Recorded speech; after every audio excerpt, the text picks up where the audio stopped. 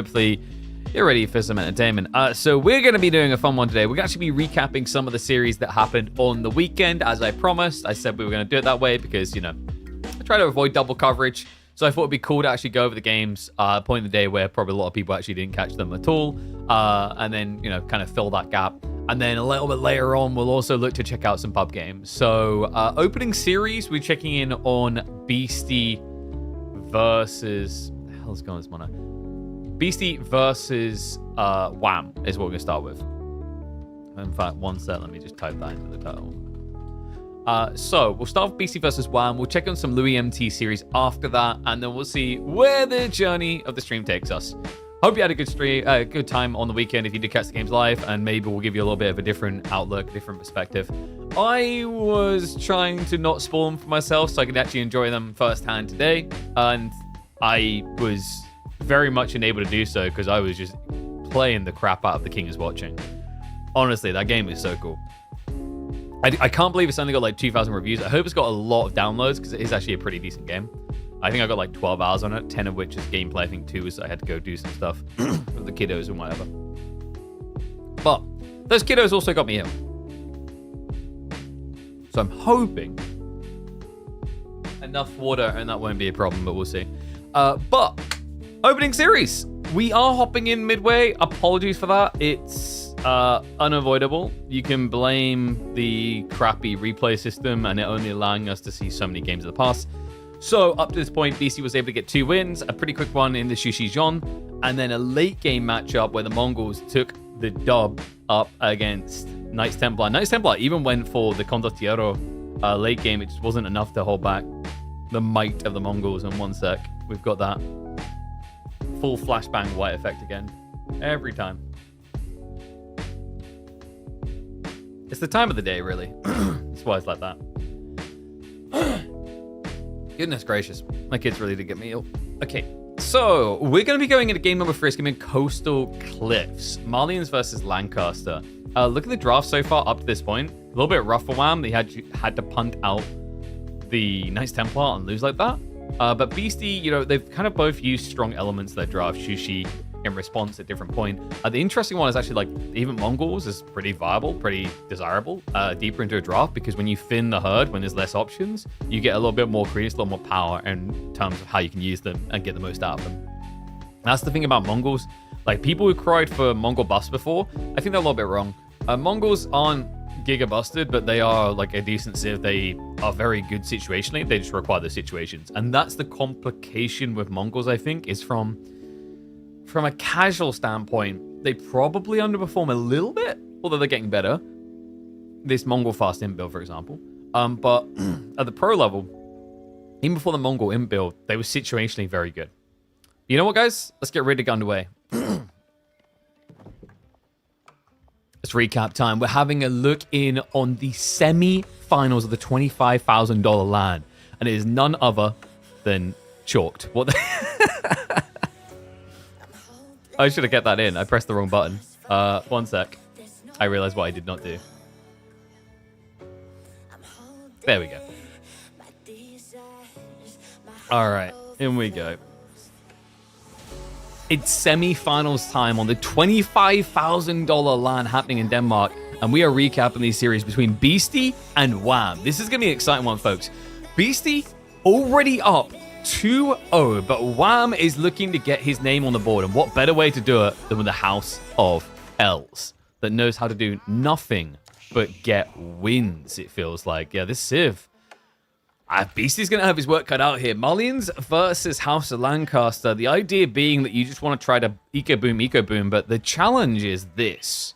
Lancaster are one of the best civs at just punting the good old boys out into the ether. With their better gathering rate on sheep, they are well equipped to send early aggro onto your gold. And this spawn is rough. Beasty, though, he comes in with a reaction. The one that we've been seeing so frequently throughout this entire LAN came from the Canadians, as far as I can tell. Outpost drop by the Malians, and then a mill behind, which he'll drop the sheep off at. Yeah, and he should be quick enough here. Because the thing is, the villager right now is out of range, but if he pulls it back, he'll always be protected by the TC. So for Wam, I wouldn't be surprised if he stops at 2 spears and just turns this into an outpost rush. In fact, That is exactly what we're getting out of the Canadian.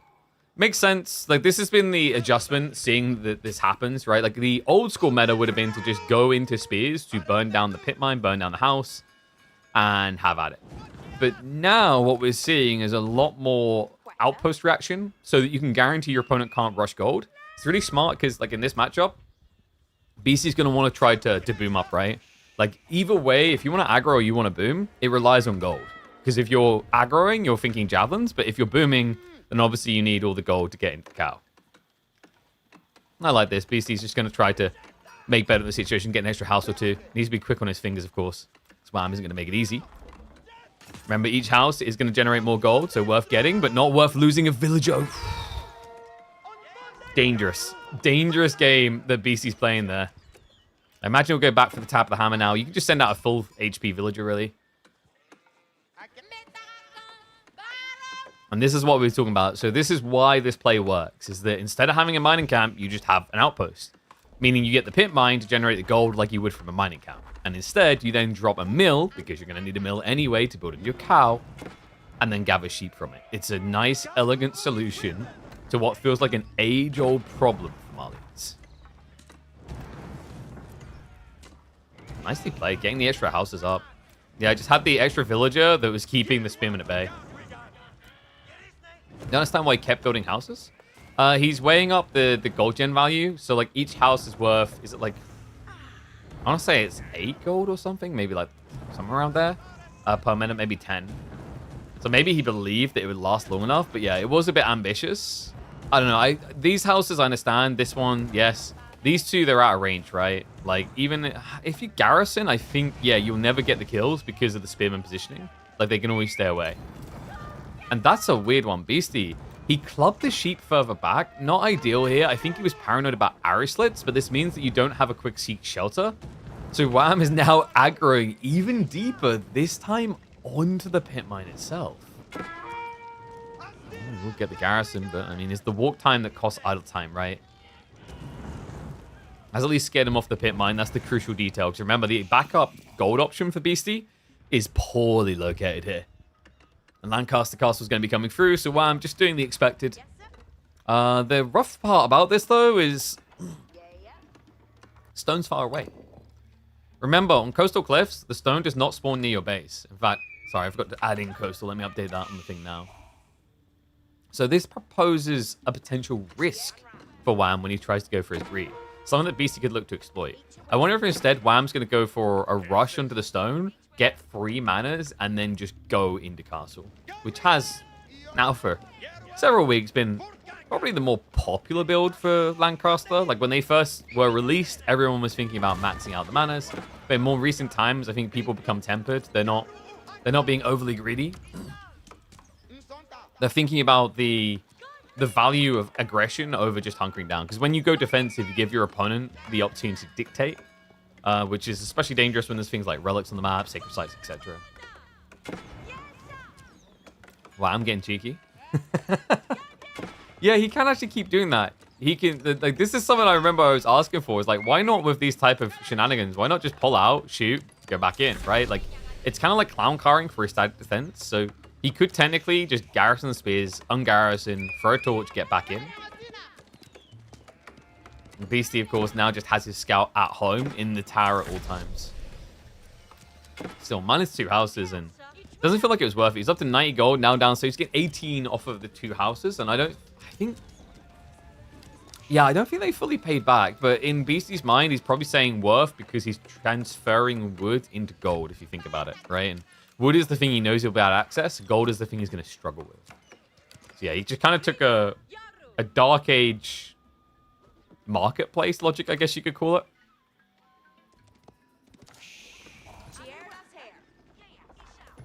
He's going to see 4 houses? Yeah, but he got like a weird spawn. He couldn't get the house around here, so he wanted a little bit more to work with. But we have got archers now coming out, and that means he can secure the second pit mine. Because Wam, of course, isn't going aggressive, he's going greedy. Yeah, so overall, Beasty's going to be happy with this outcome now. Because now that he sees no follow-up troopers, he's probably just assuming this is full hunker down from Wam. But it's not. What? We've got Hobbler play. Oh man, it is growing in popularity. We had this from Anatan up against, I believe it was Puppy Paw. An insane game, if you guys remember. It was Byzantines versus House of Lancaster, where we got this mass hobby build. It's going to be effective here as well, because Beasty's already ramping up into archer production. Yeah, 3, now 4th on the way. Reminder, Hobblars are very efficient traders into archers specifically. They look really underwhelming compared to horsemen against anything else. But when they're up against the counter unit, they're worth what you pay. And you do pay less, by the way. Only 90 resources per Hobblar.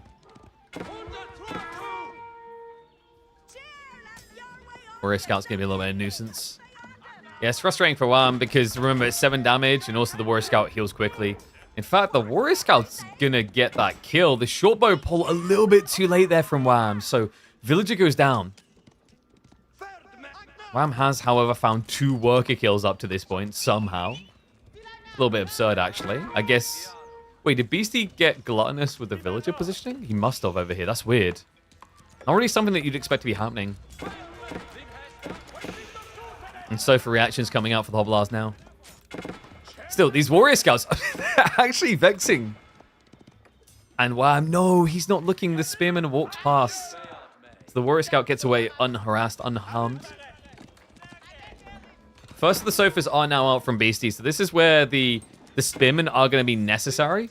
It's a weird comp what Wham's doing, but it's not unheard of, right? Like we see this, for example, from the likes of Delhi. It's just, we're at the other end of the spectrum. Instead of having a premium horseman, we've got a discount horseman. Now, that doesn't sound like a good deal, does it? No, don't be silly, guys. Discounts are always a good deal. That's literally the point of the discount. Are you telling me if you can buy one, get one free, you wouldn't? No, I'm not going to do that for you here on this deal, but I am going to point out that these guys, they do cost 25% less than standard horsemen, meaning you can blob a lot more of them if you want to. Question is, does Wham want to? Because he's still gathering stone. He's got level 2 mana. I think this was simply tempo control. He just wanted to keep Beastie on the defensive. And he did achieve that, right? Like, Beastie's just been standing here with the Archer Sofas going, he's going to attack me, right? Like, I saw that Anatan Puppy Paw game. He's definitely going to attack me. Right? No, he's not coming. So, successful bait. Wham just now able to get away with the greed. Is he going all the way, though? With 3 on food, 11 on gold? I am wondering if this is 9 mana. It feels like it. And yeah, Beastie got a little bit unlucky with the berries. Well spotted there. This isn't like common. It just can happen. Yeah, it's unfortunate, but it is what it is, right?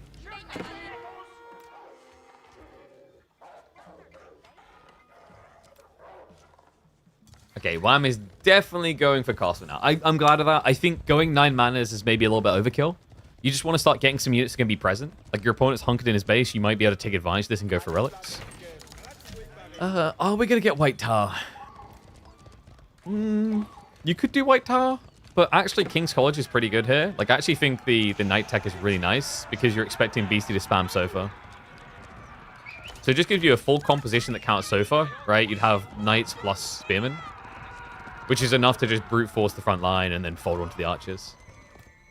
Beastie, meanwhile, is definitely going for Fulani. We can see he's already up to 14 and counting on the cowl. What other openings could Wham do here? Yeoman is like an interesting switch. It's definitely feasible as you get down the line because Yeoman trade out well against the Malian archers because they can't reach you. But it's tricky due to the Sofas. Like the Sofas are just so strong, so tanky. So I would be expecting a cavalry opening here from Wham. It just makes the most sense against Mali. Looks like Beastie is going to be able to reclaim on the front side. Okay, maybe we aren't getting cavalry. Whoa. A White Tower coming in. Okay, so this takes me by surprise a little bit. The reason is, like, technically Malians have the answers to the Earlsguard spam. Like, you can't actually easily spam Earlsguard into Malians because of the Musafadi. I mean, he has got multiple scouts, so it should be hard for them to ambush. But even without the ambush, yeah, Muso, they're quicker than the Earlsguard. Also, Sofa play works really well into Earlsguard. What is Wham thinking? Why wasn't I casting in Copenhagen? They didn't want to hire me. So, yeah.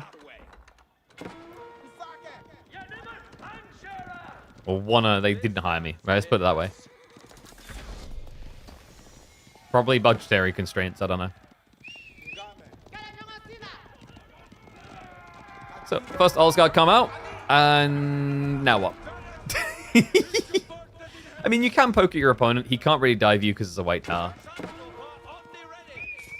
was like Wam is trying to be a little bit annoying the backside, but Beasty already kept some troops back, so won't be harassed too much of his timing. So 6 manas versus full Filani. I don't know. I think Beasty's positioning is fine in this game right now. Wam is going into the Knights. So why did he go white tower? It's basically because he thought he was going to get dove. That's the TLDR that we get here. Like, it becomes very obvious now with the way that he's played this on the opening. This wasn't about the Olsgaard timing. He was convinced that like 7 or 8 Sofa would break him. And yes, no spoilers on the channel. We do not ruin the outcomes for people. Knights outnumbered. It's actually impressive the way that BC's able to fight with these Sofa, because Sofa usually would just get wiped in these type of situations, right? Like feudal Sofa against Castle Age Knights, but it's abundancy logic, right? Like BC just has numbers, so he can flex them. And a good time to do so, but we'll have to run away now. Covers his escape into Castle Age, and of course, now he's going to have almost 10 Sofa at the beginning of Castle to upgrade. Wam, meanwhile, looks like he's going to be maybe hunkering down. I mean, we've got Mass Spimmin on the way. Maybe? I don't know. He's going veterancy, so he's definitely interested in more. I think the goal here for Wam is to raid with the Knights and just keep the spears at home. And Beasty is aware of it. Look at the walls. He's not going to allow that so easily.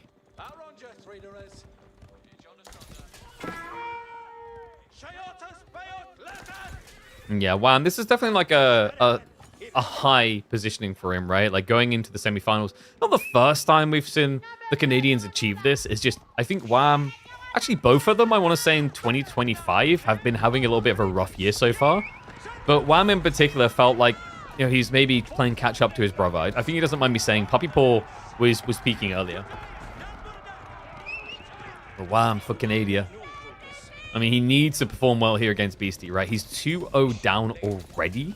And it is only a best of 7. You don't want to be up against match point with not a single point on the board. So crucial that he rallies, and I think it's another big part of why he chose Coastal and chose the Lancaster pick. It's almost inspiring, right? Like, yes, finally we can break it, because there is such a thing as getting in the groove. You can ask these high-level players, it's an actuality, right? When someone starts to trend towards wins, right? They'll go 1-0, go 2-0. That momentum, the carry of the momentum is insane. And the interesting thing is actually how big of a deal it can be to break that momentum.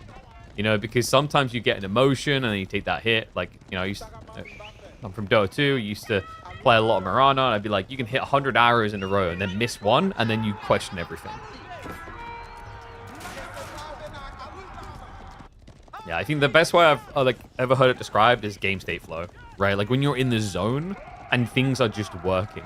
The worst thing that can happen is a disruption, whether that's, you know, a defeat, if that's maybe a timeout, right? So someone's like, yep, we're going to take 10 minutes break. Like these type of things can really screw with that rhythm that you start to build as a player. The rhythm of the relics is dancing to the tune of Wam. It looks like it's going to be a 3-2 split. He might be able to intercept here, actually. The Warlord's going to come through. The Knight not able to get the hit.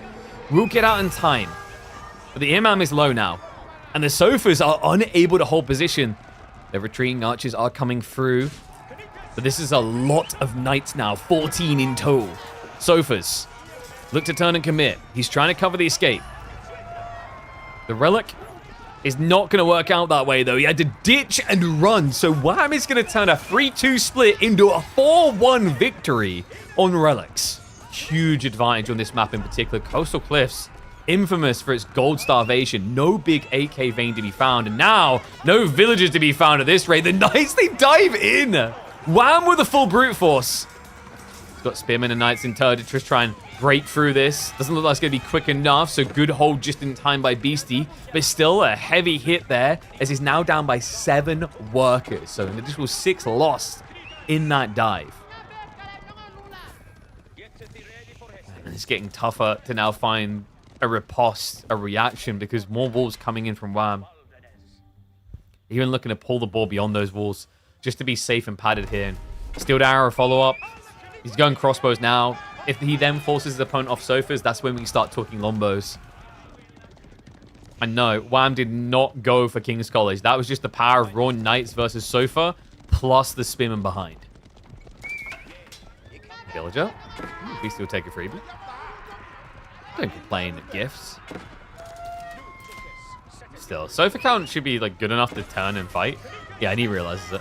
Wham's overextending. Like, this is a bit of a weird fight to take right now. Like, it's 8 Knights versus 12 Sofa. Maybe if the micro's on point, he'll come out ahead, but nah, it's not going to happen. Beasty just has the raw numbers. Clubs them down. Expensive losses, and a weird one as well, because Wam still has so many extra Knights. I guess he was trying to delay him on the spot to get reinforcements across. Like, the follow-up is going to make it better. So I think, like, what Wam was looking for was to maybe bait Beasty further in territory and then come in behind him with the crossbows. But doesn't work out that way. Very tricky to try and do that against Sofa. Very fast-moving unit. Wham. Lot of wood, lot on gold. Maybe some farms and then just a tech up. Well, he hasn't. Yeah, he actually hasn't got the final level of manas yet, surprisingly enough. Looks like we are going to get him playing more in castle because he's actually prepping the yeoman. So I think the goal here, guys, is the classic one. You just want to get to the final level of manas, and then you pull the yeoman point from the Lancaster Castle to spawn 16 in. All of a sudden, congrats, firm handshakes all around. You've got an army when you didn't have an army. Yeah, he's going all the way. Look at that. Actually isn't going to wait for the 9 mana. Shire Levy gets activated now. Veterancy on the way alongside Sink Shot. So he's looking for a quick, cheap solution to dealing with that backline archers, but it's also good for the Donzos that have been littered in now. Quick wall up. Nicely done. It repaths just in time. It does allow Wam to react. Beasty needs to be careful, though. He's diving into a choke point. He's actually cut off. But Wam does not have the military firepower to engage. Yeah, that last group of knights being lost was too expensive. 2 villagers to be found at the back here. And, I mean, this is kind of worrisome, hemorrhaging like this. Remember, Beasty, he just went 2 TC about 2 minutes ago, minute or 2 ago. Plus the Filani, so he's going to start moving ahead of Wam's economy. Which means now, Wam, I don't think you can really just play for that fast imp timing, right? You're probably going to need to do some damage here in the 3rd age.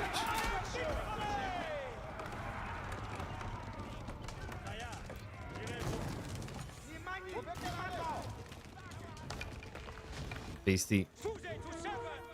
He's still trying to get more pit mines, still getting caught out occasionally. Like, north side is hunkered down, right? So Beasty shouldn't really need to leave much at home to feel safe. It's great because he wants to move in, but the Sink Shot! Good hit there. Collapses about, what, 7, 8 units in total. Beautiful hit coming out from the 18 stack. And look at the military numbers now. Between that and the yeoman pull that led to that, we now have a situation where Wam can take the lead. Spears were at least held in reserve. They were not hit by the synchronized shot. That's the most important detail. Arrows from heaven were not able to send these boys to hell. But it will get Beasty the hell out of Wam's base. Good defense, good hold. Wouldn't mind seeing him take those 2 monks and just start kissing the boo-boos better, right? They've got nothing else to do, so you might as well heal up your knights. Either that or just pull the knights off and go hunting. Maybe just go for like a full spear switch plus yo. A little bit weird into archers is the problem, so like maybe it's better to add in Earl's Guard and monks to the spearmen. More burns coming through. Beasty looks to break in again. We do have a few veteran spearmen here though. However, the Sofa get a free entry. And a game of Ring of Roses commences. Yeah, he's just gonna have to pull away. Villagers are gonna hang around to try and build up the walls. Get punished for it. The Sofas, most of them go down. The second wave has gone deeper, however. All this is about keeping Wam's economy in check. But after that last fight, despite a few losses here or there, it doesn't look like you got check on squat now if you're Beasty. Wam is going for the Imperial. The Imperial that before that money shot earlier would not have been on offer. Wouldn't have been on the table. But Wam making it rain. Able to take that win. Now able to think about the greedy options because he's both going Imperial and going for the final level of manas.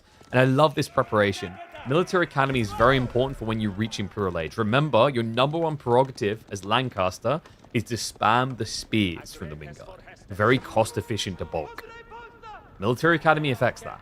Takes it down to just 20 seconds to spawn 8 spearmen and an Earl's Guard, which is nuts.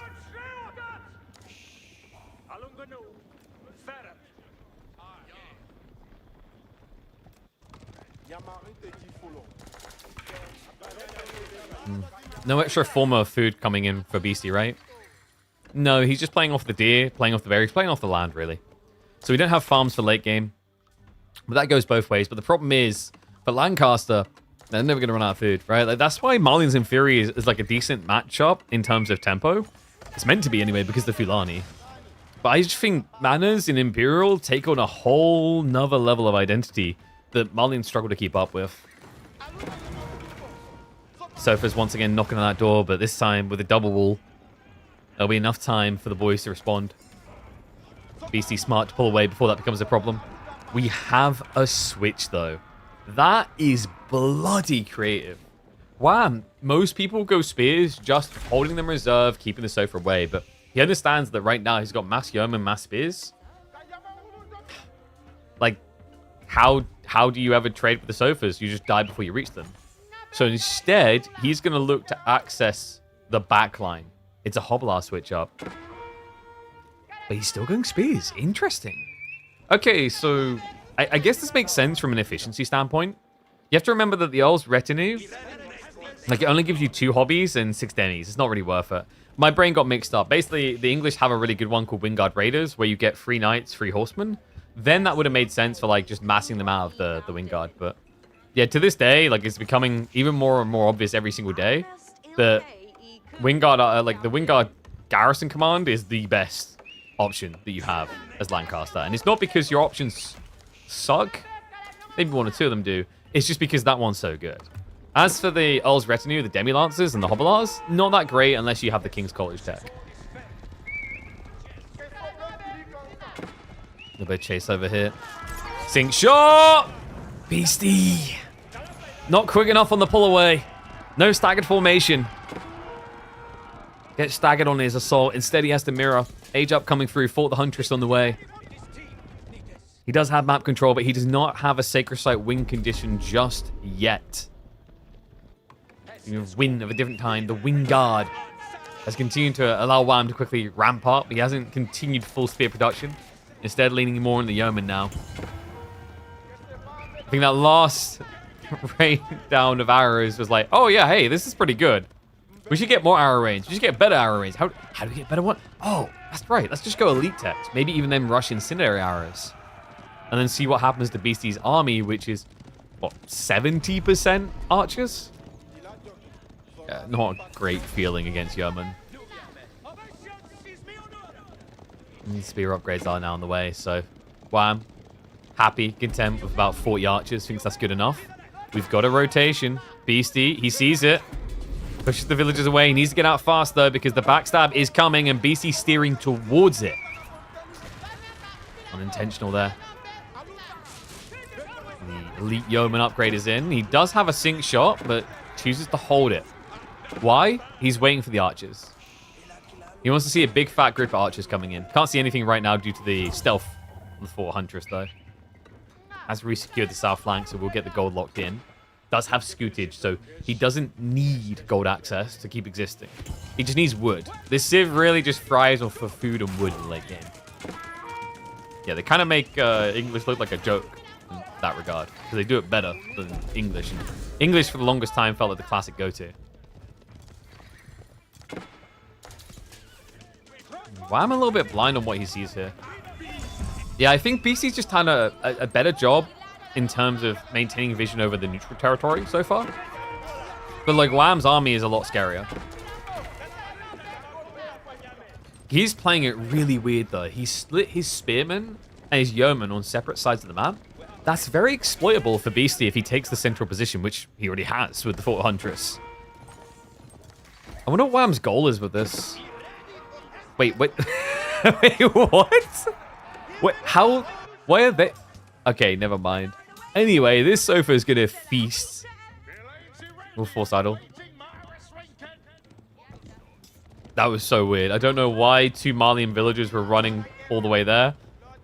I assume Beasty's the type of person that has the option on where if you select a military unit, you don't select an eco unit with it. As that's like, I think that's the default player for StarCraft players. So all of them toggle it on anyway. I have it on. Now, I didn't even come from StarCraft. It's that useful. So I'm not sure how those two got wrapped up in that plan. Yeoman. Now, Wam is showing such good temperament here. Discipline to not throw out the arrow rain. Spearmen are now reacting. That's the new spawn of Wingguard units, actually. Sofas break the wall, but they choose to then engage with said Spearmen. Wam needs to run with the villagers, but in the meantime, he's distracted. He doesn't realize yet. As the attack comes in, the hit strikes onto the farms. Wam, idled out on the backside. He's hemorrhaging extra workers, and he's losing the main engagement. Beasty, looking like he's steering towards that 3-0. Wam needs an answer back fast, but this is not the way. So many villagers going down to that backstab. Did he lose like 10? Felt like he was 68 before this all happened. Knights have at least cut some reinforcements. That's going to slow down the renewed assault. But, I mean, Beasty, he's still got so many Sofa working in the base. Forces the full reaction, so Wam does bring the army home. And, you know, at this stage, you got to be looking at this thing. Do we just stonewall? Like, the stone right there. Should we stonewall this? Because it's becoming a bigger and bigger liability. Every time these Sofa raids bigger than the last one.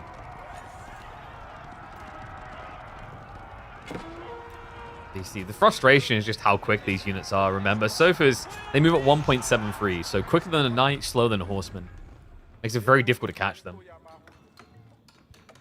How do you select just military? There's an option in, I think, the gameplay tab. So, like, if I do this, see, it doesn't select villages, but if I do this, it does. Right? So as long as there's a military unit in your selection bar, you won't select villages. Hobbleheart's looking a bit mismatched here. We are missing techs, though. Yeah, no biology coming through. No elite army tactics. No incendiary either. Do we have any techs? Okay, we do on Beasty. He's got the precision training, right? So he's got the extra damage. His archers got bowstrings as well. This is a big deal. Wam is missing key components to his late game. You know, you're revolving on this concept around yeoman and spears, and neither one is in their full late game form. We do, however, have Culverin spam on the way, as well as the Earl's retinue. Interesting, him going into the Demi-Lancers. I guess he just wants a front line against the archers. Something that doesn't just die straight away. The Demi-Lancers, not great on the damage, remember. They only hit for 14 base.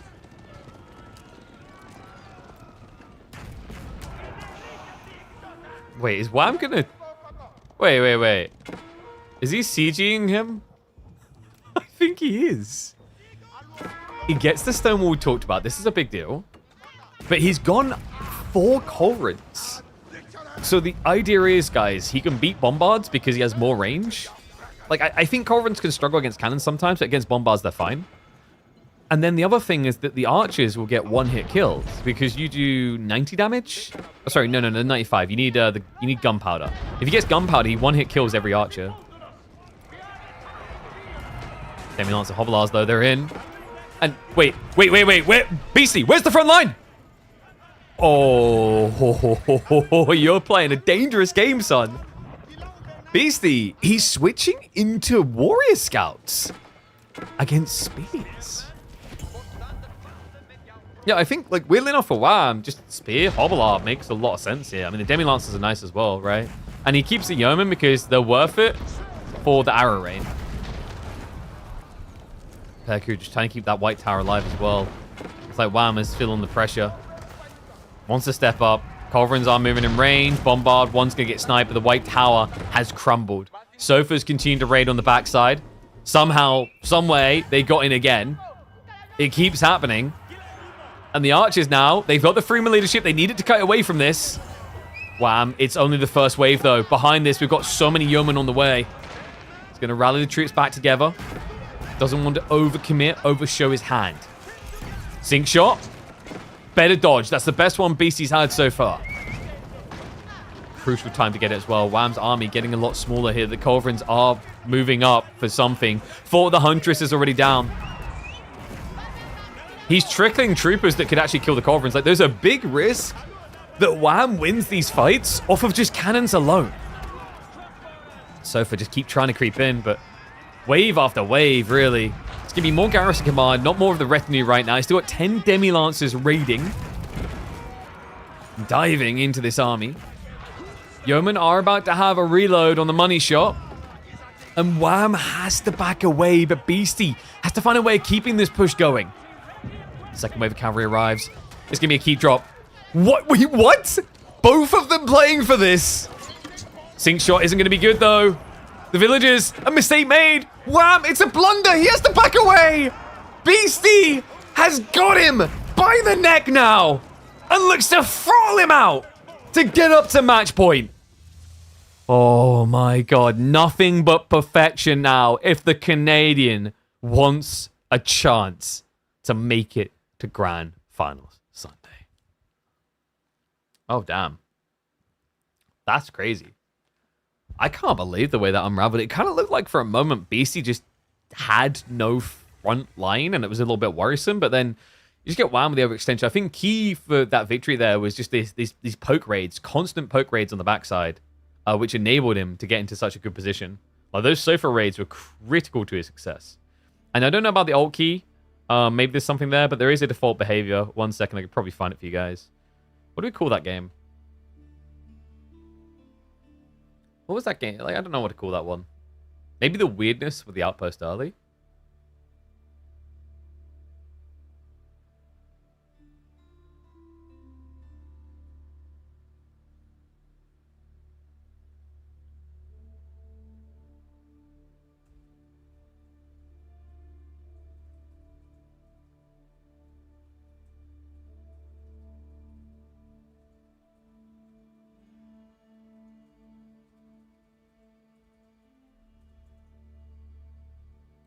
Maybe Beasty's spawn looks a bit cursed for Malians, so let's mark it up. I could probably show the option, though, that you guys like are asking about. Give me 1 second. So let me mark it up. So we just had Mali versus Lancaster. Left side win. So, if you want to have the behavior where you don't select, box select drag. This is the one. Do you see? So you can set it to either prioritize villagers or military. And 1 sec, I need to turn the fan.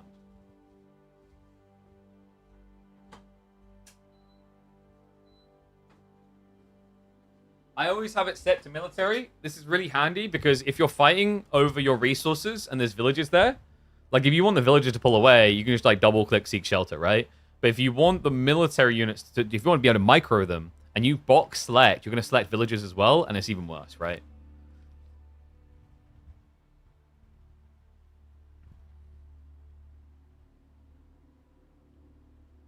Yesterday finals. No spoilers. Reminder, we're doing recaps, so don't say anything about results or ban hammer. User smart. He always deselects vills from his selection manually afterwards. Don't know why. How does he do that? Like shift double click again or something? I don't know. Like, I prefer this. And then I use, like, double-click villages. I guess, like, double-click is dangerous in its own right as well. Like, there's upsides and downsides to everything, really. So, anyway. Let's get ready for the next game. Wham's back fully now up against the wall. And he is going to take it to mountain clearing for Ibids versus Japanese. And that is interesting, because we've seen him use this. Yeah, no. Alright, this is interesting, folks. LAN game here. Match point for Beasty. He gets Japanese on mountain clearing, and Wham's reaction cannot be the Japanese, the one that he's been using so well. The Canadians believe in this pick. Instead, they now have to play against it. Let's see what's going to happen. We hop in for game number 4 of this semi-finals. Best of 7, match point. A win here for Beasty would send the remaining hope of NA out. Beasty has taken the Japanese away from them, and Wam has gone for an IU pick. I'm curious what the logic here is with Ibids. Because for one thing, you cannot go for the ball. You can, however, go for the villages. Whoa, whoa, whoa, whoa, whoa. Hold on. I mean, club the sheep, Beasty. Just club them all. Gotta be very careful with that villager. Yeah, it does walk them back. Okay, so that's a lot of auto time achieved. He might even be able to get the kill still. Wait, Beasty? No, Beasty. Beasty. First blood drawn by the IU. At 1 minute in, a villager goes down. And not only that, look at the health on the scout. Because he went for the ball, Beasty's in a tumultuous position here. His scout is weaker. Looks like he is going to be able to dive towards the sheep. And then Wam will get the extra one there. So yeah, slightly ahead on the sheep game. Kind of unfortunate, actually. Beasty, there was a moment there where he could have probably clubbed down about 3 sheep, at least. But he didn't steer onto them, right? Like, it's definitely very micro-intensive, but starving your opponent out is a critical way to success on mountain clearing. Remember, this is a map that does not have much time to work with, and you don't have much food either. Why do you not have much time? There's a single sacred site. That's why also, by the way, picking a civ that doesn't eat boar is really surprising from Wam. Especially when he is facing elimination here. Boar civs have historically, by far, been the most dominant picks on mountain clearing. English, Ruse, HRE, Japanese more recently. These are all civs that play well into the ball or play good counterplay to get the ball on a delay. And it makes sense when you think about it. Like, from a mathematical standpoint, you're talking about, like, what? I think it's 6,300 food in deer on this map. And then the berry batches, like, there's another 6,000 there in total across the map. The boar's 2.2. That's quite a noteworthy percentage of food available on the map. Like, when you add in the sheep as well, boar itself is probably making up 15 to 20% of the logical resources you're going to acquire. Maybe more like 15. I love this from Wam. You want to talk percentages? He killed a worker. He's already up on eco. So now he goes to the eco wing growth, which at this stage is going to basically put him about, what, 20% ahead on economy? He's not done either. This is cheeky from Wam. Yeah, he's trying to exploit that injured villager. Nice shift there. That's really important. Beasty needed that damage to make it more scary for Wam. The double stab now means that his scout has favorability, which means Wam probably doesn't want to go in now. Still, Beasty, these little auto times are really frustrating. The key thing to remember here is that he's going to be pushed off that ball fairly quick upon age up. Right? So unless he wants to build into some outpost defense, maybe rush Yumi, it's going to be a struggle to stay out here. A bit of laming on the deer from Beasty. Wam's going to try to push a few of them in. Yeah, it's very hard to deer shove these days, remember.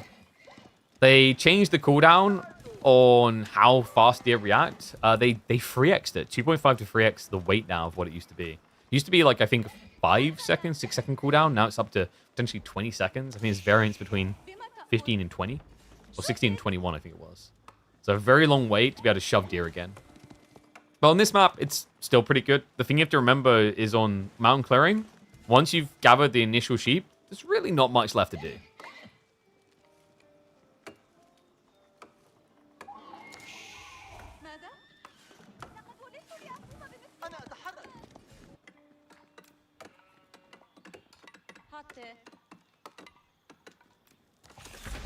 So, Kura now coming in pretty norm by Beasty. We don't really see the Coker anymore, and you wouldn't expect to hear either. The problem with Coker is, like, the Shinobi would never be able to touch Desert Raiders. They just get kited and killed. And then later on against Camelance is worthless. Yeah, I don't know. Like, Shinobi's a weird one. People always felt like it was OP on water maps, but you take it to a land map. It had variance usage about 2-3 patches ago, but, like, ultimately, it feels like the type of landmark that needs something in the late game. I've highlighted this before. I think Shinobi, the Coker Township landmark, you should be able to do something with Shinobi and Imperial. Like, for example, you can build them out of castles, right? I don't know about Raxes. I think that might be a bit too strong. But being able to build them out of castles is pretty well balanced, considering that a castle costs you 1,200 resources as Japan. Maybe that would be something that would at least give them a little bit of wiggle room in the late game. Because it is such a cool unit. It just never really crops up later on. And Desert Raiders are on the way. Scout is going to sniff that out. I think he got eyeballs on the stable, so he knows what's coming. Maybe? Maybe just about. Yeah, that was tight. Beasty, of course, is going to be a castle rush. How does he want to open this, though? Because if you just go strictly mounted samurai, you're going to be up against desert raider camel lancers, which is a pretty good answer to those. You can't really just rush Yuumi at the beginning on its own, because if your opponent is aging as well, he's going to just get armored units. I do wonder about the potential for Onimusha Samurai, Foot Samurai here. It's kind of interesting. Onimusha would be the answer to the Camel Lancers, and then the Samurai address most other things coming out. The only risk, of course, at that point is crossbowmen. So I think, like, with that concern, maybe Beasty doesn't want to do that comp, because we talked about food being limited on this map, and if you're Samurai flooding and you're losing the crossbows, like, crossbows shouldn't really be dying as easily, right? So you're letting your opponent be a lot more food efficient on the trades. I wonder, does it have to be advancement, or are we seeing Dervish? Dervish is nice, the idea of healing. When you're on limited resources, it just allows you to elongate the game, but I don't know if it's really worth the entire wing. No, it's going to be military wing reinforcement. Yeah, so I think those are realistically the two choices. We have seen some variants into Master Smiths, because Master Smiths in Castle Age now, for Ibids, unlocks the military academy. So it's become quite desirable recently.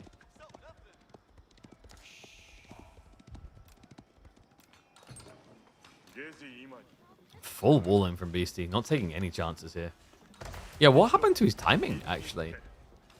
I feel like he was on course to be mirroring this, but it feels a little bit slow now.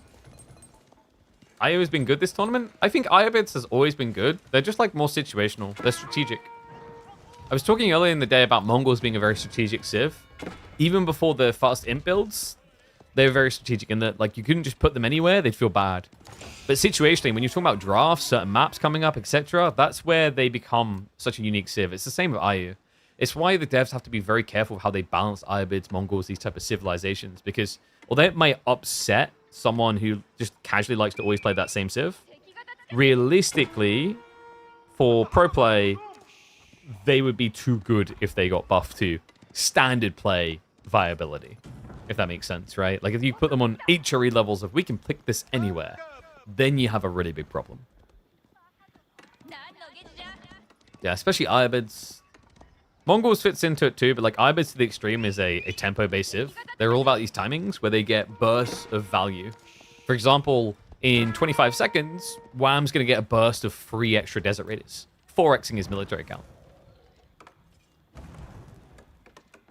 Meanwhile, compare it to Beasty, well, Beasty's going to get a nice little trinket that he drops in a building that increases his production rate.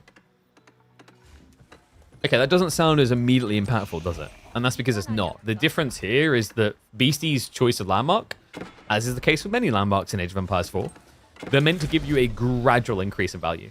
Whereas, you know, if you looked at Ibids, if you had to track the value of the landmark choices, it would look like a heartbeat monitor, you know, booping up and then down, booping up and then down. Because that's the way they function with most landmark choices, right? Like even Trade Wing, where you just pick certain things from the bazaar and then they spawn out. There are a few exceptions, such as like the Atabegs, but the Atabegs haven't really been meta ever, right? Other ones that have been meta, like the Growth Wing, where you get free villages, or the Military Wing, where it spawns Desert Raiders for free every X minutes, or the Dervish, they're all about these spikes. The key thing, I think the thing that's maybe alienating to casual players is you have to use those spikes well. You can't just sit there and be like, okay, I'm going to build free TC now. Get something, value something. Justify something.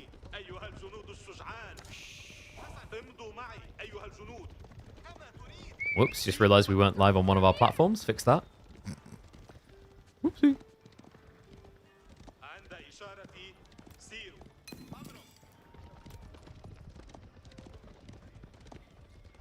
Okay. So, Wam is just going into the Camel Lancers. The Beasties on Mount Samurai is, like, technically counterplayed, right? Plus the Desert Raiders just added in over time. It gives you this hybrid range unit to tickle away at the injured targets. It's going to be very difficult for low HP, deflective off knights to get away here. Yeah, and you're just seeing the better ramp up. You know, Camel Lancers, you've got 2 stables producing versus 1 stables over here. Now, the 1 stables over here, it produces about the same rate. That's not quite good enough. The one upside you've got here is like Camel Lancers, their biggest burst of damage comes off the charge, and that's not going to be of value against deflective. But I think what I'm most worried about for Beasty right now is the Desert Raiders. Because if this was just Camel Lancers, you'd react with Onimusha. But it's Camel Lancers and Desert Raiders. So the ladies on horseback are going to have their work cut out for them. And this is a beautiful move by Wam. Taking full advantage of the ability he unlocked to build rams with cavalry. And why? Because of this. The first Yorishiro, Beasty, he built the stables out of his base due to a lack of room. And it's going to cost him now. Nicely read by Wam. Wolves now also coming up on his side as the relics do come in. It looks like it is going to be a 3-2 split in favor of the Ibe. It's a great advantage on top of the growth wing factor, not to mention the 2 worker kills he's gotten so far in this game. One of those worker kills that came 1 minute into the game, which is why the difference in tech timings was so egregious. Camel Lancers just fronting the assault from the Mount Samurai. The Ram almost done with the stables. And Onimusha are now coming out, but remember what we said. It's the soft counter to the Desert Raiders, a hard counter to the Lancers.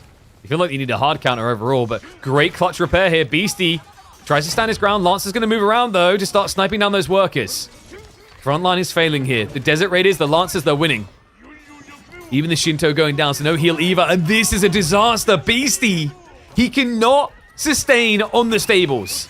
Dive now goes underneath the TC. This is an overextension from Wam. But he got a big enough advantage that he could justify it here. You don't pull those workers again, surely. I mean, Beast, they're standing right there. Yeah, this is the deceptive thing. You look and you go, wow, Beast's got a lot of army. No, he doesn't. Half of them were villagers. And now it's full Onimusha. But remember what we said about the Desert Raiders. Desert Raiders trade actually quite well into Onimusha. Look at the stats. Desert Raiders, 145 HP, 9 on a bow strike. 80 HP, 10 on a bow strike. Not to mention the difference in attack speed, where Desert Raiders almost double the attack speed. Yeah, this is what makes this grim. And it's what was such a great read. Why rather it's such a great read by Wam here.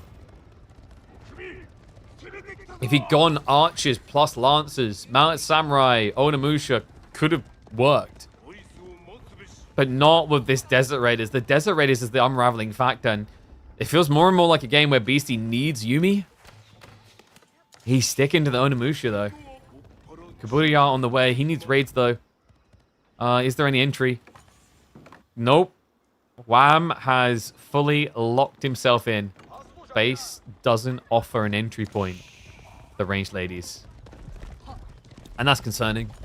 Like, you don't really have much burn-free power here. 2 mounted samurai's not going to break a wall in time. Secret Sight's also locked in, so Wam is just going to run down the clock. And it's looking good for Wam. I mean, it took 4 games. The Canadian looks like he's finally going to be on the board.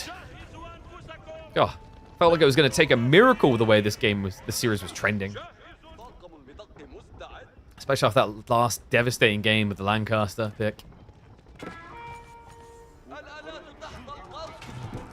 Ram does get vital info, by the way. He scouts the Spearman transition. Sees the double react. He knows exactly what he's up against here. And that is the ideal reaction from Wam. Mass Springles. On a different map, this may be premature, but on mountain clearing, when your opponent can only dive towards this one site, it's the perfect choice to deny him. Yeah, because the clock is ticking, right? You can't go around. You can't ignore this. As Beasty, you have to directly contest it. This is the thing about mountain clearing, and this is like been very different actually. We used to see mangonel spams. Now Springle's kind of a different functionality. Requires a more specific counterplay, but when you find that counterplay, oh my good god, do they look godly. Mass Spearman, Mass Samurai rather, Mass Men at Arms.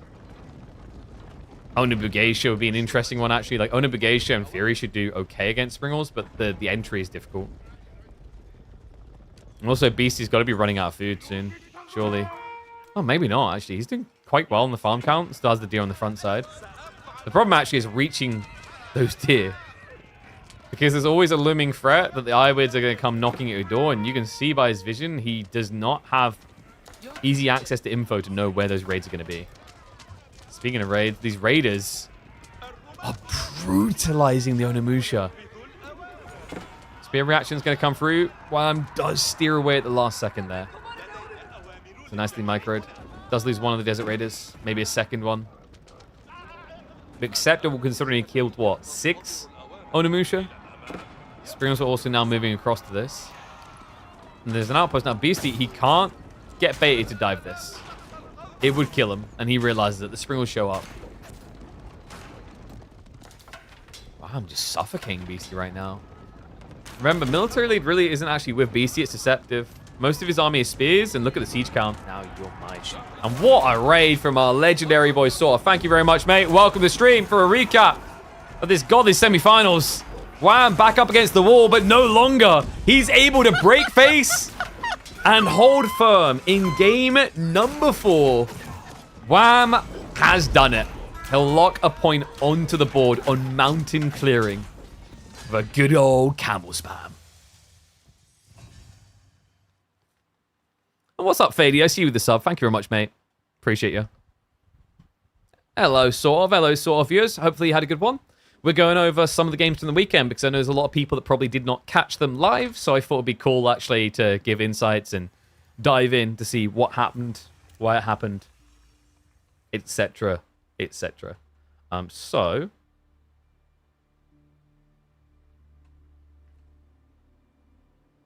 let me mark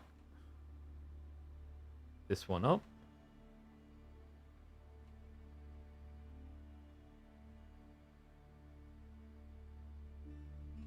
Where's my replay gone? My replay folder is being weird. Huh? Ah, there we go. Sort by wasn't working for some reason.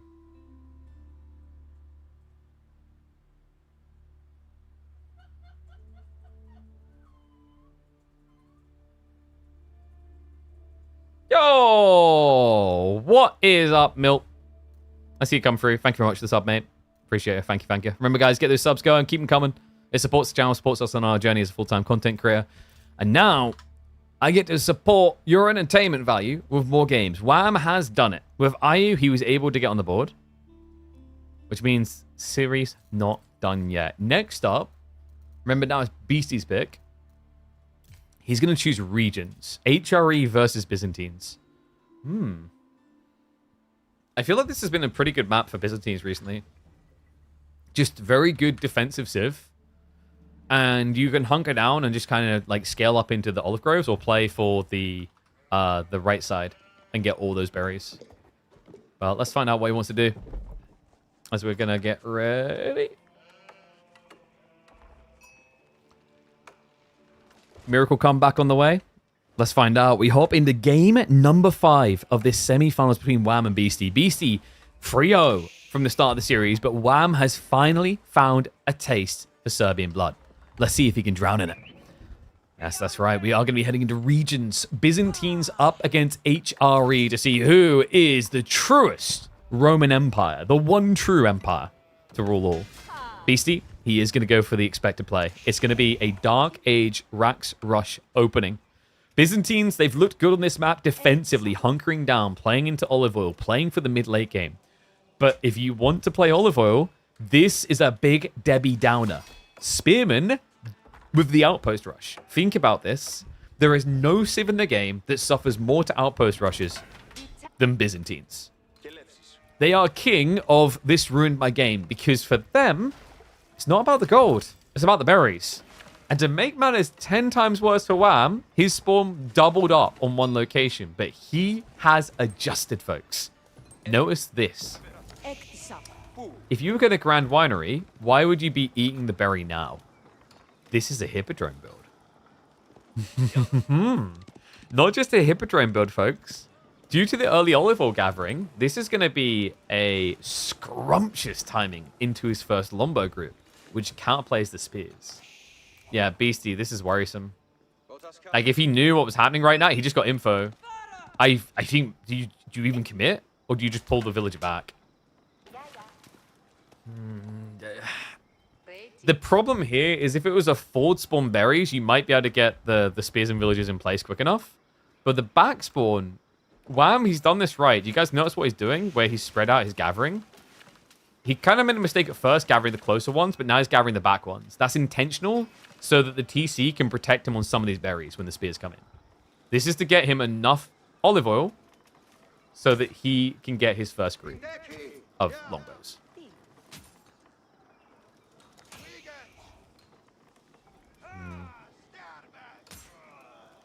Spears trying to be a little bit frustrating here. Wham has started to pull a little bit further back. Love the way he's being greedy, just sneaking out to the side when the spears are focused on the other villagers. Accuratory defense is going to get activated. Wham still needs more olive oil. This is not enough. And the villager did just arrive and will arrive in vision of the spears. The pseudo spear, should we say. Pokes come out, though. And he's actually brute forcing him off this one. Does have to back up now. Hippodrome being built by 2. Beasty stopped at 3 spin. But the third one here, this is where I don't think Wam will want to fight him anymore. And it is going to be the greediest of all outposts. Blocks everything. Stone, gold, and berries. This right here is the perfect triangle. I think that's an isosceles triangle, actually. I don't know about you guys, but I consider myself more of a right angle triangle man.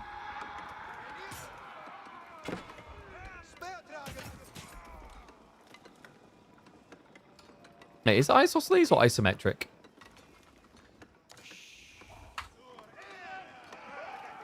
No, this would be an isosceles triangle. You just normally think of it as like a very pointy one, but it can be the other way around. Look at that. Maths came in handy. Wait. What? What? Is he actually doing this? He blocks the outpost. Well, color me surprised. Wham. He actually outplayed the spears there. Gets him low enough. Just needs one more stab. You can see that Beasty's being cheeky on the edge of range. Cuts that extra movement speed for the spearman, but it's not going to matter. He cannot sustain here. Well played. Wham, this is huge. What it means now is that he can get himself close to like double mercenary timings on Lombos. He'll only have one group ready on the tech up, but he'll be close to a second. What a sick read. And actually, like, because the spearmen have been mostly answered, there is some flexibility now as to whether Wham goes for Lombo or not. I'd expect it just because Horseman Lombo plays really well together. It's a very complementary 2-unit combo. It gives you Horsemen to deal with the Archers and gives you Lombos to deal with the Spearmen that would counter the Horsemen. And also, Lombos do quite well against Archers. We do have the Rush on the Stone now with 3. No units out of the Hippodrome whatsoever yet.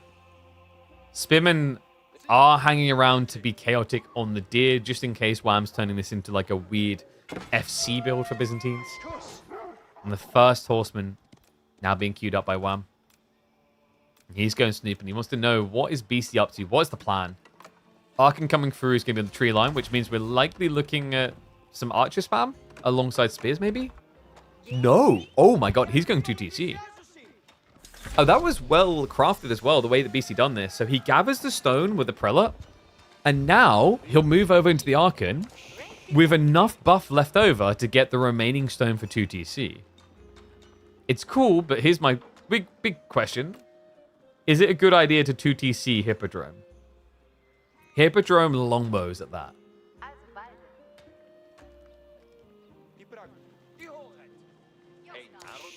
Yes, we're live, but we're recapping the series. That's why it's called the recap. Lombo's coming in. No spoilers as well, people. Beasty. Was there a better way? Because this does feel quite greedy. The weird thing about Byzantines is with the system scaling, they actually counteract 2TC quite well. Obviously, you have to pressure, but that's the idea. You build systems, and then you pressure your opponent, and you keep up on economy quite nicely. Because if you think about like the mass involved, you're not really spending more than someone would on 2TC, right? Like, the systems alone are going to run you 600 resources, 750 investment on the TC. The difference, however, is once the town center's up, which takes a long time, you then have to build villages, which costs resources. Horseman. Oh, he activates the Triumph for that. Oh, that is sick. Remember the scout. He hits for 5 damage. He's a significant threat now. Prellate's going to try to heal his way through this problem. This was risky, though. Triumph being used this early for 2 units. He needs more value. More horsemen are on the way. The wall is actually griefing Beasty from getting more villagers over here to build up. But the Prelate is focus healing right now. And he finally realized the mistake there. This is the awkward thing. Wow, I don't think he saw the Prelate originally due to this forest obscuring his view. So well played, Beasty. He does get the town center up. Oh, that's so painful as well, man. Imagine a world in which he goes for the Prelate straight away. We're probably looking at extra workers going down there. I think part of it for Wam was probably panic. Like, his scout got stuck. He's like, oh no, I don't want to lose this. He presses what I'll call the eject button, right? Like, just activating the buff to heal and do damage to the point that your opponent doesn't want to hold you anymore.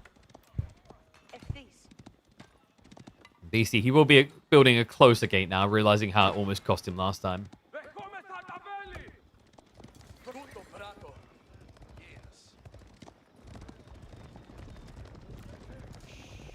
Longbows are circling, but front side of the base, man, this is...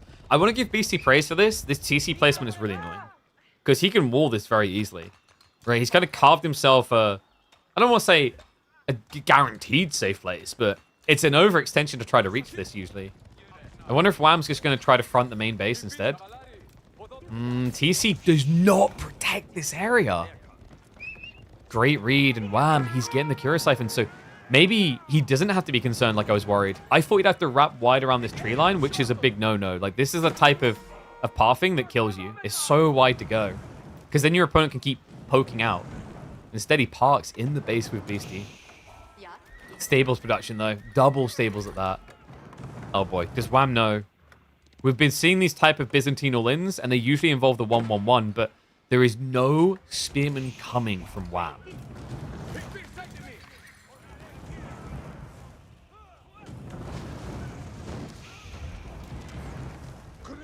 Cura Siphon. Gonna start moving in. What do you mean wrong side of the wall? We're breaking out. This is a prison break right now. Oh, if he hits the house, he might get the villagers. Okay, no. Wait. What? They... Okay. Oh, no. The horsemen. They're going to force the panic. Triumph gets activated as well.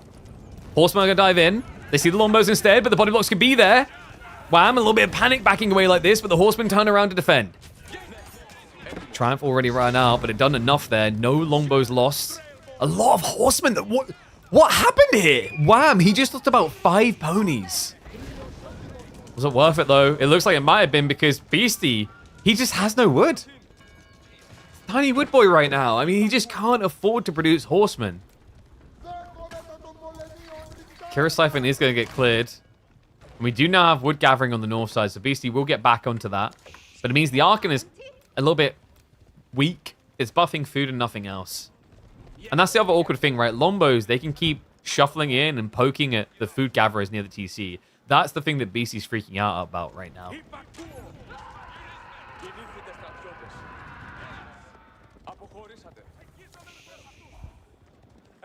Travesty KP wasn't asked to be a part of it. It is what it is. I mean, if people run a tournament and it's their choice to make, and if they aren't able to pay for people, then it is what it is. God, I used to hate that term. I still hate it, but I'm going to use it anyway. It is what it is. And what this is a very interesting game. Hippodrome just taking over for Byzantines these days. And what's impressing me even more is Wam's regular use of Triumph where it looks good. Right, like usually when someone uses that first Triumph, if they don't win the game, if they don't get something big and meaningful off of it, game is over. Now, I don't know if it's just Wham's on another level or perhaps we've just reached that point, that evolution.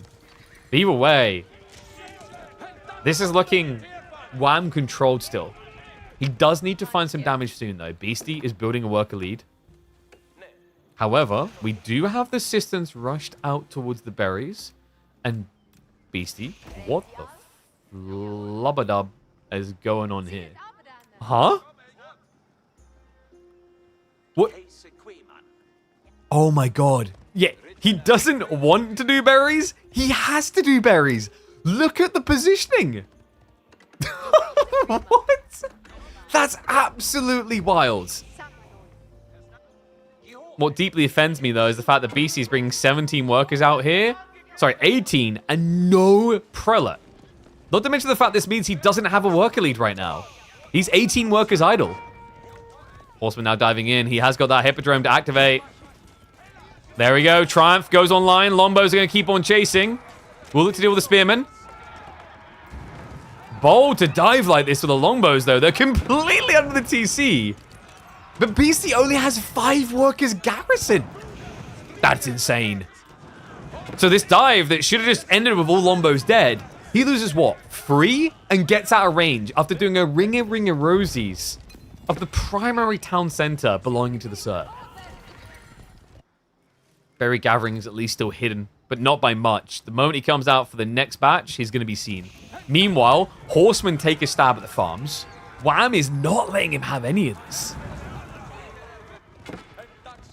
Now you can see Beasty's reluctance to engage, even when it's 3 versus 4, because it might be that your opponent's just going to buff himself up with the Triumph. You don't want to have to deal with that. Suffocating game. Wam, love this. Expilatoris. Recently buffed so that now you get even more money. Used to be 20 gold, now it's 30. Not to mention the +2 damage goes quite nicely into worker kills, considering that Wam, he didn't get melee tech. The extra 2 allows him to kill in 5. Beasty, where's the textiles, mate? Oh, God. The gold also just great at getting Kira Siphons. House is now being targeted. Longbows are still just dancing underneath the town center.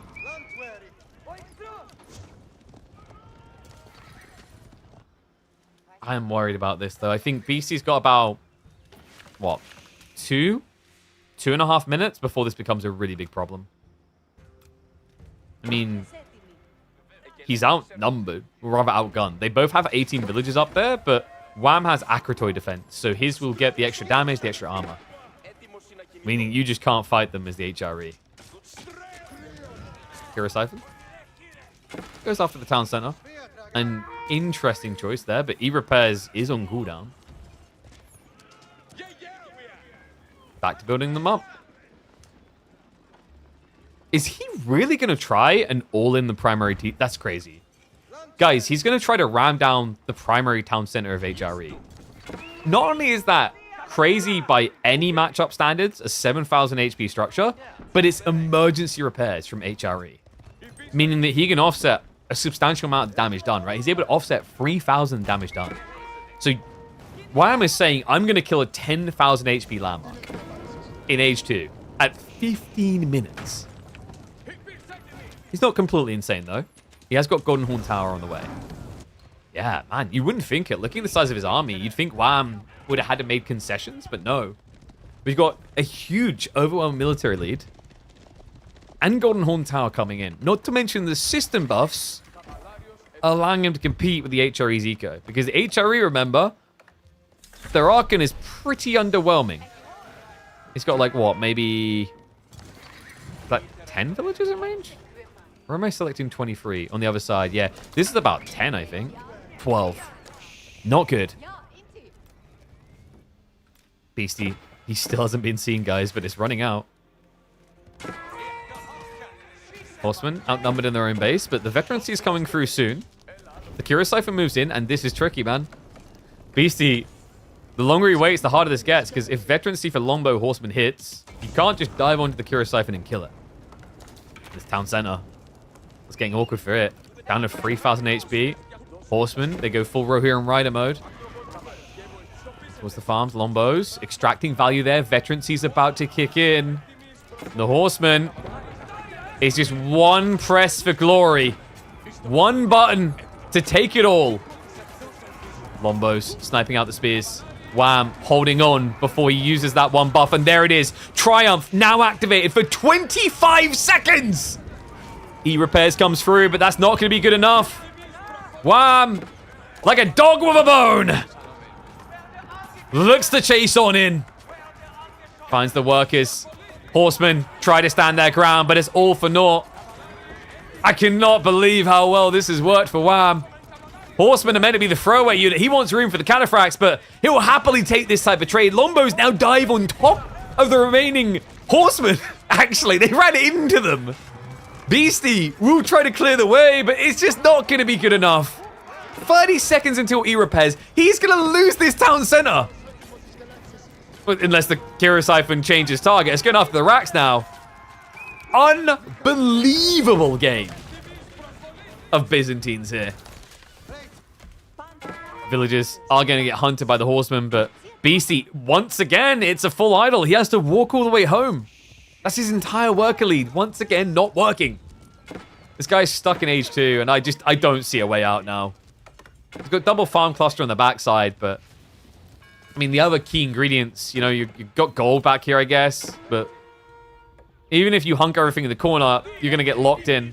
You're going to overgather. There's going to be nothing left, and oh boy, that's the reveal I was worried about.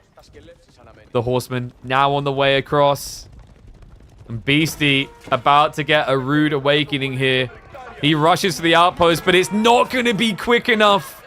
No textiles. Makes for easy kills. With a ridiculous 17 damage per strike. He wipes the entire worker lead off the map. Absolute disaster. The Seek Shelter makes it even worse. Actually, no, there's a build order.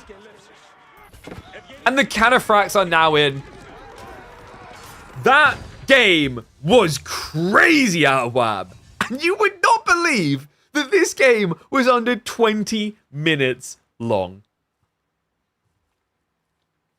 Yeah, that's the crazy one to me, is like looking at the clock and going, wow, under 20 minutes in that type of game. What do we call that one?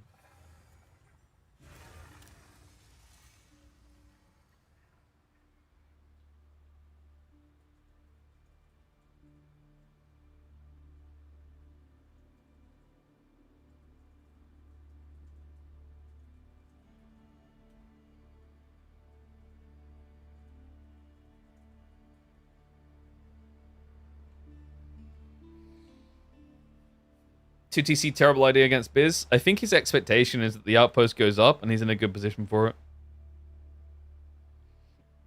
Yeah, did not work out according to his plan, but it means our day gets even better, folks. That's right. Because now it's 3-2. The comeback is looking real. Up next, we've got Dry Arabia. It's going to be Ruse versus Delhi. This matchup has actually been like a mixed bag of opinions over who's favored, based on what Louis said, if you guys remember. And I said it was Dry Arabia, right? So we're getting pure of pure? Yeah.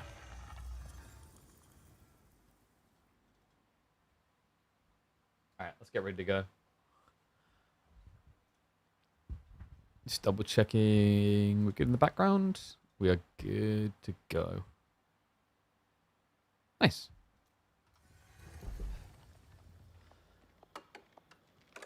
If he pulls off this miracle, it'll be the comeback of his career. One and all, welcome back to the channel for the semi-finals between Wam and Beasty. The score was 3-0, but now Beasty's hemorrhaging. Wam in game number 6 to make it 3-3 apiece, to take this all the way down to a best of 1. He pulls out the Ruse, but Beasty's reaction is going to be the Delhi, and this matchup, folks, has been a powder keg of opinions. We've had people like Louis saying that he actually thinks that the Delhi does quite well. They have some really good times against the Ruse. We've seen plenty of European players feeling like the Ruse is historically and continues to be favored against the Delhi. Well, we've got a European and a Canadian in the room, so I don't know where that puts our opinions, but we're going to find out. Reminder, this is the $25,000 LAN. This is semi-finals. Winner of this goes into grand finals.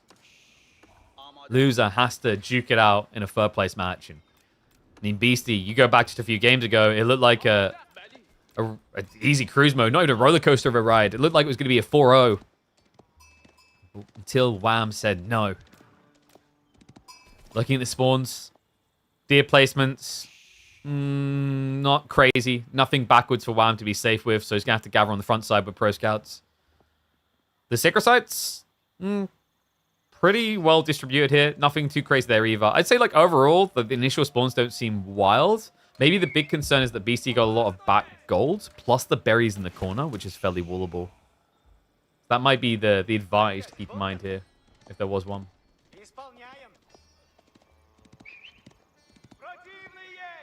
Wham. I wonder, how does he want to play this against Delhi? We've seen a few different ways. If you guys remember, we've seen like the just pro scouts, fast castle, but then don't go horse archers. You go something like men at arms. We've also seen the mass knights in feudal age. That was CSO though, so it's very hard to weigh on whether that was good or bad. Because CSO, his logic is, can I build knights? And the answer is always yes. Beasty, 11 sheep so far. Looks like Wam is extending a lead though. Yeah, kind of has to. Actually, bigger lead than you'd think here. Currently, it's 16 sheep to 11, but remember that BC hasn't been touching sheep. That's all that Wam's been eating. So he got a great rotation off of Double Scout. Definitely worth it. And this is kind of dangerous for Beasty, because if you get enough sheep, you don't have to pro scouts. Like, gonna blow your mind here, but it is possible as Ruse to not have to pro scouts. Your Pikachu facing me right now, but it's a thing. If you get 20 plus sheep by the time you've aged up, that's enough food to just kind of ramp up into castle anyway. Or play pressure.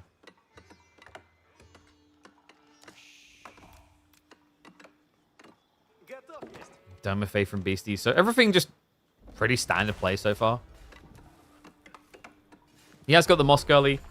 One interesting thing we've seen at this tournament was actually that the Canadians came in with this idea, at least in a few matchups, that you don't need to go for the Mosque drop. If you guys remember, we had it a few times. I can't remember what series it was against. They would ignore the Mosque drop, meaning they'd miss out on the fast attack timings. I think deeper in this tournament, though, even the Canadians have actually switched back to this, where you just get Mosque at the beginning.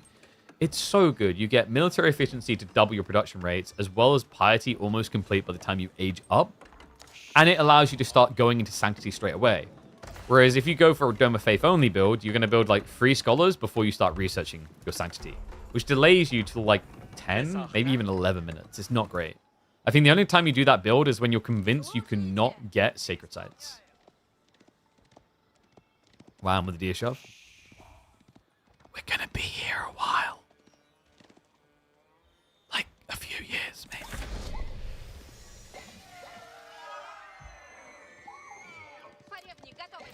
So, what's the lore behind this deer nerf? It's simple, guys. The deer have been getting scared for years. At this point, they've built up an immunity to it, you know? Like, if you drink enough alcohol, the alcohol doesn't hurt you. No, don't do that. It was a needed change, though, right? It's just a shame in the way that, like, it's left some civs pretty potent when it comes to pro scouts. I think Ruse feel weaker. Ruse has been a little bit overrated as a pick. So I'm kind of okay with that. But one thing that I have noticed is like Sushi, Chinese, they just didn't really care as much about the Pro Scouts change. Like it's kind of weird how little Chinese civs got impacted by the Dishov nerf compared to every other civ that loved Pro Scouts. Speaking of the Chinese civs, did we get them picked? No, Chinese was first ban. Yeah, like it's interesting actually how China has just become a first ban type material. And Sushi, of course, got used in the first game of this series. I don't know, man. Like, I don't know how long it's going to take before the devs just wake up to China just being maybe a little bit too good. It's crazy it actually took half a year for like it to really rev up into China being that much of a ban prior.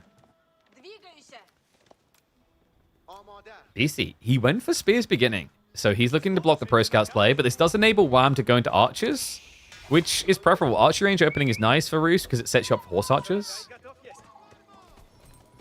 What brought Ruse back from the always banned zone? It used to be. For a start, their Pro Scout timing is worse now. Also, I think Ruse is kind of being misused a bit. Horse Archers are good, but people treat them as the default filler unit in every single strategy, when sometimes there's better options. So I think until people recalibrate and realize that Ruse are actually pretty good with like night spams or men-at-arms timings, you're going to see Ruse let through. Maybe once those changes happen, where people are starting to do these men-at-arm builds and whatever more, you might see them pivot back to banning it. But there's also the banning phases, right? So for example, this tournament in particular, there's only 2 bans in total, right? And if you can ban 2 civs, well, if there's a water map, you're banning Knights Templar, and then you're always banning China now. An HRE is a variant one that some people prefer to ban. Spearman being a little bit of a nuisance here. Has forced Wam into the archers, and Ghazi are now in the way. The question now is, does Wam go for the knights? Because he's set up for the racks. I mean, it should be good enough, right? Like, archer spears can counterplay into this, but the problem is, like, Beasty right now has numbers. That's what you have to be careful of.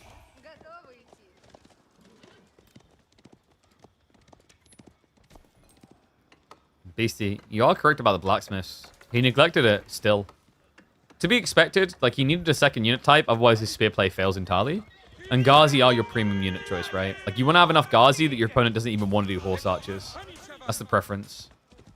And wow, great micro. Beasty catches Wam looking at the wrong target. That was beautifully done. Gets him an archer kill with practically no damage done to that injured Ghazi. Sacred Sight timing is there if Beasty wants to take it. And there it is. Look at the split. He's even sending additional scholars. Was that a misclick? Or is that just for the healing?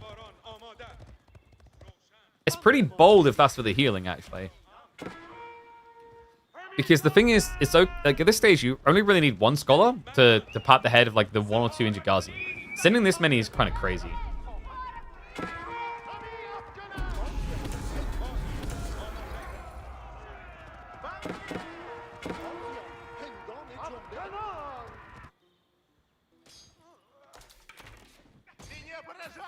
Oh, Scout's going down as well from Wam. And he does go knights. Okay, so we've got 1-1-1 from both players. Still, Beasty currently has a bit more momentum on his side. His army numbers are deceptive. Most of it's scholars. But scholars in early fights like this are really impactful. Especially when your opponent has mostly spears and just a few archers. Like, it should be very hard to kill any party scholars. Split is a bit weird, though. Yeah, Beasty maybe overextending in the center. Archers are now going to show up, so Wam is going to get punished. Needs to keep just retreating here. Sacred Sight was not decapped. He pauses it. Scholars can now go in to complete that capture. Remember, currently, BC has got no Sacred Sights. In fact, this one... Oh, no, the final tick. Wait, did he just give it to him? No, he didn't. Okay, so he didn't get the capture. BC is still goldless. Oy, oy, oy, and the horsemen. Look at him go. The spears are all gone. There's only one left alive. Great micro. Beasty currently, although he's not got Sacred Sights, when it comes to the combat, he's flexing on Wam. Still, the archers need to be answered before his own spearman can counter rebuttal against these knights. But now he uses the Ghazi. Dives past, leaves the scholars on their own, but worth it to get rid of this threat. Starts chasing them away. How the hell has he not lost more Ghazi than this? Well, apparently we're about to find an answer. Beasty, I can't believe that. I think maybe just a little bit too focused on the archer kills there. Because he had a really good position. And then the knights were never finished off. Like, he put a lot of effort into killing these guys, but then never done the coup de grace.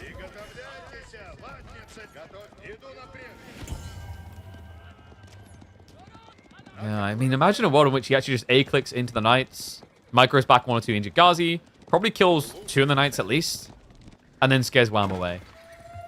Regardless of that, though, it still works out. Sacred Sight in the center can be captured. Southern one has been capped. Northern one will not be yet, but he's now already steering there. Wow. Do you reinvest? Apparently, yes. Tournament logo where? Tournament logo's in the bottom right. You can see it right above the Dry Arabia rating. I believe there was a UI sleeve for this tournament, but when I tried to use it through the automated system, it wasn't showing up for some reason. So I created my own. My default one for scores.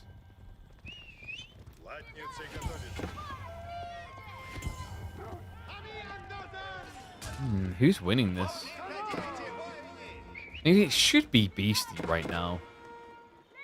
But what upsides does Wam have? Obviously, he's got the wood gathering, which is a pretty big deal.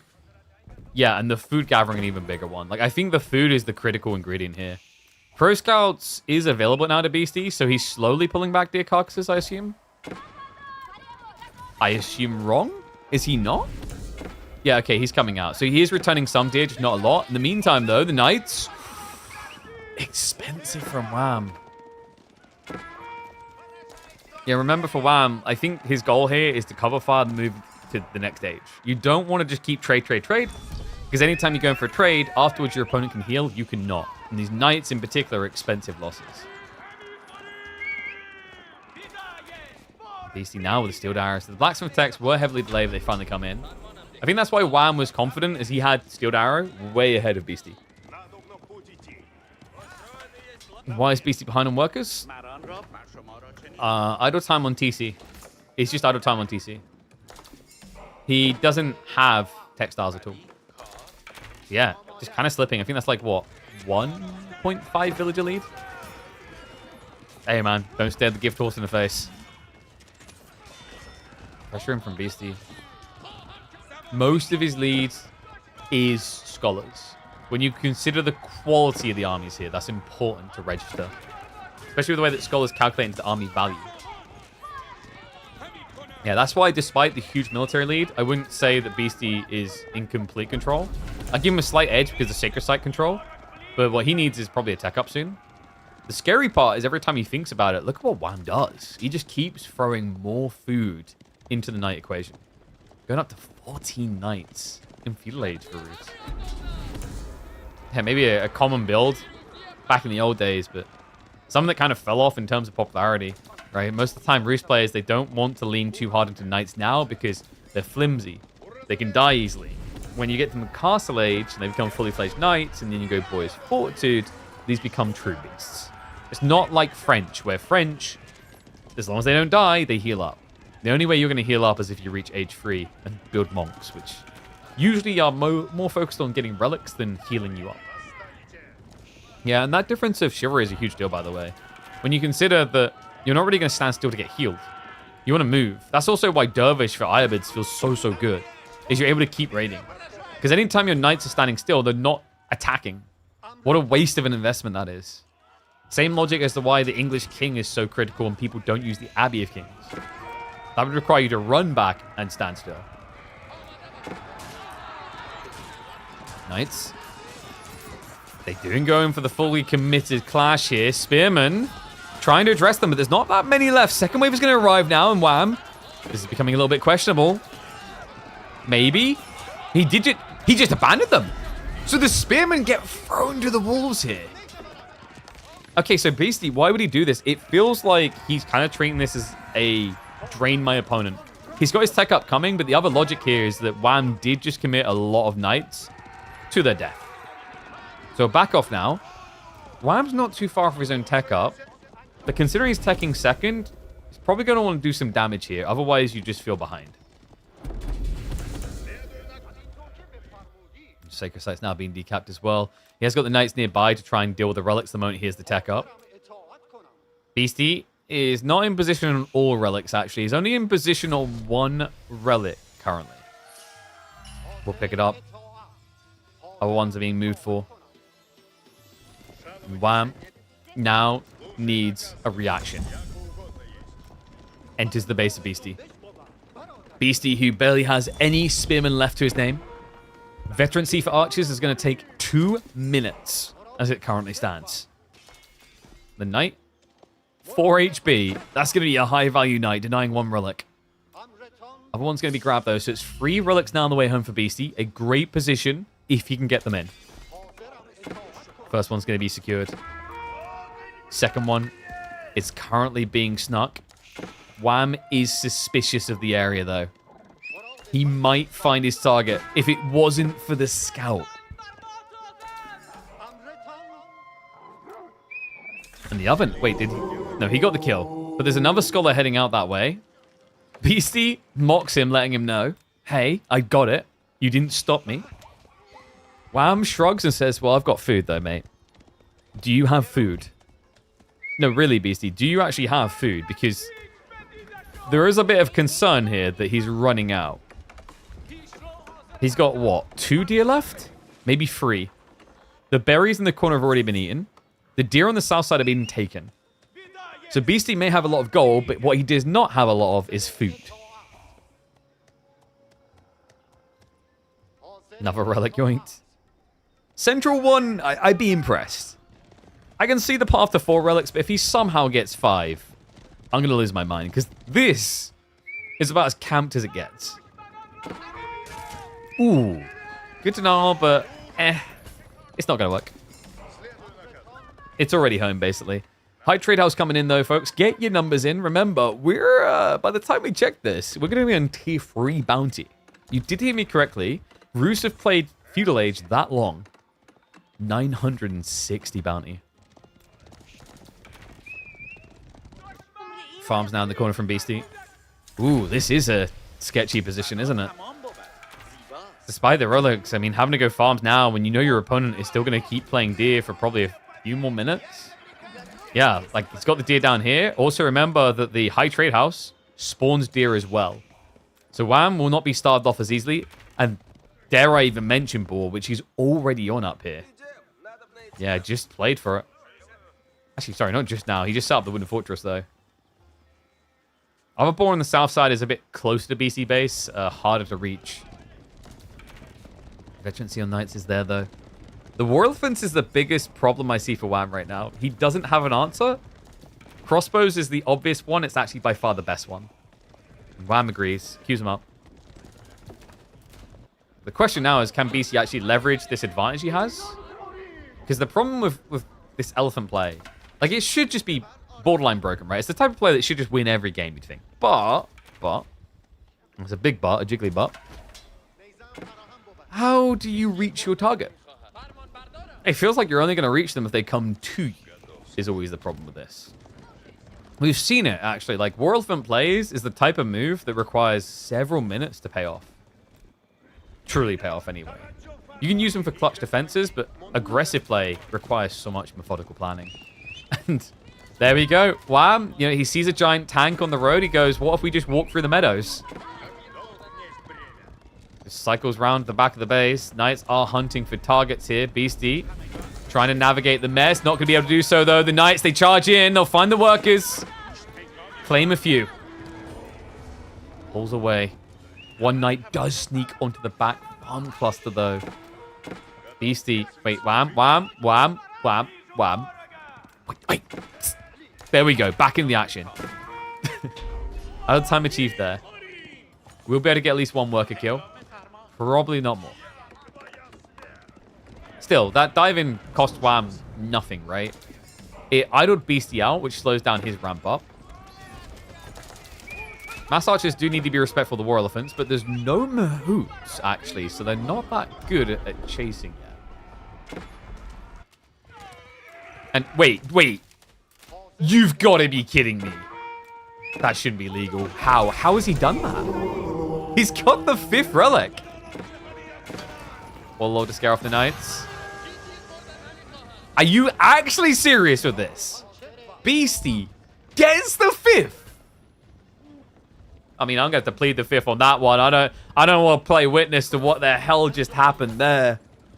Somehow, Wham, despite the fact he's got his army all up in Beasty's face, was not able to protect that relic. And to make matters sadder, he's going for a warrior monk now. Hey, but at least he's got 2 relics worth here on the High Trade House, right? 143 gold. That's the thing. You get 5 relics against Ruse, and you're like, oh, actually, I got like 3 relics advantage. Because he's got other gold. Man, back over to those farms again. I don't know what those guys are doing. They were the wall builders. I guess Beasty doesn't like using Select All Army at this point in the game. Because they are just full camping. Castle drop succeeds, though. Hello.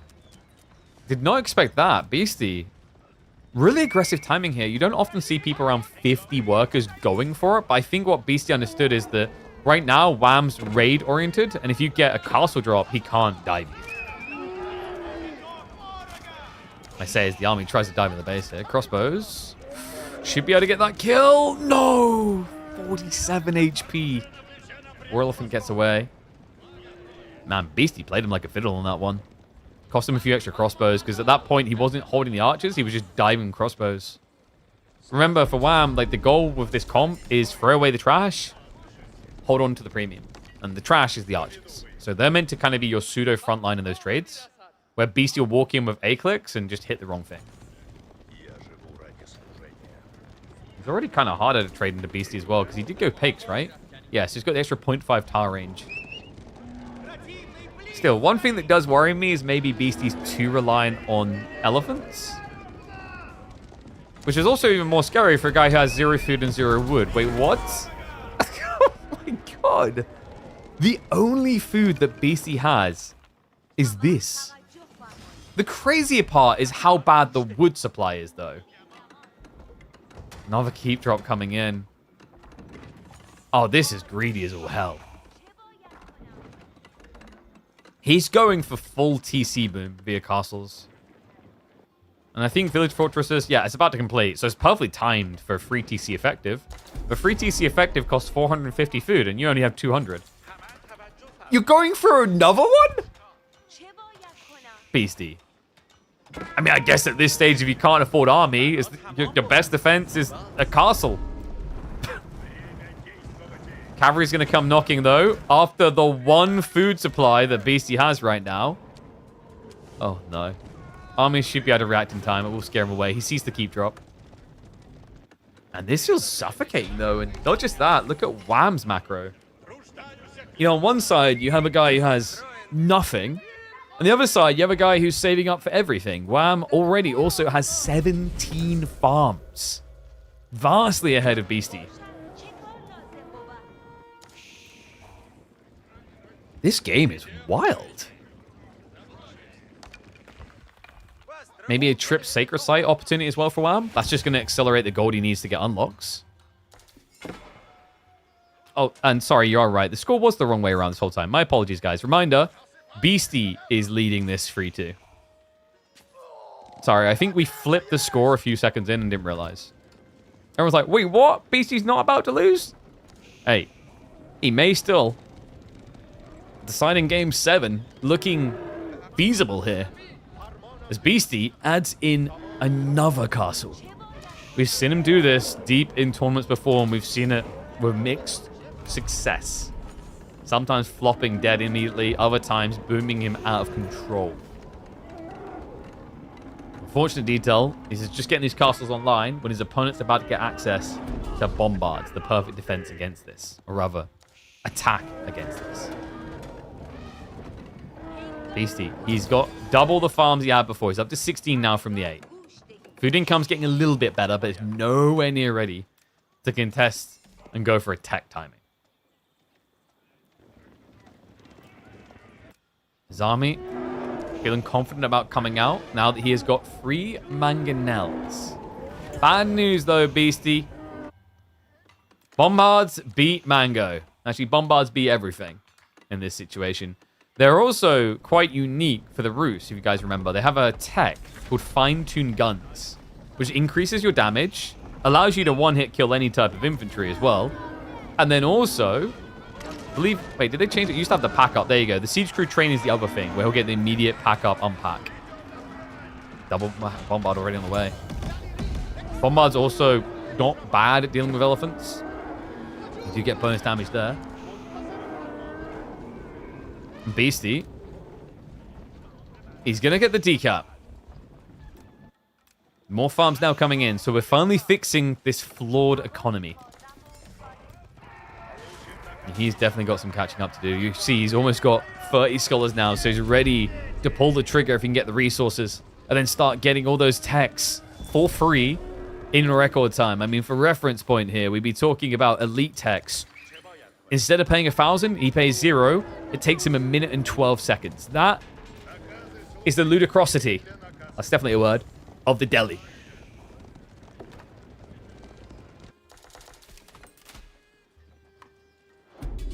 I was going for like a spin on idiocracy, but now that I think about it, ludicrosity just sounds like some sort of language created by Ludicrous. When are we getting elephants on elephants? This is a child-friendly game, sir. We cannot show that. If you want that, there is a Discovery Channel.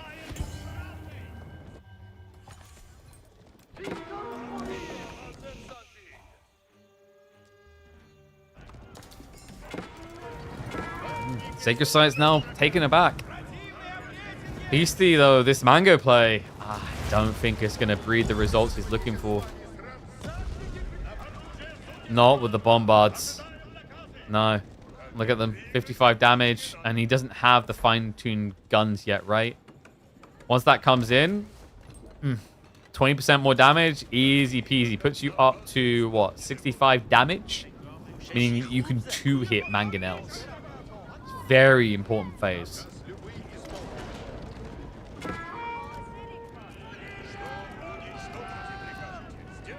Now it's just greased axles. Beasty getting ready to pull the trigger on the next stage.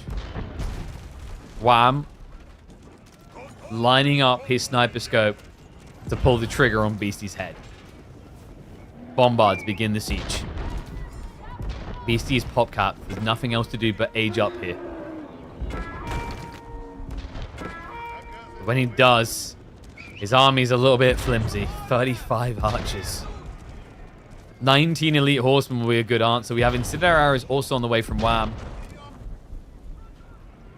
No attempts to repair the castle. Why even bother? Palace of the Sultan is coming, so more elephants. But guys, these bombards, they get bonus there as well. 105 damage per strike into an elephant. There's 4 of them. 2 rounds of shots to take out a gunpowder elephant is what we're looking at here. Mango, good hit. Wam, questionable on the approach. Did not wait for his bombards. Will not wait for those upgrades. He goes. Armor Beast, a minute away. Elite Tech, minute away for archers, for spin, for anything he wants. Bombards. They get rid of the monster. The Warlord's going to come out, but that... Come on, no! No way! Whew. Worrisome for a second there with the pathing. Right next to the building intentionally, but Beasty not able to unload the double pump. He goes for another one, lol. It's a recommitment. Wam instead decides to back away. Not worth the risk. Beasty, ever the showman, tries for the unthinkable. But Wam, the unsinkable.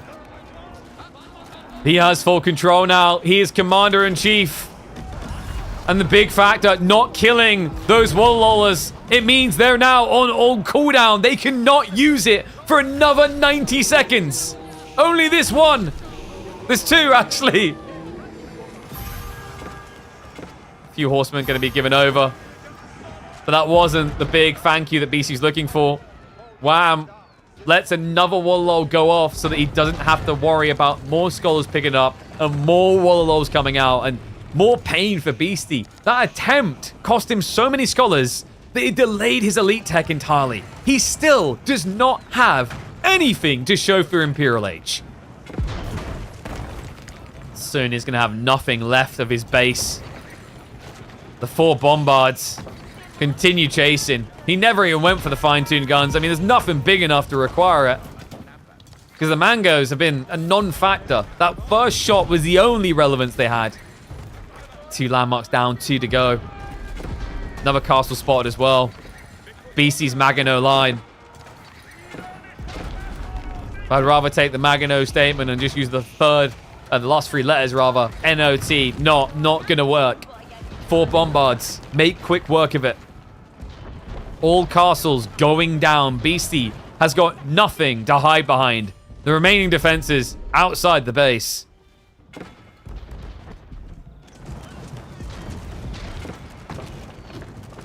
He's got 1 Wallalow, folks.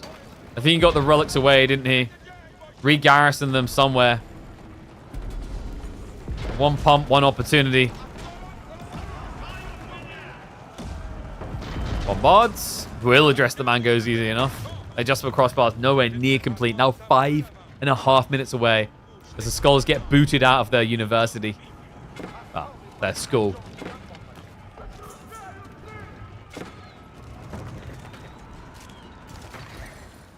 I don't know where he garrisoned those relics. I don't know where he's looking to make that last stand. Back here, maybe? Yep, back here. Good luck is all I have to say.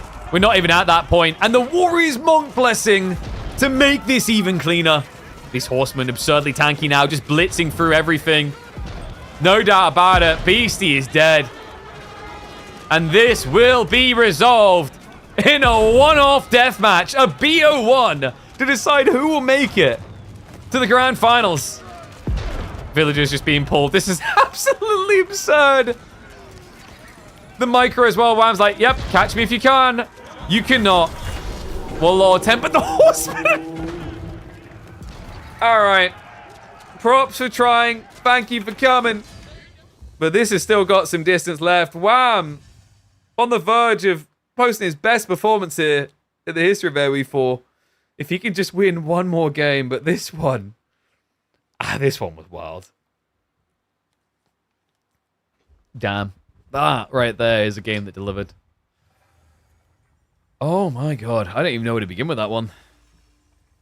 What would I even call that one on upload?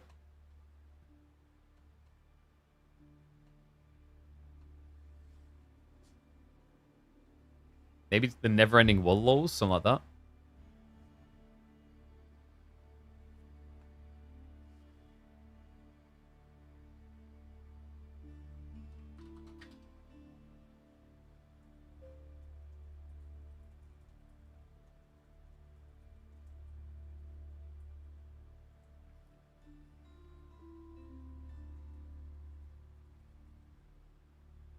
The night, the green, the wall. You gotta think, like, what would make you click? We've been over this before. Like, it's always about, like, what would someone click on if they saw it?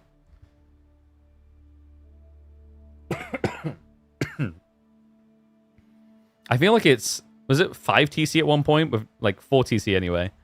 4 town centers with 0 food. What?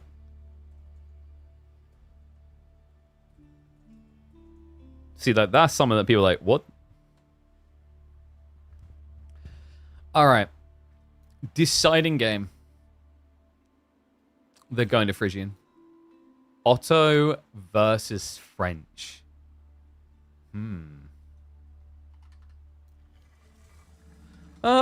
It's a defensive map, right? So, like, you kind of feel good about that as Ottomans, I think. It's like you're putting yourself on a map where you're, like, hunkered down in a corner, so you're hard to penetrate.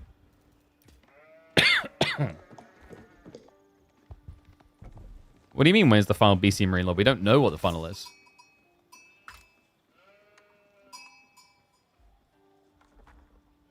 One sec. I'm not sure if you are spoiling or not. A reminder. We're doing this spoiler-free.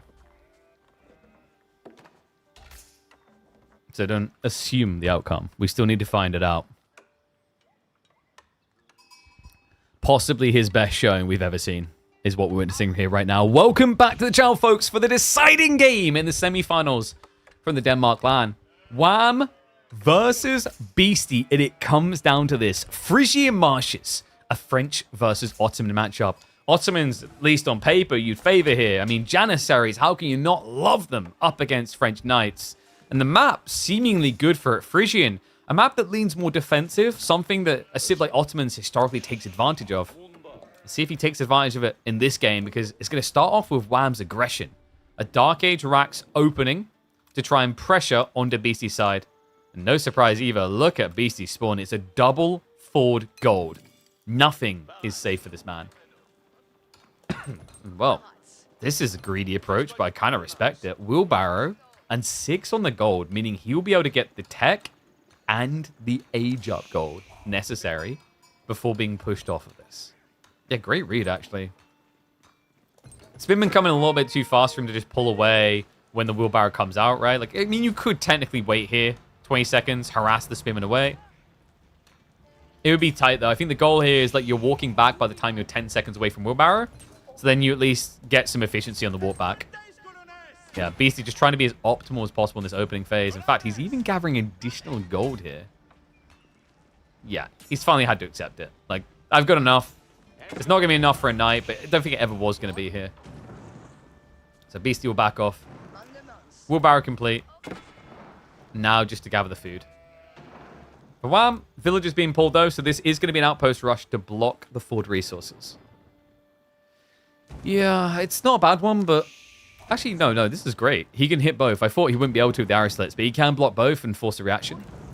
Now, if you guys remember, a long time ago, when these outpost rushes happened all the time, there was an interesting reaction involving scouts from the French. They'd mass scouts to burn down the outposts. So they go scout archer, and then they just go pro scouts afterwards. Pro Scouts is definitely desirable still for French, and it's decent on this map. Like, in total, there is 20 deer, quite widely spread.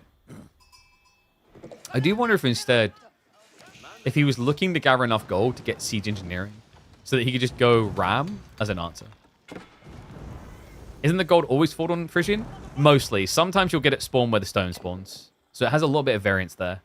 But yeah, the goal with the redo was to stop the gold from spawning in spaces like this, where you just can't rush it. Sheep count is going to be a little bit rough for Wam. 12 compared to Beasty up at 15. So Beasty with slight edge. There is some sheep left maybe in the center, I think. Both of them got their starting sheep, right? Yeah, so we haven't got any whoopsie, because usually you spawn like 5 around this area. You don't want to miss out on.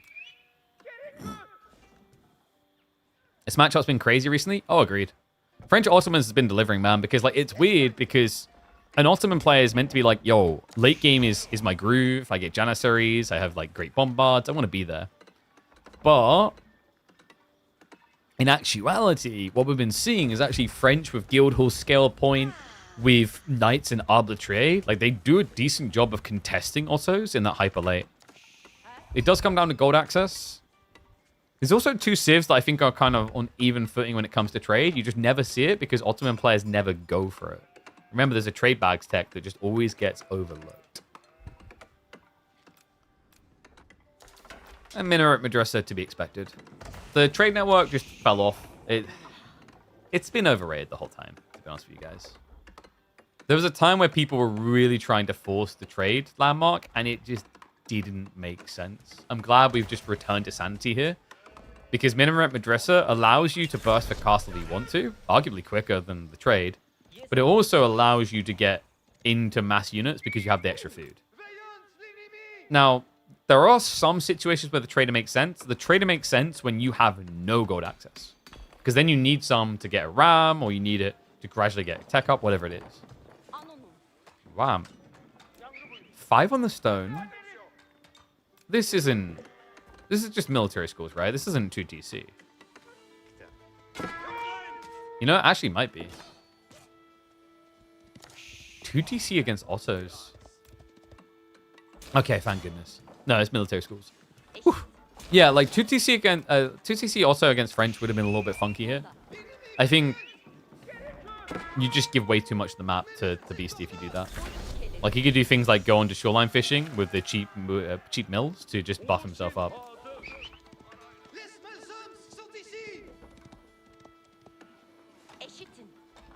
Stone. Still being gathered. But Wam doesn't have enough for the second military school yet, that's why. He just got enough. But he's still going? I mean, he needs to produce units at a decent pace. I think he's going to stay here and gather what he needs to the extra military school in prep of pulling away. No, there you go. Okay, it's just for the fortifications, right? Yes, there you go. Still, a weird number to stop on because he got arrow slits. He doesn't have fortification, which is a 100. And he could have had another military school for 150 total. It's like, maybe he just goes for the melee school? The worrisome detail about just going for the military school is that this outpost is quite easily killable. And wow, Beasty, he goes all the way out of the base.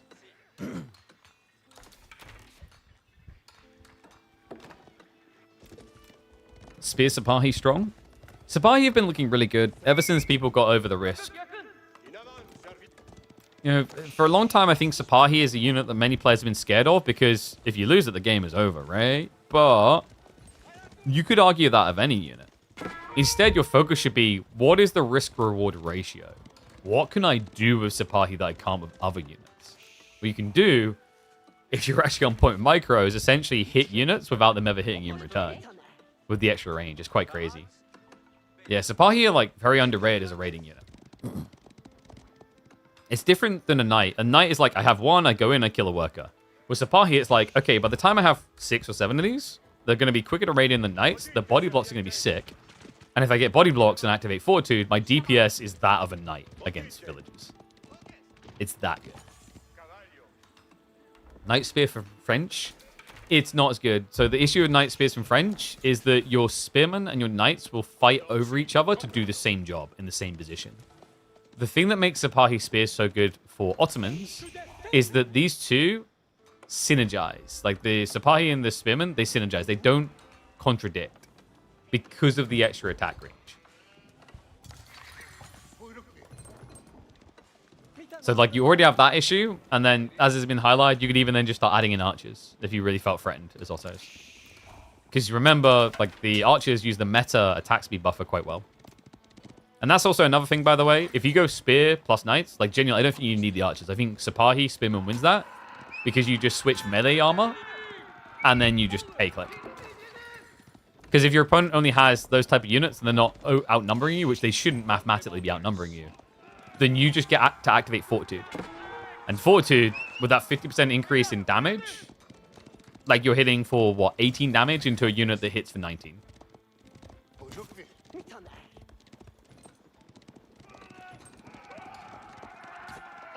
French are at a disadvantage here by default.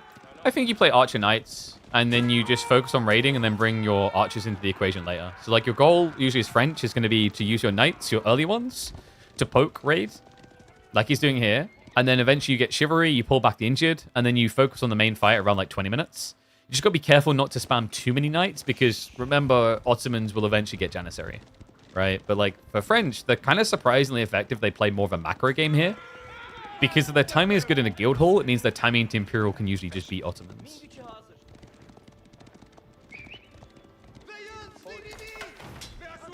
Poor man's knights here trying to raid in. Does catch him trying to build double archery. Now that is interesting. A bait from Wam, maybe? Or an intent? He switches it up. Yeah, it was definitely double archery, right? Instead, he's going to go racks and stables. Okay, that's sick, because look at what Beasty done. He's like, okay, he's got archers? Fine, more knights. That was a sick bait and switch.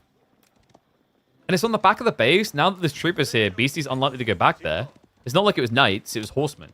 Horsemen need a lot more time to get any kills, so like you don't want to keep focusing on the same location.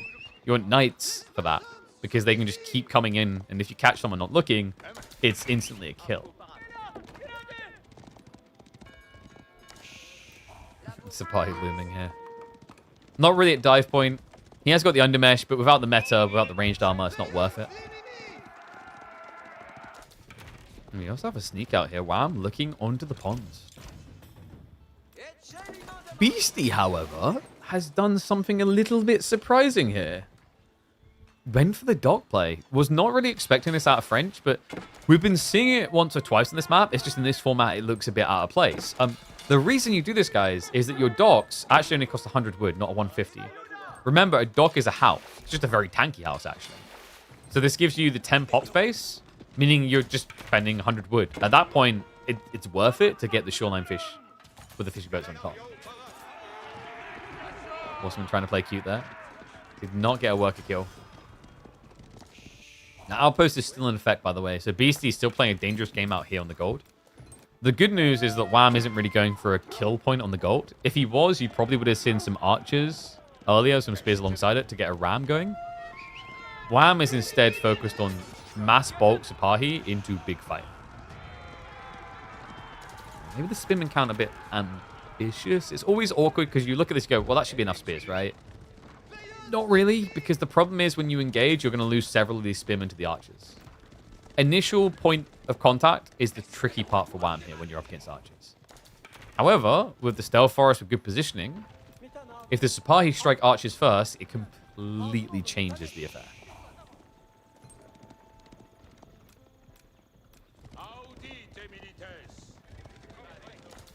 Beasty. He is hunting for targets, but his outposts make it difficult. Vizier point did go towards the military school, and Wam is going towards castle. Sipahi, in the meantime, do find the golden target. They catch the archers. Spearman following this up now. Sipahi just need to rotate around, but BC's positioning is good. However, he bails in the end. Leaves the archers to their fate. Okay, great fight now. Wam, he has 15 spearmen remaining. There's practically no archers for Beastie. And check what he's doing. The body blocks. He's allowing the spearmen to catch up here, forcing Beastie to keep committing with the A-clicks. However, Beastie does get a decent chunk of the knights away. With Chivalry, that's going to be important. So crucial that he cuts him off before he gets back in heals. But right now, Wam, looking to bring this doggo to heal. You can see he's steering. The problem is if you engage now, you've got a lot of injured Sipahi that are probably going to die. The longer you wait, the worse it gets. Yeah, because now, look how far away the spearmen are. Has to block a few. Let's get a stab at it. If we can get another kill, it'll be worthwhile, but unfortunately not able to. Yeah, oh no, he put the scout in the formation. So Sipahi did get slowed down temporarily. Nicely played. Gets the extra hit. And reminder, folks, while Wam was just winning this fight, look at his economy. He's leveling up.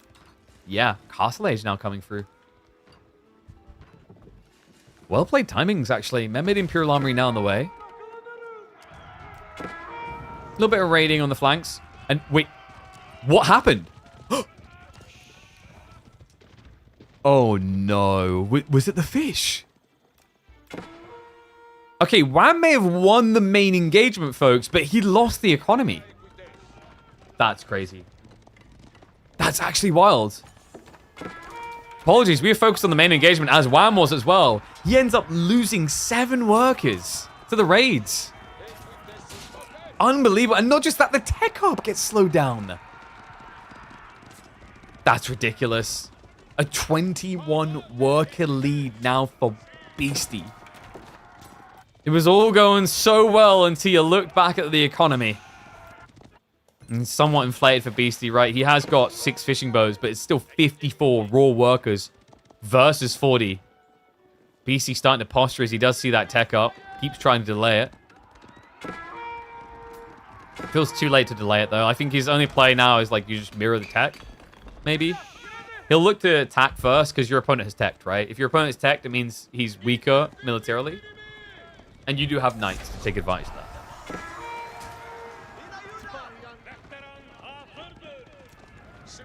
Oh man, he is hard committing. We've got rams. Where is he building those rams? Oh no, it's for the gold, isn't it? Yeah, because remember, this game has been going on 15 minutes, and the outpost rush lasted 15 minutes. It never got taken out. So yeah, he went siege engineering just to recover. Oh my god, I feel so bad for Wam, man. This game looked pretty solid. And then that one raid, it seems, that just stripped away the workers has changed everything.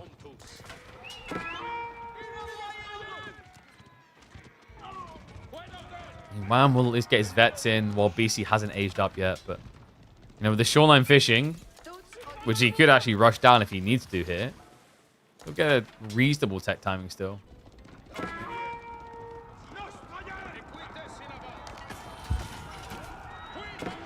And Spearman now vested. This is where BC's probably going to think twice about diving, right? Like, it would be kind of weird to dive vet spears. Yeah, so he just hugs the edge of the base and starts to poke grass. Because Wam actually doesn't have the second part of his component, this composition here, right? The Sipahi are far away. And no, the knight! It's happened again! One knight to unravel it all. Wham, the gold on the front side. He wasn't feeling safe about it, so he split his efforts between 2 different locations. From 8 to now, sorry, 9 to now 12 villages. And he's hunting and... Wham. Let's maybe not do that. What? Okay, I'm glad it's just one stopping off because, good God, remember, like, BC has archers. Wait, no. He walked straight into it. Oh, and everything's going to be revealed now. Not just that, the second wave's coming for more. It's just going from bad to worse. Wham, now down by 30 economy. Rural Institute on the way. Beasty, he smells blood in the water. He's not looking to play for that Guildhall timing, that late game that we talked about where French can consolidate. No, he sees weakness and he wants to take advantage. And Wham, in desperation, commits the Janissary point. We've got Janissary companies. Remember, this spawns 2 Janissaries per military school, but it is a one-off maneuver. A one and done. No long-term value. PC is out of position. Needs to get the army home. Knights are on the way. Veterancy's queued up. Wham has an opportunity to strike here, but what he really desperately needs is some eco kills. Easier said than done, though, I'm afraid. Archer's going to get dove by the spearman. You know, vet spearmen, so they can win. Backstab coming in from the Knights, though. Veterans, he's about to kick in a few seconds. Beasty just needs to avoid losses as much as is possible. Janissaries, just too slow to get involved, it seems. The Knights, now upgraded, continue to stand their ground. Every time the Jannies show up, Beasty will pull away. This is the weakness of this unit. On paper, a solid counter. In reality, how do you ever reach him? Beasty just playing a big old game of dodgeball at this stage. Dodging the cojones that Wam is swinging towards this base. Oh, man.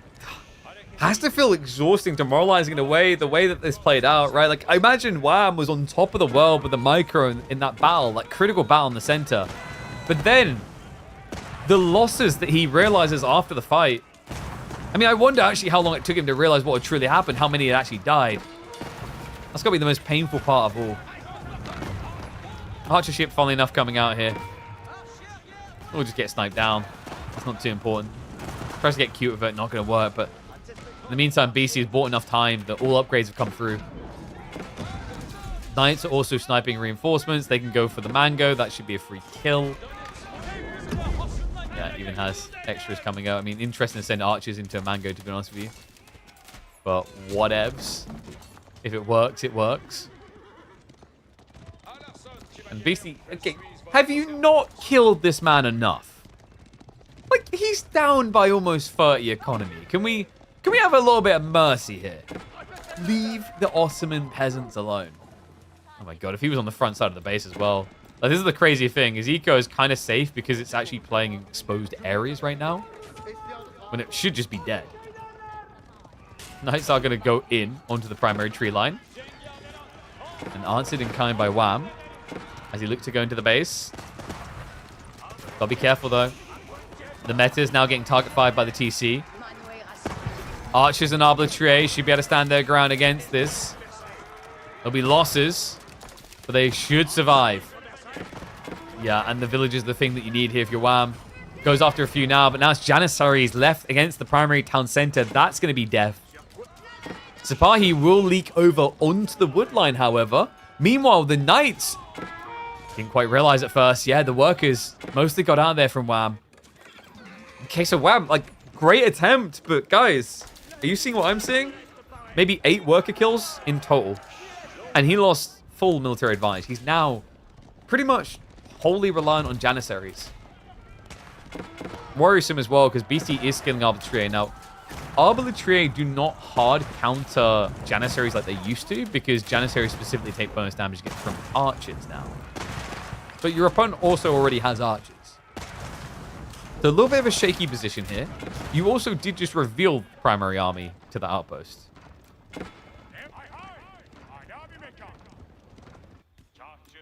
And whoa. Oh, wait, what? Can anyone else smell the potential miracle? Economically, this game looked like it should have been over. But Wam keeps slipping in these small little trickle groups of troops to do some damage. More of them on the way. And also, guys, remember, this is Beasty with Royal Institute. And apparently, the education doesn't exist for him. He never got bloodlines. He's blocked off of gold. He's also farm transitioning. There's a lot of negatives right now for Beasty. Oh my god, if Wam just knew about this corn play, the havoc he could wreak.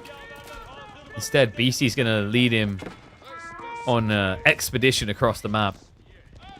Unfortunate. If he could just find them.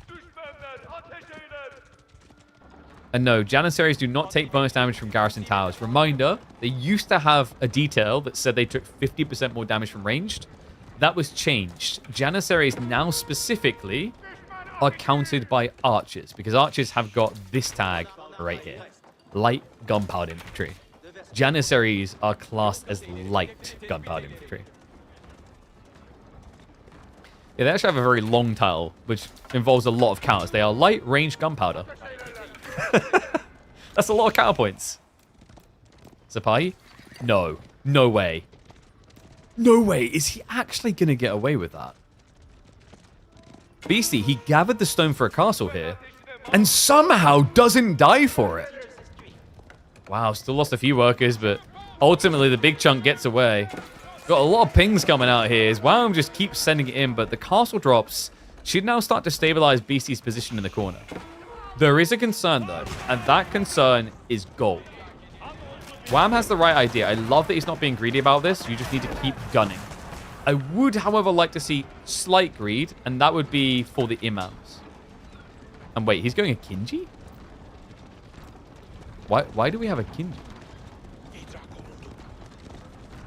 They're good at raiding economy, I guess. Just an unexpected choice here. Reminder, a Kinji is the double shot horse archer that the Ottomans have. Very, very slow attack speed, though.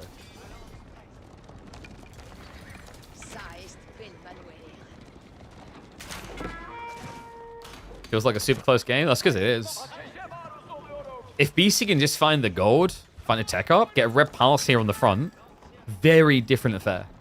It's so difficult to do, especially now with Springholes. You have to snipe these first, because Springholes are actually secretly villager killers. When you see a landmark being built and you line up correctly, you kill 10 villagers in a salvo from 4 of these. It's ridiculous. Well, you would if you actually had Steeled Arrow. A little bit weird, actually, that he doesn't have Steeled Arrows Ottomans at 25 minutes. But he didn't go for archers, remember? He goes for the primary TC. That's crazy. Crazily slow. Yeah, this is not impressive, guys. He has about 11, 12 torch units. So it takes a very long time. Beasty. Oh my god, the Knights, they went in again! Wam is at screw this point! He's gonna be the one screwed for it! Dives past now, but Beasty backs away intentionally. He's happy. He knew what he'd done there. He knew exactly what he was doing. The Knights at the back find so much value in a close game. Puts Beasty almost 30 workers ahead again. The Springhold's all sniped out, and now the rush out from the defenders. All siege gone. Janissary crossbow remaining against mass archers. That is as bad as it gets. I mean, that has to be it. Wam has tried so many miracles here.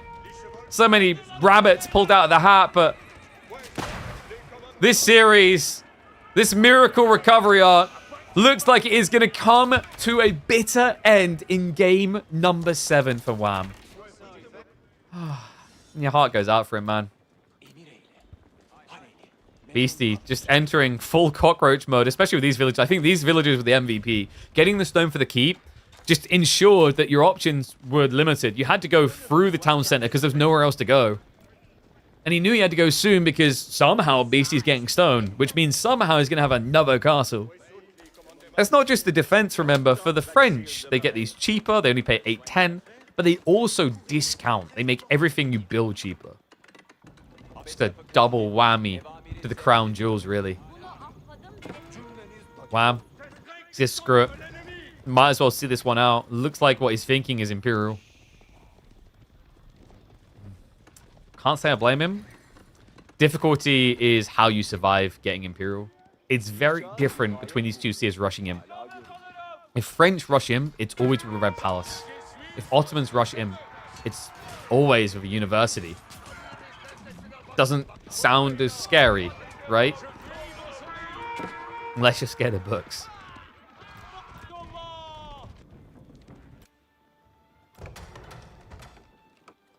Has he gone for gold? Oh yeah, he's going for the big one. 9 villages as well. A little bit light on the build. There is a risk there. But I think BC's being very calculated about this. He's like, okay, there's a risk, but if I send 20 villages out and Wam's army's there, I lose all my eco lead. So he'd rather send a small group. He's essentially weighing up the risk, you know? It's like when you invest in stocks, you shouldn't really be investing in one stock. Unless you got insider information, wink, wink. You diversify. Because then, if the investment fails, you still have a home for you and your kids. Same logic here. If he put 25 villages, it will go up faster, sure, but if the strike comes in, he's just dead.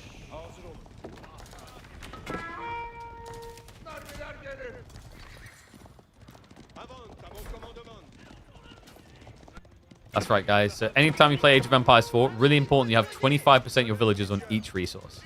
But KP, I don't need stone in Dark Age. Really? Because I'm pretty sure in the Dark Age, they killed each other with stones. Bludgeoned them over the head. You gotta think outside the box, my friend. Oh, it just feels like Wam's been put in a box here, man. Every time he thinks he can come out, there's just a trickle of troopers. And we're getting to a Beasty classic here. The Horseman Rage phase. One of his favorites. Kind of crazy that he's chosen this before going Imperial, but he's aware of the risk that Wam could actually... He doesn't want to let him have it.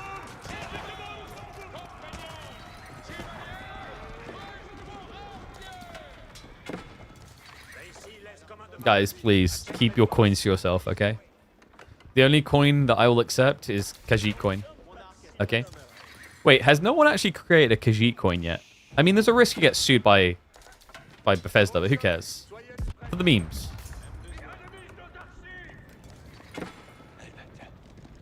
Because then you, like, the marketing is easy. You go, Khajiit has coin, but do you?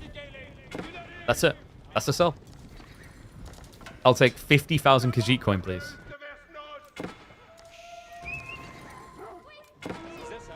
Wam. Props to him, man. He refuses to be defensive. I mean, he kind of can't when he's this far behind, but stepping up an army like this after how it's gone the last 2 times, I feel like a lot of players would have just taken the tech up and hoped. Beasty, he's made the right choice. I think Wam was expecting Beasty to age up and he'd be able to catch him doing it just before he would. Instead, Beasty went 2 TC, mass army, he stays the age, but he doesn't look for the engagement. He's just killing him slowly in this game.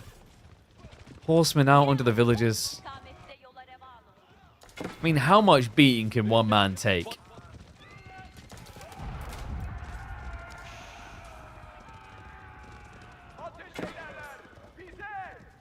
Apparently we finally have relics. Might be a little bit late though. Great Bombard's going to be coming out. If only Wam had this last time. List is here now. However, your opponent has a lot of archers. Springham's also coming. Interesting choice from Beasty. I'm not sure why. I guess it kind of kills Janissaries at a decent pace. And the Horsemen from every side and every angle possible. Beasty slaps on in on him. The Horsemen, they'll get rid of the Great Bombard. That's the biggest threat removed. Siege to fall as well. And Wam, a valiant effort. Possibly his best performance in an S-tier tournament. But it seems like it still was not enough. Beasty will hold. Wam will run tail tucked between legs for the 3rd time from this base.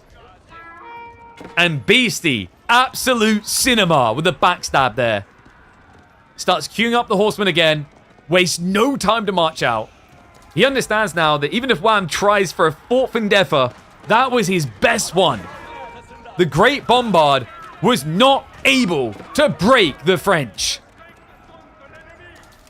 No, the Great Bombard was not able to break the Serb. History might try to argue a bit back and forth on what really happened there, but the history of Age of Empires 4 tells no lie. Beasty, 1 push away from making grand finals. Archers lead the charge on their own. Not many knights to defend for Wam. Not much food income to build more knights. Archers now dive in, looking for the meta. They remove it. Horsemen are following this up. And Wam has nothing left. He's even being found out here on the food and gold. He's just being shuttered on any external resources. And Beasty, I haven't really seen that Archer count move down. It's remained in the 30s. It's high 30s at least, but... I mean, you trade, what, 8 Archers to kill off all this on a rough count.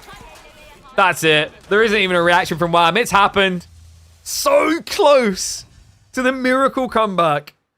But Beasty Cutie will be your grand finalist for the Denmark LAN. Oh, man. What a brutal one as well. Like, really, I think that one is about that fight that even I got distracted by.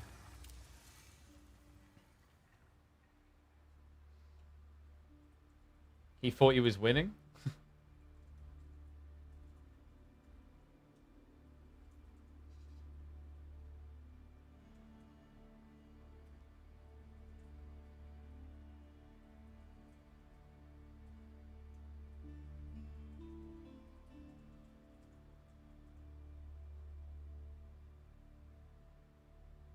All right. So, next up, I figured we would go and have a look at another Wam series.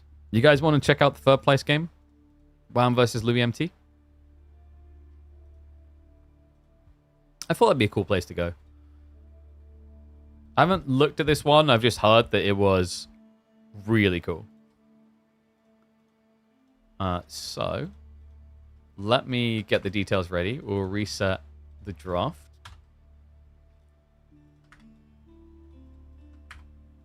And we'll enter the deets.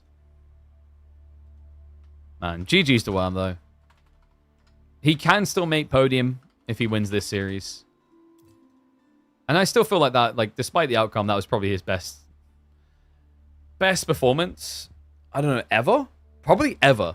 Right? Like, you got to remember, this guy, he took Marine Lord all the way to a 5-game series. He took Beasty all the way to a 7-game series. Right? Like, he went up against the 2 best and took them all the way. Right? Vortex took him to a 5-game series and beat him. Like, definitely Wam's best performance, for sure. All right, let me...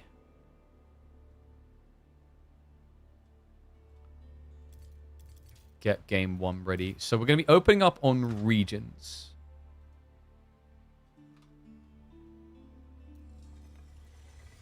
And it is going to be Ottomans versus IU. Well,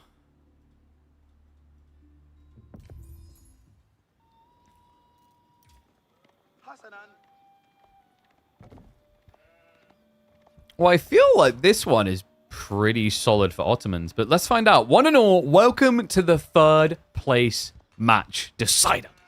Best of 5 to decide who will be on the podium for the Denmark LAN. Not in 1st, not in 2nd, but respectable 3rd. Will it be the Canadian Wam, or is it going to be Louis MT? Regions to kick us off to decide exactly that. Ottomans for Louis, something of a signature pick for this lad. Meanwhile, Wam, he takes to the Iabids. Interesting pick. IU into Ottos. My concern here is Sapahi, incredibly dominant in this matchup. I think for Iabids, probably your best bet is to involve Spearman in the equation somehow. So curious to see how he addresses that, if he feels the same. Because otherwise, this might be a little bit of a tricky matchup. Ottoman players have gotten so good at these timings, involving the early Imam point. Right? So they go into the meta, they go into the Imam, and they just rush you straight down the center. For IU, that's kind of tricky, right? Because they rely on this premium build-up slowly, where for them it's more about raiding, whereas like Ottomans, because they get healing so early, they're very good at just constricting the map, pinning you in your base, and forcing those earlier fights. Maybe Dervish? Dervish could be sick. Like, actually, a Dervish play is kind of cool here. I like the idea of that.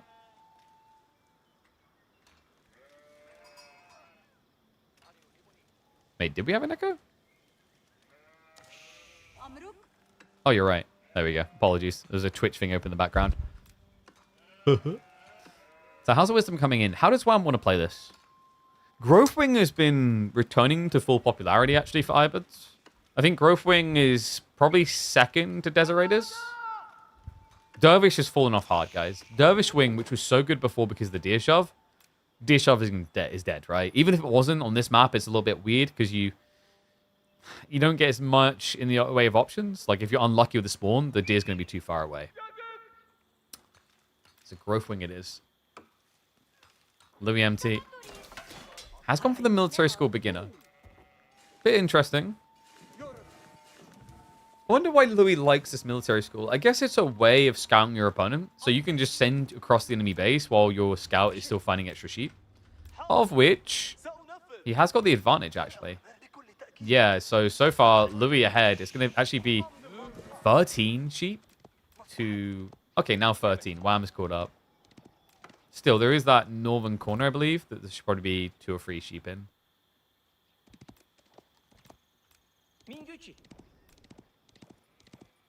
And twin minaret madrasa to be expected here. Yeah, it just offsets the concern of your opponent having all this berry power. Now you have berry power, which is just as good. And remember, minaret madrasa is an infinite food supply. So it can supply for about 4 workers throughout the game. Pretty handy. That ends up being like, what, about 160 food extra per minute? It's like getting 2 food relics, if you think about it that way. Yes, you have to put the villagers on there, but they're never at risk. They're never susceptible to raids.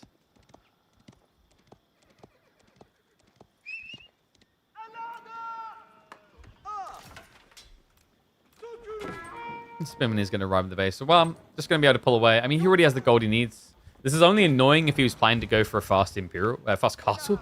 Imperial.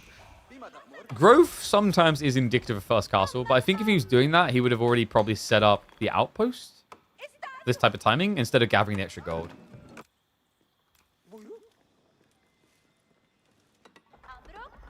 Louis, not much wood actually held in reserve so far.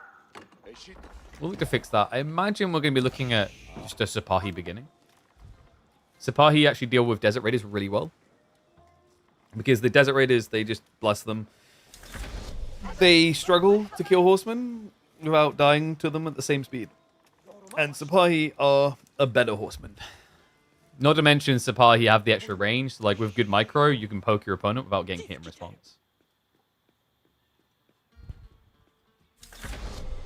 Yes, reminder the way we got here, Beasty did beat Wam out in the end, but it was close. I mean, props to Wam. It's not often you see someone go 3-0 down like that and then almost pull it out of the bag in a deciding Game 7. And first up, he has been queued up. Oh, we have extra stone, so Louis is just looking to passive eco. Or passive production, rather. I'd love to know what like Louis' thought process is behind getting so much passive production going this early on. I feel often the passive production feudal age is quite underwhelming. It's possible he's thinking of mirroring a fast tech play because look at Wham's eco. He goes to the outpost now, so it is going to be fast castle. Yeah, and that would justify the military schools. Like military schools and feudal, Once you get to castle, the production rates are quite nice. And you can tell he's not looking to ramp full aggression because he chose double melee school over a Sipahi or archery opening. So he'll have a few Sipahi to work with, but it's definitely not an attack timing. Yeah, the nice thing is the Sipahi will be able to shut down the occasional Desert Raider. And also, it just allows you to have some presence in case your opponent rushes relics. Not the most reliable, mind you. Like Sipahi, although they are good at what they do, dervishes are infuriating due to their ability to run away while healing and make you do less damage.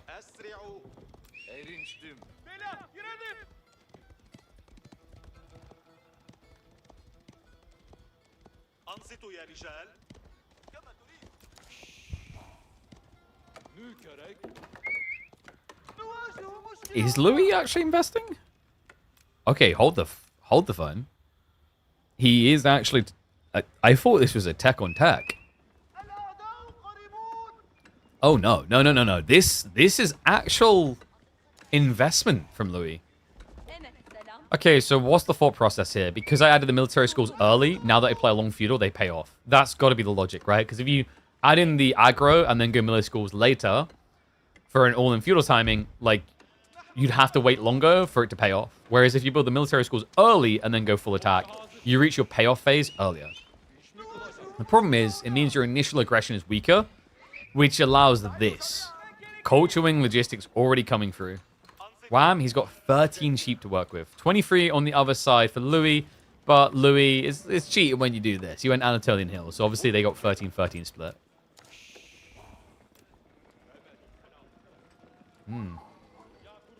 I'm not so sure about this, Louis. No, it's... I mean, your attack timing is gone, right? Like, I don't really see the entry point here. Especially with the wall up. Like, actually, by the way, shout out to Wam. That was very smart. He cancelled the outpost and invested in a wall instead. Because if he goes for an outpost, he's got 10 workers on the gold, and he'll get harassed from this side. But if he builds a wall, and your opponent's playing archers, he can't get in.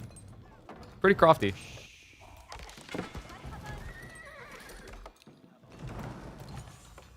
Louis is marching across, but... what is his expectation?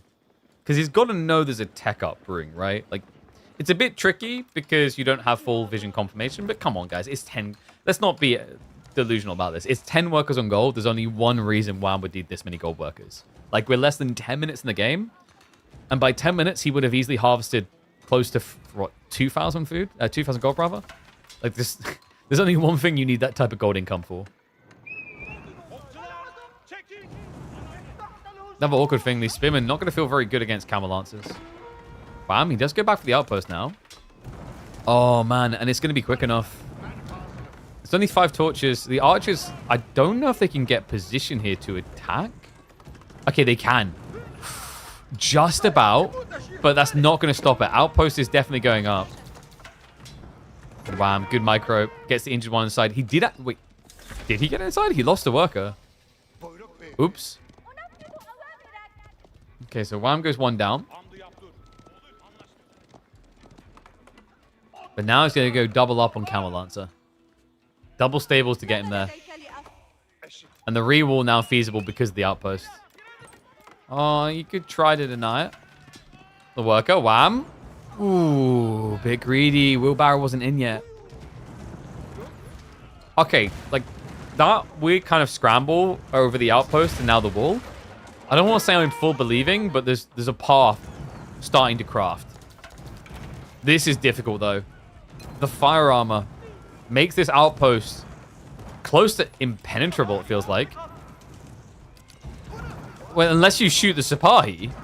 What? Camel Lancer comes... was he shooting the Sipahi? I'm pretty sure Wham's villagers in the outpost were shooting the hardest unit to kill that entire time. Instead of the spears that would let the Camel Lancer then fight. If they're dead. Holy crap. Alright, I take it back. Louis, this worked. I'm impressed. I thought that Wham would just kind of be coasting. I think part of the problem is he didn't want to go Rat Skullum, even though Rat Skullum here is really solid to stop the attack. He has, however, benefited in different ways. Loggy's already starting to pay off. 2 relics home. And yeah, I don't think he's scouted this yet. He's going to find the 3rd one on the east side. And then Louis, he's steering east now, which means the western relics are about to open up. Oh, talk about getting everything you want in good order. Oh, maybe everything is unfair. He's definitely suffered a little. Camel Lancers. Now we're to just push in. Wham. Needs to show some respect. Dervish is getting sniped. Good micro there by Louis to get rid of the biggest threat. Biggest threat being the targeted heal.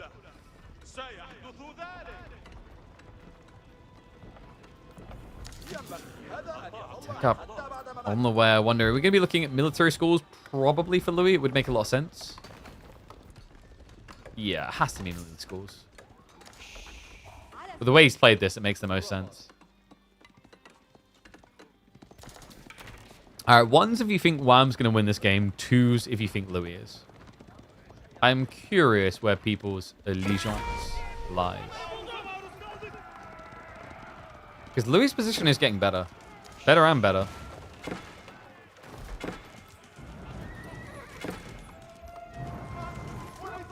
Spear upgrade now on the way. Veterancy for Arch is a priority for Wham, though. His tree lines do feel a bit awkward, but the way Louis playing around them makes it less so. Like, if Louis really wanted to frustrate Wham, you'd be in the center, here and here. Because you keep going back and forth, you can't gather wood. The way that Louis is doing it, he's focused so much on the gold, and it's not working. Like, his rotation is really long. Dervish, well, they're going to have to wait a really long time to pick up those relics. So good read. Louis MT did snipe him. Moving out for that. There's only 1 Dervish left alive. Still, those 3 relics, the difference they're making. Even when you idle this gold, you're seeing that Wam still has reserves for more camels. Villager almost getting sniped. Dervish will save the day, though. For one of them, not the other. Archer's trading out, but the veterancy is still not there. He's getting cute with the gate. Yeah, he just keeps recharging through it. Because he knows that the spin and chase, they'll just stop at the gate. If you just hit this one tiny... There we go. Now the spearman will continue charging. What difference that'll make. Villagers rushing up the newly established outpost after the loss of the last one. Wam will have to garrison to move away. Camel Lancers look to stand their ground, but Louis doing it. It's working. The blob and go gets him going early on the scoreboard. 1 game up now for the Chinese Prodigy kid. Wow, I'm just not able to find that switch into the archers quick enough. Well played, Louis. Really solid fast game. Looked a bit shaky for a second there. Almost looked like Wam was going to get away with it. But I think in hindsight for Wam, the biggest problem here is like when you've got this constant pressure coming in, Camel Lancers is really slow to get going. The only way it probably feels good is if you cut the reinforcements. Like if you attack the newly fresh troops coming across, you can slow down the ramp up. But he didn't do that, right? Like instead, he just kept trying to use Camel Lancers to defend his base. Ultimately cost him. So game 1, we'll go to Louis MT. Up next, we have got Kawasan, which is going to be a Shushi versus Knights Templar.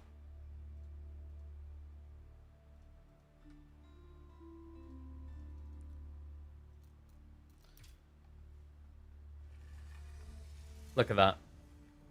Milt, he came in, he subscribed today. He's like, I want that flag. Oh, I really need to try and check in with my art, see if they're still doing art, and see if we can get some others. It's been a challenge because I think we're actually full up on emote slots, so we can't have more. All right, here we go. An early lead for Louis MT, but Wam has a great way of striking back. Welcome to Kawasan, home of Knights Templar. Do we just put it up on the board already? This is the civ to beat on this map, it feels like. KT in game number 2 for the Canadian. Louis MT went for the other popular pick, though. Shu Shi. These 2 picks were by far the most popular civ picks in the qualifiers for the Masters of Steel LAN, the $25,000 Denmark tournament. And why? Well, Knights Templar needs no intro. You guys are familiar with this. It's a bannable civ in the eyes of most players because of how well it plays with fish. But Shu Shi, it's all about this. Any Shu Shi players in chat? I know what you're already thinking. That looks like a pretty good meditation gun. That's because it is, folks. Capable of getting about 130 food on this map quite reliably in the center. Has been the go-to reason why most people trust in Shu Shi. Mixed results, though, up against Knights Templar. Knights Templar are quite often able to take the dubs when you're talking about equally skilled players. Shu Shi looking best when they get that solid spawn into a Chuga new transition going. Let's see if he can hit it here. Louis isn't going to risk coming out for the docks. He just wants to get the age up as quick as possible. Whereas Wam wants to get his wood on. Man. The efficiency of the scale point. And also keep in mind, they did nerf the gathering rate a while ago on the Knights Templar villages. And yet still, they are astoundingly great at doing this. Yeah, I mean, it's just so efficient early on. Because you already move across to the primary tree line instead of moving around stragglers. That's less walk time. And then you're never walking back to a lumber camp. So no walk time really there. And then on top of that, per lumber camp, you're saving 50 wood. It makes sense in the early phase of the game why this is such a big deal. Because while your opponent's going for a lumber camp, that's almost an extra fishing boat. Right? When you equate the walking distances and the cost of the lumber camp, the build speed, it's just every single lumber camp you build, Knights Templar are going to get an extra fishing boat. It's that good.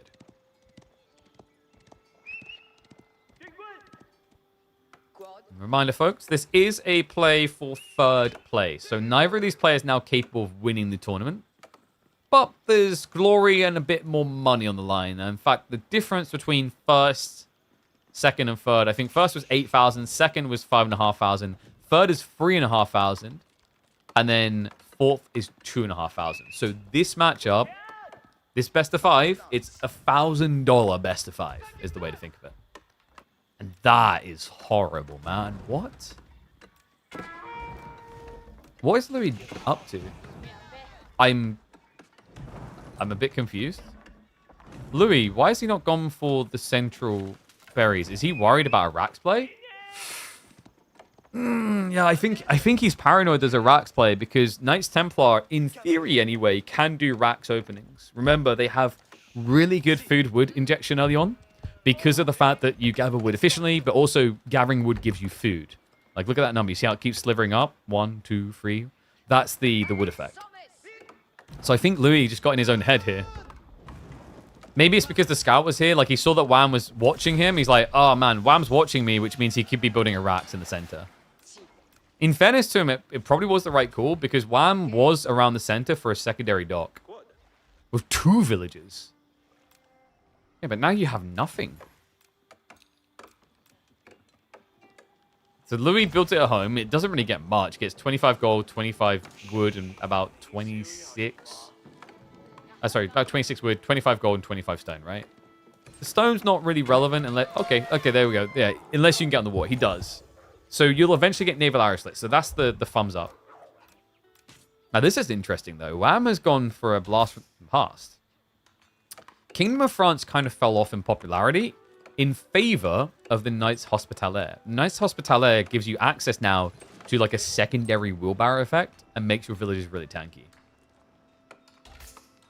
I do think that this matchup is a bit of a double-edged sword, by the way. Kingdom of France gives you access to Chevalier, but the Chevalier heavy knights that Knights Templar get have less armor than standard knights, which means that Chuganu do double the damage. It's still a good matchup for the Knights Templar, but it's less favored than, say, French doing Knight Archer against Chug. I imagine Louis has to be thinking about Chug at some point. That's the other reason I like Wam's choice to go KT French, because it lets him build just 1 or 2 land units and focus on C. Because then you just raid with the Chevalier, right? So Louis, he is winning the contest on the east side pond, but remember, Wam, a stalemate is a win for him. He's got 6 fishing boats on the other pond. Actually, sorry, 5. 2 of them are in here. He was greedy about it. Yeah, I'm guessing Wam didn't actually scout the dock drop from Louis. Otherwise, I wouldn't really ever expect him to build on this side. It could be he'd done it because, like, screw it, I've got the wood and I can't build anything else yet. And also, in theory, like, if you can get boats out, it means you can just use the fishing boats to repair them. But at this point, it's just a little bit too late. Yeah, he'll eject them to gather a little bit of food before going down. So the reason it's too late is, like, now, if you try to build an archer ship or demo or whatever to heal through with the fishing boats, the archers spring on the demo, they all just connect and the fishing boats die straight away. Like, there's no real world in which you feel good about this. Wait, Wam's building another fishing boat. Is that a misclick? Does he use select all docks? Because I feel like he's using select all docks. Why is he building more fishing boats on the dead pond? What? Wait, what? That's unusual.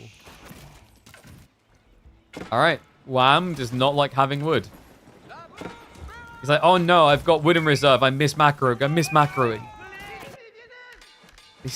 Yeah, okay, he's building more over here now. That makes more sense. But this is good. Louis MT, it means he's actually going to have a game against Knights Templar, and it shouldn't just be a wash. In fact, look at the docks.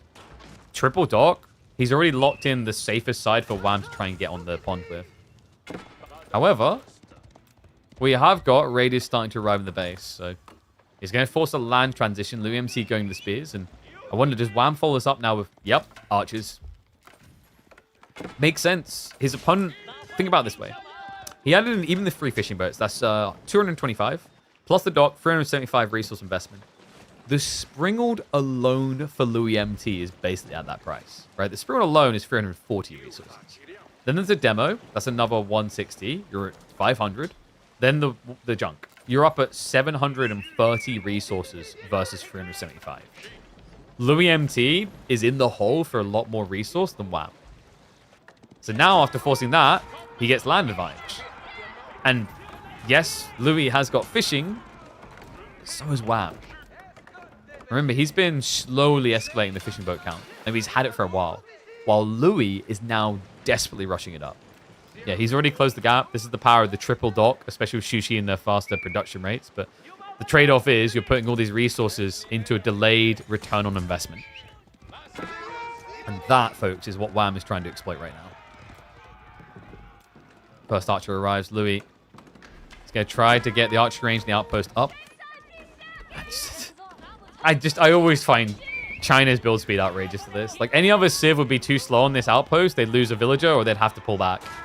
Instead, it's Shushi. Outpost goes up successfully. Wham, we'll have to retreat for now. Did he get glimpsed, though? I think, yeah, the scout saw it, so he knows about the archery range. Or should, anyway. This means Wham probably going to be looking for a blacksmith next. We do have pilgrims coming through as well. That's going to give him the gold necessary to generate. More out of time as he goes into the base. Louis. Quick to pull away, though. This wall is actually really annoying. This wall stops you from just running out the other side. That's important. Because it means that you're spending much longer underneath the TC. And also, if the spearmen are chasing, you're going to have to turn around into them, right? It's like it just makes the steer really difficult. That's why Louis intentionally built it like this. Because if you look at the TC range, it keeps you in range of it longer. So you get shot 2 or 3 more times. So smart little detail there from Louis. Definitely worth it. And it was great against the Chevalier. It does feel weird against the archers afterwards. Because they'll just snipe over it. But for the heavy cav, it was a great answer.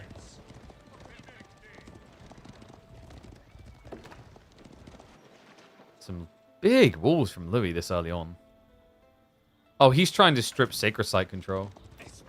But that's weird because, like, Wham, you're nowhere near stopping Sacred Site control. Like, Louis can't do that. So, maybe he's worried about losing the docks. I just think this is a very big wood investment. A phase in the game where you kind of want everything into military. Wham, meanwhile, is he thinking about going castle? No, okay. He was just mismacroing a bit. He was just stockpiling. So we have got him reinvesting. I was going to say, going castle here, I don't really see what value you get. Because your opponent also has fishing, right? Like, the argument of what Wham can do here that's quite nice is siege engineering. And then you try to take out the docks. But that's why Louis' choice to go 3 docks is really smart. If it was 1 dock, Wham would come over here and just kill this off because it's your entire economy, really, right? Like, that matters. It's 13 fishing boats. But this is the thing that players wisened up to a long time ago in Kawasan, is they're losing games because they're too greedy. And the funny thing is actually adding more docks is still greedy. Because if you add more docks, you make each of the deep water fish more efficient. So you're being rewarded for protecting your play. It's pretty smart when you think about it that way.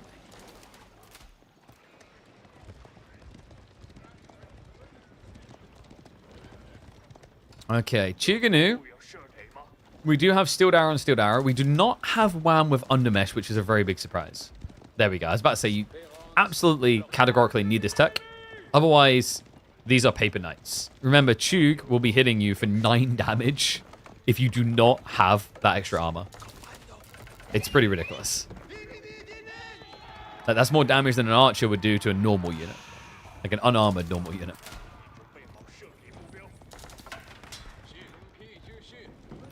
Wham, just continue to contain Louis. So whose army is scary if they level up? I'd say Wham's. Chevalier are kind of surprising against Chug if they get that tech up quick enough. And also the veterancy for Chevalier doesn't take very long to unlock, right? Like, you see here. It's only going to cost you 30 seconds. Wham does seem interested in the age up. Yeah, it doesn't seem convinced that Louis MT's army is big enough to punish him for it. Both of them mostly fully fleshed out when it comes to fishing. Actually, Louis could add a bit more if he wants to. 16 for Wham and then 20 for Louis. Yeah, but he's been overgathering. Like, this is the thing. If you go up to about 20 fishing boats, you overgather. Which is why he hasn't filled this one as well. Because he knows he's going to run out of food.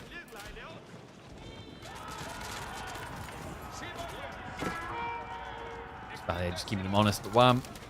The truth will reveal itself soon. It's time for Castle, and Spear's got to be looking good here. Ooh, no, he goes Genoa. Interesting choice. I thought we might be seeing Spears just because Spears has historically been really good on Kawasan. the reason why Wam might not like Spearman is because of the aforementioned food abuse.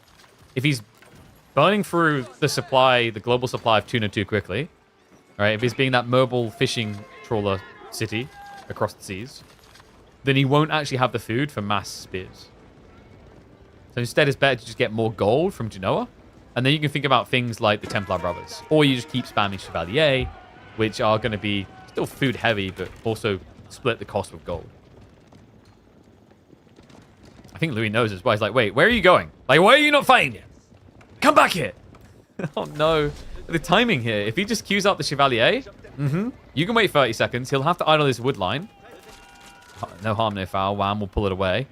The house actually gave an early warning to him, luckily enough. Oh, dude. I don't think Louis should be able to get him quick enough here. He tries to burn a house. Wam actually contests him. Not that he needs to. He could just wait 10. Lose a house is worth it. But that was a great trade. Look what happened there. He killed what? 5 Chuga Spearmen and lost nothing. That was a ridiculously good trade. Louis, he's hard stuck now. Chevalier upgrade just kicked in. Veterancy for archers in 20. This is it. Louis, he's stuck. He cannot run away now. Tries to shred the archer, the Chug. Chevalier need to be steering to the south side realistically, but maybe it doesn't matter. It looks like he's killing enough of them here. And Undermesh 2 is coming in. We talked about Chuganu versus Chevalier. Who ages up first is key here. You're about to see why. These knights will now take no damage whatsoever. They don't care. The Chug already reduced down to 1. Even if you get the veterancy now, they're going to be irrelevant. Defender's advantage. Wam so close to his base. Just has numerical advantage and now full quality. And Chug slowing down the retreat, remember. They are slower than standard archers. Was a little bit of a raid in the base. Didn't find anything with it.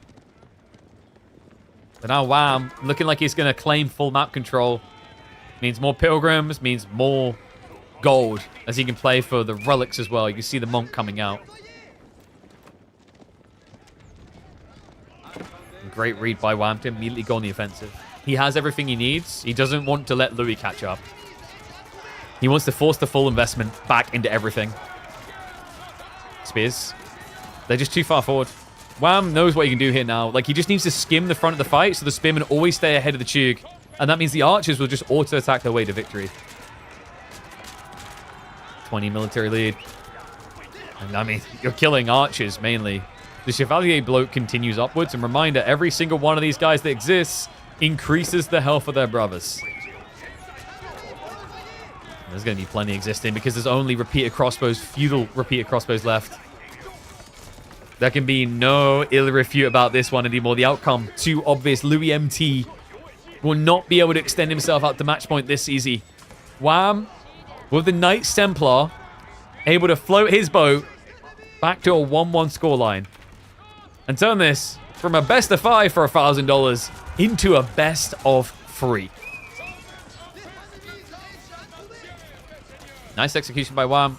Great discipline, never overextending, just understanding his timings very well. Even against a threatening civ like the Shushi, found the perfect moment for that age up. The perfect moment to strike back in this BO5. Nicely played, gentlemen. 1-1.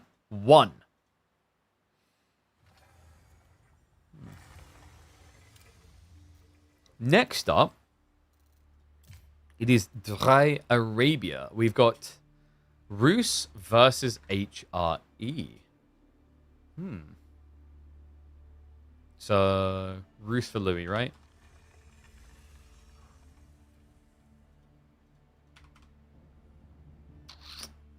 Who's favored in this one?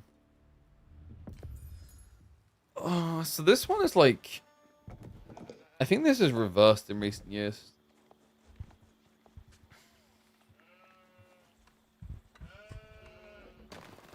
When there's $1,000 on the line, you've got to whip out the broken civs. Welcome back to the channel, folks. Game number 3 of this best of 5 to decide 3rd place in this $25,000 LAN. And we've got Louis MT and Wam bringing out the outrageous civs, the ones probably most complained about by players. HRE for Wam up against Louis MT's Ruse. This is an interesting one, actually, because you go back to... You guys remember the 2TC meta? Ruse hard countered HRE, actually. Do you guys know that? So Ruse used to hard count HRE because they go 2TC, and then they'd walk villagers out to build up palisades around the relics. Palisades that have 2.5k HP, you're just not breaking that. More recently, HRE are the ones with a bit more temperament. They were playing quite well as the denial for pro scouts in the previous metas. And the current one, if both sides rush Castle Age, your monks are unhindered because Ruse players don't go 2TC. They can't really afford to wall these up. And to make matters worse, let's say you play for a pro scout's fast castle time yourself. It's good, but as long as HRE have enough sheep, the gathering rates will compete with deer gathering by being on sheep. What I'm curious about is whether Wam will be going for a pro scouts timing, whether he'll also be going for minework aggression, because minework has been growing in popularity quite a bit, actually. I think we've seen it 2 or 3 times in this tournament. Yeah, super effective strategy, actually. The interesting thing about minework is that ever since the addition of the extra armor now for the Black Riders, and also the change of adding in the Cistercian Abbeys that gives mini Archon effects, losing Archon isn't that big of a deal anymore. We're still going to see it in this game, but like, mark my words, as we continue to trend deeper in 2025, you're going to see a lot more minework play. It's surprising how effective it is for a timing attack. The reason why Wam doesn't want it here, what's your timing? Right? Unless you're going to go for a Dark Age Rax play to kill the hunting cabins, what is your timing against Ruse? This is a Civ that can go 20 minutes into a game without touching gold. There's no other Civ in the game that can brag that to this extreme. I know someone's going to say China, but like China, they will touch gold because of the no Imperial official build, right? But there's technically an exposure point there. But as we saw, Louis MT is 2.5 minutes in this game going Feudal Age. He never touched a gold vein. Courtesy of the bounty system.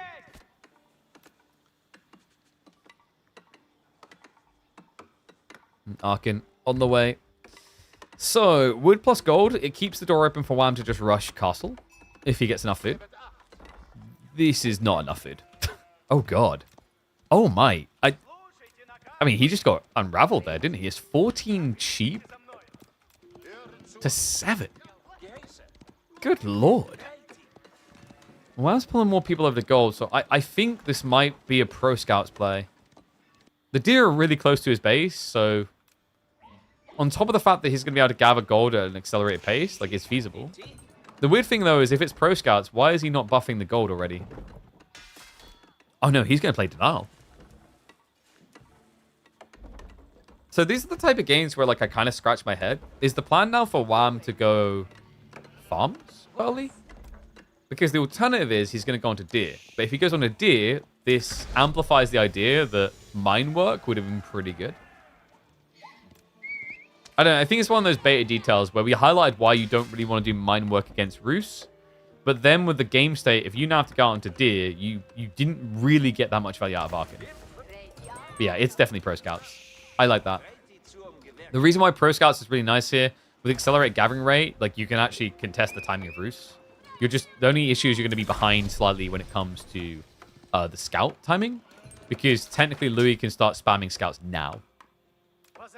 Right, like he can go up to 7, 8 if he wants to. Which is why, by the way, I think Wam went for the Spearman.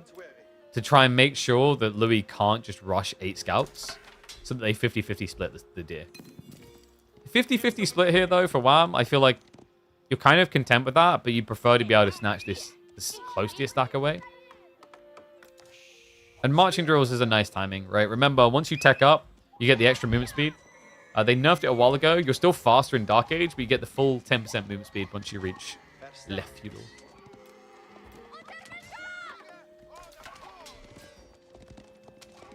Yeah, and he will scare him away, but this is fine. Louis has got 30 seconds to react to this play. Ooh. Is that a misclick? Why is he building spears against spears? So Louis is trying to resist the obvious because he understands that if this is spears, it should be archers or horsemen follow-up, most likely horsemen, right? Because like the logic is, if I show spears, you should react archers, so I react horsemen. So he's just trying to get ahead of the inevitable counterplay. And it's going to work out pretty sick. I don't think he scouted the pro scouts detail. Maybe I'm wrong, though. He might have seen that many on gold and been like, that's suspicious. And then reacted by going spear, archer. Because the reason why you need both of them is if you know your opponent's going pro scouts, then you know he has access to horsemen. That's the very big difference between Ruse and all other pro scout civs. Is for Ruse... Well, I guess Malians as well, because they don't actually have a real horseman. But with Ruse... If they go for pro scouts, they don't need to drop a stables at all. Yeah, that's why they were given the temptation of giant knights, right? Like, gotta get them to build stables somehow.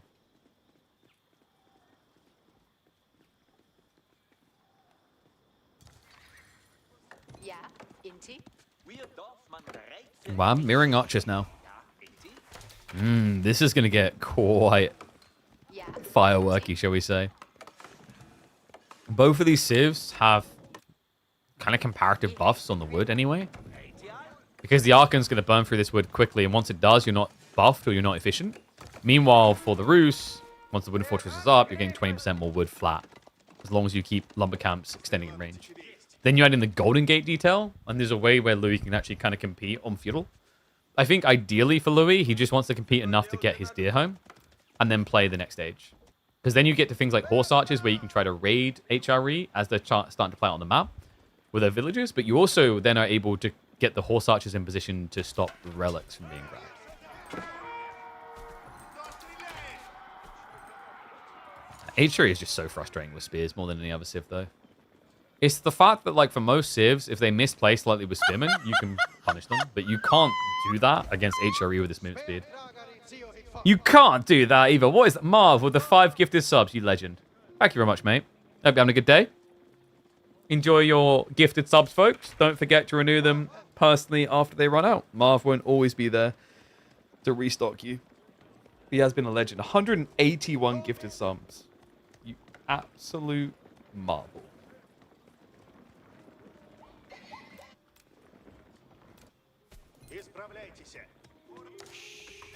Ooh. Okay. Louis buying. Has he been watching too many CSO games? Yeah, it reeks of CSO a little bit whenever I see Ruse thinking about massing knights, but this has been growing in popularity. And in fairness, Wam hasn't kept producing spearmen. He's just strictly gone archers. He's also gone pretty heavy-handed on the pro scouts. 7 scouts now.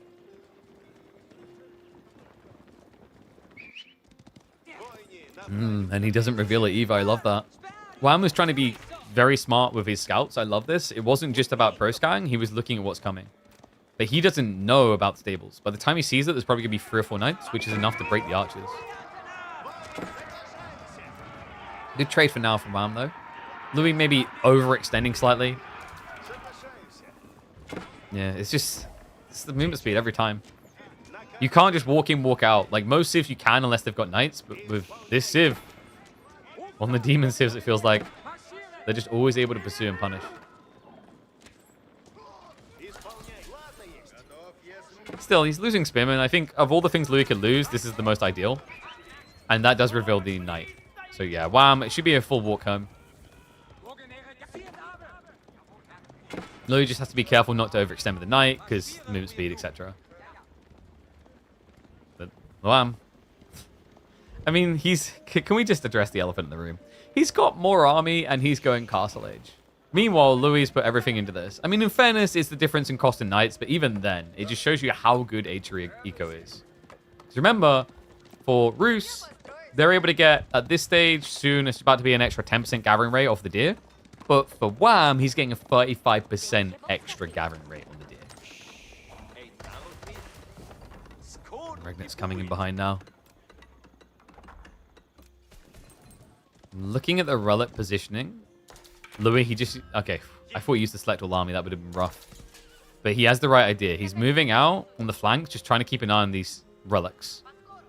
Wam even eyeballing this far backside to see if he can sneak for this. This is great as well, actually. Look at the spawn. It's all back spawning berries for Louis.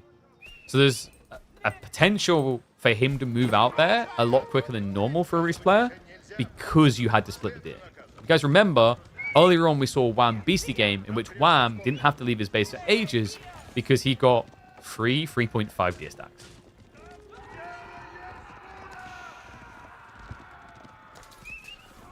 Ruse might need buffs. Dude, Ruse, like, I don't think Ruse necessarily need buffs. People just need to explore new build styles. The biggest problem of Ruse that's been haunting them is that most players have been trying horse archers.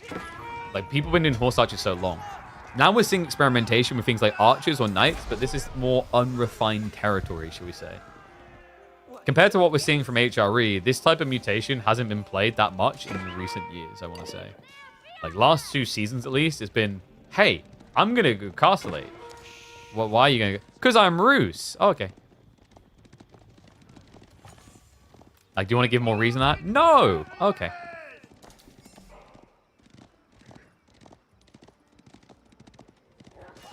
Wham now with the Knights. Louis about ready to follow suit into the next stage, but... the relics are what's going to concern me a little bit. Those Southside ones in particular. Good read by Louis. He's keeping the scout ready, eyeballing both the berries and the relic.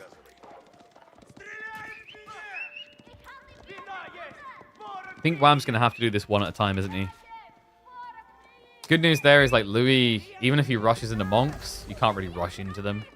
They take a very long time to produce compared to the prelates. High Trade House coming in. I don't... Do you guys even want to guess numbers on that? Like, is -3 an option? Like, that is... What is the polite way to refer to this? Tree lines like this is why we're all going to run out of oxygen. There you go. I think that's the nicest way to say how I feel about that High Trade House. It's not a great one. But he's worried about knights coming across, right? So he has to play it contained. It almost feels like he didn't fully prep for this. I think there might have been room if he deleted the lumber camp to slide it right in here, but maybe these 2 trees here would have stopped him. I think the meta is going way more towards feudal play rather than fast castle, which Ruse are pretty good at. Yeah, but Ruse at that stage kind of feel like a second-tier French, right? Like, if you're talking about feudal all-ins, like, we had this earlier on where a player was massing a ridiculous number of knights, but you always get worried there because Ruse knights, man, I'm eventually going to have them die. Whereas French knights, like, hey, very expensive, but overall better than Ruse knights and heals as well. So I think Ruse, it's still about, you can feudal aggro, but you're looking for castle. Whereas French, you know, they can, I think French are probably the most capable civ at rolling a game in feudal. 1 relic home, 2 more coming, Wham. This one looks like it's definitely not going to make it back. Where's the other one? Oh, it's already in. Well played. So Wham does get 2 home. First of the warrior monks has been queued up. But this one is definitely coming home as well. So Wham is going to make it 3. Potentially 4. Especially the archer there. Louis intentionally tries to pull the archer away so the spearman can do the business. Yeah, even the wolf joining in. But if he just roll lulls now, it's fine. Instead, he's just going to go for the snipe and save the wool lull for later. Where did this just come out of? Wham went from very reserved, very scared to get the hell off my lawn. Sorry, let me do that in pro. Get the hell off my lawn! There you go.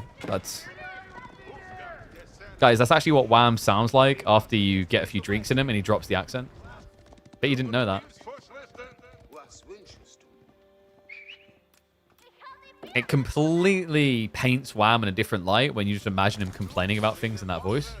I don't know why mangonels are so crap. And crossbows never win the late game. And castles, I don't know, they're like good and bad at the same time. Makes no sense. Sorry, Wham. Ooh, sorry, Louis. Nice time. Can he get the kills? Nice club follow-up. Gets rid of... Was that 5? Yeah, he lined it up almost perfectly to get as many kills as possible. Other 3 will at least make it in. Monk on the north side does get intercepted. Okay. But... yeah, warrior monk's on the way. And this is the trade-off. Wham decided to attack Eco, so now he's exposed on the relic win condition. He's marching even deeper. Wham isn't done yet. He wants better trades. Louis, being a cheeky git over here, is finally going to get a worker kill. The first one of this game, actually. The rest of the knights are going to circle around and try to sneak in unnoticed. Not like to be feasible. In the meantime, the dive comes in. More kills connected. Wham strikes down 2. Make it 3. Maybe not. Okay, he actually does get it. That garrison spot was a bit weird. Out of time alongside it as well. High trade house, by the way, was 70 gold. That is... Let's not talk about that. Louis, wow. He can't dive. Like, that's crazy. The knight count is already 8 on the defensive. So, Louis just has to take the punch to the face, and he can't really do anything about it. Wam is still just farming up the knights. Definitely lost a lot of value on that dive. But between the idle time, the kills, the fact that maybe he gets the relic. No, okay, Louis is going to take that away from him at least. Overall, I think Wam, like, the only detail to be unhappy about is that relic loss. Because that relic loss is the type of one that kind of just seals the deal. Right, 4 relic HRE is pretty nuts. So props to Louis for doing something to keep some hope here in game number 3.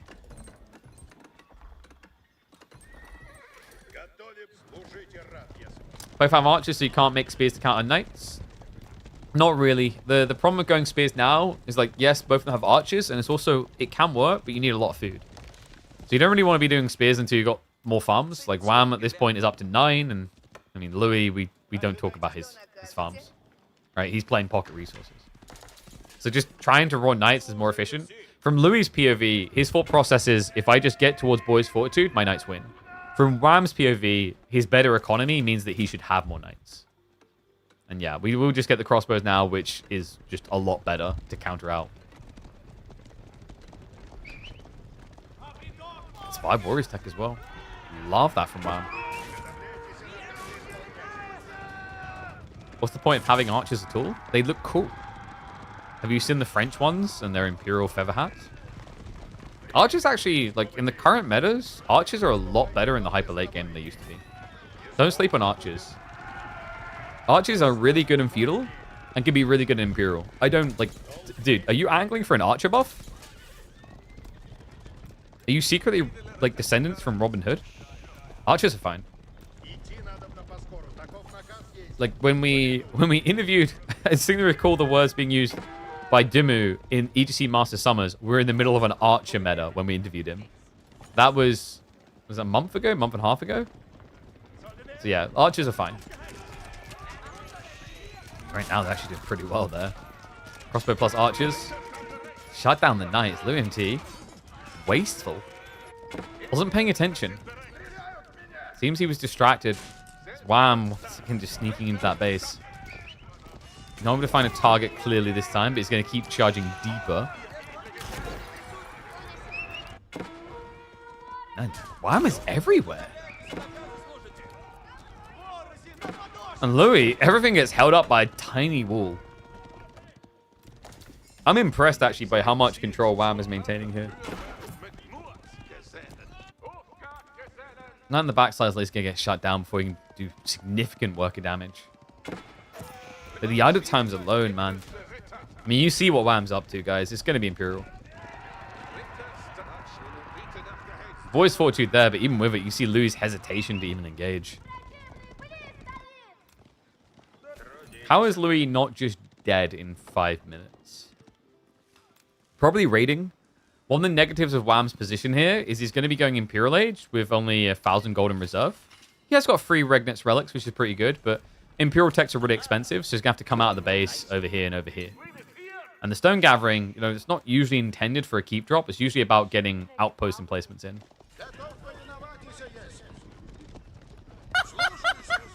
Yo, what's up, Killer Stat? Thank you, the Prime. Appreciate you, mate. Remember, guys, Prime subs are absolutely free. You've already paid for it. You gave Bezos the money, so why not give me the honey? Give me the freebie. Smart lad. And yes, archers are so damn cheap. And like I said, in the late game, for what they cost, they're impressive in what they can do. Did anyone ever try that Terminator RTS from about a year ago? I was sent a key. I think it's like on an old website, and because I didn't do coverage, they were like, oh, we're not going to send you keys anymore. I was like, I couldn't do coverage because I was at an event. I think it came out like around Red Bull or something.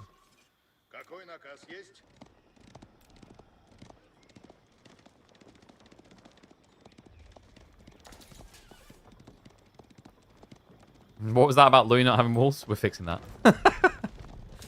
Oh, this is going to go late. Because Wham's now just going to hunker down and play full eco. Why wouldn't you?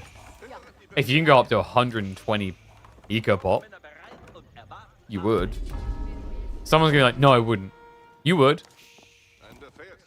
Like, if you're like me, you probably have 4,000 wood in reserve because you'd just be rallying there and couldn't be asked. But yeah, we've got full hunger down. Walls up on both sides. Ruse, HRE, both pretty solid in the late game.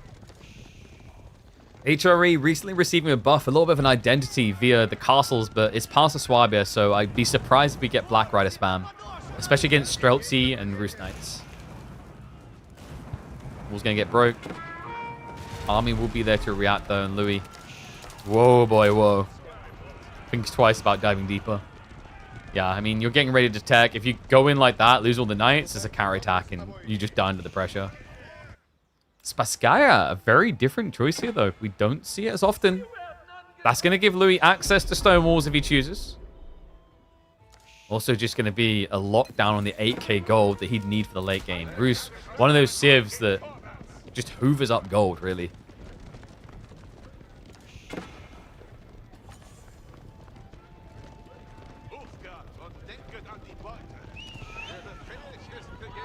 A wonder victory is worth 2 game points? No. I'd rather not encourage people camping in a corner for 40 minutes to build a wonder. That's exactly why I stopped watching free-for-all stuff. Free-for-alls are boring for that exact reason. Ah, but Louis means he's not getting this discount on the high army. Also, kind of problematic because Bombards in particular with the high army has been impressive. The fine-tuned guns means that you can actually one-hit kill hand cannons, if I remember correctly. Actually, no, sorry, it's 65, and then you get gunpowder. Yeah, I think with gunpowder as well, you're able to do the one-hit kill. Yeah, we just don't really see it anymore. I'm sorry, not gunpowder. Am I thinking something? Fine-tuned guns, maths is 55, goes up to 65. Then 50, you 115. So you almost one-hit kill hand cannons. Won't have that option now. Yeah, I swear, fine-tuned guns is such a slept-on tech. We've seen a few players make great use of it. But obviously without the landmark, not an option here. With the 8k gold locked in, Louis MT, he really is subscribing to CSO at this point, isn't he? We've got knights, and would you believe it? More knights. Oh, wow, what a diverse strategy. Yo, what's up, Holy Punisher? Thank you for the Prime sub, mate. I must have missed that. Thank you, thank you.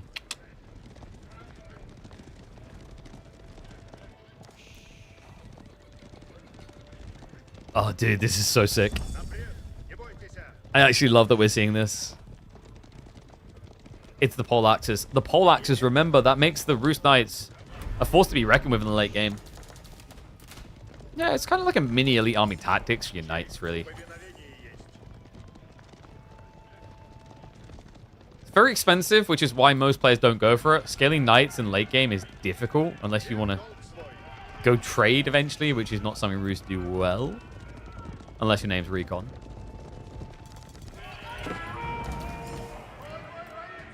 Wham's reaction is just going to be crossbows.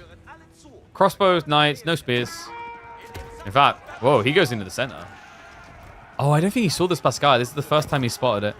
He's going to have to rally troops to defend. He's got these knights coming around now. He's going to delete the wall to get in faster here. As the Roost Knights do go hunting, Wham is going to look to mirror.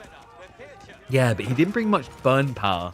So it's going to take him a while to get in. In the meantime, the Roost Knights with the extra health and damage are much scarier here.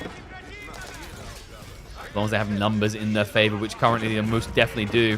Wham, panic rushing, more knights out to contest. There's the cannon emplacements. The arrow fire should be enough to eventually stabilize him.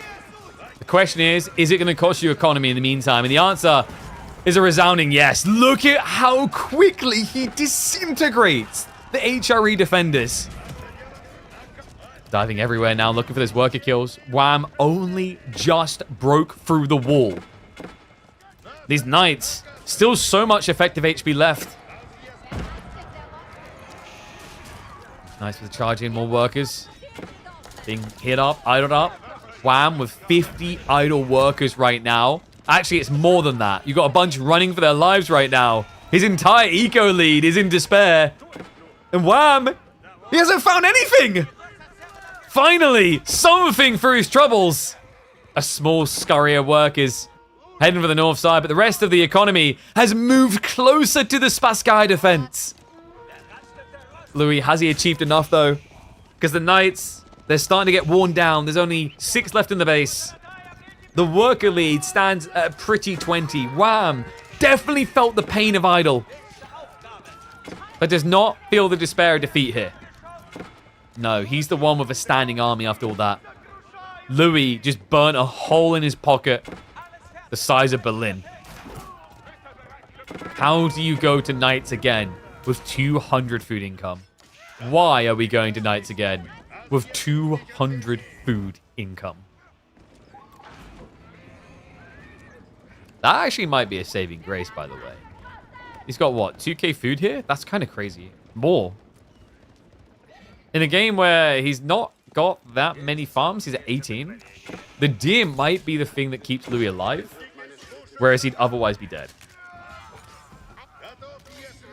Still, his raiders are dead. Wham definitely has the food advantage. 40 farms. Cistercian Abbey'd up. Doesn't it look so pretty now when you watch HRE?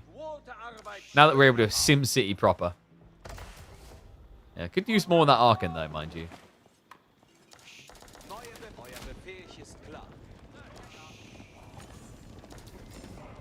What an expensive die for Louis. This is the predicament that Palace of Swabi puts you in though. Palace of Swabi has like 2 approaches, right? You either are able to flood them and shut them down before they get online, or you're playing for a timing where you mirror the size. How do you mirror the size, right? Like, that's difficult. In a way, he's kind of gradually achieving it by diving, but this was an expensive fight, man. It's not like we're talking about a 35 farm plus Ruse player right now. He's getting there gradually, but taking longer than he'd like.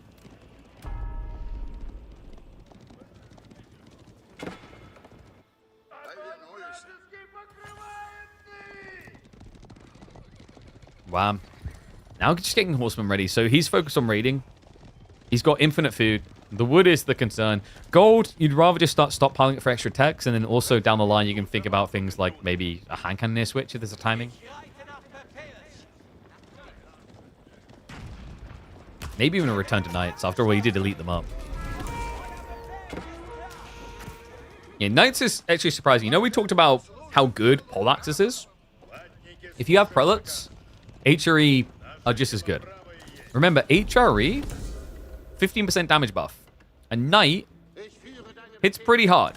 29 base damage. So 15% increase there is on par, actually, with the Poleaxes. So the difference then is in the health, which is the Boys Fortitude giving 25 extra, and then goes up to like, what, 40 because of the biology. Or 35, 30-ish. But the interesting thing with that is the armor value that you get from Inspired Warriors tech. The Inspired Warriors armor is pretty important there in the maths. Because if a fight is going to last, what, 10 hits, which is feasible between Knights, then you're pretty much neck and neck with Ruse Knights fully equipped. And, oh my god, we said we weren't going to get them. Guys, it's Black Rider time. Yes! Okay, now I'm really upset we did not get mine work. Guys, chill. What are you on about Siegeless? Look, the siege right here is a cannon. Actually, we do have siege works coming, so Louis prepping a switch.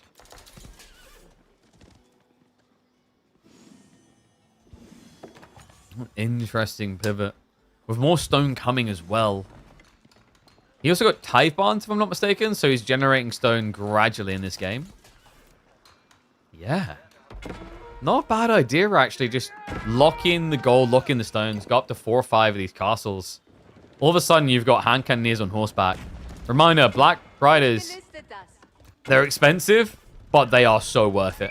45 base damage, 225 health, and they've got 4 base armor. They don't die easily. Not to mention the Caracol ability. Great for chasing this down. We do finally have biology. That's something that's been missing for a long time from Wham. Kind of surprisingly so. Knights are stopping the wall up. And we've been here before. Wam always brings barely any torch power to these breakthroughs. Yeah, it kind of leaves him vulnerable every time, right? Freaking Black Riders. He's activated Caracol. You move quicker with this, and you also are able to shoot on the go. Yeah, not much damage right now because it's only 2, but imagine this when it gets to 10, 15. As long as you micro it, Louis is going to struggle to ever catch you. Shout out to the devs for really just making them remind me of Dragoons from Cossacks. It's always the reference I make. That unit was absurd in Cossacks. Could break anything.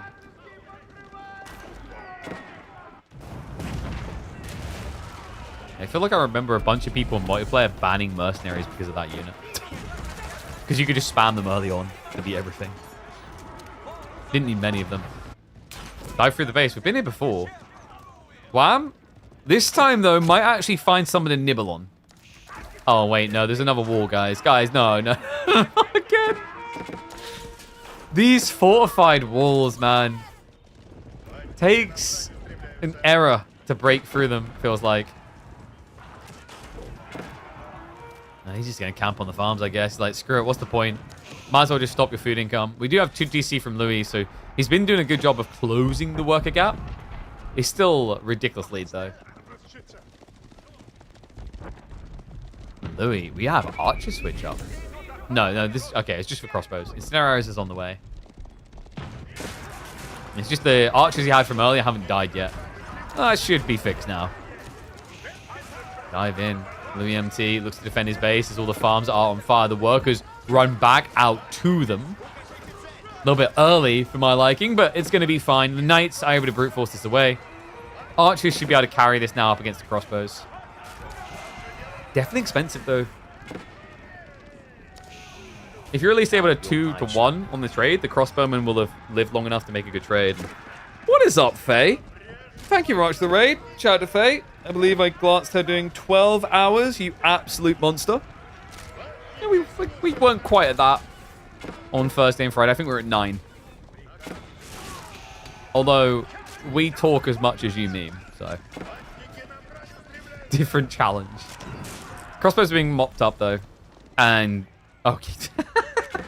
Louis just baited me big time. I was like, we have trade. No, we don't. We have houses. We have very comical houses from Louis. These are bronze level houses. There's a bronzer in chat going, Louis just like me. Dear oh dear though, Louis. You say he's just like you. Do you mean he's losing? Because he just lost, what, 10 workers at least in that? Oh, I think he was up to 90 before. So Louis definitely took the hits from that raid. And Wam just has so much economy built up behind this. Would a Swabian nerf be good for HRE? They did already nerf it. It used to get a discount for the tech up. They got rid of that, right? It's still maybe a little bit too good, but I don't know. Like, I see HRE players doing Elsback now. I think the Black Rider introduction was smart. They basically buffed the underwhelming Elsback to get people to do something else. Oh, sorry, yes, right. They didn't get rid of it. They reduced the discount, right? Was it 15% to 10% or something? I think just get rid of the discount. Swabia doesn't need a discount at all. It's fine without a discount.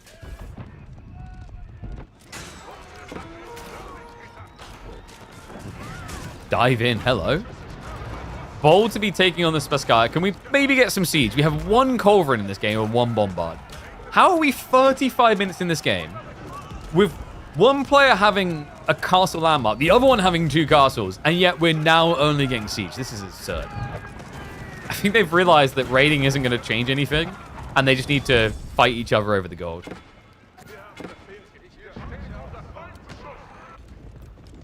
Well, I just said raiding's going to do nothing, but I'm pretty sure that's exactly what Louis is about to do.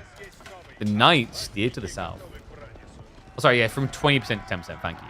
Wait, it was 20%? My brain always just thought it was 15% without looking at the maths. 20% is insane. House of Swabia should never have been a 20% discount. That was a huge balancing oversight. I think part of it is devs didn't want people to build Elsback because Elsback is, like, insanely oppressive. In general, defensive landmarks aren't, in my opinion, a good addition to AoE 4. But in particular, the L's back one with E repairs, everything else, just made it impossible to break, usually. Sky, not so impossible. Covering slowly sieging it down.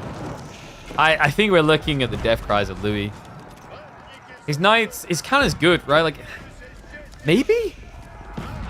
If he can get the fight the right way, sure. The Sky is definitely helping out a lot. But my big concern is the food and the gold.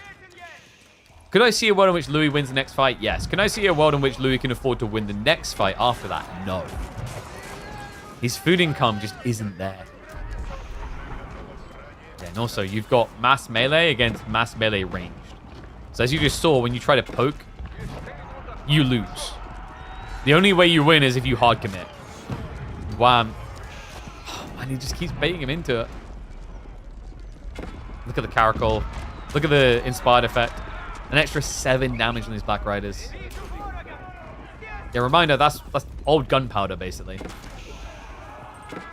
Don't let anyone tell you Inspired Warriors tech sucks on HRE. Is it more micro-intensive? Can that be annoying? Sure. Is it good? Absolutely.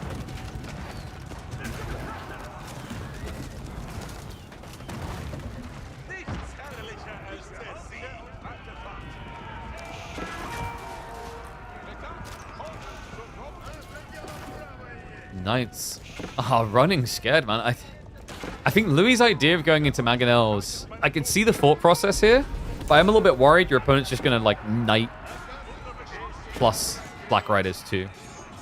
Well, nice attempt at a backstab. Crossbows are being reached by the Mango, actually. Louis, we talked about the expense of these type of fights. It needs to be a good trade, and it looks like the numbers are in his favor, so he will munch down. Takes out the first wave. Remember what we said was the problem, though. It's wave 2. And wave 2 is so much more lean. It's mass spearman. With elite army tactics on the way. Oh, Louis.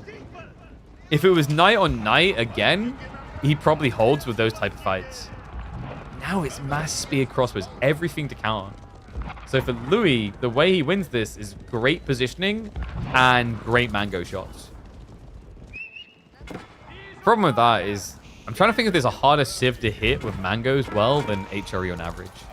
The units are so fast. The spearmen with the march drills, crossbows too. Nice bait there. Wham just dragging him towards the castle, turning around for the shots. Although we're not really seeing this count inflate, are we? It's been stuck at about 30 knights the entire time. He's just outnumbered. So reluctant to give it over, though. Understandably so. Best of fives can be merciless from this type of position. It's not like you threw out a trash civ and your opponent threw out a good civ, right? You both flexed civs that have been considered to be quite dominant in competitive. Workers are going to be ignored. He goes straight after the siege. Louis, where's the remax of knights? He's switching. He's trying to go archers into spears. Which, I mean, makes sense as a counterplay, but the problem is the timing here. It's going to cost you the mangoes. Full army blob goes in. Louis empty. Cannot stand his ground. All knights gone. Mangoes to die as well. You got to feel that that is curtains. I mean, maybe the mangoes get away from this. But Wham, with Black Riders, I mean, you can just start to spam them in again. You can get up to 15 of them and dive into the economy. But now he actually goes for knights. The Spskaya that is held firm for so long no longer can. Culverin sniping it down. Once this falls, the floodgates open. And Tartaros shall eat well on souls. Miracle hold there by Louis to keep all the siege alive. I think maybe one bombard went down. The rest holds on though. The tricky part though is, can you guys see the weakness of Louis' composition now? Wham does. Horseman solves the transition and the core of the build. Louis is going knights again, but we've beaten that like a dead horse, right? Like, it's been a miracle the way he's been able to hold on, but this many knights. If you could actually get 20 knights out per minute, you do pretty well, right? But that's a lot of food. That's over 1,000 extra food than he actually has. That's without doing anything else. Yeah, one surprise to me actually is that Louis MT is missing precision crossbreeding. It would have even been an extra 200 food, but like he needs every little bit he can get right now. Backstab attempt. Knights with the body blocks. Coverans are just going to dive in looking for the mango kills, but the siege works will protect them.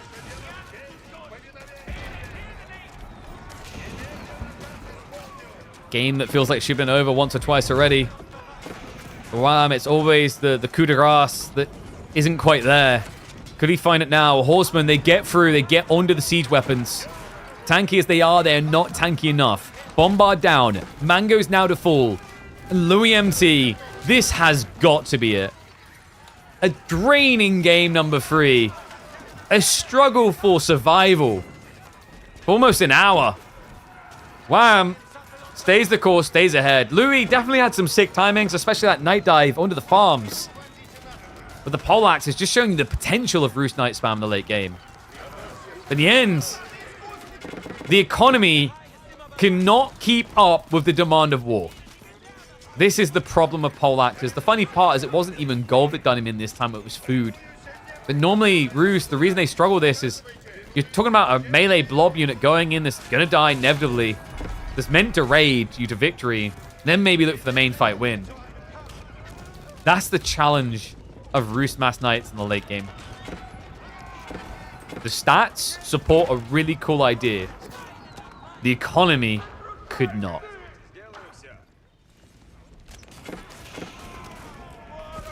Yeah, and he's just spreading out on farms now. Louis MT at this point is going through the motions. I mean, if he was struggling to hold on with the amount of food income he had before, he's now going to lose probably half of it. So, that means that Wam is one game away from one of his best performances, right? Like, he had King of the Rockies, A-tier LAN, though. It did not have all the S-tier players there. Winter Team Championship, team environment. Outback Octagon, free-for-all tournament. This would be his best performance in an S-tier tournament. It's a bit of a consolation prize. It's not the first/second he would have liked. Goodness knows it feels like he deserved a shot at that, how close the Beasty series was, but props to him for this. He's one game away from locking it in. I mean, for Louis at this point, either a result is a downgrade, right? From the dominant win in the EDC Master Summers. Oh, dominant, maybe not the fairest of words, but any win over Marine Lord feels like it should be called dominant. But now, Wam is the one leading in the domination.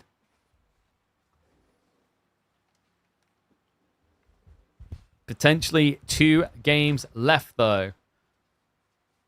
I feel bad. I just kind of ignored Freya when she came in. Sorry, Freya. So, maps-wise, there's Cliffside and there's Coastal Cliffs. Looking at Louis' draft,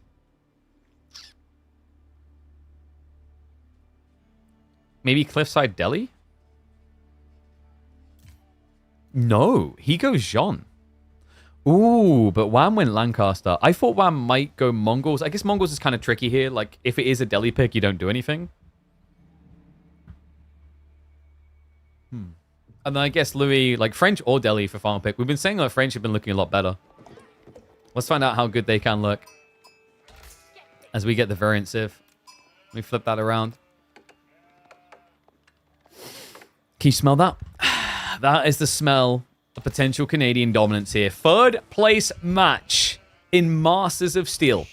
The Denmark LAN here in 2025. Wam, match point on the verge. House of Lancaster in game number 4. Louis MT's response will be Jeanne d'Arc.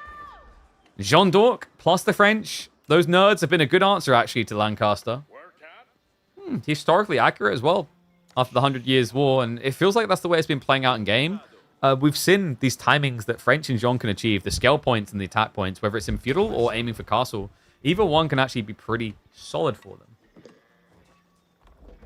So curious to see how Louis wants to try and address this here. Coastal Cliffs, definitely a more rush-oriented map. We have seen some quirky creativity out of Lancaster picks, though. Do you guys remember what we saw? I think it was 2 months ago. There was this really wacky... It might have been Corvinus who tried it. I think it was in the qualifiers. It was a really, really wacky central House of Lancaster Castle build. So the idea is that you drop the Lancaster Castle here. It blocks the short ramp. You build your manners around it. And it works usually because you have the gold here. But the stone is risky at home. I don't think he's going to do it in this much up just because Jean is really good at contesting. But still curious to see if it's actually effective. I think the game where that was tried was Delhi versus House of Lancaster. And it kind of made sense that he tried for it there because Lancaster is sad against Delhi. It's the same as in English pick. English doesn't feel great into Lancaster either. Into Delhi rather either. Right. So Lanny Castle. Ooh, stone's not really safe though. I guess if he plays for it early enough, it's not too bad. Maybe 3 manners fast castle. It's weird though because the thing about going SC with Lancaster, usually White Tower is the most impactful way. But do you really want Earlsguard against French Knights? Because usually where Earlsguard looks good is you spam them up against things you can kill. It's very difficult to kill a French Knight because they'll just chivalry off the damage, right? So it's a bit shaky of a strategy. If, however, Wam can get towards the King's College, in theory, that's a very powerful strategy against Jean and French. Because remember, they're going to spam out knights. And if you get King's College, Lancaster has got a tech in there that lets them go into heavy damage bonus with their knights. Essentially mirroring out the effect of the French knights. Still, we may be getting ahead of ourselves.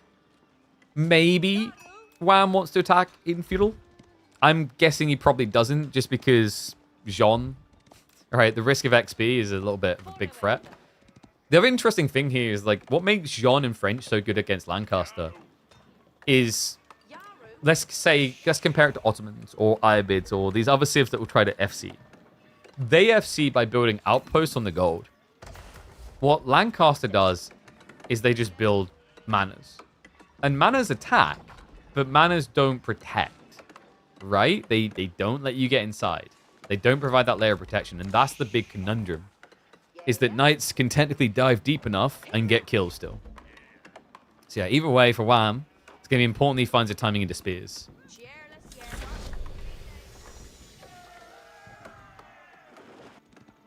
Very slow tech up time for Louis. I guess he's trying to just maximize the XP intake so that he gets level 2 Jean. In this matchup, I would probably expect to see range Jean. You could technically melee Jean and dive. It's just how you ever reaching a target. Because you get seen coming, your opponent will just pull away, and then you'll die to the static emplacements. Whereas Archer Jean could just poke from afar. And this is where, like, Jean is actually quite sick against Lancaster.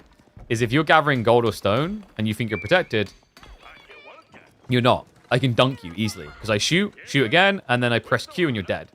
The problem is, other civs, they'll see a unit get shot, and they'll use an outpost to protect. You don't have that. Like, the issue with this civ in this matchup always comes back to the outpost.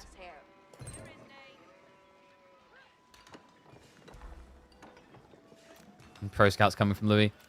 To be expected. Just gives him the centralized food at home. And also, if you look at the spawn, there's no attempt by Wam to secure that. Like, I don't think you're going to go for a white tower this far out. It's too gambly against knights.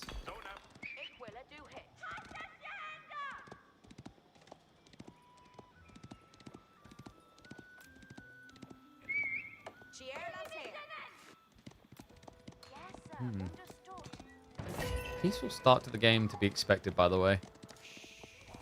Most players end up losing to Lancaster because they dive too quickly. It's such a frustrating civ to try and truly shut down. Because, you know, we talked about knights being able to dive eventually, but early on, let's say you got one knight and you come in here. You know, you got 8 damage here. You've got 12 damage here. So, every, 4 seconds, that is going to be,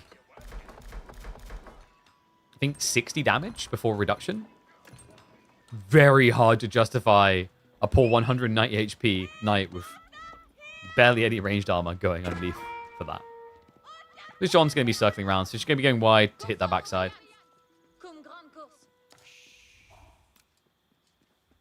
It's always weird when you have these very long, sluggish games, which is what I would call game number 3. And then you come back for the full reset. It's like the expectation, the death reset.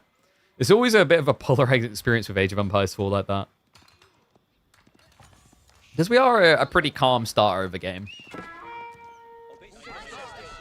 And, ooh, the Demi-Lancers, wham! Okay, that could be a Dejon. Probably should be a Dejon. One Knight shouldn't be able to protect, but Wham, he's riding blind. Yeah, that's frustrating. So why didn't Wham just dive it? Because if he goes north and she went west, she comes back around and snipes villages. If she went west and you go west... sorry, if you think she went west and you go west, she goes north. She's going to get away anyway. So I like that Wham says screw it and just sends it across the map. He's like, I should probably be doing some sort of damage. And these guys are going to be good at intercepting pro scouts.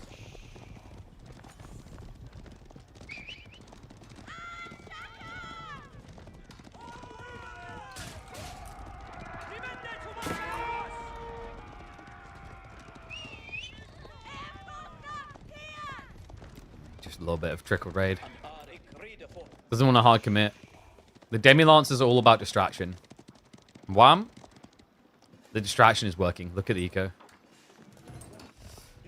Alright. 1s if you think it's King's College. 2s if you think it's White Tower. Quick. I think White Tower, right? He hasn't got any spearmen, really? Just 2? So you gotta be worried.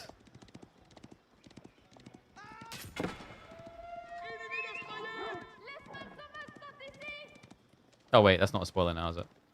Yes, ML Beasty next. Sorry. My instinct is like, no spoilers. Remember, guys, no spoilers about the outcomes. But yes, we're going to be having a look at the grand finals after this. So, Beasty versus Marine Lord. And he goes King's College! Okay, the Demi-Lancers have got their work cut out for them. They need to distract. Louis, does he sense it? He's going to peel a Knight to deal with each of the Demis. His Pro Scouts play is protected. So yes, just to reiterate to people, this is of course the third place match. We will be checking in on the grand finals between Marine Lord and Beasty after this.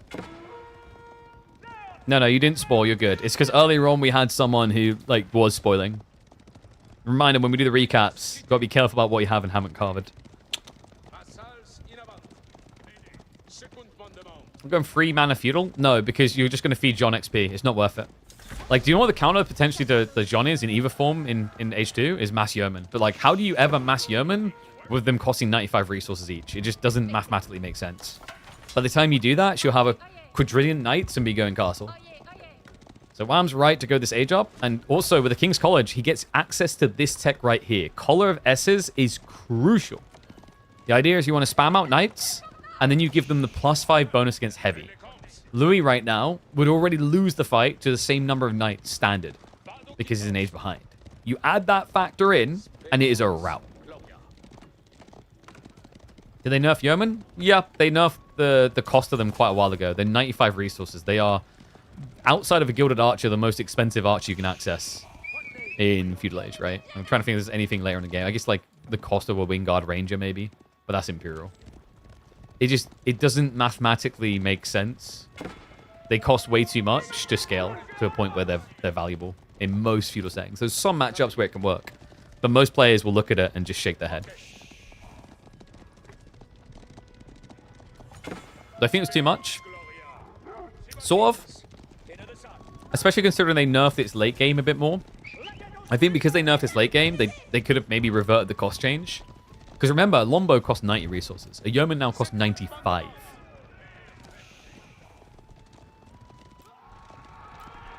I think in an ideal world, you just change the way manas function, and then you revert the cost change for Yeoman. And then Lancasters are pretty reasonable Civ. Right now, they are the Demon Civ. The hard one to be, but French Jean, usually the ones with the good answers. And plenty of answers here. Look at this raw knight count. 13 and going upwards. Chivalry is also a big problem here for Wam. His knights, any damage they take is permanent. Archers are going to start contesting the vet spearmen. A little bit of XP. Steel arrow also on the way. No blacksmiths yet from Wam. That might be problematic here. Yeah, because he's going to take double damage from steel arrow. Remember, knights have 4 armor. Archers do 5 base. So the +1 is actually pretty important. Especially because you're scaling archer to deal with spears anyway. Right? So it just gives you that coup de grace against the knights. Because your goal here, you want to try and kill the knights before they pull away. So that Jean gets XP. So you have to think of these archers as not only a spearman blocker. They're an XP securer for Jean.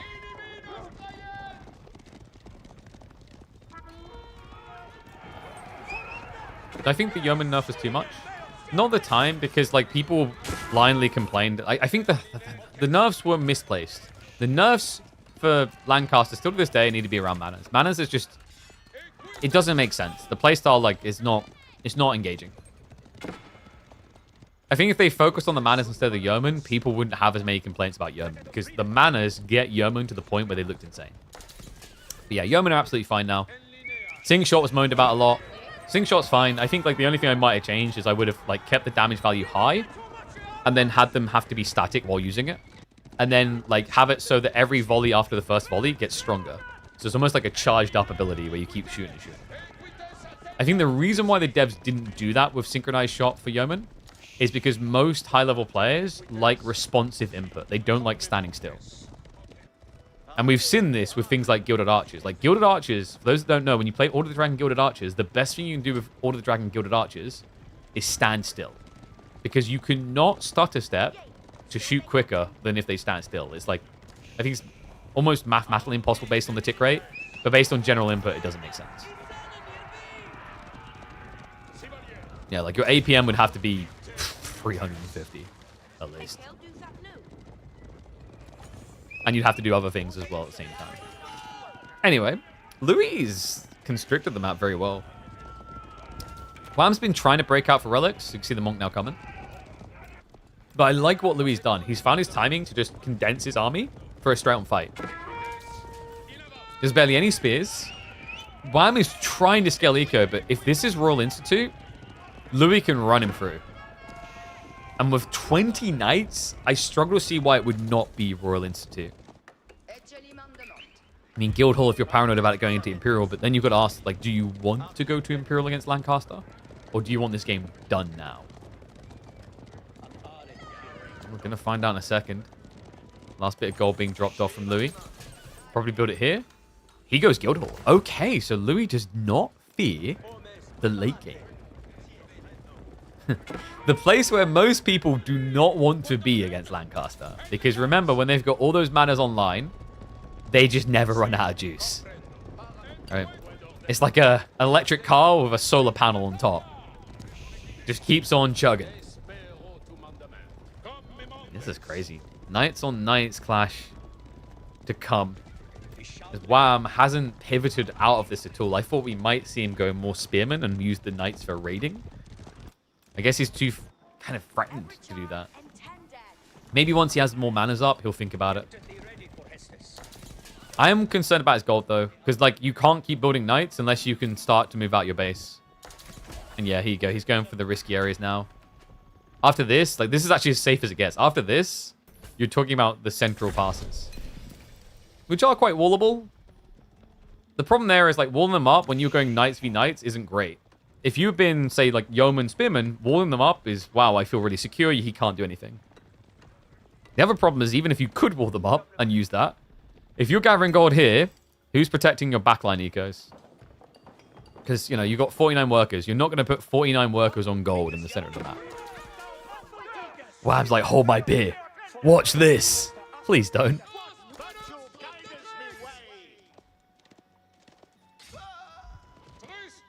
Louis now with the arbitrary switch. Archer's also getting upgraded. Only 11. The consecrations are looking good. Remember, this is how you make those expos nice and cheap. He doesn't have the improved tech yet, so he's not discounting the gold, but he's saving 20 food per arbitrary.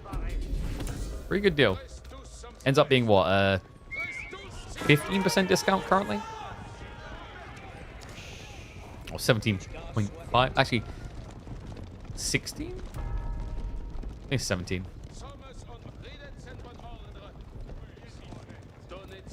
No, 15. I think it's about 16. Maths. Something like... Someone's going to give me the decimal points on 100% divided by 6. These knights are on a fishing expedition. Fishing for kills. Torches out. Forces the commitment. I wonder, does he want to hang here? Because the fortifications are coming in. This could turn into a bad fight for Louis. But he commits all the same. Level 3 John is about to kick in as well. She's not being sniped quick enough.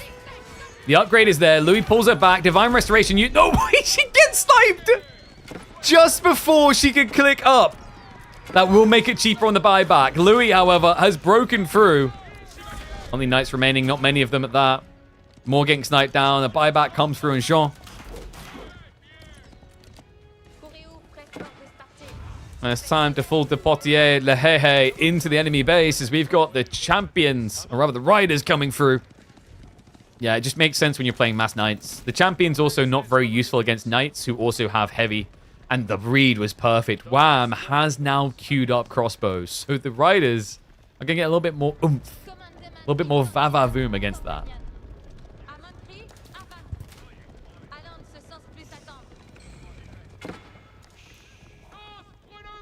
Even more Springles. How many is too many? Never enough. Not against knights. He actually goes for the burn. Yeah, so this is to force the fight. That's why he keeps doing it. He wants Wham to have to attack him. So sketchy the way he's trying to do this, though. Torches out. We'll break through one. Crossbows turn around for the shots. A bad trade there for Wham. Just as many dead blue knights as pink ones because he has to keep engaging. One outpost down. 5 villages dead. Maybe more to come. Arbitrary, pull away. Villagers marching out. He's out of gold, right? Like, Wham. Yeah, he just says, screw this. This is too much. Louis MT gets us all the way, baby. 5-game series for 3rd place. Whew. All right. Really cool execution, actually.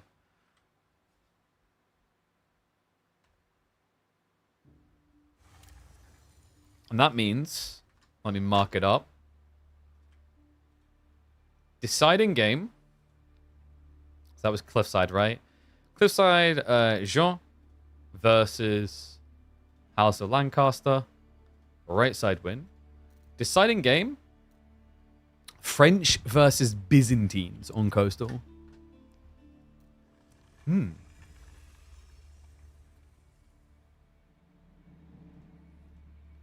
I wonder if you Dark Age Rush. Who do you think is favored in this matchup? French versus Hull? Feels like French has an edge. Yeah. I think they have really good timings, and also the way they scale is really nice. Right? Because like French Knights, is you scale into them. Like there's plays to overcome Spearmen, and obviously Lancaster players aren't investing in many Spearmen. It also is like one of the good counters towards the White Tower Rush play, because if your opponent's building Earl's Guard and you have Feudal Knights hit as hard as the Earl's Guard, and they gap close. Right? The biggest challenge against Earl's Guard is they kite you way too well. So it makes sense in a lot of ways why French and Jean have been doing well there. You guys ready, though? It comes down to this. One game to see if Wham can level up and secure his best performance ever in an S-tier tournament, but it's going to be a challenge. He's up against the fearsome Chinese prodigy himself. Louis MT on the French. Wham. Well, he's looking good with this pick, folks. It's going to be Byzantines coming out in the 5th game for 3rd place on this $25,000 LAN. An extra $1,000 comes down to this. One game. And Byzantine's an interesting choice on Coastal. They've been looking pretty good, though, and it kind of surprises me because a lot of players have still been going for that max system build. And despite that, despite the fact that on this map, the stone spawns further away, they've been ticking the box time and time again. Now, French is the different beast. I like this from Louis MT. French is a very aggressive civ, one that should be capable of stopping Byzantines from being greedy with the stone.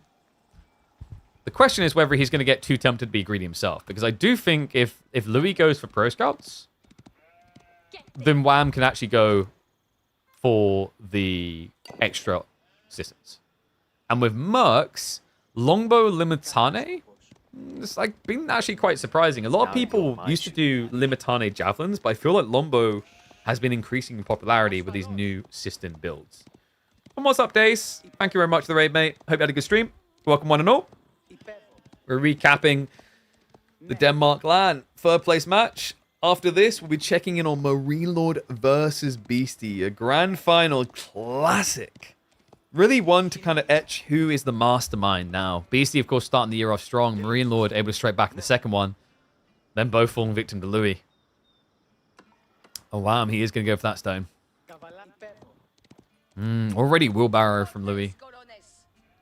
I feel like wheelbarrow is meant to be indicative of you not going pro scouts, but I've been seeing a lot of players still go wheelbarrow plus pro scouts due to the discounts. The reason why wheelbarrow and pro scouts in theory don't play well together is that pro scouts is all about optimizing your villagers underneath your TC, which means they spawn here, they don't move. If you go wheelbarrow, that's to enable people moving. So doing both is usually greedy. Most civs don't want to do it because it also sacrifices your pro scout timing. But the thing with French and John is they get that big discount, 35%, I believe it was, which allows them to kind of think about it and justify it, right? Because at that point, you're pretty much just paying for pro scouts to get wheelbarrow and pro scouts. Wow, we'll be moving out. This looks like a Grand Winery timing. He's going to eat a few of the berries, try and be optimal. Yeah, the forced drop off to make sure he doesn't eat too much, though. So Grand Winery now on the way. Berry spawns are not ideal for Wam, by the way. If he plays defensive, he can't access them. So I would be expecting a more aggressive line to be taken. Level 2 system shouldn't be too far away. That's always a nice one when the stone's further out, so the mining camp secures sheep. The mining camp secures sheep. The mining camp should secure this sheep. It's going to walk away now, isn't it? Come on. Come.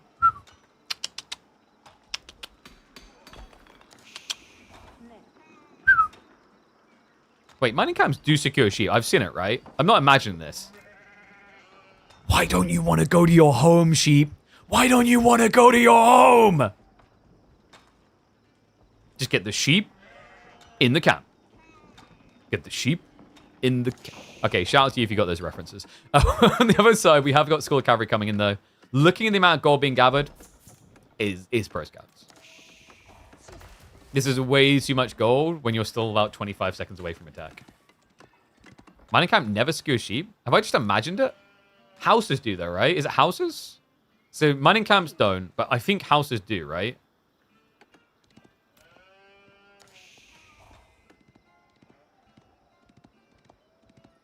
I could have sworn I've seen houses claim them before.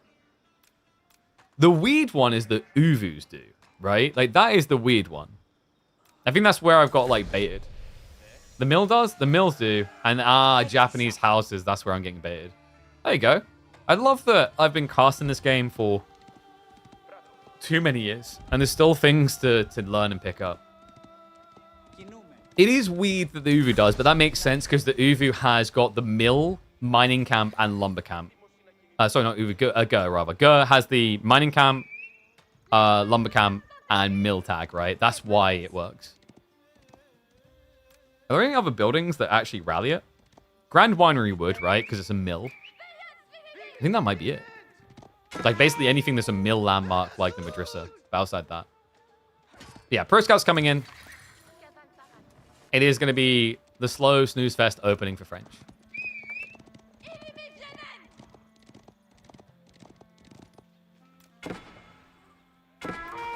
And he's already confidently playing for the berries. I like this. Wam's read is correct. His opponent has been greedy. He gets the opportunity to punish. So level 3 system's going to be coming in soon. It's kind of dumb that it doesn't actually rally. It's literally your home, little sheep. Why don't you want to be owned? Not a question I expected to ask anyone today, to be honest with you. I think the answers are pretty obvious. House of Wisdom claims sheep too. That is an interesting one. I wonder why House of Wisdom would claim sheep. The TC does, right? Because it has like same kind of classification as mill underneath as well.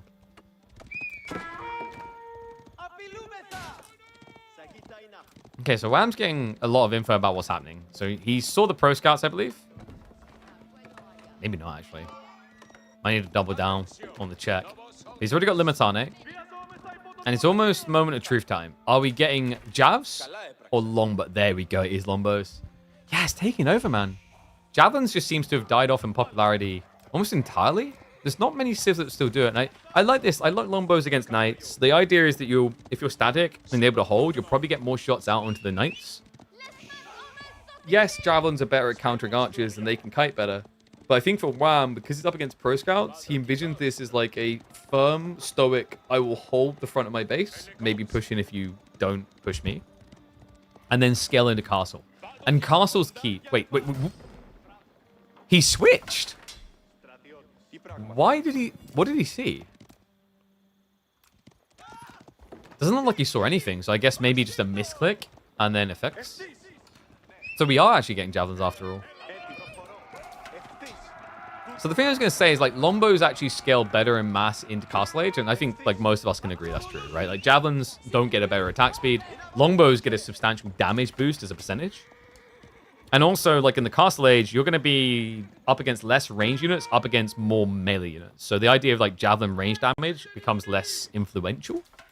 But the thing for Wam here that's going to be really nice with this choice is the Castle Age Mercenary. Because he'll be able to get access to camels. 1 or 2 camels, the debuff on the Knights is super effective. That's why I was kind of surprised that we're seeing longbows come out and been seeing them so much in general. Yeah, I think the mentality of Wam might have been originally, I can block pro scouts. So then you go longbows and spears. But if you don't think you can block pro scouts, it means your opponent's going to have a lot of Knights and you need a different answer.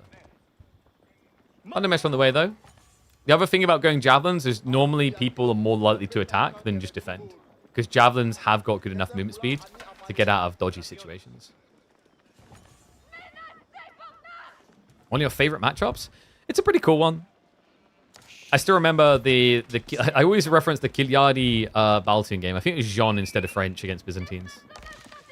One of the coolest bait and switches we've seen on this map. French Knight's going to move in. Ooh. Spread damage, though. Archer's not able to kill a single thing there. Unfortunate Louis doesn't get a kill. So Outpost will be able to go up. The Javelin's already here, so you don't really want to fight this as Louis. He is going to cycle to the backside of the base, though. Nice snipe there. Gets a worker kill. And this is how you do it. Unraveling piece by piece. If you think about it, Wam's quite gluttonous with his placements here. He's stretching out across almost half the width of the map when it comes to his system play. Now, with no more stone, he's condensed. Doesn't mean he can't get to level 5 as quickly. Actually, he should be fine, right? He's got enough for the 5th cistern.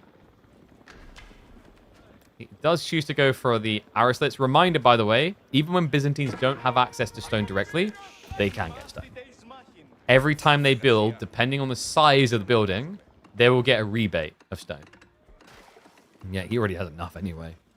So this is just going to be a rebate to get Arislets, which is golden. I feel like the stone being given for buildings is usually like overlooked, definitely by more casual players. It's easy to forget about. Because I don't think it's actually written anywhere, but like, watch the stone. Boop. 8 stone for building a 50 wood structure. Just you guys can do the maths on that. It's a pretty good deal, right? You're almost getting a 20% rebate of a worse resource for a better resource.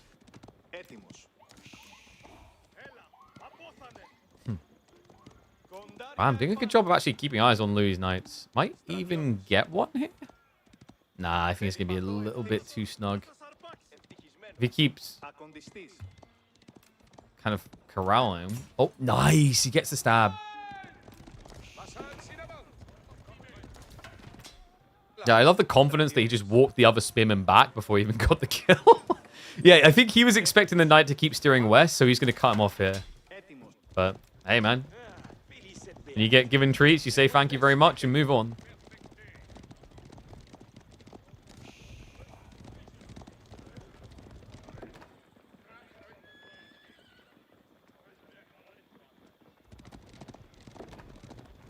I missed that comment earlier. There's a point where walls were overused in the state of game and now they're not. Yes. Like, you can still get those type of games, but it's when both players accept macro. I like that Wallen got nerfed. Honestly, it needed to happen. Like, Age of Empires 4, at its release in particular, and the first year and a half of development, leaned too hard defensive play, in my opinion. I like that we're getting more avenues open up for aggression being rewarded, whether that's attacking your opponent directly or attacking the map. For example, Enlightened Horizon with these neutral points, right, as an example of things to interact with. It's very refreshing. Kind of hope we get more of it.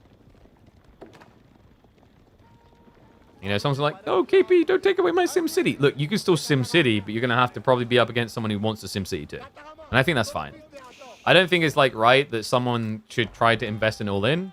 And even if they play it very well, like, you just SimCitying has a much easier time. Nice denial there. Wow, I'm just trying to go for a value wall that would strip rotation potential from Louis.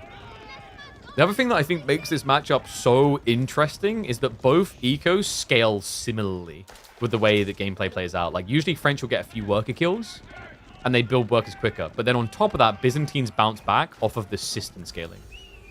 And like, right now, mathematically, Wam is actually still ahead ever so slightly of Louis. But Louis is close to taking the lead on eco. Problem is, Wam is going to take the lead on tech. Golden Horn Tower now coming in. I'm not sure if Louis actually saw that. Game's got so aggressive since the siege change. Yeah, and like some people argue that it was a crap change. Do you remember like the amount of people who came in our chat when we done like the patch note review, and I had to be like, this could actually be a really good change. And be like, no, you've taken my solution to siege away. It's going to be bad. Springles suck now. I'm like, no, they're situational. I still remember B back then trying to use Springles all the time, memefully so. But I'm so glad that we had that change. Like, is it perfect? Is there still some issues? There's definitely still some issues, right? Like, currently cannons are used as anti-siege. That needs to be fixed somehow. But to say that old Springle meta was better is pure insanity. For those that didn't experience it, you didn't miss out on anything. Old anti-siege Springle meta was build Springles until you have more than your opponent, and then you can win the siege fight. And then you can unravel the strategy. It's like when you watch two French players building knights, and whoever has more knights wins. It's like, well, I mean, cool, but that was a little bit underwhelming. Are there not other options? No, build more knights. Sacre Bleu, we will. Royal Institute from Louis. Ooh. I wasn't expecting that, but I guess he has reasonable gold access. Yeah, the back spawns are quite nice for this. A little bit risky if you only had double gold. He technically has triple in a fairly defensive position. Does mean he doesn't have the scale to necessarily go into Imperial, though. Wam is going to try to test him here. Cataphract's also being queued up.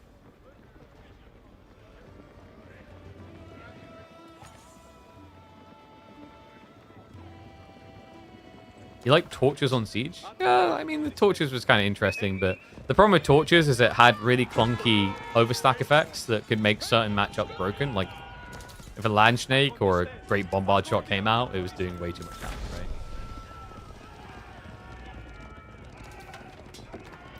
Okay, so tech up can play on both sides now, but what is Wam doing? There's no way he's going Imperial, right? No, okay, thank goodness. We've got more Cadders. We've also got him steering to intercept. I mean, it's javelins. It's not really that threatening. If the Limitane can cut him in the corner... Oh, wait. All right. Is anyone hungry? Because I think we're about to get a sandwich. Can he actually make it? No. He can't. If he had teardrop shields, I think he would have cut him there. He was steering him into a corner. Unfortunately for Wam, not able to connect. Louis keeps calm under pressure. Counterattack is now coming in. No Mangonel in placement. Means he should be able to idle this quite a bit. The army is coming home. Now, this is the thing. With the knights, you can dodge death easily. Archers, a lot slower. That's why Louis is posturing like this. Royal Bloodlines is on the way. He actually might be able to time this for the perfect engagement. 35 seconds away from this key tech that would bulk his army up to unkillable heights.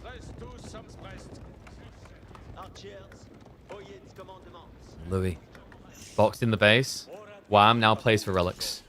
Love the cataphract detail, by the way. The goal with this is to maximize the value of the Limitane.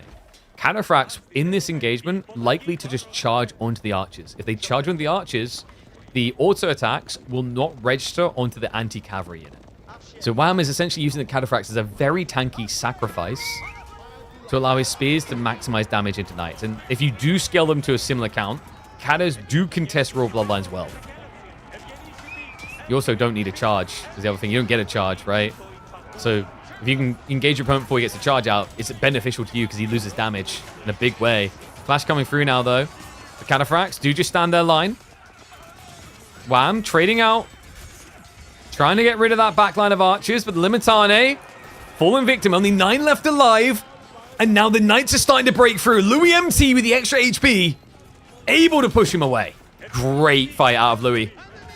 Looked expensive at first, but Wam, those spearmen, they just started dropping like flies. It looked like he didn't get the brace out. There was no stuns coming through. None of the cataphracts dove to the backside. I think he saw it as pointless when he saw that Louis was already target firing with the archers. Wam, from an economy standpoint, with these relics coming in and the level 5 Sistan, he's got to be sitting cozy. The other problem I see in this game for Louis, did you guys notice this on the minimap? He never got the enemy deer. Not one of them. Which means he's already on berries, trying to spam knights. Gambeson's an ambitious aim here for Louis.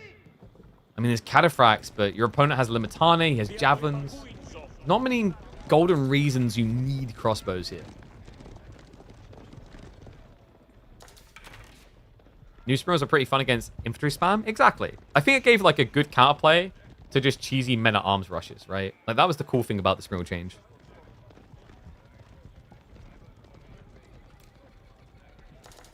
How's Wam looking economically? I thought he might go for the deer just to inflate the crossbow count. Because remember, you can actually produce a lot of crossbowmen as Byzantines due to the increased production speed, right? You're at double production rate. It looks like he's just coasting, taking it slow.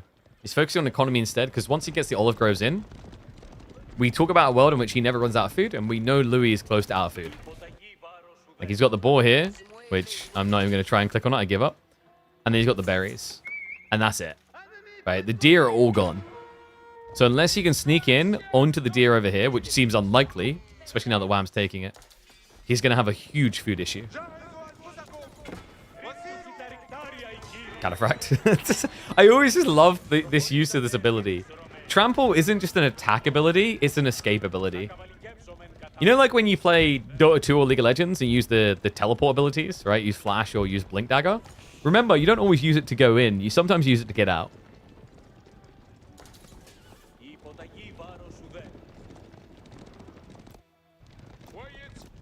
Louis has got to be feeling the urgency. I think he knows if he doesn't get a bigger worker lead, the farm transition is likely to kill him. Wham. Uh-oh. We probably should have had this wall up quicker.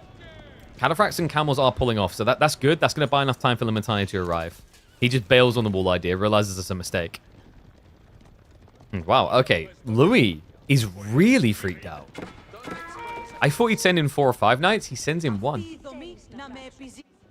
The walling continues. It's interesting. They both have cavalry, but I think the walling benefits Wam a lot more than Louis if they both walled up, right?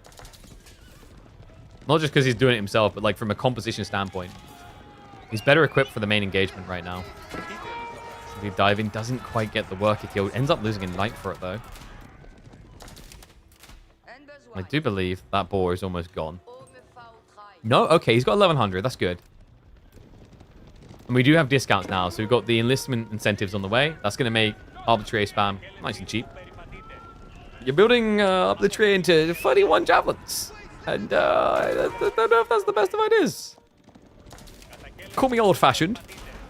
But where I come from, javelins counter arbitrary. Unless you get this, maybe.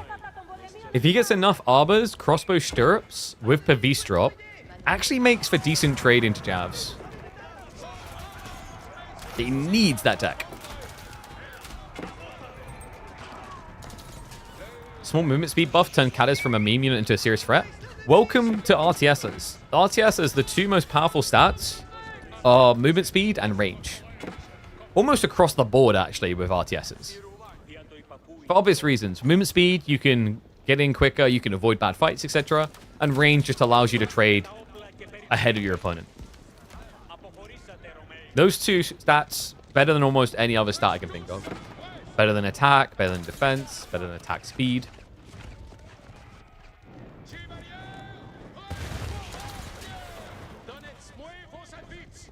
I wonder, could Louis end up overextending this time? It's actually crazy how much cav he's got. 8 and 8. It feels pretty great with the camels. And I believe, do we have teardrop shields? We do. So the speedy spearman. Kado's also more tanky now because of it. And this is bold. Wham. He goes in. Okay. He's looking for the farms. Wham hasn't been in this base the whole game. Not deep. He doesn't know exactly where they are. So if Louis can get the right interception here, cut the army in half, then come back for the others, maybe. Wham. Has he baited him? Because this is looking like that sandwich that I offered you guys up earlier. Only this time, it's going to be a double-decker. Right, DLT. Up to order, up to scratch here. The javelins, they're going to be able to chase this down because the arbitrator now overextended. Cataphract to the trample. Connects on the front side. Louis, even with the castle, it's not enough to deter Wham. Mess with the ball, you get the camel. Debuff coming in big here. Cataphract count, only at 4. Most of them have been cleared. But remember, it's not just javelins. It's 20 plus crossbowmen. Enough to insta-give the knights. Woodline about to be reached. I mean, you would not think there is a castle here with the way that he's diving. But Wham looks to get the Olympic gold for Canada in synchronized diving. Not a first place, but a third place locked in. No doubt about it. Louis, the castle's failed him. We've reached the farms. And Wham will do it. 3-2 to mark in his best S-tier performance in a 1v1 event. Something to be proud of. For this, probably his biggest thrust of the trophy would have been the A-tier event, King of the Rockies, but that only really involved NA players. This, a big booster with people like Beasty, Marine Lord, Vortex, Louis MT, and all the rest. I think he'd be happy with this outcome.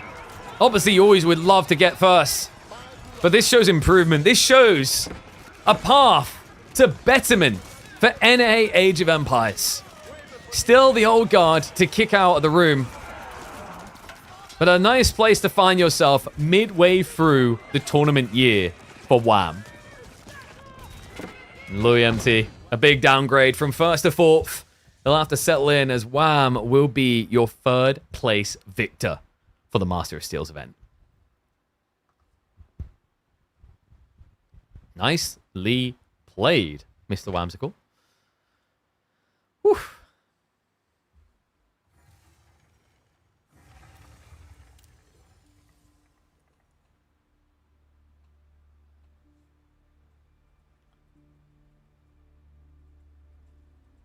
This guy is the biggest threat to the reigning champs. Yeah, I think that's fair. Like, it just got said in chat, right? Like, Louis MT, Marine Lord, Beasty. Like, did he go up against Beasty in this one? I'm trying to remember now, my brain. Yeah, he did. Yeah. We cast it earlier, lol. So, like, he goes up against the 3 champions of Age of Empires 4 in 2025, and he takes them all to a deciding game and beats one of them. Like, that right there is like a full flex. Like, Wham should be proud of himself, man. His improvement has been huge. So, how do we go huge or how do we go better? You guys know how. We're going to be checking in on the finals. Marine Lord versus Beasty up next. So let me update the details. By the way, guys, !Masters, if you can do me a favor, we're doing a campaign with a mobile game. They sponsored us to play the game. Pretty cool one. It's a little bit like Bejeweled, just with some extra layers to the cake, some PvP, etc. It's free to download. If you do so, give it a little download. Free to do. Only takes a minute. Give it a spin. It might be for you. If it's not, go ahead and uninstall it. But what it does by downloading is it tells the sponsor to come back and sponsor us more, which gives us more money to do more events ourselves, show matches, etc. So go ahead and download that. It's literally free to do. If also you're in the shopping market looking for a new PC, you might notice this laptop in the background. This thing has been powering everything. So if you guys actually have been like, wow, KP streams look incredible, and he's multi-streaming to 3 different platforms, that's crazy. With different encoding, that's crazy. All on that one laptop, that's courtesy of PC Specialist. Shout out to them. This laptop has been very useful. I used it when I was away in Germany, in Ramstein, working that Rocket League event. It was very handy for doing some of my work in the background, and I may have used it to play some awesome games. Yeah, I couldn't help myself. I was having a good time on those games.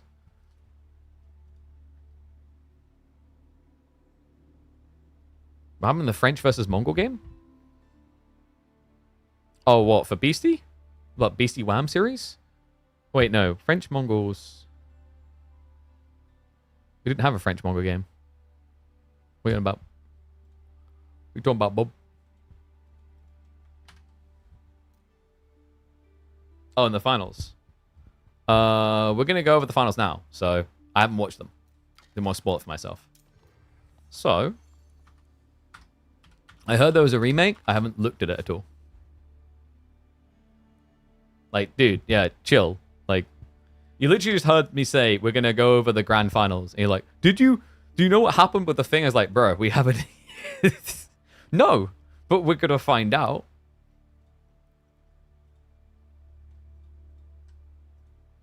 All right, so... I was, by the way, a little bit surprised that grand finals was not a BO9. Did anyone else find that a bit surprising? I thought it would be longer than the semifinals. And also because the third place match was only a BO5, I think it would have like made sense maybe for it to be a BO9. But let me add these details in.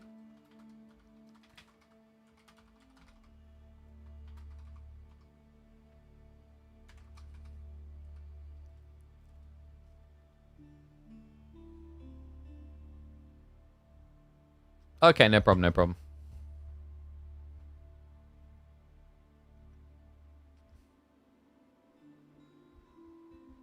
Yeah, we can't, yeah, like, most cases you can't stream crashed games. In fact, yeah, it's, like, invalidated. I wouldn't be able to look at it anyway. All I can see is that game went 40 minutes. Anyway, though, we're going to start off on... Is it Dry Arabia we begin with? It is. Sushi versus Ottomans on Dry Arabia? Okay. Not really what I would have expected. That's quite the curveball, actually, out of Marine Lord.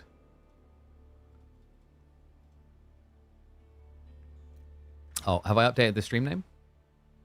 Yes.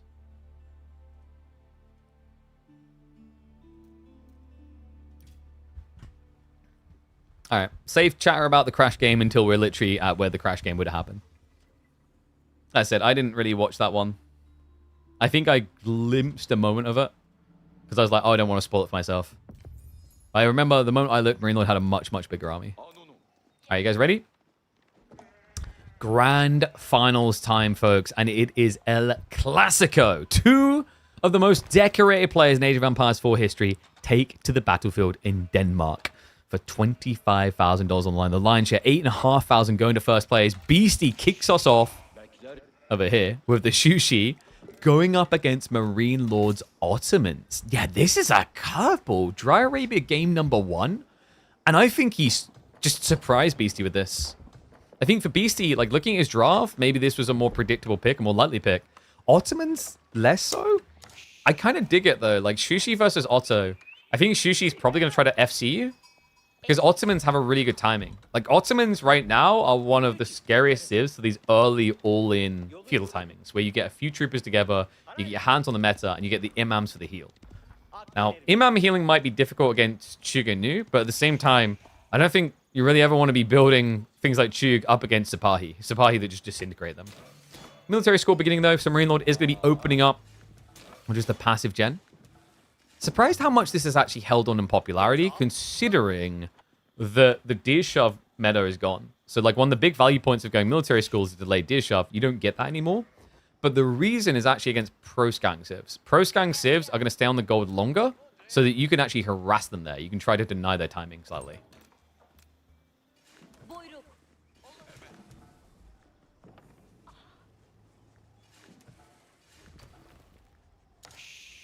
And also, reminder, folks, no spoilers about game outcome or ban. I feel like I'm a broken record here. It should not be that hard.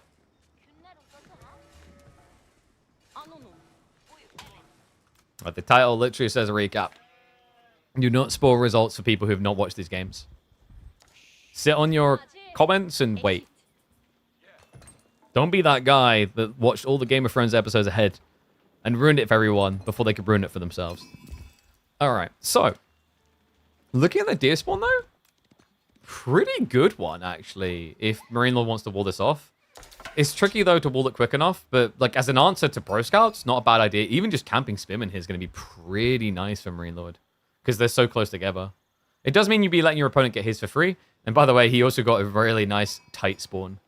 And outside that, Berry's gold kind of on the backside. Any good Meditation Garden? It doesn't look like there's anything ludicrous for Beasty on this map. So he'll just settle for a very tame one, actually. Goes for gold and stone instead of the berries. Okay, so I think this is usually warranted when you're going for, like, semi-fast castle builds. Because the idea is that you can build into a second TC after Relic Grab. So around, like, 11 or 12 minutes. Via the passive gen, which would have been going on for about 8 minutes by then, you've already almost got, like, what, 2/3 of the TC cost. It's pretty nice. And Twin Minaret Madrasa response is going to be coming in. This is just the go-to. We're not really going to see this change anytime soon, I don't think. I think Sultani Trade Network might actually need a rethink. Honestly, I'm not a fan of a Civ having 2 eco landmarks. It seems very weird.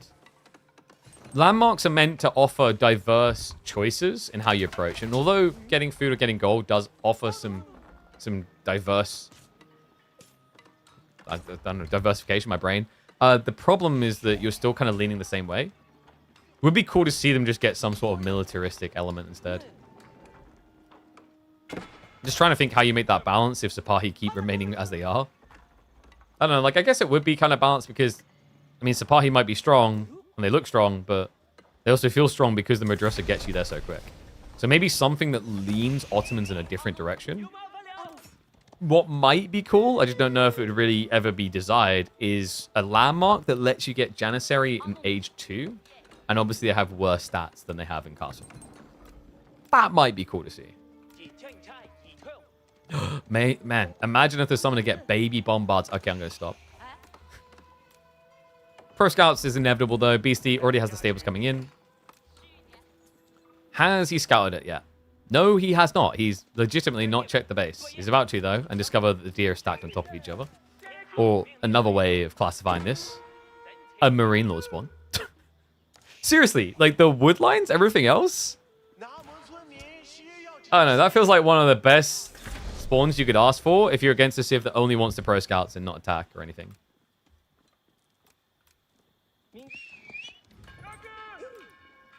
Marine Lord, he's going to send the other Spearman across. Yeah, because he wants to try and harass his opponent from getting the close deer first. And I wonder, do we get active production? We do. It's going to be stables. Stables plus archery. Marine Lord is full gung-ho. First Vizier point to be unlocked soon. Judging by his food levels, 9 sheep, I imagine we're probably looking at the Anatolian Hills.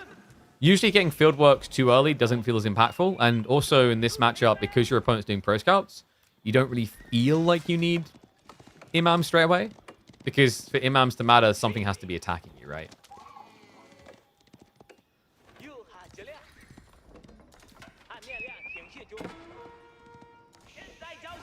So that garden met the delayed garden? Yeah, like your opponent already has spears, so you can't even go looking for a better one. It was either that or choose food and wood, but the food is really far away from the tree line. So I think he made the best choice. Both just felt kind of underwhelming. And the other thing is because you've got Pro Scouts, you presume you don't really need the berries as much.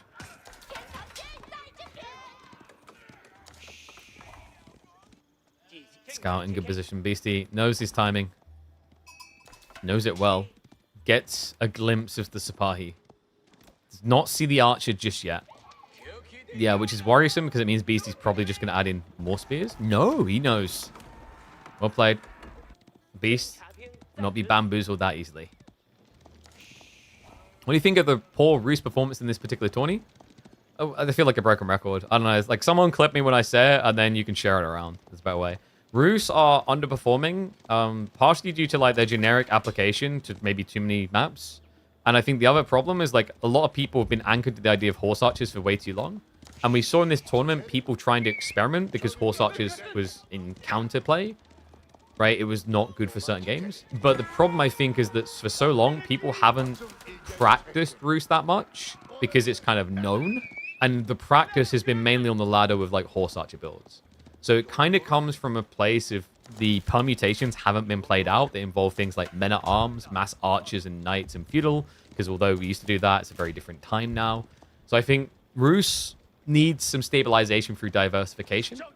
And then they'll be back on track. It's still a good civ.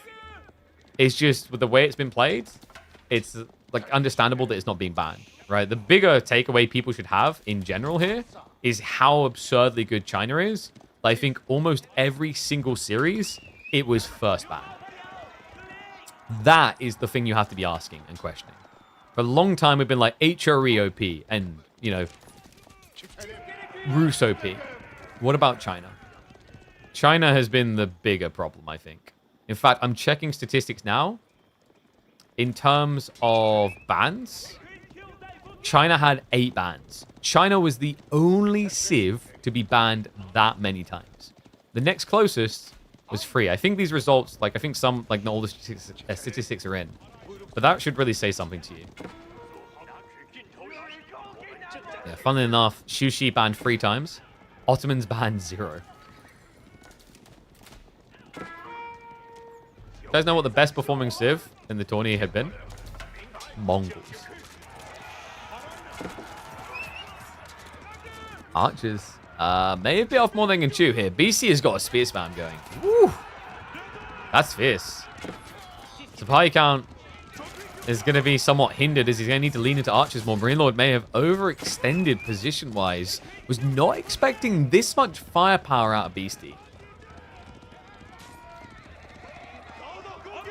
Marine Lord will have to march away. Has got Steel Arrow coming through. He already has Undermesh, so he's at least mitigated some of the damage from the Tug.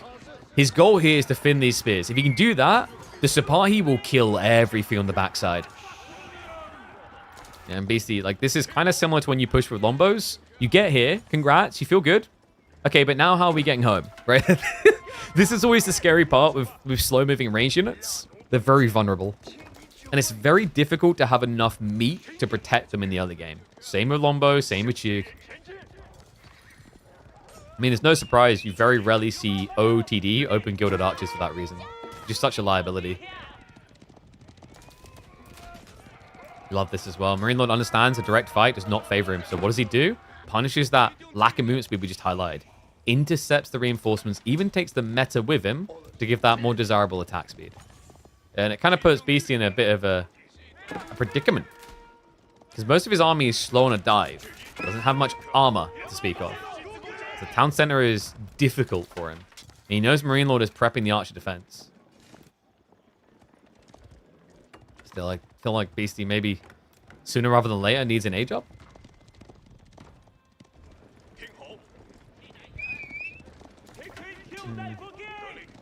Problem is, if he ages up, this army is forfeit.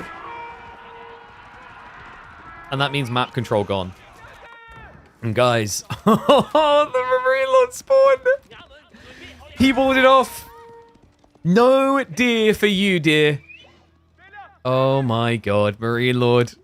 We questioned whether he'd be able to do it quick enough. Beasty, he took his own deer first. Well played. So Marine Lord has stemmed the value play for Beasty or for Pro Scouts. And worth it when you consider the math cost of building a wall versus going Pro Scouts. Key now is for Marine Lord, just keep building army. Because otherwise, Beasty would look to break that wall and get the goodies. Outpost coming up from Marine Lord. Army is steering there. And he did go for the military campus, so we've got extra military schools from Marine Lord. Passive scaling over time. We'll put him in a pretty cozy position. Right now, his food income most definitely does not, though. That's what makes this look really bad for him, actually. But the Sipahi, 12 of them in total. I mean, that's the shining glimmer of hope. As they always are.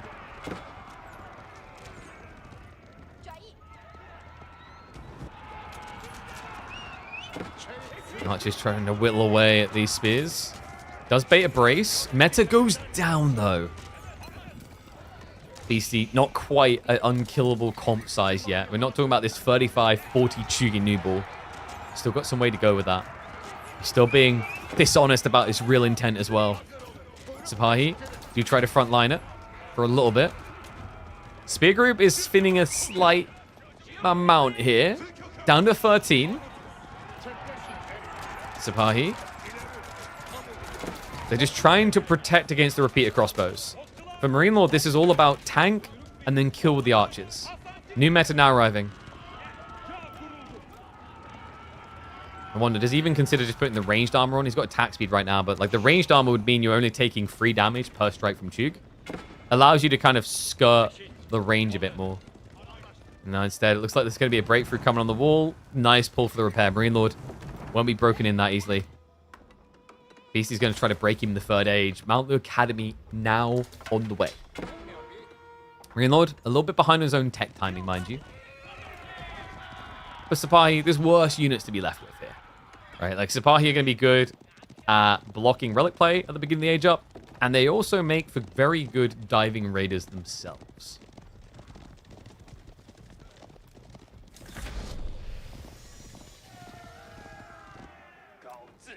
Beasty, we should get a rush on this. Yep, Chug upgrade in 20. Marine Lord will look to mirror now. Not too far off another Vizier point. Right, if spam out a few units. Could go back for the Imams just to try and pick up relics. Cheeky Horseman as well, all the way around the back. Did not get seen by Marine Lord. Still, he has got the outpost nearby. Does have wheelbarrow. And it is only 4 horsemen. Not the ones that bring the apocalypse either. Now, this is just classic Marine Lord. Why rush towards a dangerous position when you can just methodically play? The Sipahi is not a comp that's going to lose value. The Chug can very easily. Sipahi actually one of the best units of scaling from feudal to castle.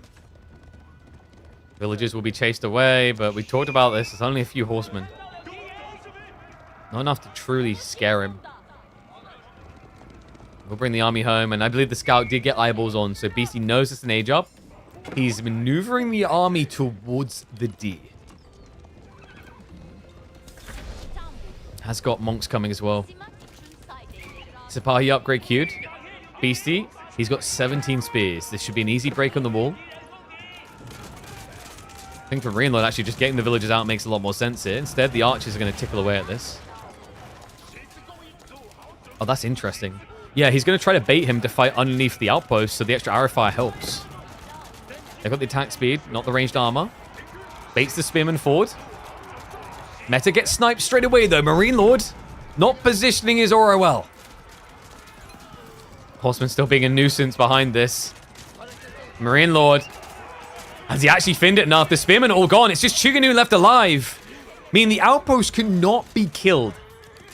Not just that, the veterancy for the Sipahi is going to be kicking in a few seconds. Just a few of them left over. That's going to be good enough, especially with the activation of the Fortitude. And here we go. Watch how quickly these guys melt. First Lancer comes in for the Spearman. And what you really need against this, Beasty's dive is going to backfire. Worker kill count, not impressive. They're neck and neck at 50. He didn't get the hit he was looking for. Lancers arrived to take over. But there's nothing to really dive here. And not just that, we've got Advanced Academy, which means Marine Lord can now go into either Knights or Jannies. Likely going to be Knights. No, he goes Jannies, even though there's still repeated crossbows. So we have Janissaries to answer the Lancers. I guess that makes sense because of Dali horses. Otherwise, Shushi beat you there. I was just a bit surprised that he built this without any front line because repeated crossbows melt Janissaries. And also, Jannies have less range than the Expos of the Shushi. But in guns we trust. Marine Lord is a fully fledged American. Look at that, guys. NA did make it to the grand finals. He needs to get the gunners over here now. Marine Lord reluctant to actually pull away from the gold. And oh my god, he just calls it. GG. Beasty opens the series with a dub. Okay.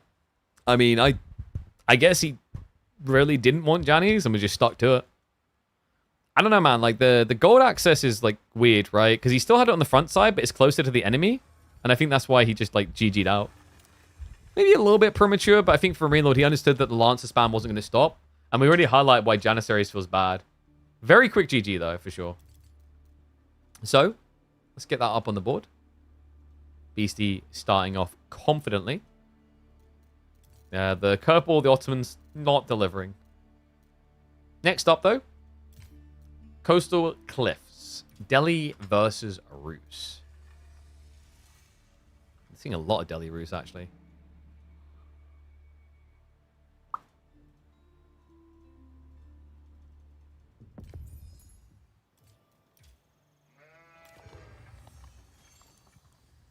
So you didn't like the matchup? Yeah. I'd be careful about, like, mentioning interviews, by the way. I'm assuming they done a loser interview as well. Otherwise, it's like giving stuff away. So be careful. Like, once again, you're talking about things that happen in the future, not things that are happening now, right? Like, be very conscious of that. I'll remove it just to be safe. Yeah, feel free to drop this info at the end. All right. This has been a recurring matchup, and the former kings have actually become the victims. Ruse versus Delhi in game number 2 of the grand finals. Beasty already leading in this series. 1-0 up, best of 7, $25,000 tournament in Denmark. And he takes to the Delhi. Delhi that have been looking pretty solid. But guys, we just watched Beasty versus Wam. And Beasty did not taste victory against the Ruse there. No, Wam had the answers. It's interesting, actually. When you talk to people like Louis, he thinks there's timings that Delhi can be really strong here. But most Europeans, and presumably the NA as well, seem to favor the Ruse.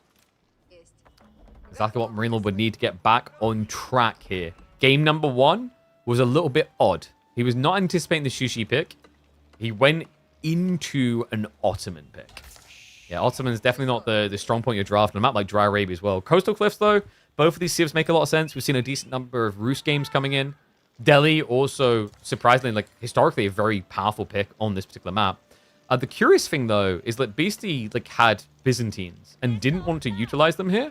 Presumably, he's saving them for somewhere like maybe Frisian. Regions also makes a lot of sense. Occasionally, we've seen Cliffside in the past. My concern, though, is Byzantines. I want to say that have they won every single game on this map? Their win rate has been pretty good up to this point, if I'm not mistaken. So I'm checking the stats. Coastal Cliffs. Okay, yeah, they only got played once in playoffs. I think that was the Vortex game. But it was a dub. It was a very convincing one. If you guys remember, it was actually the one that kicked us off. Wam versus Vortex. Hell of a game out of Vortex. The only one he was able to beat Wam in that series. It's up in the VODs. Be sure to check that out on the YouTube side. Beasty, how are we looking on sheep? That is not great from Beasty. Beasty has got 7 sheep. Marine Lord. Alright, is it a Marine Lord spawn if it's the sheep? The Sheep Whisperer here. 15 sheep against a civ that starts on berries. And you see why Ruse is so good as well. Like, you go for the second scout and you predictably cut the map. So you get one long side and you split the other with your opponent. You're essentially guaranteeing, in almost every case, bar, like on average, unless you get very unlucky, your opponent's going to run away with maybe 25% of the sheep. It's brutal. That does feel worrisome down the line. I mean, Pro Scouts is probably going to see us divide deer. Remember, the Delhi do get theirs for free. So they usually do get to Pro Scouts eventually. I'd expect to get at least one deer stat. This one is ridiculously defensive. Second one might be a bit more ambitious.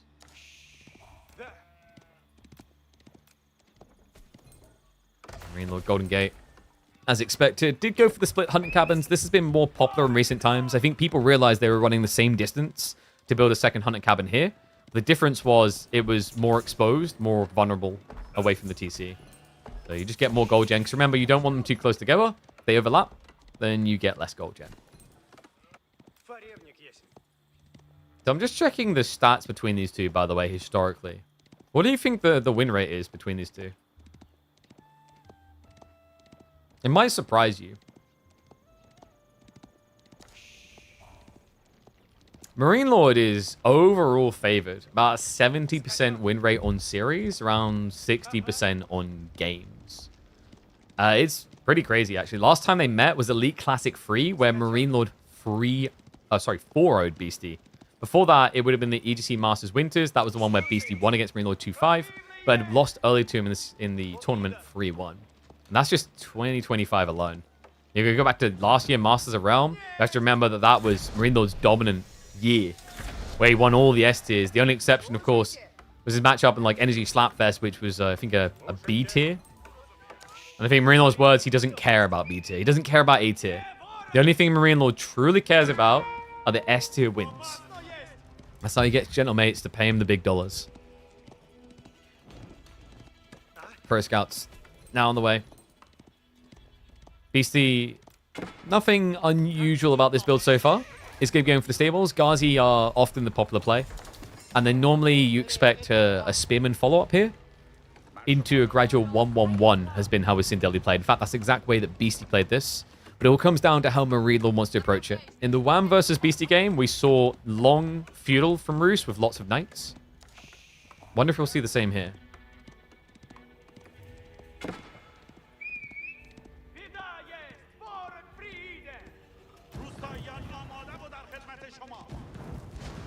Beasty.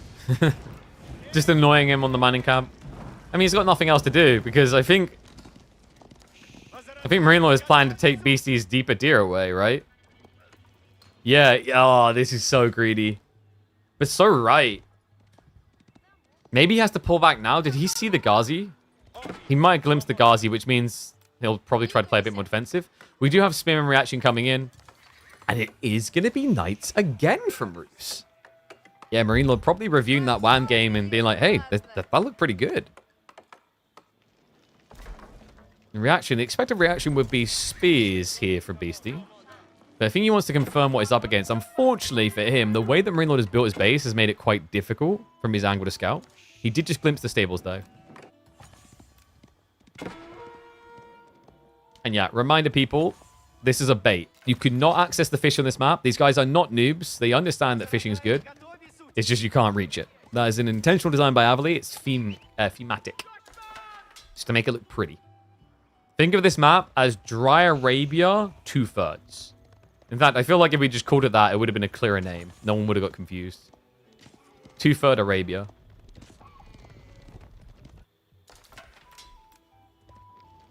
Beasty, interesting. So he doesn't go spears. He just keeps going Ghazi. Why would he do this over spears? He wants to choose the fights. He understands that Marine Lord's got a lot of deer to get his hands on. So he wants to be able to run between the two. Unfortunately for him, Marine Lord's not being greedy about this. His response is actually quite on point. Go one deer stack at a time so that you don't expose yourself. Scout isn't going to tank there. Nice targeting. Some Marine Lord, great trade there. Losing a spear, killing a Ghazi.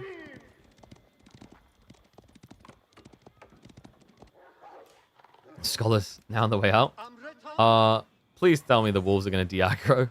Okay. That would be so tilting, man. Could you imagine double wolf just griefs you on the capture? Like, I think 2 wolves as well would have killed him just before he'd get this. Like, he what, start the capture at 120? Yeah. Has got the Ghazi coming, though. So we'll better protect. Marine Lord first night revealed. Doesn't want that fight. Double Ghazi hits pretty well into solo knight.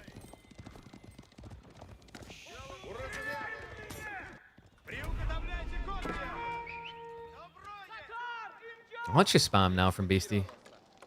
Ooh, really? I mean, he needs to answer the Spearman, but I don't think he was expecting the Knights, maybe? We'll probably see him pivot into a 1-1-1 soon. I do like that he prioritized the blacksmith timing, because if Marine Lord is going for mass archers, he'll be rushing that timing. So as it currently stands, Beasty actually might get a slight edge on blacksmith tech. I'm expecting blacksmiths probably in the next 30 seconds by Marine Lord, because he's already got 4 archers in queue, which means he's building a stockpile of wood. Remember, this is the biggest challenge. If you guys are struggling with Delhi on the ladder, this is the biggest note to take. You need to prep for blacksmith times. Review your VODs and realize when a good Delhi player is teching, because blacksmiths is usually the #1 reason why Delhi players win Feudal Age, because they get it for free. Especially ever since the Dome of Faith build, this became even more oppressive. Beasty. Looking to oppress the double Sacred Site. Scouts are still getting through. Might have to think about dropping and coming back on that, though. Remember, the deer is very important here. The extra gathering rate is what is going to allow him to get away with Ruse Knight spam. Beasty's army is not ahead, by the way. Remember, 10 of his 31 troops are scholars. Beasty look for greed. Probably not against knights. You can't just tech right now because the knights could run across. Maybe Beasty looks for a Sacred Site win condition? Feasible on this map. Also, because he has archers, he can wall. Which means you don't have to worry about the knight threat. You can just stay behind the walls, poke at the archers on archer. I don't know if you really want an archer fight, because remember that, like, Ruse are very good at spamming archers. On the old Tower of Victory build, yes, you could build walls and just archer trade. But in this situation, it's just basic maths, right? Archer count for Ruse should, as game goes on, be higher. Right. Pathing, hello? Where are you going? That's a Marooned Lord right there. Does somehow get away, but, I mean, it's not a French Knight. He's not going to heal up. Even sends him back in. Yeah, Marine Lord just not really able to get that Knight blob up yet. Really well played by Beasty to keep containing him. He's not just sitting back, because if he sits back, the Marine Lord goes up to 8, 9 Knights and takes a good fight. That's worrisome. So Beasty just wants to keep checking him. I like the change as well from a lot of Delhi players. A year ago, in this position, they would have just fallen back to the Sacred Sites and walled it in. That's bad, because you give your opponent room to breathe and build mass knights, but you also give him the deer. That's the value of this play. He was slowing down pro scouts and stopping the knight count from getting too high.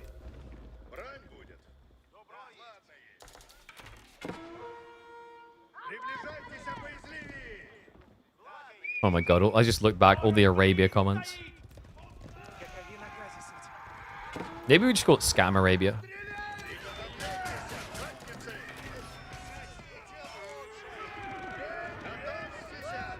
Decap now from Marine Lord. Ah, Beasty, did he ever play his hand? I think he did. He was getting ready to rotate towards the wood line. And now it means his win condition is removed. Not just that, look at the resources. Marine Lord is slowly moving towards attack timing. Interesting choice. Does he think he can get the ball? Yeah, this is not old bounty Ruse. You don't just kill the boar and get it. It might be a little bit too soon to actually plow onto the ball location, especially if you're thinking about a tech up. Scholar pull, though. 5 of them in the army. Patting a few heads better. Marine Lord. He just wants to try and scare Beasty off here. You can see he's not reinvesting into knights. He's trying to resist the temptation. But the Dark Lord might come calling because of that. Good micro. Uses the archer to get rid of the injured Ghazi. Not quite able to get that one. So Beasty will be able to heal this one up. Yeah, it was enough to scare him, though. And that's really what Marine Lord's after. You could see he's fake outing here, right? He's not looking to be in this age anymore. The wall in from Beasty's like, okay, nah. Marine Lord, that's ballsy as all hell, though. What? So he does come for the ball. I mean, if he gets a wooden fortress, if he gets a tech up, then buys the stone for a spring emplacement, you would be shocked at how easy it is to stay there. Spring emplacements, I feel like in the last year, spring emplacements to me, it's not even like they've changed necessarily. They've just felt more and more oppressive, you know? Impact of them never really able to be overstated. I've seen so many games turn because of those emplacements.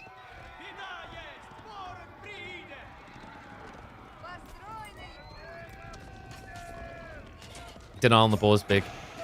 Remember, when you kill it with a Muslim Civ, it just disappears. So Marine Lord, he wants to strike it. Doesn't get it. So Magician Mike makes it disappear.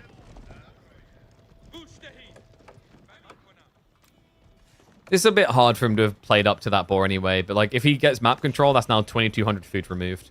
High trade house on the way. What is with these trade houses? All right, guys. Like, can we just give Marine Lord the win? Like, guys, can we just let him win the Denmark LAN? I mean, clearly he's poor. Like, look at this high trade house. Like, he needs the money. Do I know who will win? I've done my best to try and avoid spoilers.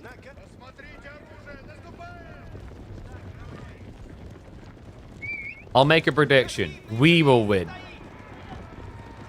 The two historically strongest players in Age of Empires 4 clashing. I mean, come on. Upgrades on the way. Veterancies.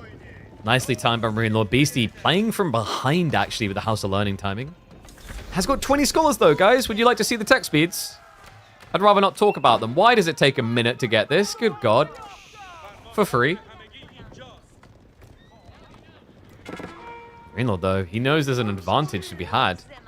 Veterancy on Knights is in. Beasty was trying to pull for relics a little bit too late. He doesn't pull the workers away. The Knights are in. Textiles is there to try and help out.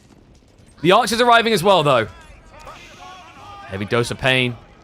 4 workers going down. Beasty should be counting his lucky stripes. It was not more. Those Knights just got ahead of the retreat. The Archers would have caught up, and then it would have been a bloodbath. We know how Marine Lord likes to play, though. Methodical advantage. If he feels like the small lead is big enough, he'll fall back and just look to slowly increase it. And I think the way that he does that here is going to be a monastery play. We don't have one yet. High trade house is depressing. It's 73 gold. Yeah, a little bit of a taste of sadness in the mouth on that one. Villagers? Oh, no. Oh, no, no, no, no. No, no, no. Yes? The Knights? Looks like he'll be able to steer them. And he can't commit. So nicely recovered there. That could have been a disaster. Beasty now playing into the War Elephants, but Marine Lord, he did start prepping crossbows. Stopped, though, when he didn't see a reason. How you get an odd number in high trade house? Percentile increases, right? There'll be percentile increases with rounding numbers. So it won't be necessarily 77. It'll be something else. Be like, 76 point whatever. 76.7. Hello? It's not gonna work. Yeah, just enough. Free HP Knight coming in clutch. Man, this is starvation right now. Beasty has not got a single relic. Oh my God. I can't believe that. I thought he'd at least have one coming home. But I think he tried to play for more greedy relics. He didn't take the safe one, if I'm not mistaken. I think he walked past this, maybe? This is brutal. 5 relic Ruse on a map which has very limited gold access. In fact, if you look at Beasty's spawn, where is the gold? You've got the starting vein, and then everything is past the tree lines. Similar experience from Marine Lord, mind you, so fair within that regard. This, folks, is worrisome. Horseman switch up from Marine Lord. If he gets towards Boy's Fortitude, I don't know how Beasty takes a direct fight. He's got 2 War Elephants, so I guess that's good. But the crossbow counter is scaling.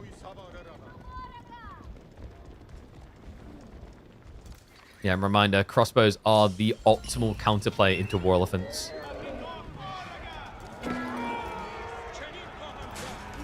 Speaking of said elephants, headbutt mode activated. The archers, the archers! He doesn't want to commit the knights, but he might have to. War Elephants pulling back. Beasty, a great fight! Holy mother of pearl. Most Ghazi are gone now. It's primarily just the War Elephants left frauding. But the crossbow count is underwhelming. Marine Lord, I think this horseman switch, maybe premature. He was trying to think about the next step, but didn't respect the elephants. No. Then again, Beasty, he needs these type of trades. His food income is underwhelming. He's got mini pro scouts pulling back a few. And what? Are you kidding me right now? Beasty? Did we not see similar against Wam on regions? And did it not cost him dearly? Well, I guess so, but by the time it cost him, he'd already eaten his belly full of berries. Beasty with the sneak through on to Marine Lord's berries, because why would you ever want oh, he's already eaten them, so he might be coming through soon. Yeah, it's a race. You need to eat these fast. 16 villagers compared to just 9 with a better gathering rate. He should eat those berries, even with the extra 2, before Marine Lord moves across. Beasty, oh my god, the paranoia. Do you see this? He keeps checking. He's like, huh? Huh? Huh? Has got the wall up as well, so that'll give him some sneaky shenanigans.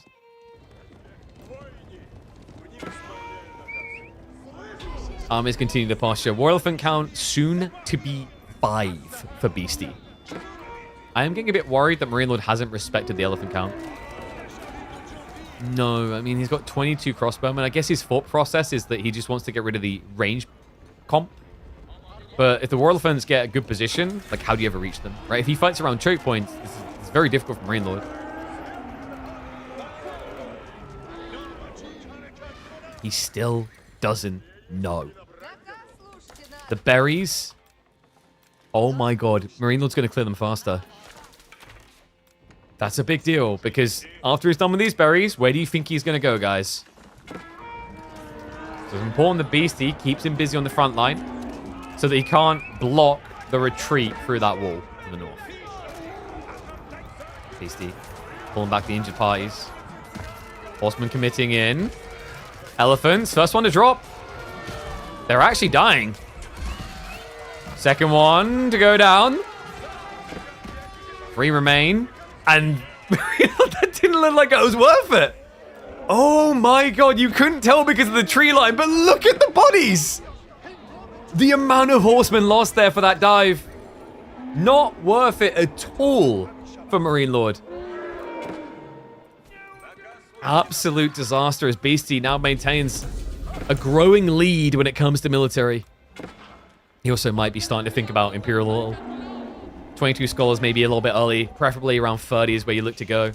So more War Elephants is going to be. I've got those sprint emplacements we talked about. We talked about how good they are, but I was talking about infantry, not War Elephants. And the berries? Okay, this is where he should look. The Beasty, I think he gets out of here. Oh my god. The criminal. He's actually gonna find it. Oh my god, a different group walks over. The scout wasn't watching that side. Wooden Fortress being rushed up for nothing because the berries are all gone. Beasty gets shivs out. Oh my god, is he gonna fight it? No, he runs away, but the army is coming.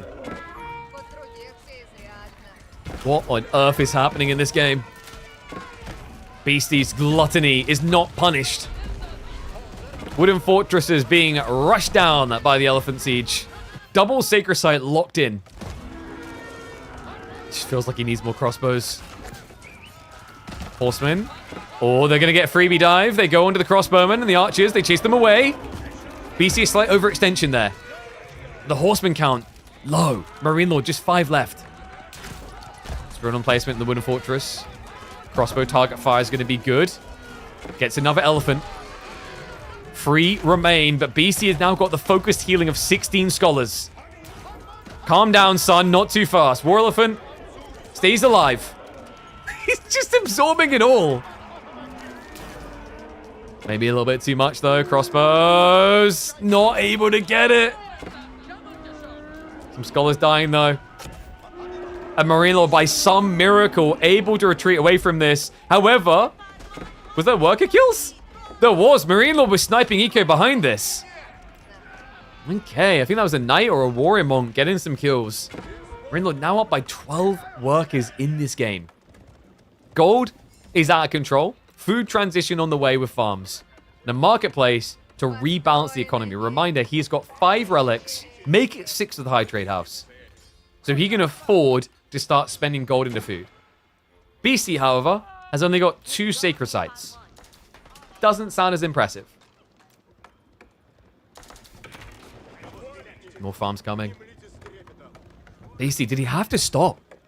That's what I'm wondering now. Just seems like the crossbow count was too high. He got scared, so he backs off and he pivots mangoes. But by going mangoes, you're giving Marine Lord space to get his economy sorted. A dangerous game being played here. More walls going up. Does Beasty think he can tick a Sacred Site timer? I mean, you've got a keep drop coming in. Marine Lord Actually going to be able to move in soon to decap that. Maybe a little bit defensive. I would like to have seen a tile or two further forward so you can get the decap easier. That was beautiful timing. Notice what he done there? Wait until he's about 15% off complete. So then the army reacts by walking over, and he maybe just starts sniping a few down with this static defense. Boy's Fortitude has, by some baffling miracle, been missing this entire time. Crazy to think how many horsemen were lost, how many extra horsemen worth you could have saved. Definitely would have paid for itself. And a castle and castle drop. Beasty. He doesn't want to give this win condition over, no. So his win con has been established. Beasty will look to run that clock down for better or worse. His economy about to be worse. Horsemen go in. Marine Lord, he finds the trebuchet straight away. Villagers, well, at least mostly been safe. One of them goes down.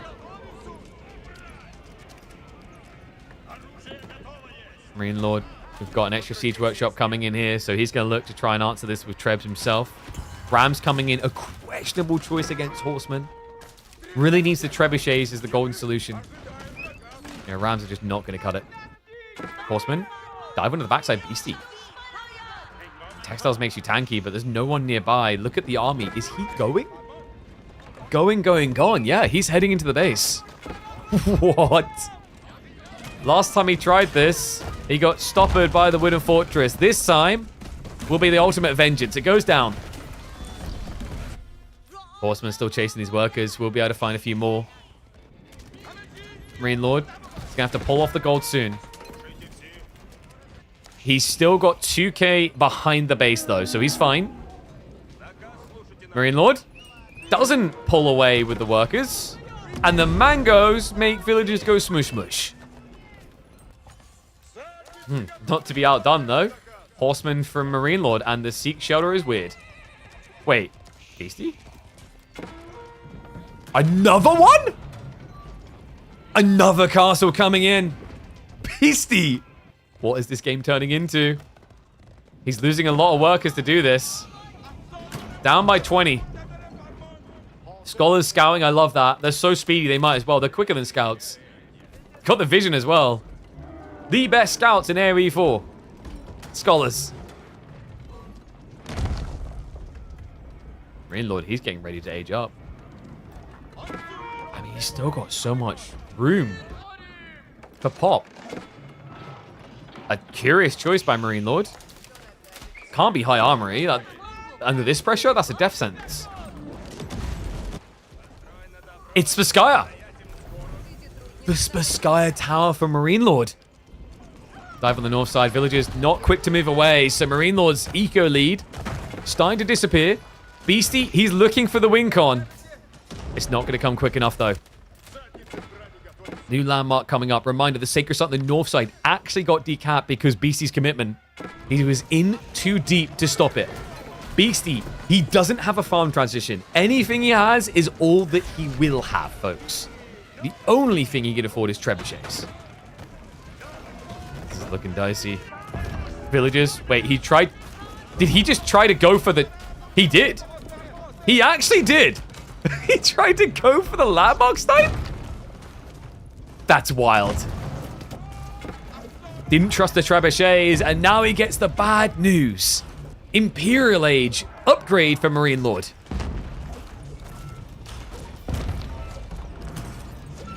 Beasty, he doesn't quite know where the Spitskaya is. The High Trade House is down. The TC is experiencing pressure. But Marine Lord gathering a lot of wood to keep on repairing. Workers just steering away from the army as much as they can. They're sharing a tree line. Like they'd share a birthday cake. Oh, good lord. Not a bad idea. If Beasty can take the wood away quick enough, Marine Lord will not be able to repair. However, Marine Lord's first bombard just hit the field. Workers also in a weird position from Beasty. The bombard does go after the Trebs. Now, the mangoes could snipe that out. They really need to.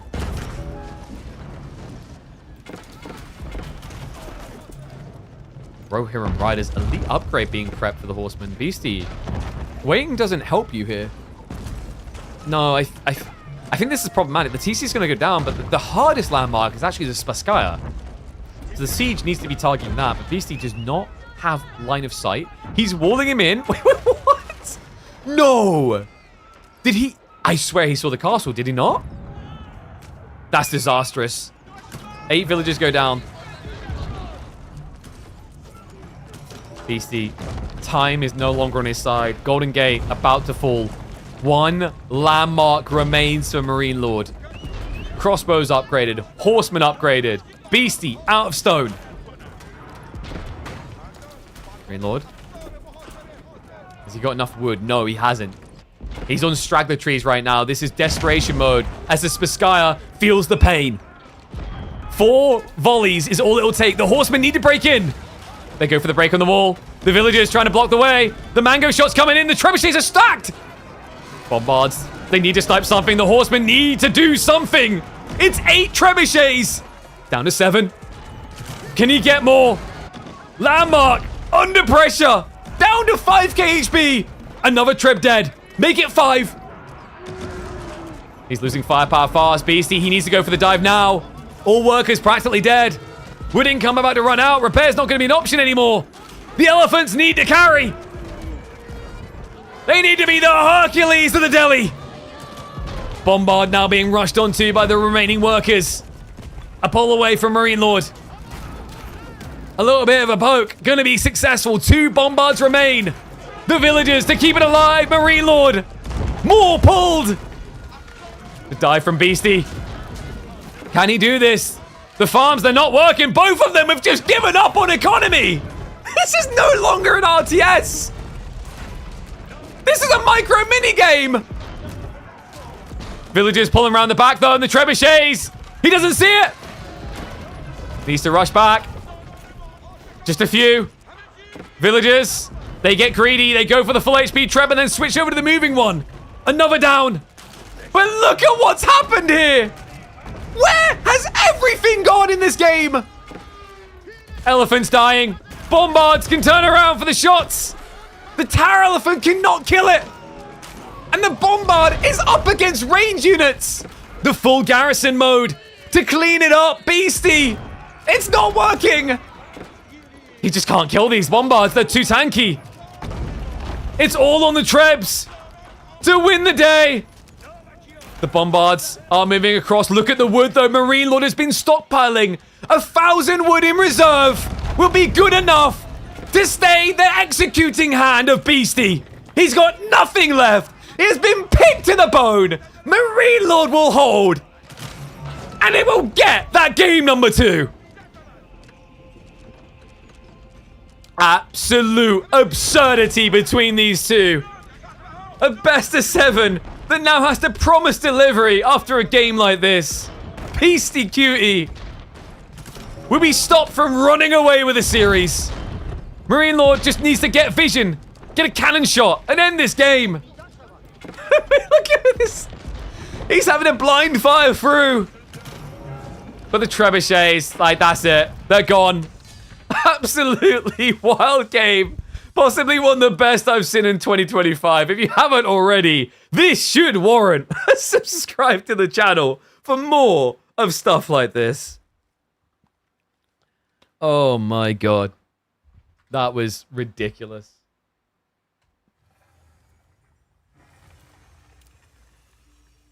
Best game of 2025, do you think?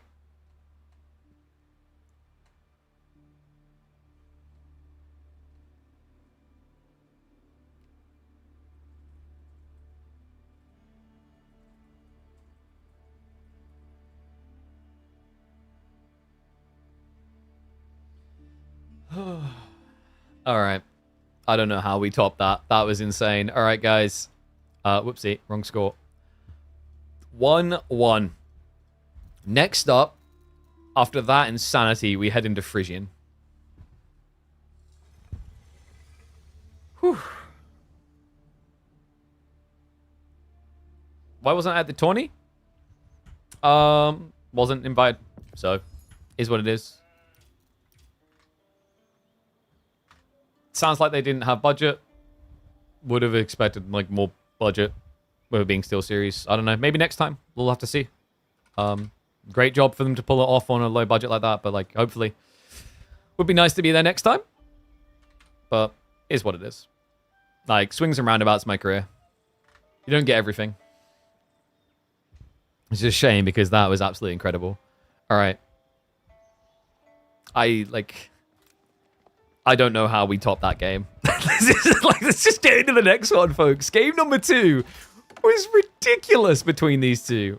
We've potentially got 5 more between Marine Lord and Beasty. Marine Lord takes to the battlefield with the Japanese. Beasty's response in the north side is going to be Byzantines. Ooh. Isn't this just a Dark Age rush? I think this is just a Dark Age rush.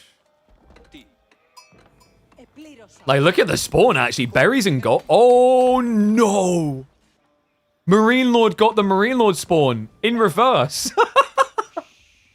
Okay, it's not going to matter. It's not going to matter. Beasty gets to play the game. Marine Lord has gone for fishing. I swear to God, look at this spawn. There are Mongol players right now making weird noises that they swear is throat singing, but I know it's not, you weirdo. Okay, like, this is possibly the single most outpost rushable spawn I've ever seen of Frisian. But no, Marine Lord goes for green instead, which has kind of become the norm for Japan. I think the spear rush has kind of fallen off a little bit. I think his worries the Akratoy can kind of counterplay. What do you mean translation KP doesn't roll out a bed for less than 10k? I mean, dude, there wasn't even any offer, so it's like, here's what it is. 10k, I wish. You must think I'm on that Esports World Cup money. Sheesh. Oh, blimey. We need to reset after that game too. That game too exceeded expectations in so many ways. Sheep count on the beginning for Beasty is better, but remember, one of them is playing fishing, the other is not.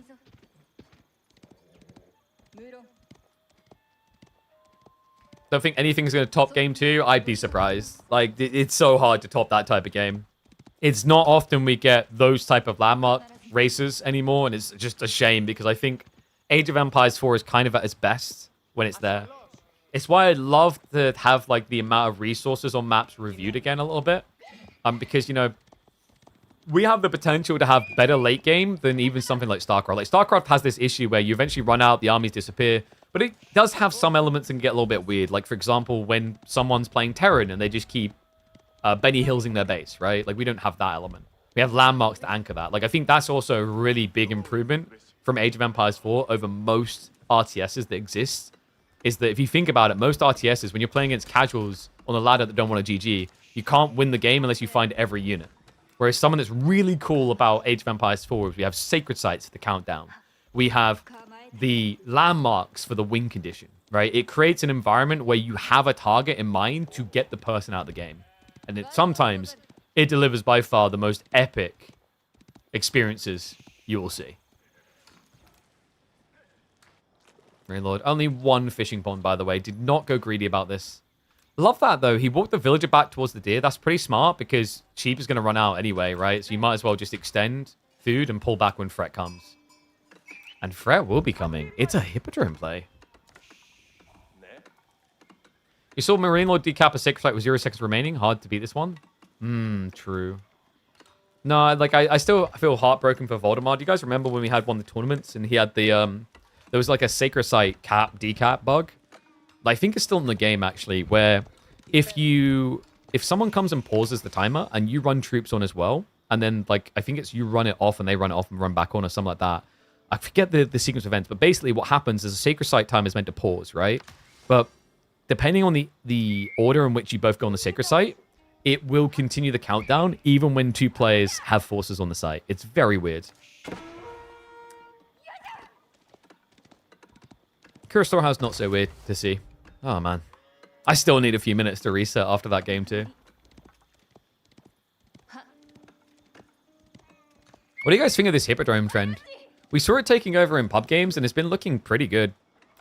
Here against Japan, though, what's the thought process, I wonder?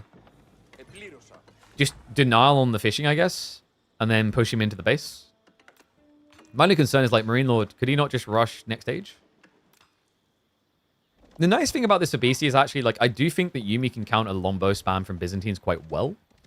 And in Feudal Age, actually the best play for Japan, I'd say it's Yuumi. Yuumi is their strong arm now. So by going Hippodrome, you inherently deny them that strength. So it's actually not a bad idea from Beasty. The other thing as well is when you go for the Hippodrome build, it's a timing attack. You get a much better aggro point off of Mercenaries, because look at his oil. With 5 minutes in, he already has 656. Normally, he would have 0 until now. He'd start gathering now. So this means that we can get a rushed Merc House, get, say, double Lombo going. That's great to pin Marine Lord in his base. Trade-off, systems definitely suffer with this type of build, because I find, like, you rush the berries, so you're not rushing the stone. But he has got 2 on there now.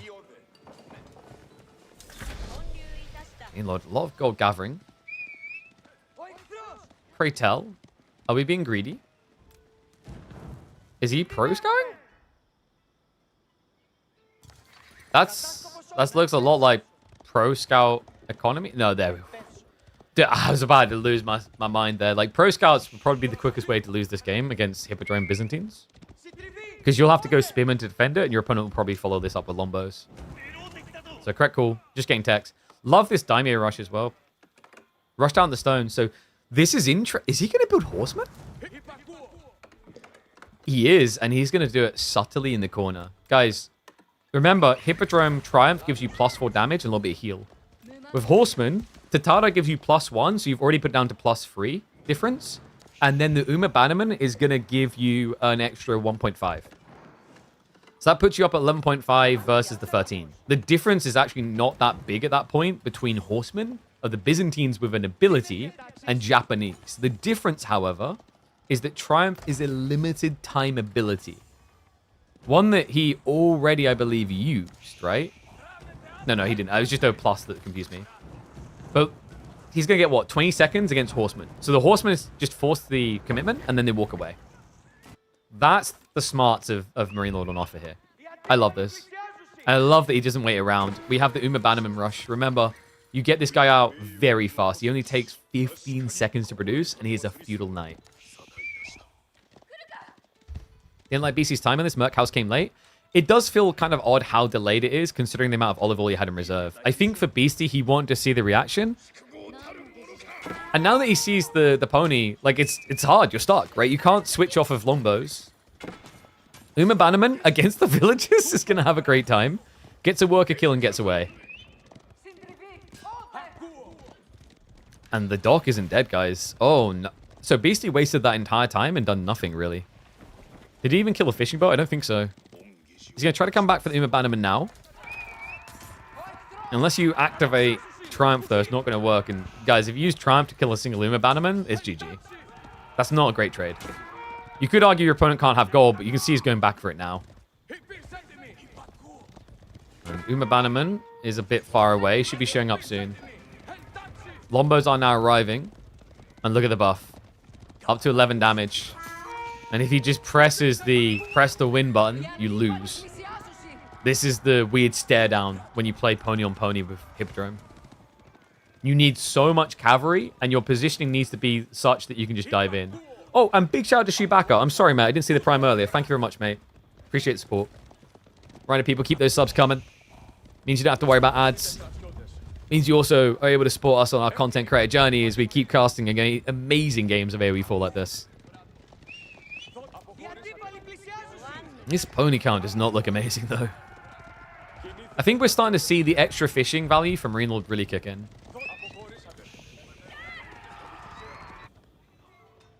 Beasty. Oof. Really? Olive Groves this early without Grand Winery. That's a tough sell. And he's out of olive oil in general outside of the groves, so I guess he just wants more mercs.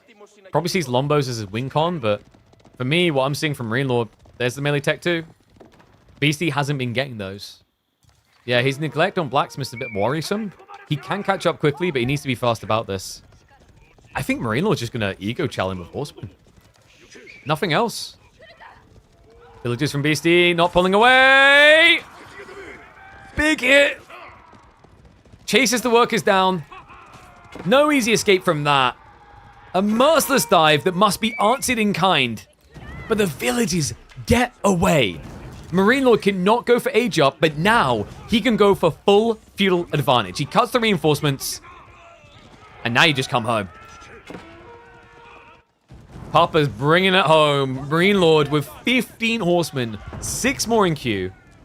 The greed of the second berry batch. Beasty, he wanted those longbows desperately. Well, now he's going to choke on them. Beasty just, I mean, this is it. Right, you've been holding the Triumph the whole time. It's up to 22 stacks. This is it.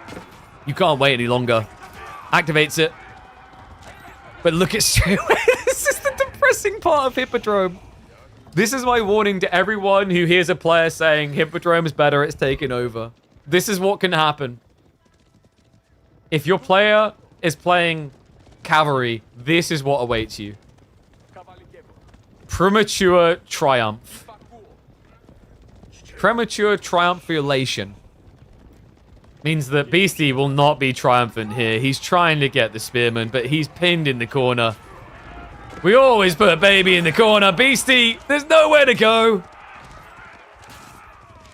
Just a raw outnumber. He's dead. The eco lead is going to lead to Castle, and this is going to be a salute and an easy GG from Marine Lord. Classy response to the mass Hippodrome threat. Yeah, I mean, Lombos, it's the final stand for Monopoly all over again. The Greeks in the end will go down, but this time not to the Persians. Japan cleans up. Brutal.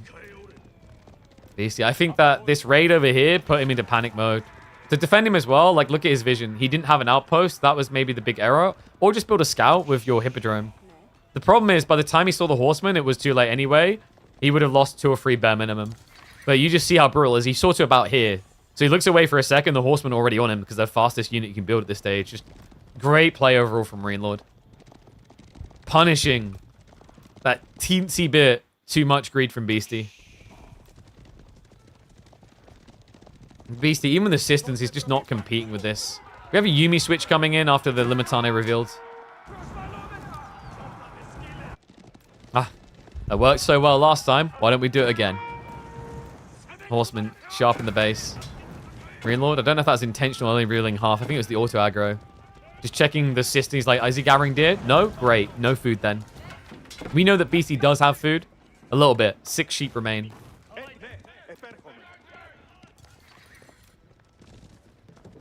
There's just no entry. Floating gate now coming through. At this stage, I wouldn't blame a GG. Marine Lord almost took the bait, by the way. Did you guys see that? He built a single Yumi. I was like, wait a second. I don't need to do this. Because his eco is, like, very weak. And his Limitane count isn't good enough to dive yet. In fact, the Limitane just get taken out. Yeah, I don't blame you. Anytime horsemen do that to Spearman, I want out too. Oh my goodness. Well, options are on the table from Marine Lord.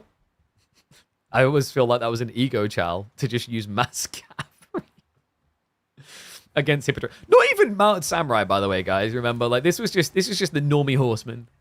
Smart as well, though. Like we said, though, the math checks out. You get 2.5 extra damage over what your opponent can get because Japan has an extra blacksmith tech for melee, and then the Uma Bannerman gives 15% damage buff.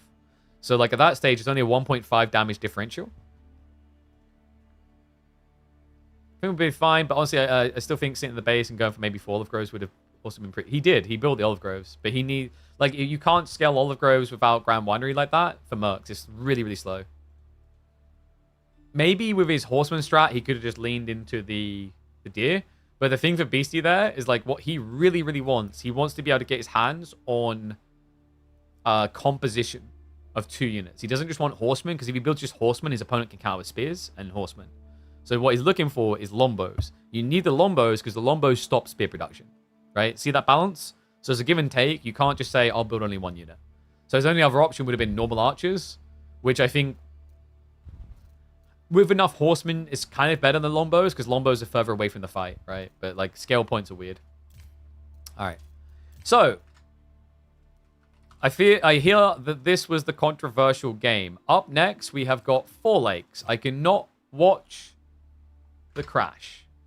The crash has it's like invalidated. You can't view it. So we'll go to the remake. Pull the stream recording and get some idea of the game state of the crash. Do people really want that, or is it just to stoke more drama?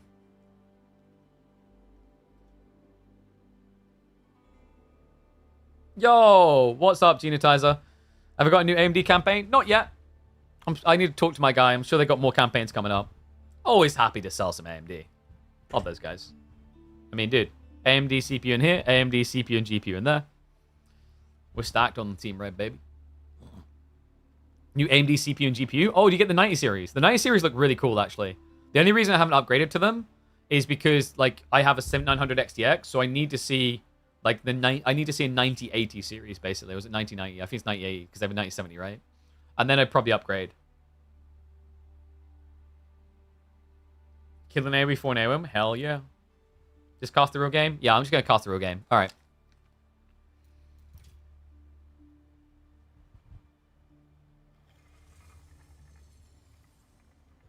Drama alert on the grand finals of a LAN. We just had a crash. AoE 4 crashed harder than NASCAR in this 4th game. Arguments abound about who had the advantage, Marine Lord or Beasty. Marine Lord with a substantial military lead. Beasty with an eco backup. No backup for AoE 4 means we are getting a remake in this grand finals. That's right, Marine Lord heads in. Not sure if we'd be happy or not, actually. Like, so I remember reading some opinions on this. I didn't catch the phase. I remember I glanced this at like 25 minutes. I think it ended at 40. At the time, I remember Marine Lord had a substantial military lead and Beasty was boxed in. So my understanding, this went hyper late. Beasty done his classic resource boom, but Marine Lord had a ridiculous military advantage, as Mongols normally do. It was a hard one to call. I'll probably have a look at... I'll probably pull it up. If someone has like a link, a timestamp for it, drop it in the chat towards the end of this game, and we'll maybe quickly open it up on stream, and I'll give my opinions. But for now, we focus on the remake. Marine Lord is leading. If he wins here, he'll be on match point.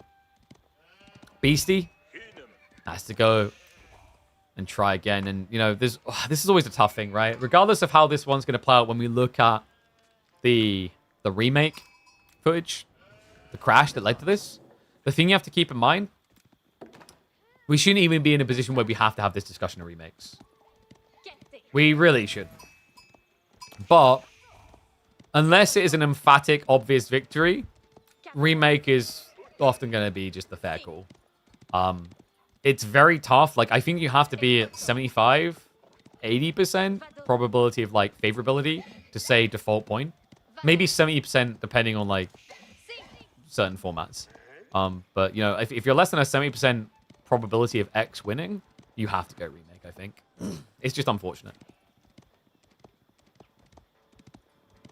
So, that drama aside, how does this one play out? Because Mongols have been looking unstoppable on this map. 4 Lakes in pub games and tournament play. I think they've only been played once here, and they got the dub with a fast imp build.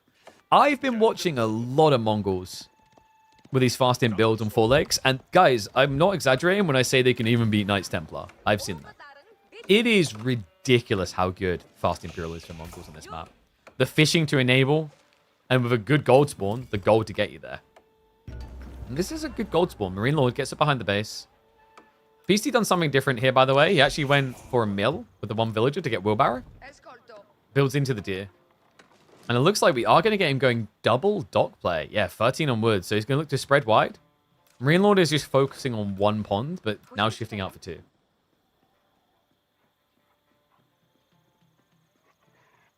ML was on like 55 villagers. The problem is, if he was on 55 villagers and had 145 military, then you argue like, okay, it comes down to the micro of the fight, right?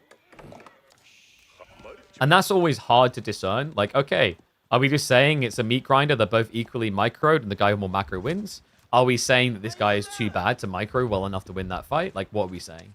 Like, this is the problem. The deeper you get into subjective territory about a remake, the worse your argument becomes. right? When we cast and we analyze, we talk speculatively about what players will do, and then we pivot to discuss why they didn't do it, why they went a different way, right? That's fine, because what we're doing is we're trying to anticipate the future, and then we're dissecting why they did or didn't do something. But what you're talking about with whether to remake or give a default win is not predictiveness of the future. It's not anticipating the future. It's not speculating and then drawing back. You're making an emphatic decision. You're making an empirical decision about the outcome of the game. And unless you are, beyond a reasonable doubt, certain of the outcome, one way or the other, how would you call for a default point? Right? You have to set a percentile standard in your mind where it's a default win. I think I said mine's probably about 75%. I think, like, depending on the game state, you're like, yeah, 75% is cracked. 80% definitely. I'm like, okay. But where it gets interesting is, like, I would normally equate that based on who crashed. If the person who's looking for the default win crashed, I'm less likely to give that default win for obvious reasons. Now, the problem here, guys, is this is a LAN. On a LAN, it's not the fault of the players. The technology, all of it is controlled by the tournament organizer. So because people are on equal footing, you can't make the easier decision of a remake or not based on, hey, you're the guy who crashed. So hopefully that kind of like clears things up from a tournament organizer's perspective and adminning perspective a little. And also, to my understanding, I believe on LAN, it wasn't one person making the call. I believe they had a group of people, maybe 4 or 5. They might have even consulted eliminated players. Anyway, focusing on the game now, because we are perfectly timed to be getting into the tech ups. Deerstone's on the way. Other side of it, School of Cavalry's coming in. It is definitely unfortunate we have to go for remake, so one thing to keep in mind. Sorry, I just said we moved on for it. But, like, it's important here that the build orders we're probably going to see towards the end of the game when we check the replay is going to be different here, just because you adapt. And in fact, we literally saw this from Beasty against Anatan, where the opening from Anatan was overwhelmingly successful, and then Beasty pivoted his strategy and moved his hunting cabin closer. It was day and night difference to the other game. Sadly, the reality of playing out AoE 4 and new strategies. But for now, Marine Lord, are we looking at Keshik's? It's going to be Rack's beginning. And I wonder if he goes Keshik's follow-up, because you can then start to raid French. Like the walls coming in from Beasty, makes sense early on. Very heavy investment. And the fishing count, looking good for him. He's 2 ahead currently. That's to be expected, by the way. The thing you have to remember about French is that they basically get like a 50 wood rebate on docks. They build a dock, it's a house as well. So that's 2/3 of the cost of a fishing boat.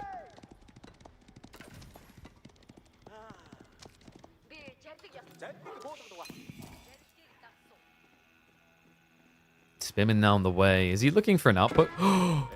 Okay. Beasty is getting the outpost up. That was worrisome. I didn't even glimpse the spawn. I was like, wait, my brain. We're having this deep discussion about adminning. This was more important. The spears starting to arrive. Beasty in a panic pulls the extra workers. Should be enough to get the outpost up, especially when he just keeps recycling the injured. So Marine will back away for now, but I think this is a commitment. The villager's coming, right? No. No villager just yet. Great scout denial. Beasty, was he chasing the Khan? Kind of futile attempt there. So now riding blind. He does at least have the outpost, and it's going to be double outpost. Okay, so Beasty hunkering down. He's going to look to play turtle, assuming that Marine Lord is playing all in.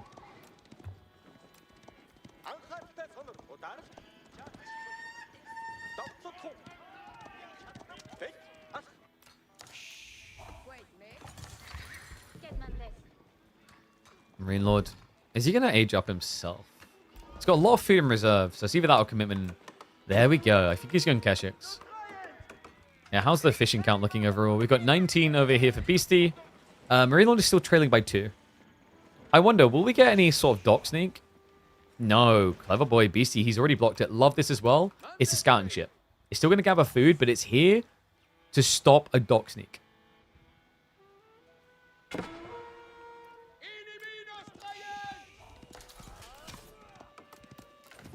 Night spam from Beasty. To be expected, like French with double dock. Feels really good, but spear spam as an answer works really well. So Beasty is going to have to pivot now to archers.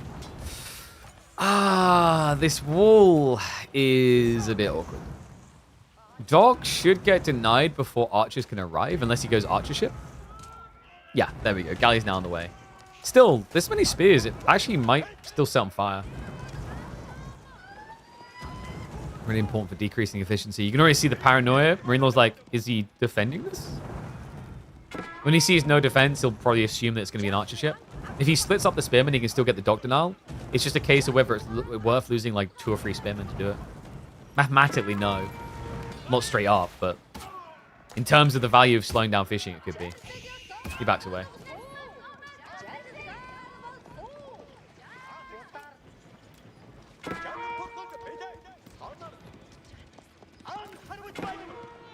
Marine Lord getting ready for the A job. Yeah, pretty good timing. Keshik switch as well. Keshik is ideally where you want to be. Got to be careful about knights directly contesting. I do wonder if we'll be getting step readout or Kurtai. Step readout just seems inevitable here. If you go step readout of fishing, you can be in Imperial Age by 17 minutes. And that is too tempting to resist, right? Final gold drop off. Could be forced now.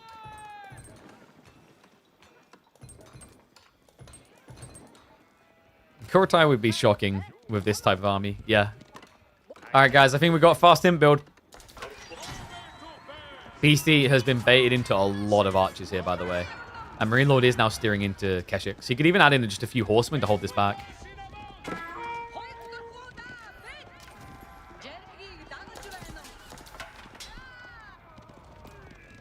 Beasty. He's actually falling back. Does he know about the age up? He's going Steeled Arrow. He's adding in more archers. But he's at least starting to stockpile for an age up. It feels like he's somewhat aware that it's coming. He just doesn't feel like he can dive in quick enough. Especially when he sees the Keshiks, he'll probably be like, oh, wow, my knight count is way too low. I need to back away. Beasty. If he times this right... Oh! Wait, no. Marine Lord sees it. If he can get the spears across, he can deny it. He hasn't got an archer ship coming, though. It's going to be a springled ship instead, but this muddies the waters beneficially for Beasty, actually. He needs to be quick about it because it is a tech advantage. As you can see, not for long. This ship will be coming out soon. Upgrades on the way for the spearmen, but not for the Keshiks. Crossbowman queued as well. Great way of addressing the night threat. The first spring is going to come out, so that should be enough to scare Beasty off here. He can get into boats himself. Archer ships being queued up. Second dock as well. Beasty is laying claim to this pond. Do or die by this.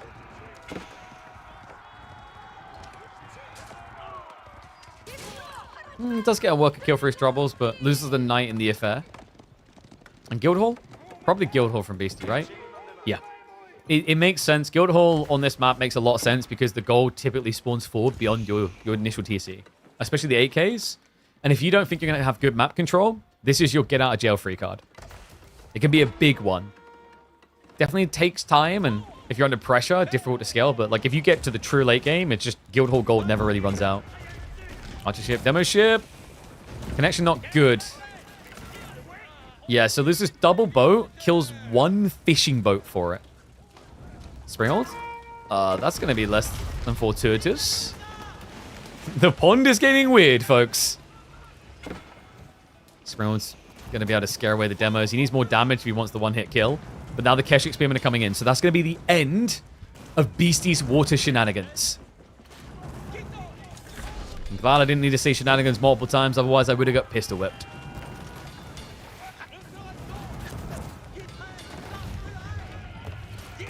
Beasty might be able to kill 1-2 Keshiks, which is not too bad of a trade.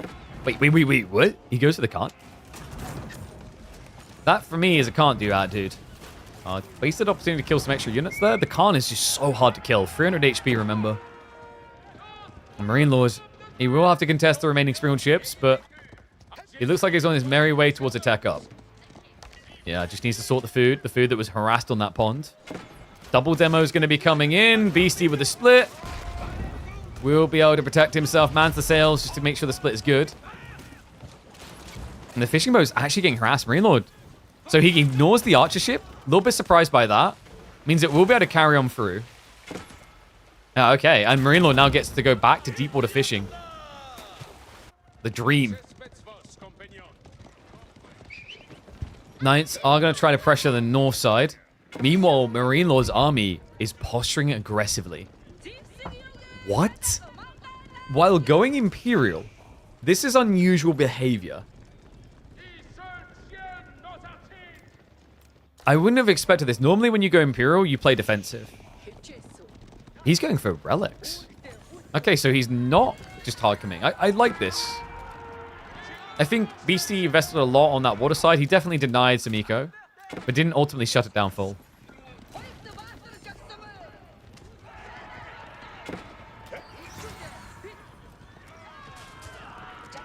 Now the dive. Keshiks. But it's just archers. Oh, no. Oh, they're in. Arbitrary counter just free. This dive through from Marine Lord. If he just breaks through these archers, the villagers will be exposed. And the arbitrary, but he's microing away the archers, but not the counter to the heavy cav.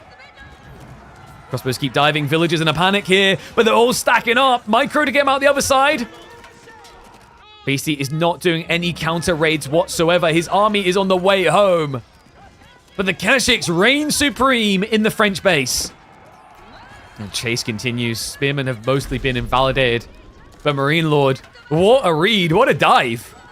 The idle time, the kills alongside it. There's still also workers that he could scalp after this. Even pulls off to try and deal with a few of them now. Crossbows are mostly being cleared. But Beasty, he has 0 crossbows. Knights are going to have to hold this for him. And the grim reality of what's happened here, Marine Lord has reduced him to rubble and now has a free play into Imperial.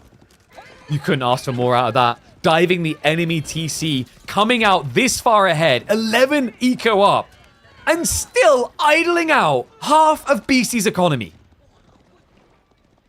Marine Lord, just pull the trigger, son. Final drop off there. Carganet Palace, you knew it was coming. The go-to landmark. Even after this commitment, we talked about a 17-minute timing, and would you like to look at the clock? Ticks the box. Oof. Puts Beasty's villagers in a box 6 feet under. Pulls them back over. That's additional worker kills to be had. Marine Lord is going to be merrily on his way to a full advantage play here. Brutal. 39 villages now to 51.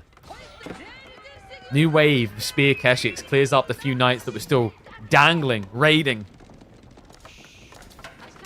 No doubt about it. This is now Marine Lord favored.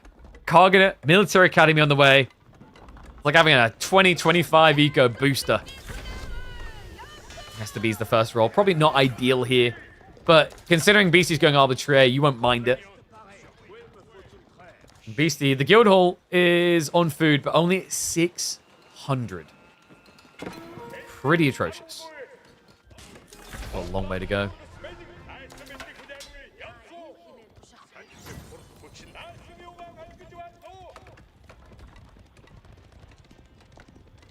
Instead of remaking the same game, just skip the matchup and default? What you mean? Give them both a point?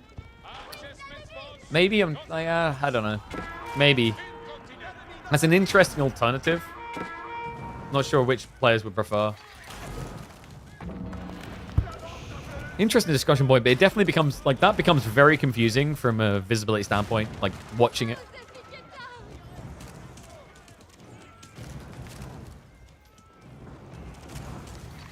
Well, folks, gold has been denied.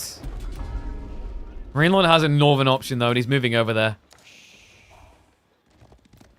Not just that. Is he doing what I think he's doing? Okay, no. It actually might be. It's Uvu. If he dock drops as well, he can play into, like, Archer Ship plus Bao Chuans. Remember, the Mongols do have those.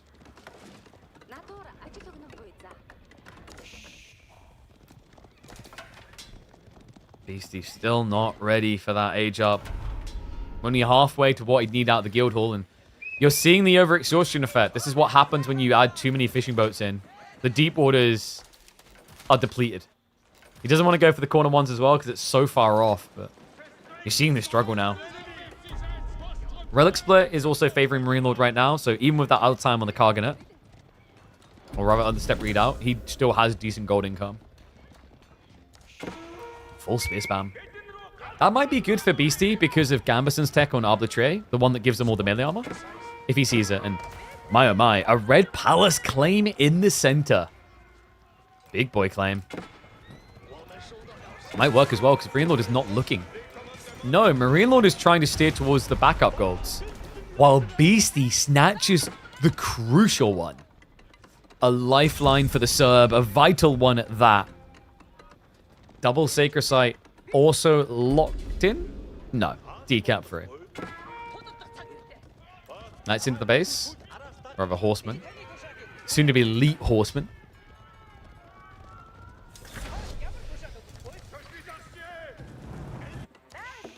And this is a crucial landmark. Could you imagine if right now Marine Lord rolled a Hui Hui Pao?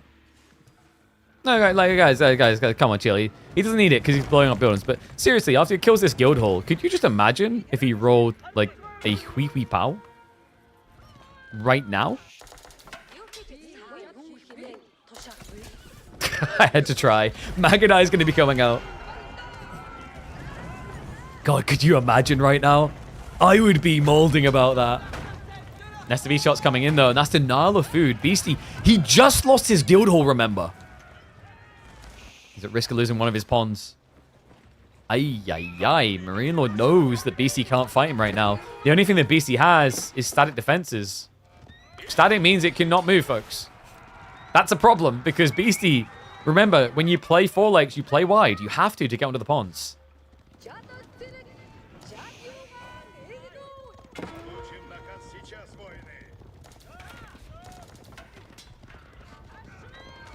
Horseman just able to scare away these knights as well. It looks like he doesn't want to go into the imp text for them. Instead, it's a hand cannoneer switch. Okay, interesting choice into Nesta Bs, but the count isn't crazy. It's just 2 so far. Oof. That is going to stifle your ability to do so, though. All docks now denied. Confused little fishing boats. 14 eco not working for Beasty in the game where he's already 10 behind. Sacred Sight decap on the north side just to strip away any extra gold. Beasty. He's trying to enter the base. SCBs would be a good target point here. Body blocks from the villagers unintentionally as they try to seek shelter, but the knob, the horsemen, are they going to get there just in time? No. So Nesta Beast goes down. Still a bit of an expensive dive. The traction tread would be a big one, though, so he does get the kill there. Well played. Beasty now outnumbered. Yeah, he slowed down this timing, right? Like, his big fear is if the red pass dies, he dies.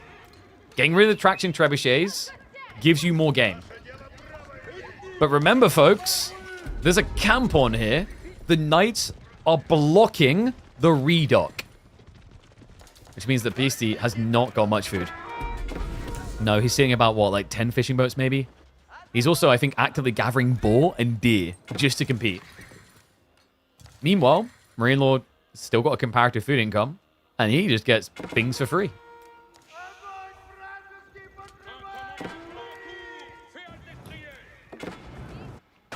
Doc, it's not going to go back up. Wait, are you kidding me?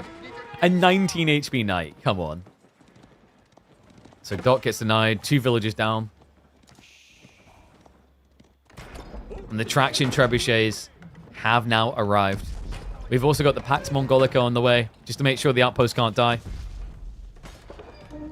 I mean, how do you sustain here? You know, you're like, okay, it's just traction trebs until it's a Hui Hui Pao. He's still camping this. You know, at least Beasty realizes, backs away. Horseman not able to get in. I mean, Lord needs to slow down. You don't really want to be diving this. A Red Palace is a miracle worker. Horseman gonna deny miracles. That's wood access now gone. Beasty does not have any real gathering. He's got, what, 2 workers over here. And that means he's out of wood. True damage now to be done onto the Red Palace. At least he got it up to full HP. Tippity top shape. Mossman eventually to be cleared. Gold, still half here. Beasty, his issues are elsewhere though. It's the wood, it's the food that are going to kill him. Never repaired the guild hall, by the way. Couldn't afford to keep anyone back here to defend against these knights. Everything is on this Red Palace to win the game for him.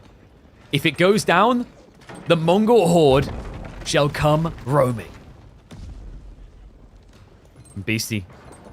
He's just not been able to get that wood back online quite quick enough here. Red Palace, down to 1,000 HP. It's about to be on fire.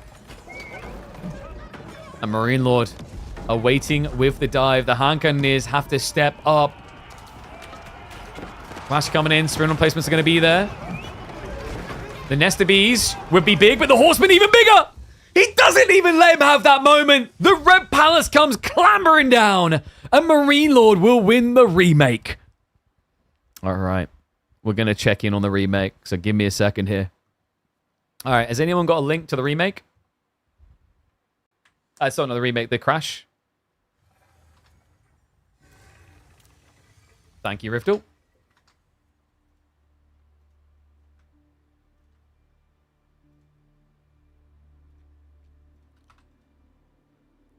All right, one sec. I think I'm going to get hit with ads. Ugh. Ads. The hell?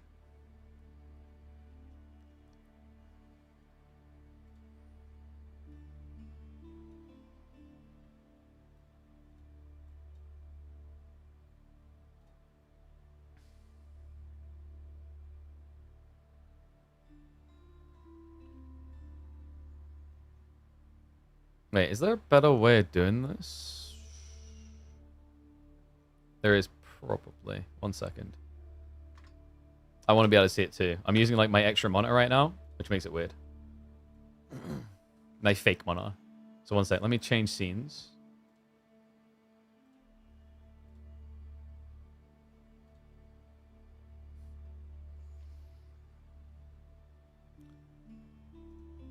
All right, here we go. So this was version number 1. This was before the remake. We're going to have a look at it here and then give our opinions. So, looking at map control, Beasty's walled in. He has good reserves. Marine Lord is lacking on the food. Plenty of gold in reserve as well, though.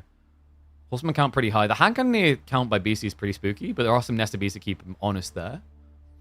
No Sacred Site timer ticking. It's a big military lead, though, right? Marine Lord's at 65 eco, but Beasty's only at 88. When you add in the Cargonet, like, they're not that far apart. And that was the crash. Dude, like, they're both unhappy. Yeah, it's not even like a, hee hee, I done it. So, looking at the minimap now, we can, like, enhance. I don't know, I can't be bothered to do that right now. My editor will do it later. You've got fishing. It's only so much. He wasn't reliant on deer or boar. It looks like he was just getting this off of fishing food income. I would say, and I'd have to watch the rest of the game, but if you gave me the glance of picture, I do love the idea of going into these robotic ones, but like it's problematic, right? Like your opponent has got hand cannoneers, which are good at sniping them, and Nest of Bees as well. So I don't think like the roboties are like itagigi. Also, Beasty, this idea that he has like crap tons of gold in reserve, I'd have to see the guild hall because right now he's at 400 gold income without gold access, trying to play mass siege. It's like there's shaky details there, right? Once again, the problem with these type of situations is you look at this and you're like, hey, you know, like he's got an advantage. Even if you felt he had an advantage, the thing I'd ask people in that moment is, did Beasty have like an 80% advantage? And apparently the commentary said he just pulled the guild hall. If he just pulled the guild hall, then yeah, he doesn't have great gold reserves. Could Beasty potentially win that game from that position? Yes, that's the beauty of Age of Empires 4. You can win almost any game, right? Within reason. Do I think that was like an 80-20 advantage? No.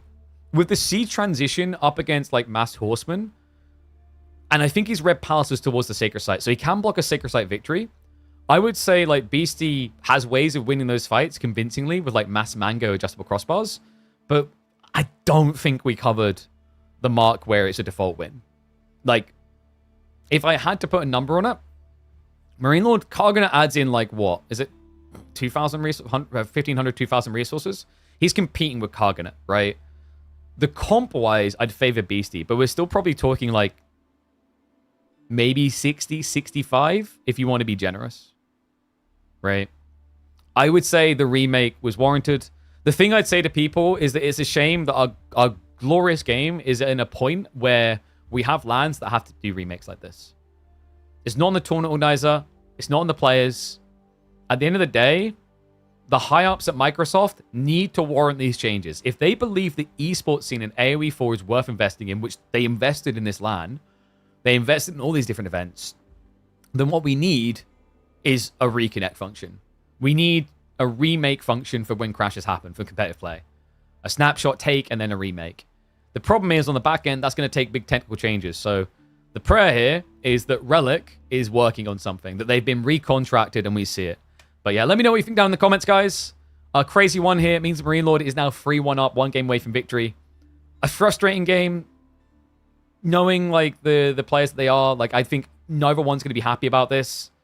And maybe we'll even see a little bit of tilt, but we go on. Marine Lord now 3-1 up, 1 away from being the chimp for the 2nd time this year. Like, subscribe, and I'll catch you all in the next chapter. All right. Don't worry, though, guys. You and me, we ain't done. 1 second.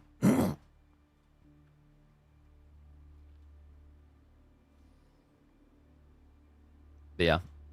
It's brutal, but I don't think that, like, my take is it's not a big enough advantage to give a default win. And I mean, apparently the admins agreed because they didn't give a default win.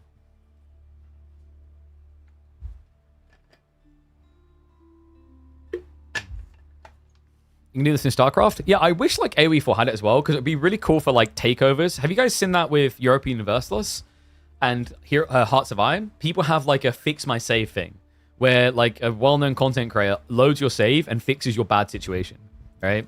So like even outside of the competitive sphere, it has really cool use cases there where people could create environments where you're meant to like be on the verge of losing, and you could have like a puzzle mode of like get out of this, right? All right. Anyway. Let me mark it up.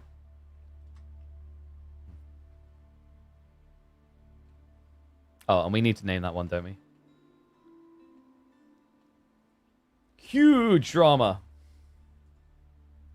in the $25,000 LAN.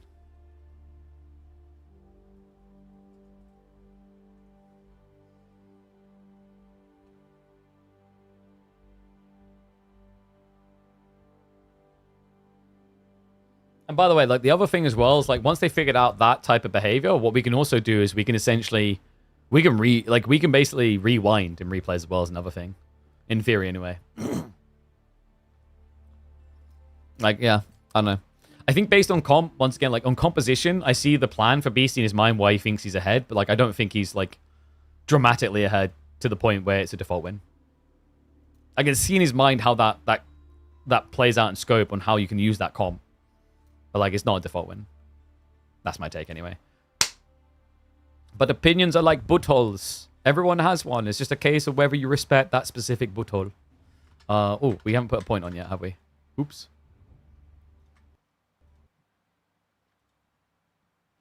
One sec. My game just crashed. Oh, the controversy continues.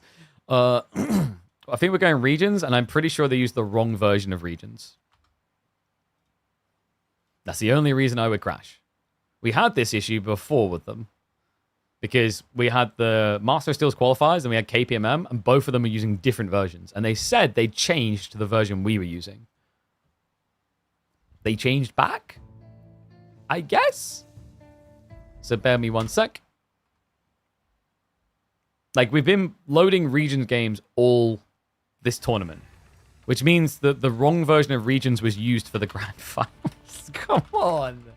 No. That's kind of comedy.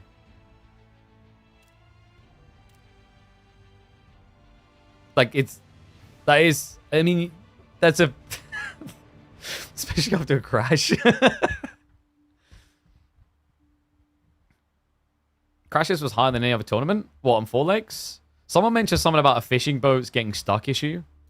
I didn't know about that. I have to install regions. Why do I need to install regions again, though?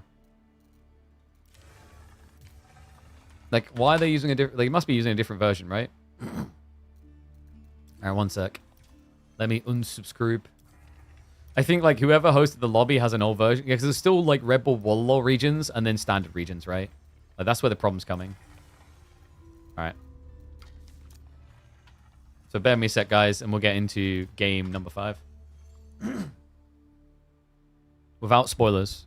We haven't watched these, so...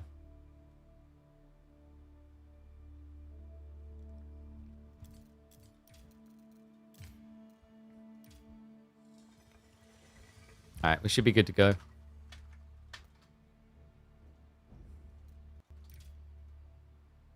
Don't you dare crash. Dude. You can... bro.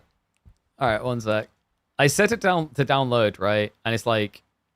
Like, as in, I didn't download it. I let it download when you load up the game. And it's just still like, nope. You suck. Does anyone know which version they were using?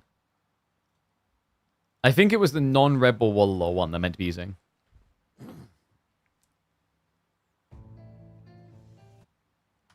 So silly. Like, at this point, I might just at Biddlein and say, can you just remove this version? Why do we even have it? Yo. Is it worth removing your version of regions? Keeps causing confusion in pro play over which one.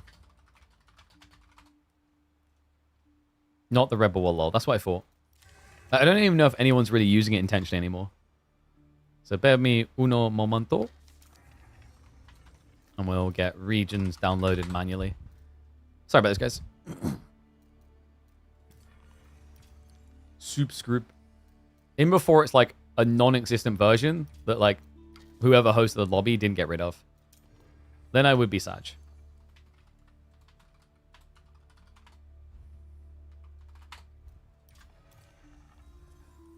I was just called him Marine Lork, which is like a Murloc title, right?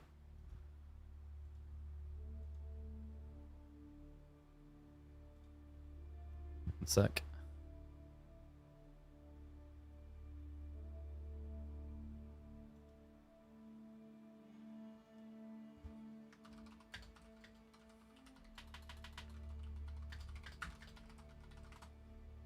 Alright, there we go.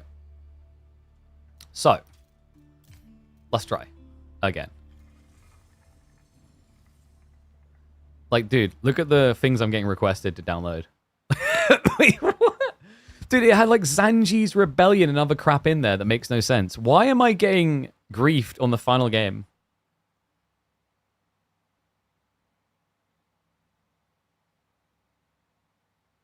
I've had no other game have this problem.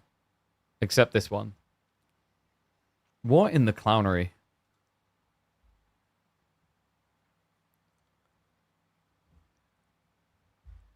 Alright, bear with me a sec, guys. I'm going to double check my mods to make sure there's nothing local that could, like, corrupt it. Like, I mean, dude, if I can't watch it like this, what do we do? Do we just watch the official stream?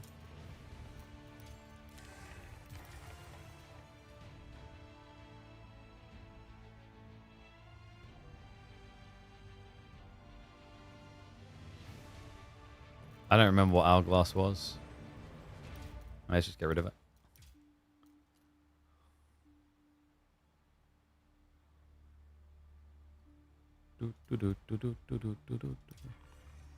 Like, what's this version? I cleared these before, so this shouldn't be a problem. Alright. Apparently there's another version in there. Alright, here we go, guys. Third time's the charm.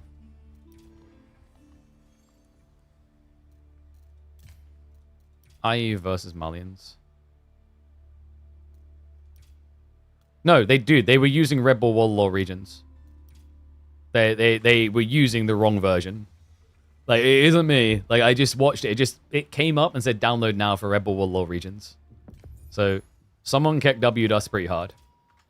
Oops.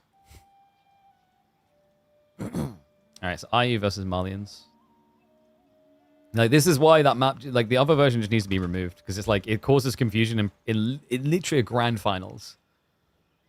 And no one, like, wants to use the old version because it's not updated anymore. So it's just very weird. Alright. Here we go. Controversy has struck on LAN in Age of Empires 4. Game number 4, after a remake, goes the way of Marine Lord. We now head into regions for a Malian Iabid showdown. Can Beasty rally? Can he recover? Or is inevitability knocking at his door? And will we see a 4-1 finish? I just flipped those names. I shouldn't have done it. There we go. So, Marine Lord, 3 games up, picks the Iabids for regions. Beasty, on the other hand, has gone for the Malians. The Malian king to make the comeback. Mali versus IU, though. This is one I feel like my Malian should be okay here, right? Because, like, for one, Iabids don't really rush your pit mine. There's no threat there at all. Iabids is maybe the worst civ in the game. One of the worst civs at trying to do that. The other thing to keep in mind is the Desert Raiders that have looked really good for IU feel pretty bad against Malians. Both of the units they like to build most in Feudal counter Desert Raiders. So I wonder how Marine Lord's going to approach this. I wouldn't be surprised if it's just a growth fast castle build. Wait, no, did we see that? We saw it against Delhi, right? I think Delhi, not the exact same, but maybe there's some comparatives there, where in a Delhi matchup on this map, Marine Lord went for a spear stables opening to aggro into them. I wonder if that's an option in this game for M-Lord. Will be if he gets enough sheep.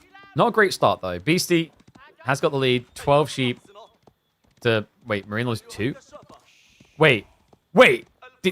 Did he get intercepted? Or was my UI bugged? I swear he had 6 sheep. Okay, yeah, so he's up to 7 now. He just... Okay, thank goodness. I thought he lost them for a sec there. 15 for Beasty. This is a great start to game number 5. Marine Lord. The good news is he's Iabid, so he's got extra food. He's not shifting onto the outskirt berries yet, but he's not that close, so I wouldn't be surprised if this is still growth. What else could you do here? Maybe trade? Okay, yeah, he did click Dervish for a second. I like that he went off that. I don't know if that's really worth it. Just because a few javelins come out and your Desert Raiders can't trade. Wait, we did say thank you to Shoot Back of the sub, right? Thank you very much. Remember, guys, get those primes in. If you're watching later as well, when this is uploaded to YouTube, come across. Join us live. We do stream Mondays, Tuesdays, Thursdays, and Fridays. Love doing these recaps as well. I feel like there's been a decent amount of popularity behind covering these, where we just recap for people who just didn't catch it. Because, I mean, on the weekend, I imagine a lot of people are forced to spend time with their families. I know, it's ridiculous. So it covers a lot of people that otherwise would not be able to catch them. Eco Wing, Growth Wing coming from Marine Lord. Minute and 15 out.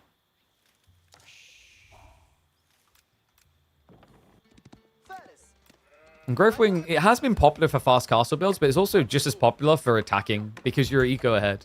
It's a little bit different against Malians because Malians with Pitmine plus Mansa are actually competing. Interestingly enough, guys. 75 gold plus the 175 gold is better than 3 villages worth of gathering. So really, at that stage, Marine Lord needs to rush into the Iabid Eco Wing. Oh, sorry, Golden Age. Tier 1 to kind of get the edge. Yeah, passive income is still to this day very wild in AV4. I'm trying to think if there's a civ that gets... I think it is just Malians that realistically get passive income this early. I mean, sure, you have to invest in it, but it's definitely worthwhile. I think the thing that makes it worthwhile, the pit mine is pricey itself. Like, the other one would be Mongols with EV, right? But the housing is something you want to do anyway. So it's not really negative to have to build houses. You could argue maybe a bit of a negative to build them that fast, but then also remember you're paying 25 wood per house. And by doing this, you won't need a mining camp, so you save 50. Right, so to get an Uvu, and then save 50, at that point you're building, like, what, 125 wood worth of houses to get an extra... Does that end up being, like, 30 gold? 25, 30 gold? Pays for itself really fast. Like, you do have hunting cabins from Ruse, but that's a little bit different. Doesn't spike as fast. Also, based on the math we just said, like, so what, 7 houses, 25 apiece, 175 resources, 370, not 375, 325? I guess Ruse is kind of more efficient. They pay 200 wood, and then with the bounty gathering, they don't have to touch gold. There we go, guys. So what we heard here is, despite Ruse's underwhelming performance at the event, they need buffs. Wait, no, they need nerfs. Nerfs. Yes, that's the one. Beasty. Now going into Donzo's. Interesting. He did scout Marine Lord opening with stables here. And it's going to be Archer Horseman. Okay, so Marine Lord is not looking to play greedy. That's very surprising. I guess if you go Camel Lancers, you're just allowing your opponent to scale up towards maximum eco value, which is full danger.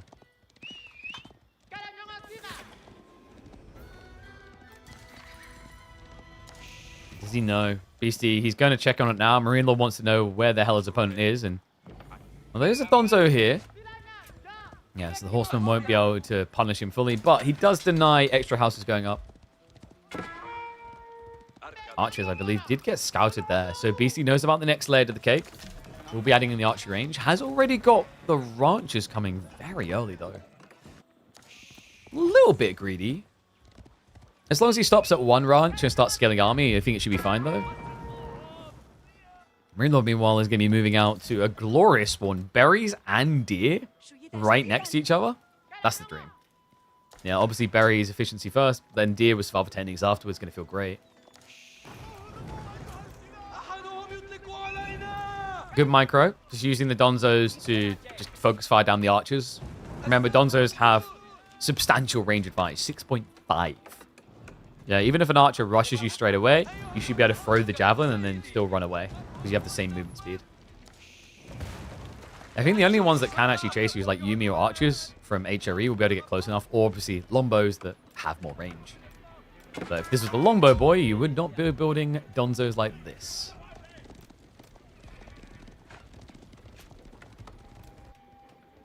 It's going to be double archer range, so he's just going to full pivot. Yeah, not impressed by the lack of javelins out of Beasty. Beasty who's maybe struggling a bit. I mean, 232 gold is decent, but if I'm not mistaken, he's ranching. He is just full-on ranching. A bit gluttonous, actually, from Beasty.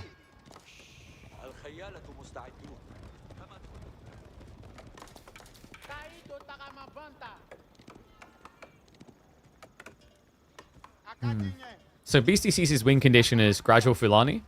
But Marine Lord, I don't know if there's any brakes on this train. It's got to feel a little bit shaky at this point. His archer count is decent to deal with the Donzos. The Horseman can, of course, like get favorable positioning compared to the static army of Beasty. We do have blacksmith timings, though. Something that Marine Lord is sorely lacking, but... oh, look at that. A rarity arises, folks. Iabid's building blacksmiths pre-10 minutes. That does not happen very often. Yeah, honestly, it's like a blood moon. Most IA players will wait until they're in age 3. Even when we see the Mastersmiths builds in the past, they still haven't committed to it until the next stage.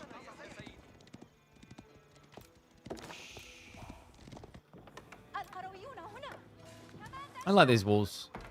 Marine Lord just wants to be able to look full forward, not behind. Is anyone else kind of shocked just how committed Marine Lord is to this, though?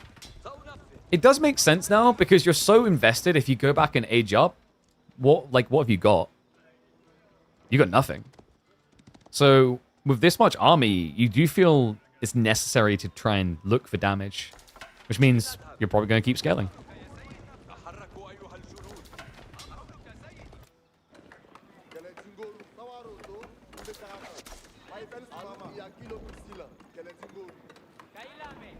Beasty. He did stop the ranch production. So it looks like his goal was basically to mitigate the value of the free villager advantage that the Ibids had. And this is tick that box, right? He didn't go too far. I think like trying to scale upwards may have been a bit dangerous. That's a wild wall from Marine Lord, though. Holy. The amount of food he's looking to lock in. I mean, that's one way of avoiding the need for a farm transition.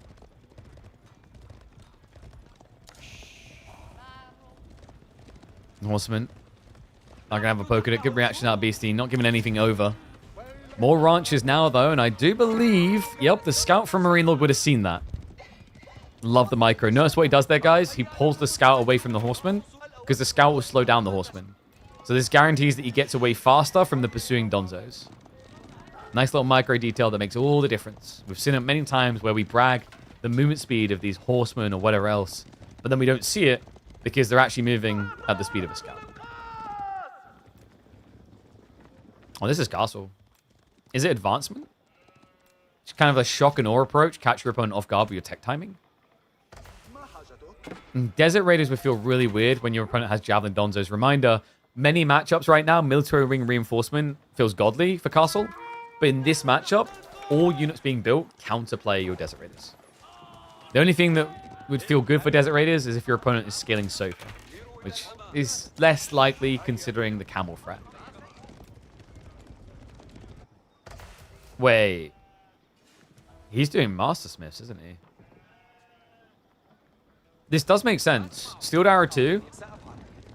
It's like a mini Kurtai effect, like in terms of damage buff, right? It's like getting your Castle Age upgrade ahead of time. Means that you're going to have, what, 7 damage into 4 ranged armor? Still a bit awkward, but look at the count. It's 8 Javelin versus 30 archers. I mean, look, it's also deceptive how far he is. Because he's got the dig gathering, he's getting big clump drop-offs. 16 on food. What a peculiar strategy. And I feel like Malian's usually force these type of games as well, where, you know, because they're going to be passively scaling, you don't want to dive too early. You want to try to catch them as they're doing the age up. Because at that point, they've hard invested 1,800 resources into not defending themselves. But it's often just so hard to find that timing. Marine Lord, however, is ready to age up. And he goes Loggy. Okay, so it's not going to be a Master Smith play. He's just playing for map control. Interesting. I thought we might see him just try to aggro in, but now this is him just backing up, focusing on relics as a win condition. Does give some potential for Beasty, though, because now he's going to be able to rush towards the Fulani, which is almost full, by the way. Just needs to get a few more cattle in there.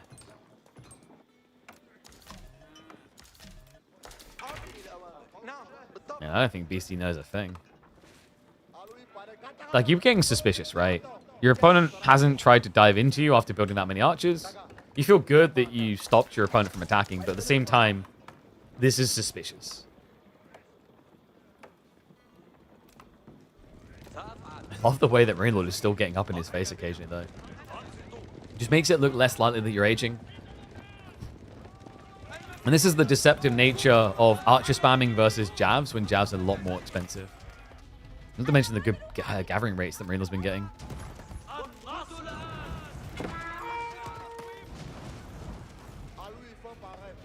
Beasty.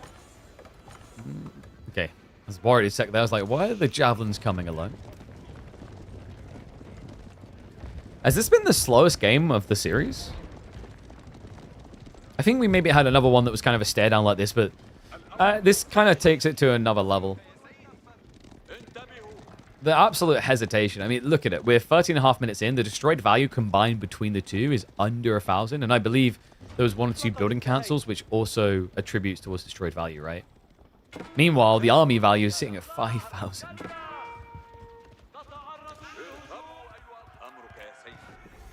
Horseman just trying to sniff out some targets. And there it is. Grand Fulani on the way. But, I mean, tech advantage to Marine Lord. He's ahead. Camel Lancers immediately queued. Veterancy as well. This is going to give him clear advantage. Remember, Beasty only needs 30 seconds. But at the tech up rate we're talking about here, that's a, what, 15 or 20 second window for IU where they'll have tech advantage. Dervishes marching out. They're going for the deep relics. Veterancy just 25 away. You're wondering why. Remember, it's the tier 2. Look at that. Research speed increase. 25% is kind of a humble number, but it's a good one. still in this situation. It used to be bigger, but they had to nerf it because it was too good for Ibis transitioning. Beasty. He's ramping into archers now. Veterancy is there. Marine Lord? Does he look to dive? He's got camels now arriving. And this is why your opponent can't do Sofa, which is great for you. You've scaled archers. Like, most of the time, scaling archers like this would feel dicey because javelins and Sofa, right? But because you have camels, the expectation is that Malians don't really want to do Sofa. Because you have Desert Raiders and Feudal, and you have Camel Lancers and Castle.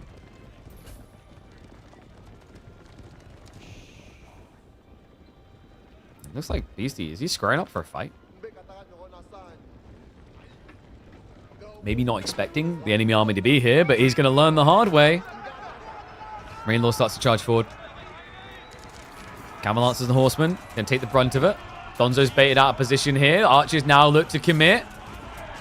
He'll brute force this. And the Camels, he pulls them back just in time. They're still alive, but the Donzos are melting. Only 5 left alive.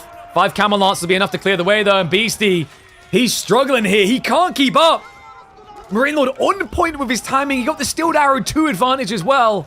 Just to offset and melt through those Donzos so much quicker. The Lancers at breakneck speed here. More coming. There's 10 in the field. Soon to be 20. Beasty, he's hemorrhaging. Donzos come out just to die to the Archer Wave. The Camel Lancers are winning this. Marine Lord on the verge of thrusting an S-tier trophy for the second time in 2025. Sword and a shield at that. Appropriate with the way that he has cut down the competition. A 4-0 victory over Louis MT. Now staring down the opportunity to 4-1 Beasty in the grand finals. Camel Lancers still looking sturdy. Villagers in trouble amidst the danger of the dive. The worker lead builds. The relic control is there. Everything is thumbs up for the Frenchman. And it's not done yet. The archers able to cut down all the newly spawned troops. Camel Lancer production has been held in reserve. The next wave got caught in the A-clicks, but they'll be diving soon. This is not over once the archers are dead. It's only the beginning. The Camel Apocalypse has arrived. Now the Marine Lord thrusted upon top of them as a trophy. Donzo's just not able to get in. And remember, the brace doesn't work against Camel Lancers. They ignore the spears. They get their charge. The last stand of the beast. Marine Lord, once this is dead, the villagers are open season. The beast has been slayed. Ladies and gents, Marine Lord, for the second time in 2025, will be your S-tier tournament champion. Only this time, he does it in person. Ooh, well played. A little bit of a fizzle out compared to how this started. But overall, etagigi. All right. So how long have we been live? We've been live for quite a while, right? Almost 7 hours. Ugh, do you guys want to see a cool game that had me addicted all weekend? I discovered it on Saturday, and I'm sitting at 12 hours. You guys want to see something cool? I like this game. All right. I'll round out with something special to show you guys, like someone to tip my hat to that you guys get your hand on. Get your hands on.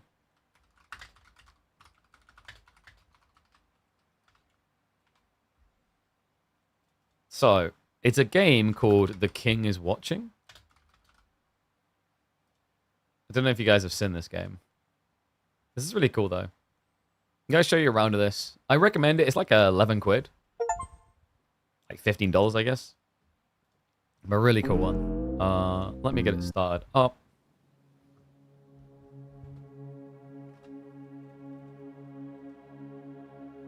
Where are we at? There we go. There you go. So this is a roguelike called The King is Watching. The whole idea is that you have to structure your whole base and scale. I've played a few rounds of this. Let Like, I'm trying to think what... It reminds me of, like, is it Endless Loop or Loop Hero? It's really similar to that. So what we'll do, we'll start on the standard one. We'll do Village, we'll do 3x. We got a bunch of things to like, unlock. I think this is the best direction for roguelikes, by the way, is the gradual ease of difficulty. Because for the sweaty people, you can just basically reset and never unlock anything. But for people who struggle with roguelikes, like, having this ability to unlock things was so much of a big deal. 1 sec. I'm just going to turn down... The music's very loud, right? Yeah, we'll do that. So let's go for a run. As I said, we'll do the village, we'll do difficulty level 3, we'll do King Leonid. There's a bunch of different kings here with different abilities. They can summon different things. They can get extra perks. I'll show you guys how it functions as we get in. This is a really cool game, though.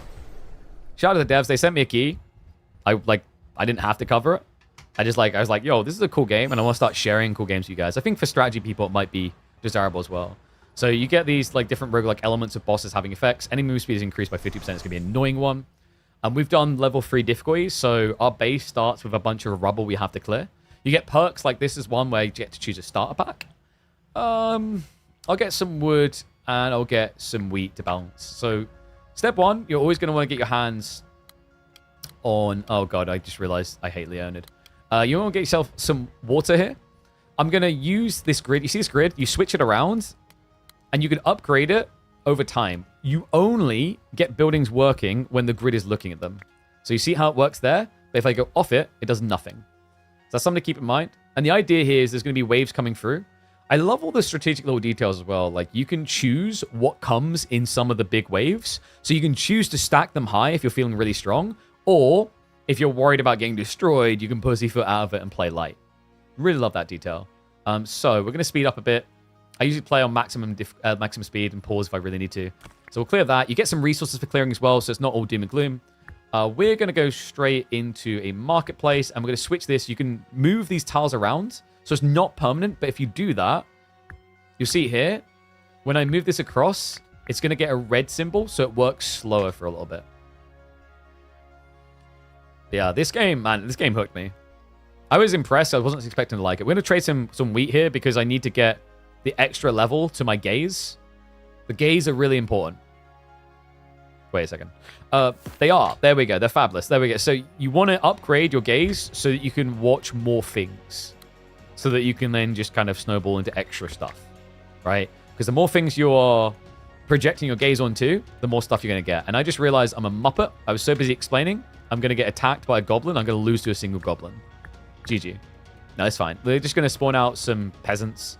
Peasants are like the most trash of trash. They're not very good. You get different access to units, the scale. So the whole idea is to upgrade gradually to better and better things. So archers, I always love. I think archers early on are pretty good. They're overall just like very, very useful. Outside that, I've already got loads of trees and wheat. I'm going to prep iron mines. And this is what I was talking about with prophecy. So you can choose what comes next. I'm going to choose wall busters because I think, like, wall busters, I just call them like unit farms. They don't attack you. They just look to blow up your wall. And even if they attack the wall, they're not going to do enough to break it. So it's an easy round for you to get resources, basically.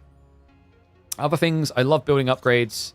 So you get different types of rewards here, like established production, advanced production. Advanced production is kind of sick to get very early on, but can be expensive. So I usually would say established production. And the different levels, like levy, established, basic, like, it's going to be better, but usually it costs something to get to the better ones. Denarii is the currency used in a trader that comes to us. Denarii is always good to have loads of. And then I'm really going to challenge myself. So you get little perks here. I'm going to choose troop training. I love troop training. It just scales your boys. And you kind of need to because some of the bosses can, like, wipe you very easily. I don't usually upgrade grunts. I get out of grunts. I need to do a peasant-only run. Peasant-only runs are quite meaningful because they have certain things, like when they die, you get gold. So you can use them to, like, feed into, like, a good backline of units. But we'll go for the ranged upgrade because we want to get into these guys here. I do need to drop an iron mine. So the iron mine is going to let me get what I need to build the archery range.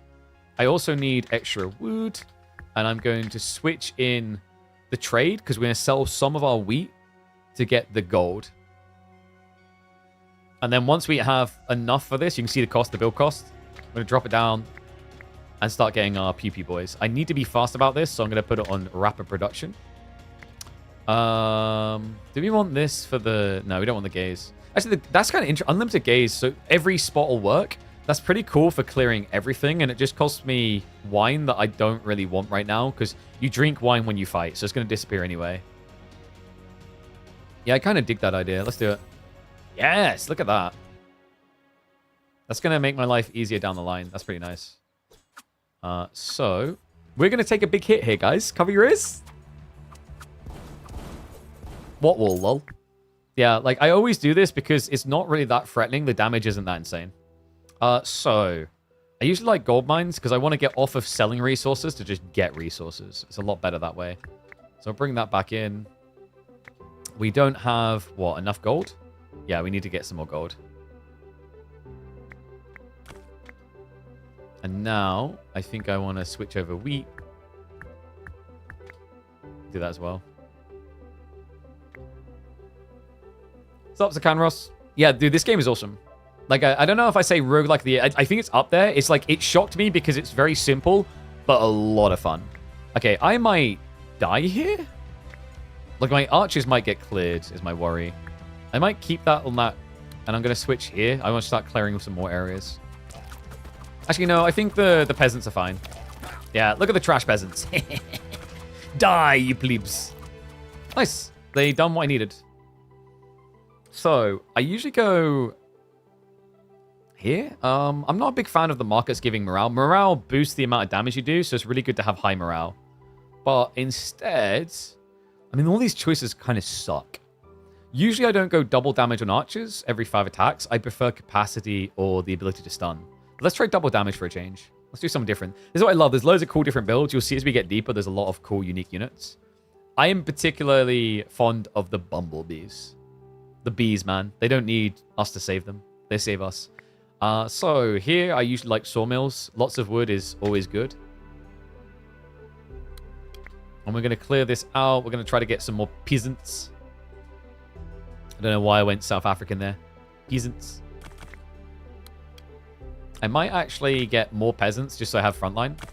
Usually you want to get rid of peasants pretty quick. They're pretty sucky. Is it kind of tower defense with economy? Sort of. Like it's, do you ever play, like, it kind of reminds me of Loop Hero, those type of games. It's that category of roguelikes. I rate them. I actually have a lot of fun with these type of games. I was like, you know what? I said I wanted to start doing other content on stream. And I thought this is like a cool opportunity to show off a game that I think genuinely people should check out. Alright. So, we should be fine. Should be fine. Should be fine. We're not fine. We're not fine. We're not fine. We're not fine. Uh-oh.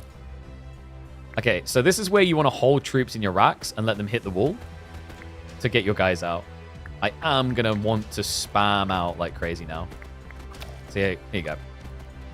Guys, it's fine. I'm not going to die. Keck W, you thought I was dead. I mean, that was kind of spooky, though. Wait, do I not have enough? Oh, I don't have enough gold. That sucks. Okay. So that was painful. But now we're going to fix it. This is really good. Militia, like, the problem is peasant frontline sucks. I think there's strategies where it could be good. I just haven't tried them yet. And this is now more advanced buildings. Furniture stores are really good for farming these things called denarii. You need denarii so that you can get your hands on buffs. Because remember, these type of roguelikes, they usually have things outside of the run that buff you up. That's how you get access to them, is like the denarii points get farmed each round, and then you get upgrades like advisors, which give abilities and things like that. But I'm going to keep it simple. I'm not going to complicate it by turning this into a furniture farm. I will go for animal farm, because that leads to some really fun units a little bit later. So we need extra gold, because I currently can't produce more of my boys. Let's get the clear over here. We're out of wine, which is annoying, so I can't actually just fast clear everything still. There we go. And now, I've got a decent amount of food. Is there something specifically I want? We want the militia, right? So we need to get wheat to eat. And we need to sell some at the same time, which is very confusing. Actually, no, we got loads of iron. So we'll switch iron. So you can switch the type of thing you're trading, and it even tells you the rates. Like, some things give a lot of gold. So that was a good fight. Easy peasy. Now we get the trader. So this is where this purple, or pink rather, currency comes in. Forges are usually very good because a lot of like decent mid-tier and beyond things require iron ingots, and you can't easily get iron ingots otherwise. So I'm going to take that. I would love to get the tavern because you get the morale buff, which is really nice. Remember, more morale equal more damage is always good. But I usually like these type of perks. Warrior troops receive a 10% damage, boosted damage, health, and attack speed. I want bees, dude. Bees are my target, so this is really good because they're a warrior type. Outside of that, these are really sucky perks, like getting the magic score market upgrade. I just don't trust the market upgrades that much. I don't always want to trade. So I'll get the samurai helm. That's really nice, actually, because I said I wanted to maybe go for the tavern, and now I can't. I can, rather, and I have that later. Outside that, do I want a wheat fields? No, but I could do with a clay mine just as backup in case I need it. Because I've also got, like, you can basically get brick, and then you can repair with a different building. So, we want the militia. We can now get them. They don't cost gold. Oopsie. So we want to move this out of the way. So once I have militia, I'm like very, very cozy. In fact, I'm even going to just push the peasants back in the huts. So you can actually, like, this is the thing. You can build extra production buildings and hold troops in reserve, which is a good strategy against some bosses because they'll wipe trash. So you want to, like, rush them with trash after they use certain abilities. So, like, it does have a merit to it. It's definitely a value play. Okay, so next gaze level. Remember, this increases the amount of buildings that are going to work. We need gold. We need a little bit of clay. So we'll probably drop that soon. We need gold. And we need... let's move this. In fact, let's move all these buildings because I want to use these buffs here. So we need gold and we need wheat. So we'll do this. And we'll do this. We'll let these clear because that gives resource as well. At first, remember, they're going to like be debuffed because you move them. But then they get back to full work. Usually, because of how good these type of positions are, it's worth doing if you're not going to move them too often. Nice. More choices. You can recycle to get pink instead, which is quite nice. I sometimes like to have 1 or 2 hunters because they slow big units. They debuff them. Building move system seems interesting. Exactly.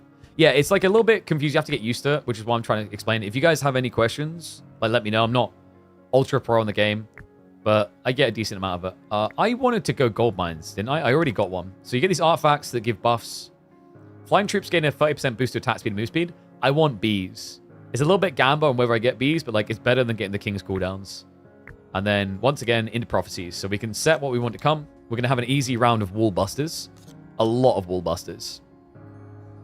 I'm even going to add in a pig and a bandit because screw it. Next round, I like Denari.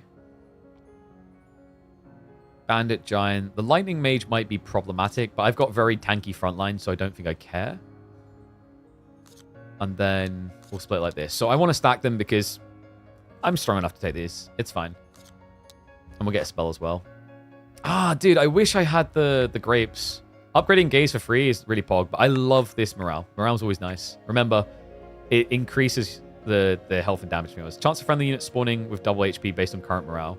Oh, so that's interesting. So there's another king where I think it's damage increase. So it looks like you get different morale boosts based on the king. That is intriguing. I didn't realize that. We wanted to drop... I think we want more wood. Because more wood will also give us more of these like abilities to spawn units, right? So we'll switch back over to wheat as we stack up. And we're going to want to shift in the clay soon. Let's do that now because we need 5 and then we've got more gaze. Woo! I realize like every time I say gaze, there's probably someone in chat giggling.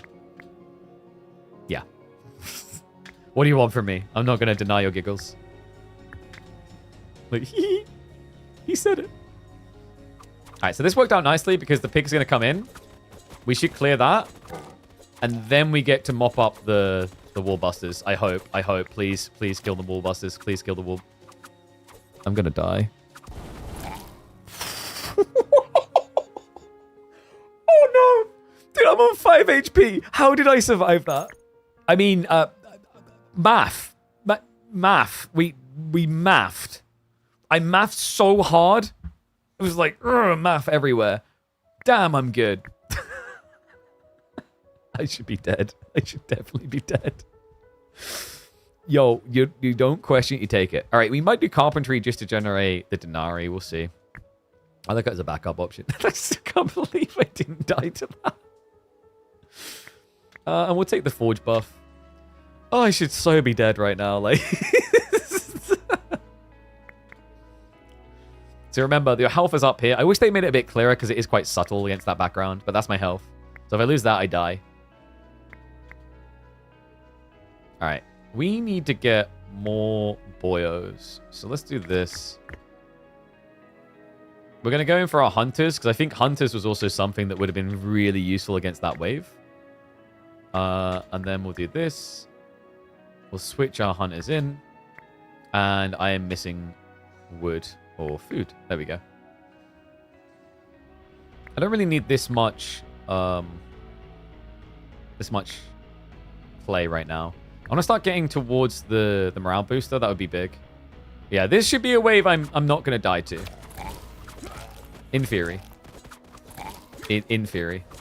Please don't die to this wave. Please. Nah, we're fine. We're fine. You guys thought I was going to die. Anyway. So we want bees. If we want bees, we're going to need grapes. Don't ask me why. They accept grapes. It's not flowers. They just love grapes.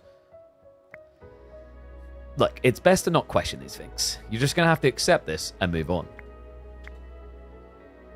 All right, so I'm going to move this because I don't want to pay double price. This basically upgrades the spot. So I'm going to take the initial hit of worse production because otherwise you have to pay double gold, which is just absurd.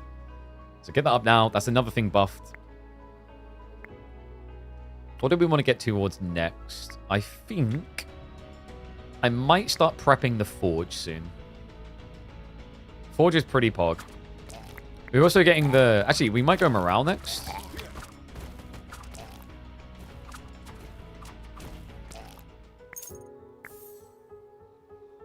I like Fissure for when you're up against big waves, just in case you don't have the counter solution. Flower, definitely worth it, because I don't have flower right now. Some things like have one-off opportunities that cost a resource like you might not have access to. And I'm going to get access to iron ingots, so I don't care as much about that. But I think what we do now... we're going to add in another farm. I don't think we're going to trade out... We're going to keep trading out iron for now, because like I'm limited on food. I don't think I got a wheat field. But I can fix that. There's something called basic construction that lets you choose a big version. Because remember, you have base versions that are 200, big versions that are 1,000. All right, do I have enough gold for what I want? Yeah, I can get the forge now. So let's prep that. There'll probably be something coming out in the next wave that's going to be worth having access to. That's what I'm targeting. I guess we're going to do this as well. I want to bring in the extra dudes. Unless aren't that great, but it'd be nice to have them. All right, trader time. So we said we didn't have wheat, but I think I can fix that anyway myself. This is where we start to get some high tier options like ram pastures, but we didn't get the black sheep before, and like ram pastures cost 700 gold, which we have 17 right now. And this is not 2008, so I can't just take out loans that make no sense. Ram spawn I love. Anytime I kill an enemy, I get 20% health back. And that works really well because of our morale thing, where newly spawned units might get double health. It's a shame I didn't have the extra resources. I would have went for this temporary summon thing, because it's really good when you get things like the goose down the line. I hope we get to the goose, guys. Like, the goose might be my favorite unit. They are so goofy and incredible at the same time. You need to witness them yourself. Witness their glory. So we said about farms running out. Did we get big sawmill? Oh, yeah, we've already got it there. I'm an idiot. Oops. All right, like, mostly we're in a good position right now. I'm probably going to do this because we now got, like, iron ingot production. Yeah. And we got the efficient tech, so we use, like, you use more ore, but get more metal. I think it's normally used 2 ore and you get 1 metal. Is each run different? Yes, because you can choose... You get different cards come up. You can choose different prophecies. There's different maps as well. Different bosses that can spawn. So there's a lot of replayability here, I think. I'm so tempted to do a reroll.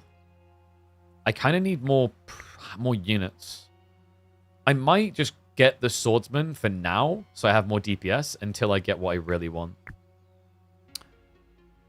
And then I don't really need more clay right now. I've got loads of clay.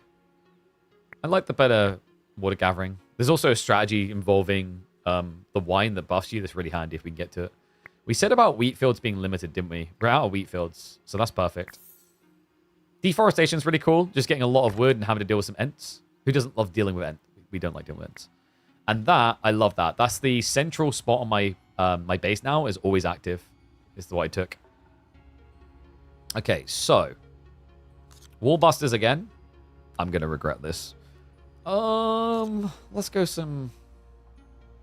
maybe some giants or let's do Gobbo, Lizard, and Crossbowman. We'll keep that wave light because I think wall busters are gonna kill me. I'm on like no HP. I'm being really stupid here. Building upgrades will be really nice. Troop training as well. I think we do this, that.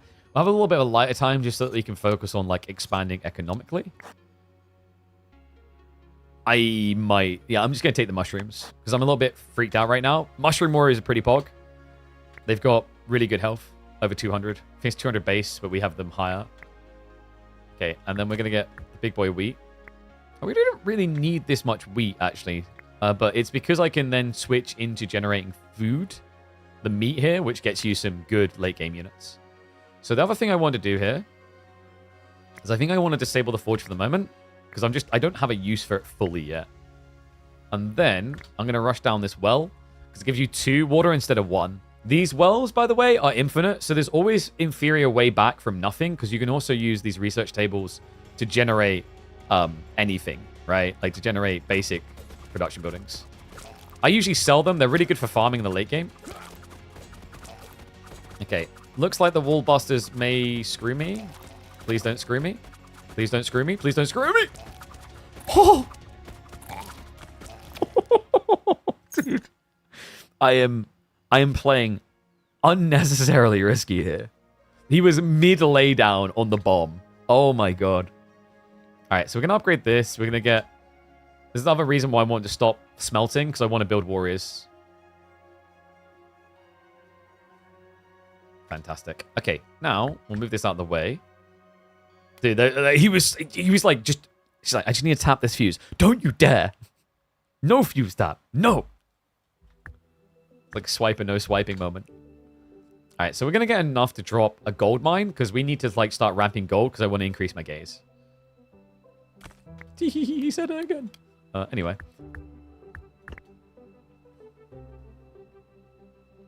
I think when the well's gone, we might go for the basic construct and I think we're probably going to want another lumber mill.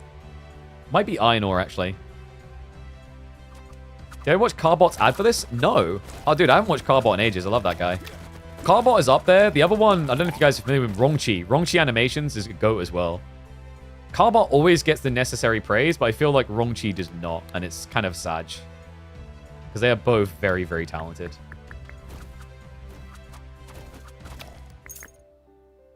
Okay, grapes, because we got caught out not having grapes before.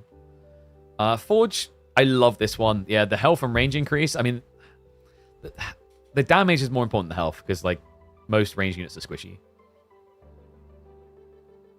Riders would be cool, but I'm not going to have many riders at this rate, so I'll just go for the range increase.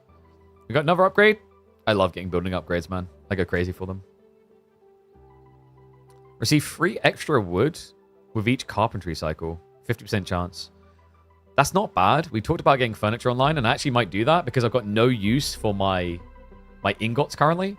So that'll give me something to do with it, which is what we're really lacking right now. So I'll probably start carpentry up now. Yeah, let's do that. So the idea with the carpentry is I'm going to sell them here for 1 coin each. Which is good, because Wandering Trade is coming soon. I want to buff the amount of stuff I've got soon. I've almost chopped through all the wood also. Go, my little boys, go! That sounds really neglectful, my little boys, like I'm sending my sons to war. I mean, if they's got the fights in them, yeah? Black Sheep Farm. I like Black Sheep for a few things like sacrificing. Not sure about them here. I'll take them because I don't want to spend Denarii on the reroll. And we can increase the ranged health, rider health. I might reroll. Oh, wait, they're flying. We want bumblebees. Dude, I'm so... So this is the thing. I'm being very rigid about what I want, and that's dangerous because if I don't get it, like, my strategy is just bad, right? I'm screwed at that point. So it is very dangerous what I'm doing here. Yo, look at the Denari, though. We are going to be rolling in it. Yes, sir. Let's sell some wheat now. Because I want to get my gold up and get the other gaze. Alright, I should do quite well against giants. I think. Yeah, because the hunter is really useful against giants. Because it slows their attack speed. Nice. Black hot mother hog. I might start using the tavern now. I should have done this sooner. Tavern's really... Oh, wait, no. Tavern's very different with this, isn't it? Yeah, because it's not... So usually I have the tavern on because it busts my attack damage on a lot of my guys, but this one's for extra HP chance. Scarecrow, not that great. Lifetime of all temporary units, really good, but I need temporary units, and I currently don't have them. I don't mind crystal farming with the crystal mask. Depends which way you want to go. Wheatfields giving gold is really nice because we're trying to spam a lot of gold. I'm probably going to go Wheatfields. So I get 25% chance to generate gold, basically. I might get a sawmill. My big one just ran out. It's down to 77. Let's go with Crystal Mask to potentially scale, and we'll get sawmill. There we go. All right. Not bad. So we want this tavern lined up with our like production buildings, basically, to get extra units. That's ideal. And then let's finish off this forestry. They get played by the devs to play small games. Sometimes. This one was not sponsored. If it was, there'd be hashtag ad or sponsored. Legally, you have to do that. So this one is just like, I thought it'd be a cool way to like close out the stream, doing a run of this, showing you guys a game that's like indie, probably being overlooked. It's really cool. So I don't really have much right now. I might start doing the basic production buildings generation because I have uses for that. Because like you can generate these production buildings and then sell them for coins. It's probably not as worth when I'm doing the carpentry trick. Well, not trick, but like build. What I do probably want is extra forms of production. Yeah, I'm a little bit limited, actually. I think I fissure this. I feel like I'm going to struggle against this guy.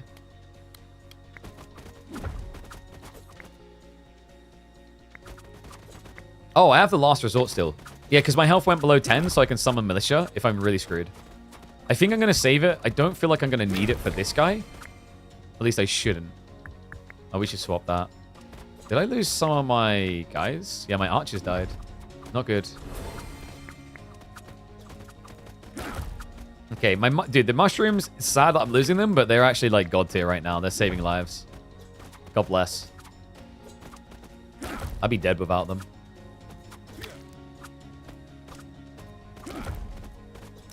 Probably burning more resources than I needed to here. But whatevs. Win's a win. Don't be that guy who mold scammed. Whoop, whoop. Nice. So I think I want to move the positioning of this overall. I don't like I think it should be here.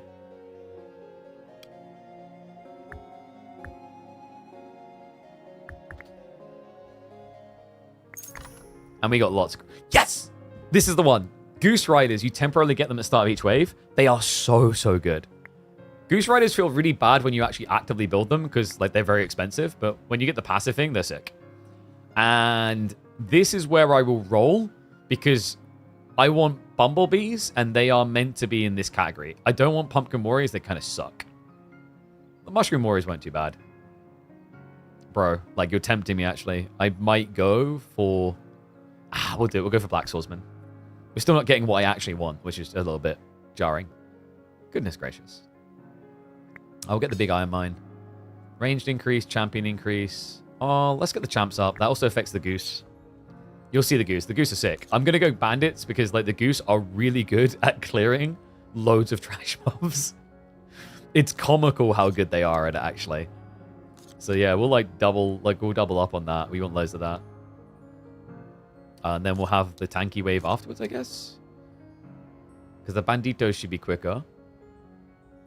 Maybe Sunface. I kind of want to go advanced. Do I want advanced production or elite racks? I want elite racks. And then we'll add in Bat Riders.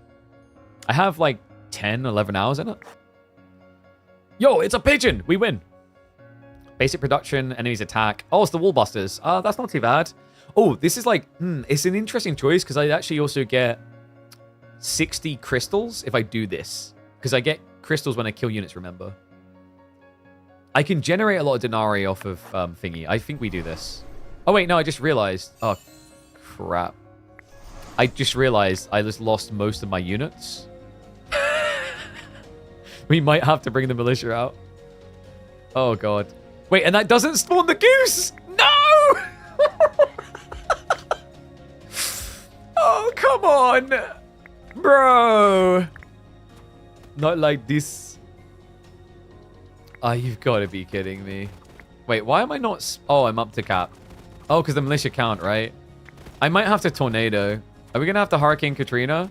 Oh, dude, this... No, no, no, no, no, no! Please, please be 4 damage.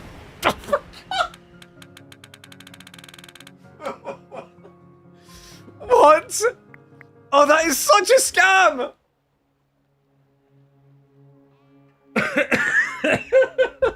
Dude. How did I not get that one guy? I didn't realize that that wouldn't spawn my Goose Riders. Oh, man, that's so sad. All right, we go again.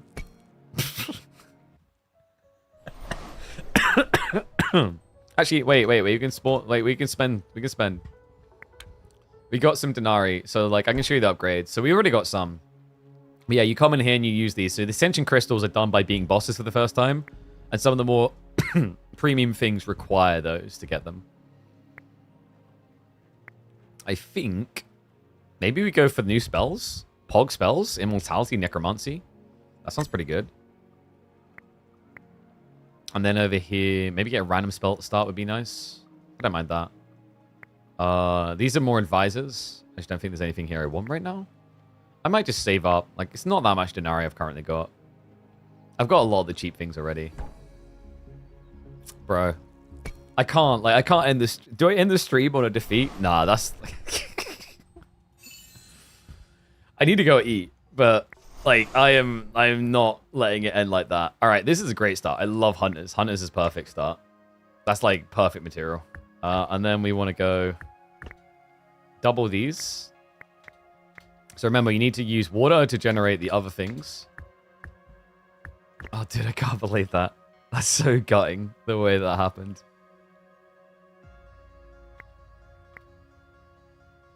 All right, so I'm going to gather up until we got 60. And then we should be able to do this. And then we'll also be able to afford the Peasant Heart. Not that we should need the Peasant Heart. It's one Bandito. So actually I can skip the Peasants, which is good. Because what I want to do is I want to rush for my timing on gaze level up. So yeah, now we want to go like this. And we will go... Boop. Oh wait, the marketplace costs wheat, doesn't it? That was a bit of a whoopsie.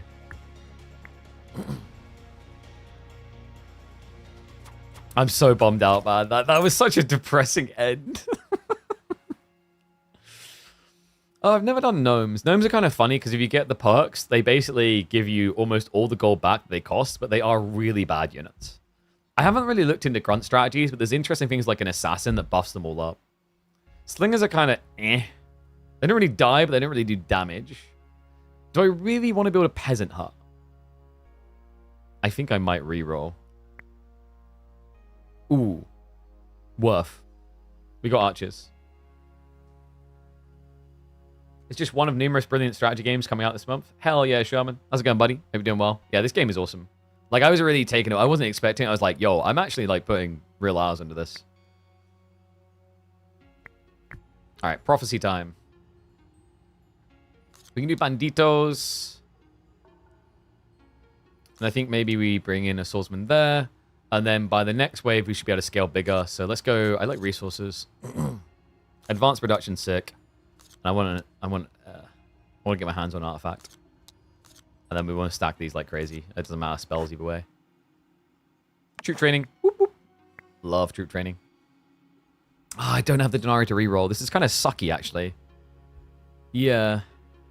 Flying a rider. Dude, we're going to try for bumblebees again. I told you guys, I hyped them up. I'm like, bumblebees are sick. So we're going to try to get bumblebees. All right. Nice. So we'll clear the way on this stuff.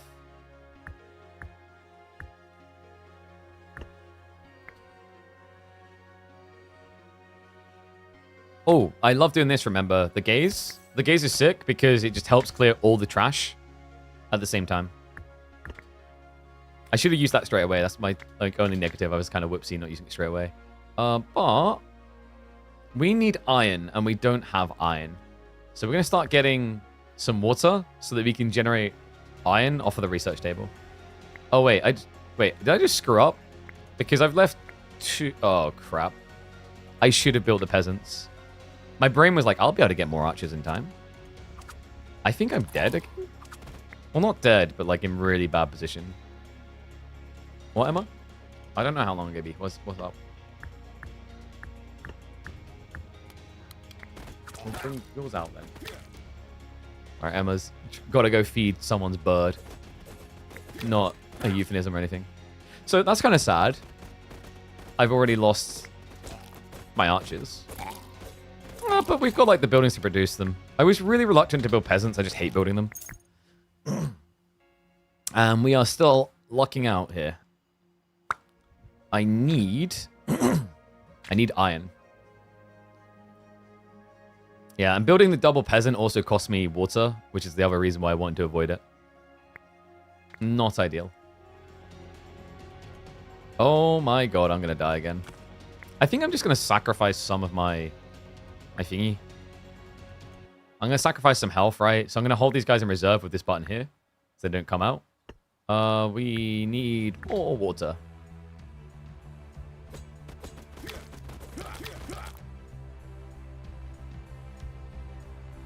Alright, so they're going to come in. Oh, I haven't switched over. That was pretty bad, actually. I should have switched over sooner. I'm going to die again. I've been doing pretty well. I think, actually, like... I kind of suck with the line formation guy. I don't rate him very highly. He doesn't feel that good. Much bigger fan of the other ones. Wait, this might be strategic. If I can get to... Nah, dude, that's annoying. I kind of wanted to wait another second or two, but it's dicey. Because if I wait another second or two, then like I can get my hands on the free spawn of militia, which would have been really strong. Let's get grapes. Man, these choices have not been great.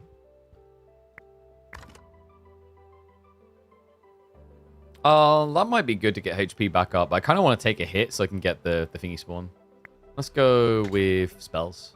Summon Infernal's always great. Deforestation for loads of wood.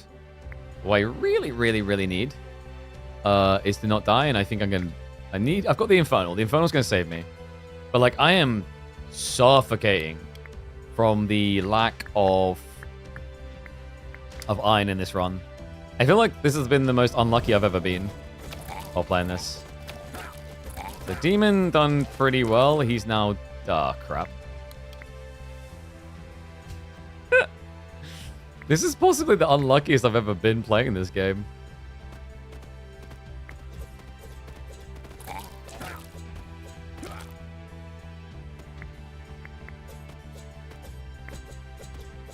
Please kill him. Pog! And we got the militia point. That's good. Necromancy is kind of interesting. I've never tried that before. Animal farms buffing everything? No. Maybe? It buffs riders. We might go towards riders with the goose.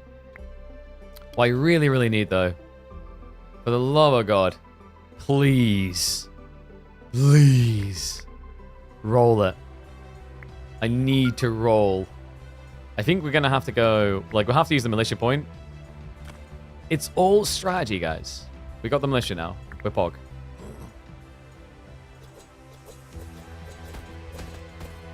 The problem is militia are tanky. They're not great DPS, but it's good enough. Okay. Safe. Probably not safe, but... We try. We try poorly. What did I say I needed? I said I needed iron. And guys, would you like to guess what I still don't have? How have I still not got iron? That's silly. Like my most unlucky...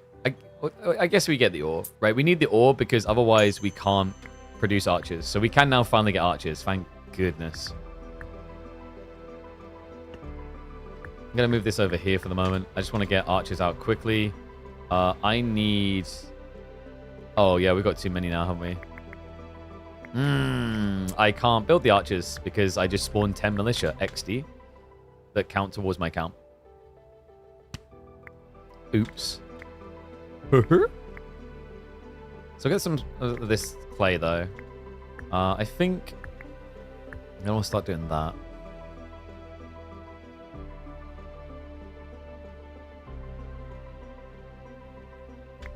Should be enough clay for the level up to get my gaze up so I can monitor more buildings, remember? Nice. Freed up another spot. Let's get more trees.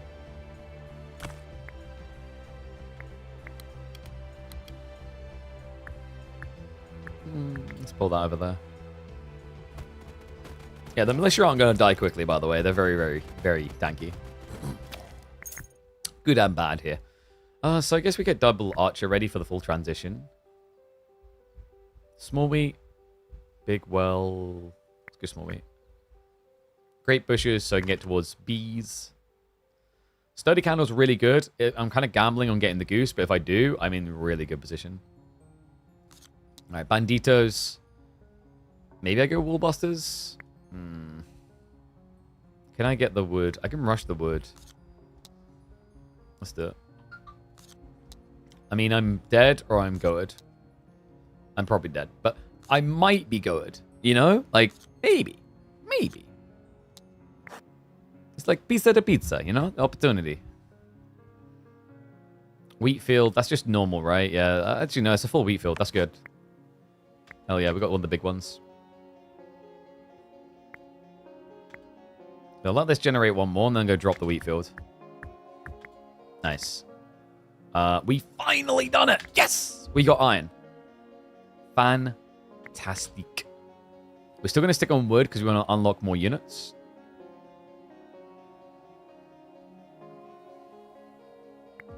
In fact, it should work out almost perfectly. And then I want to... Should we do gold? We'll do gold over here. Generate a bit more. Go, my little militia, go. Be all you can be. Which is just a giant trash mob. But you're a good trash mob. See how good they are at being a trash mob? Legendary. Wait. I have nothing. I have nothing. Oh my god, No!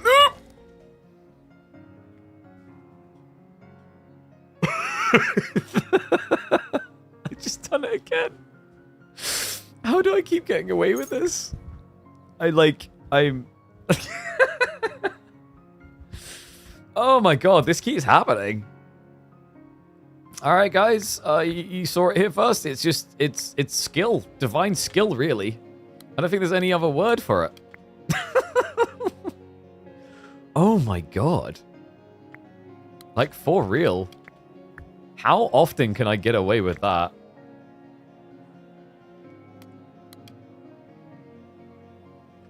Alright, let's move this out. Let's get some iron.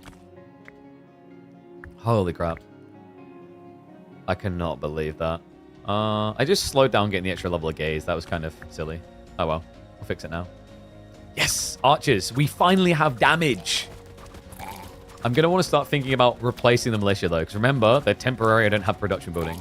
So that could be a problem. Because they're all getting injured and they don't heal automatically. You have to get buildings for that. So they are eventually going to become a ginormous liability and just flop dead. We do not have a sawmill. Gold mines are a bait because until you get iron ingots, it's like way too expensive for what you get. You might as well just sell resources in a different form. Okay, I don't think I need more iron right now. What we need, actually, is the wood. Das Wood is gut.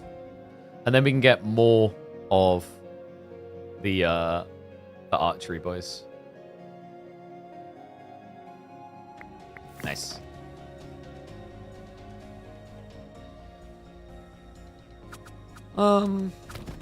Probably okay. Some militia are definitely going to die here. Yeah, like a few died there. But let's put more wood.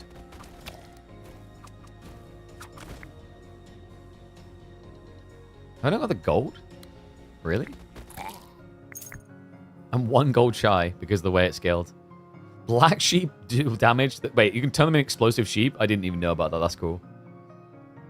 So black sheep, like the only reason I might do this is to sacrifice them so they can generate more morale. So we're going to reroll. It's worthless. This is what I love. The stun enemies at full HP is really handy. But I'm probably going to go Gold Digger. Do I? Nah, let's just take that W. Take what we want. We want the Vineyard because we want to try to get in... Vineyard? I'm pretty sure it's spelled Vineyard, though, weirdly enough there. And we need gold. Oops. Forgot about that.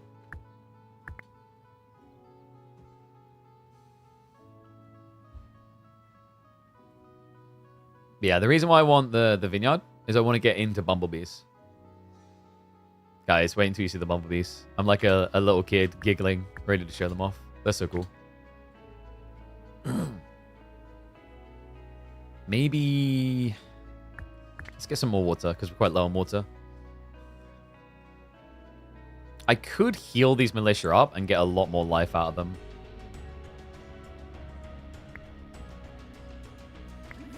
I'm going to do it because it just covers me until a later phase of the game really nicely.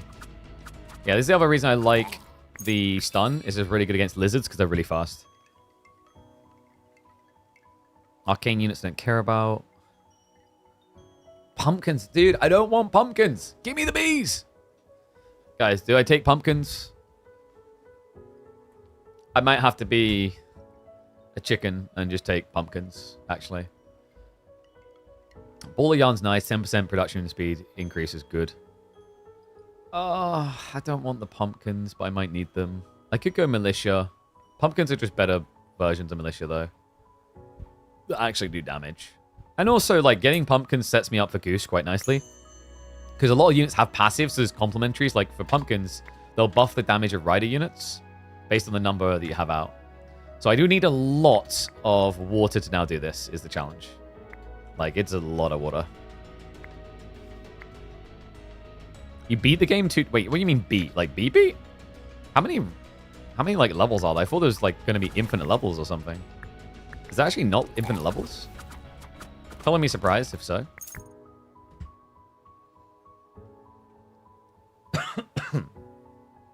I think because I'm going to eventually lose these militia, I should get a militia camp anyway. More iron, I guess?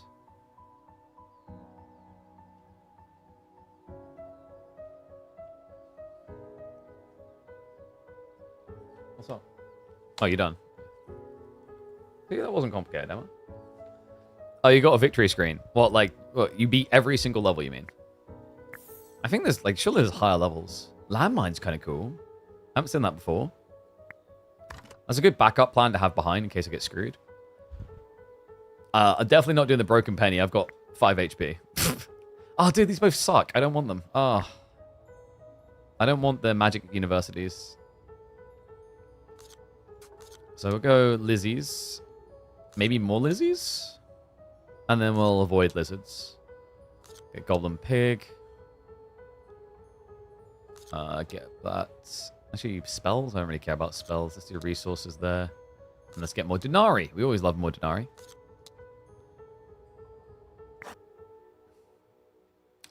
Ooh. Do I gamble? Or do I take Perma? I feel like I take Perma morale. Yeah. I need to start scaling my morale.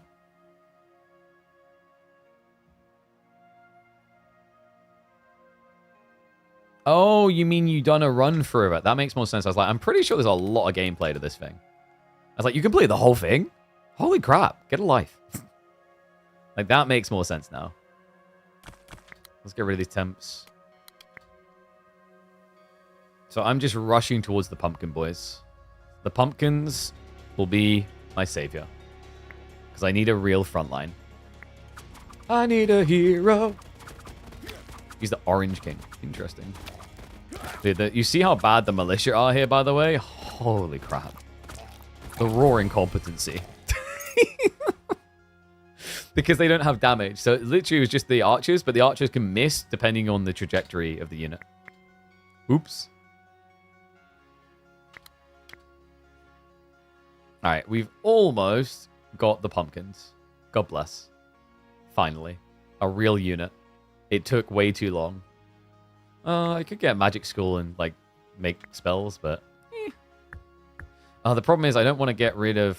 I want to keep gathering water because the pumpkin boys require actually quite a lot of water. There we go. Pumpkins! Nice. You see how useful the archers are for that. Okay. Our fear has arrived. We are losing all of the squires. I told you they suck. Oh, sorry, militia. We're losing all the militia. I told you guys they suck. You didn't believe me. Until you saw it with your own eyes. And now you're like, well, that was a waste.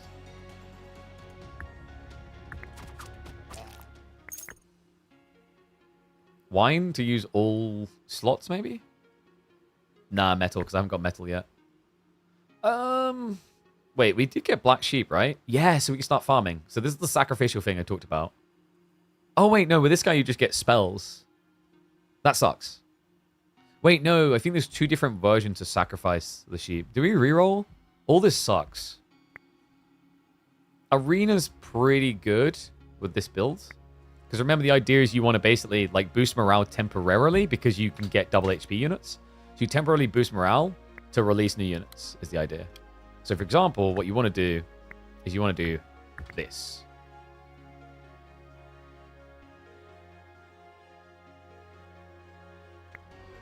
And then, did we get any? We did. Wait. Yeah, that did. We got 2. Yeah, that's pretty good. We got double 480 HP. That's really, really good. Hell yeah. I might switch them over here. Just so they're kind of out of the way. Oh, wait, no. Ah, dude, I shouldn't do that. Whatever. Don't really want more clay.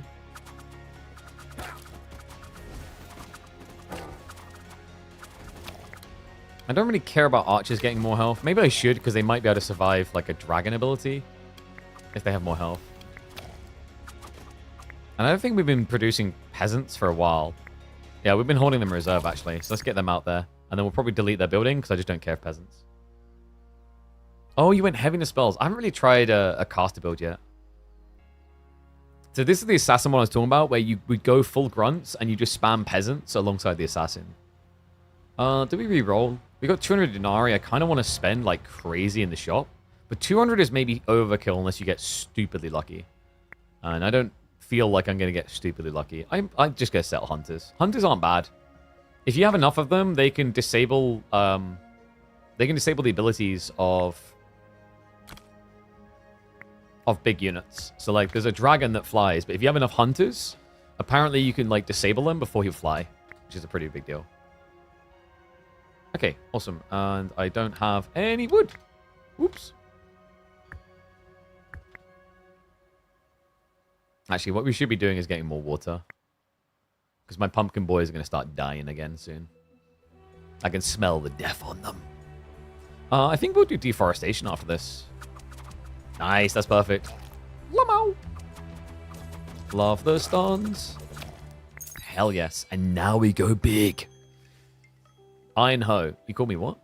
Production limits increase for base buildings is quite nice. I'm not really impressed by any of this. Clay sawmill, like there's nothing. I need certain like development buildings that I'm just not getting right now. These are like some of the worst rolls I think I've had. I have loads of baseline wheat, so it might be. I've got big ones, so I don't feel like there's much value in the Iron Hoe, which will let me get 400 resources on small buildings instead of 200. Trading grapes, crystal, or clay? Maybe?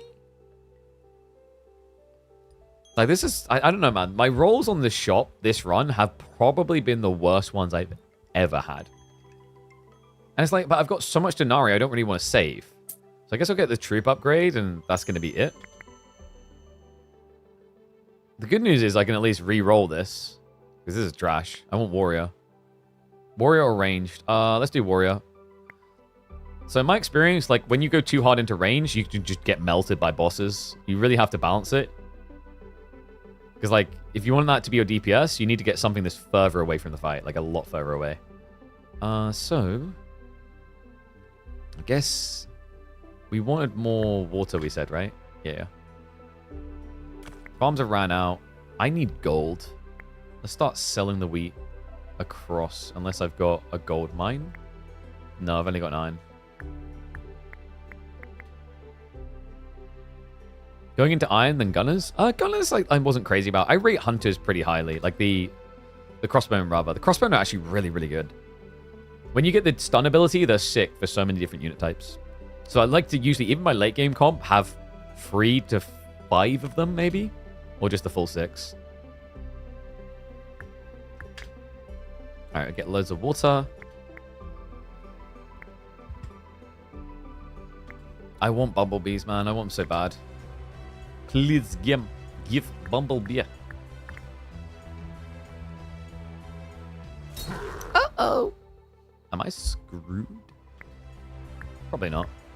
I think we just get squires out to be safe.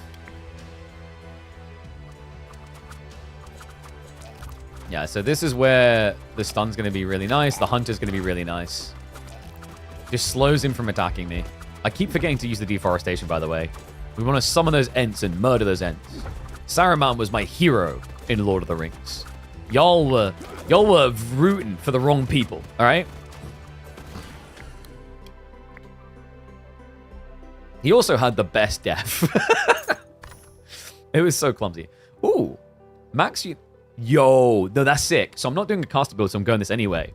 But remember, the morale thing gives me a % chance to spawn units with double health. But I think because this is base max unit HP, that's a double-double. So this is like 150 if I roll that. That's really good. Incineration's pretty sick. I never really rate fireworks that highly. Goose Riders! I love these. Longbows are also a really nice thing to replace crossbowmen. I think I want some Goose Riders, though. Because I don't know if I'm going to get lucky enough to get the rando, like, gen. There's a way to spawn them that I absolutely rate every time. It's sick. Okay, warrior health increased. Good idea. Dude, we're going for the tankiest boys in the 7 kingdoms. Whew. Alright, so let's get artifacts. Denari's nice. We'll do goblin swordsman. More lizards? I'm probably going to die to that many lizards. Nah, I'll be fine. We coasting, baby. We coasting.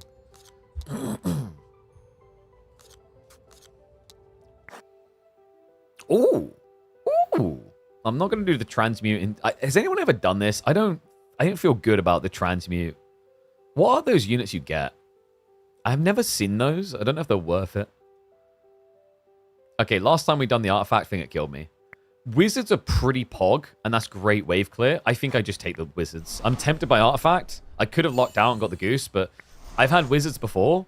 The lightning wizards sometimes are just so hard to kill because they sit pretty far back, and they can just reap everything. They just carve through everything like it's a turkey, man.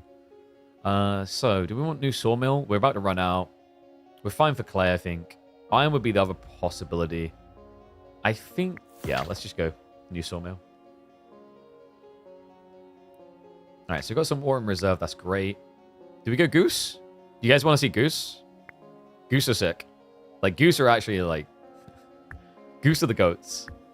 I'll spawn some to show you them. Usually I wait until I get the upgrade that makes them cheaper because they are really expensive at 40 food each. If you can, however, get the 50% discount. I also love the damage booster because if you get the temporary goose that comes from an ability, they're really strong. And I screwed up there. The goose should have been over here, remember? That was a mistake. Because then they maybe get more health because I'll shift over and I'll get the morale boost. That was big whoopsie.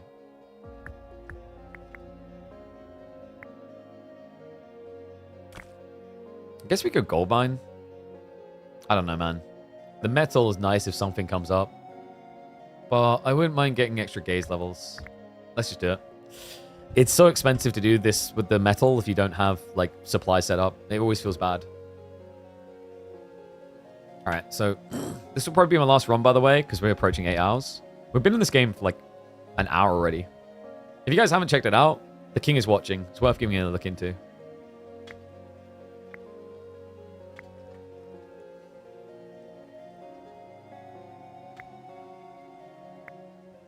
Oh, wait, I just realized. One sec. I need to update something on the deets.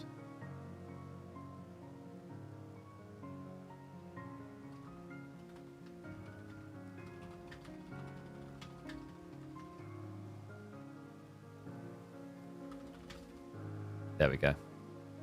Needed to update some deets elsewhere. Fantastico. Alright, so... let's go iron mine. Actually, I should just be recycling them. I got plenty, I don't need more. Alrighty then. There we go. Look at the goose go. They're so good, man. Golden arrow is pretty nice. I don't care for the fireworks. 10% off a boss can, like, actually, surprisingly enough, make a huge difference. I am going to recycle these for extra denarii. I'm going to have the big well. I like a reserve big well when I'm playing pumpkins. And there, I mean, I wouldn't be able to afford this. I so want ballistas. Ballistas are sick.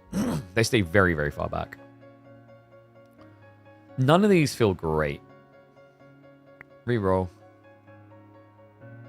I don't mind gambling on getting this going. Like, if you get meat production going, it's pretty sick to have something like the griffins in reserve. Who doesn't love griffins anyway? They're so awesome. Oh, we're out of food. Oops. Restock. We've almost got the final level of gaze. Yeah, I don't like these line ones. They're not very good. Line ones make it really clunky on your base. Because, like, you don't know where these seals are going to spawn, right? So you can really luck out there. Alright, my goose is pretty crippled. Probably going to die to this. Yeah, one goose down. Wow, wow, wow. Both goose down. Sayaj.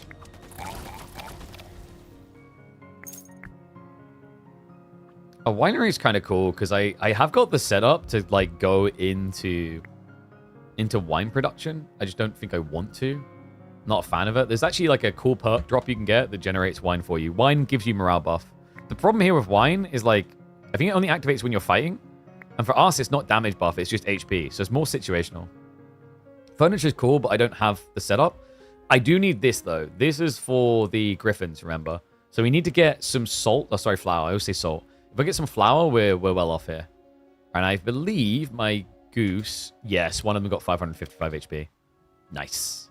Nice. Should we chop? Let's chop. Nice. There we go. This gets me some more wood. Recycle. Upgrade. Nice.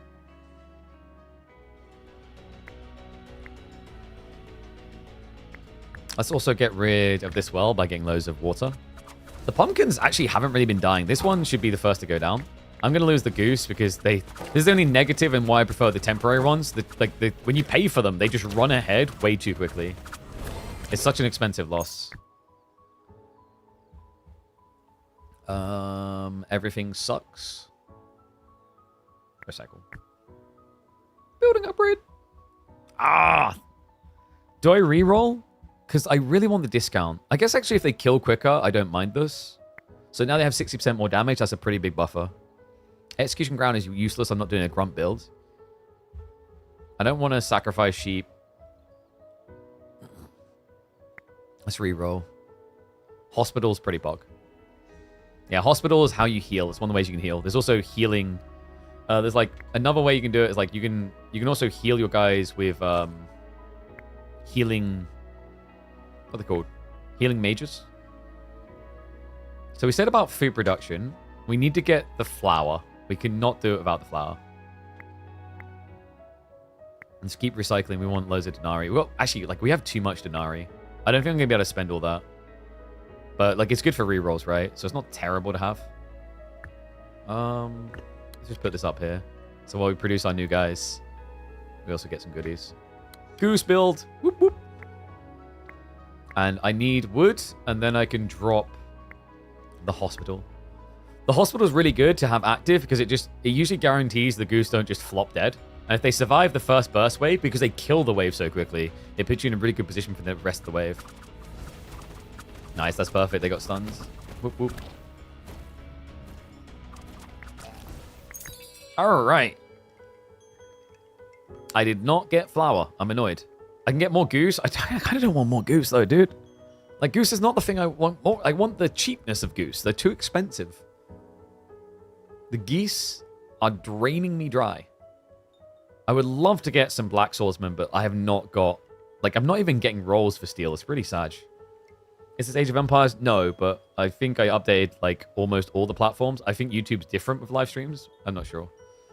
I think it gets weird if I update it there. Okay, maybe getting... basic resources does include flour, right? So this RNG dice is actually pretty good. Let's do that. And then... I'll take the goose. I'll take the troop training. Like, I've got so much denarii, I have to spend it. Maybe a Wheel of Fortune. No, we'll leave that. Okay. So I can make the champions tankier. Not a bad choice. I might just re-roll and see if I can get some that overlaps. Oh, let's go Warriors more damage. So it's not just on the goose. I'm putting too much pressure on the goose, man. It's going to crack under pressure. It's going to whack its way out of it. So here we go. Now we can start healing these boys. Like, this is weird because usually I'll have the hospital where the arena is because the idea is that, like, you are able to rejuvenate and both boost your damage. But remember, it's different with this because we don't get a combat bonus. Like, normally you get, I think the basic guy, the basic king gives damage increase on the morale. And it's really, really strong. Whereas this one is me tanky. Me not die. You guys hurry up and heal. This is the negative of hospital because everything is just so tanky. And yeah, the game is The King is Watching. It's like $15 on Steam. Definitely worth it. Dude, my goose. Not my goose. Why are you killing my goose, bro? Why are you flambeing my goose? It's like, normally when you play goose, you just want to avoid giant units, which is why this round's going to be sad, because everything is a giant unit. That sucks really hard. Even the bonus units are mostly giant units. We'll get the swordsmen and the banditos, so I'll invest in goose to wipe them. I'll do them all in one round. And then what I won't do is invest in goose for a round, because they're going to be, quite frankly, like, trash.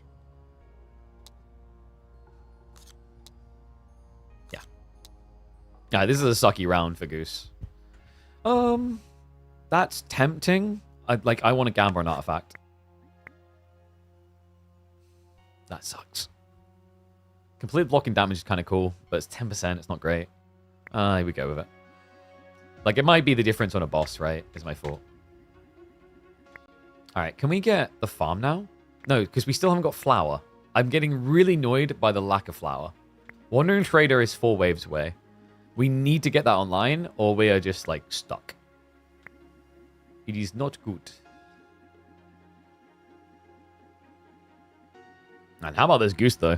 Should we get one more? Yeah. Get my boyos.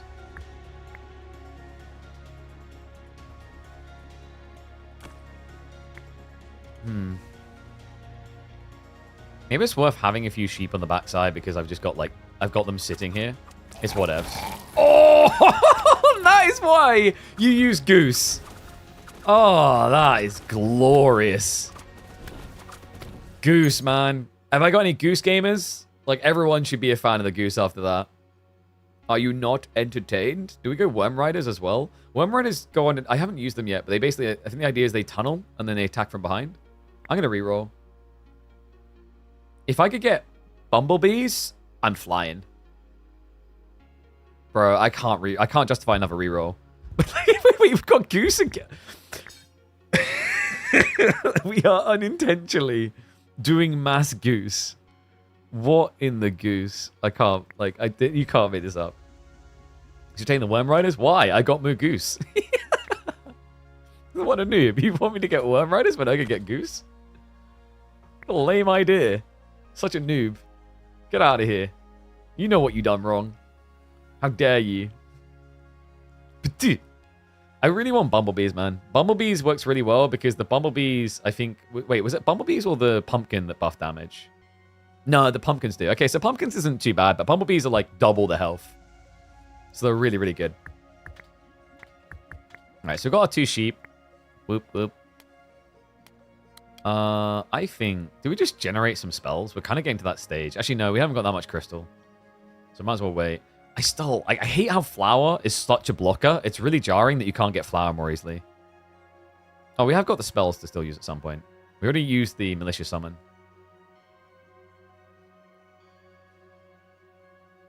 You guys vibing? I like the music as well. The music is pretty epic in this game. What am I missing? More wood, I guess.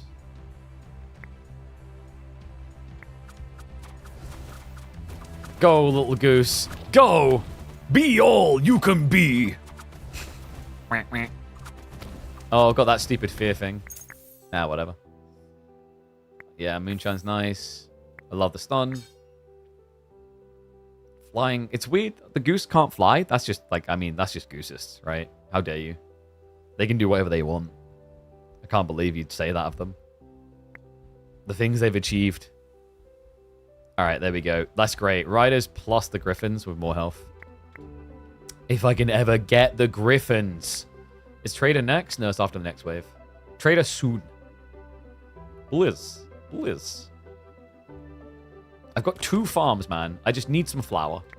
If I don't get flour, I'm molding. I'm full on molding. And who can blame me? Like, at this point, I feel scammed. How have I not got it still? That's, like, pretty bad luck, right? I guess we start building grape reserves. Because they're grape.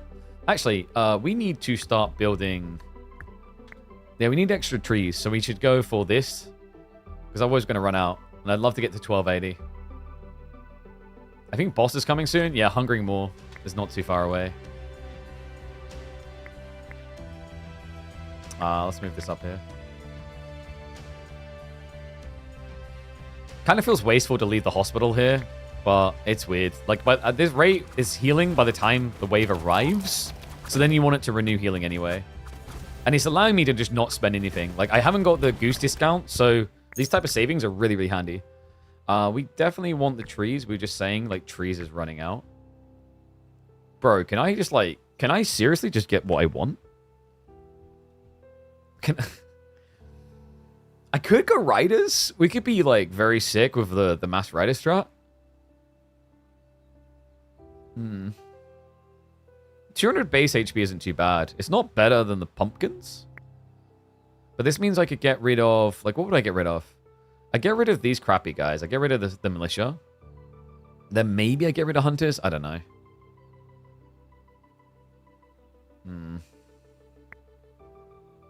I might reroll. I gamba. I will take pumpkins. That's actually not too... Like, pumpkins is okay. Oh, dude, I need to reroll this. I'm not getting any sawmills.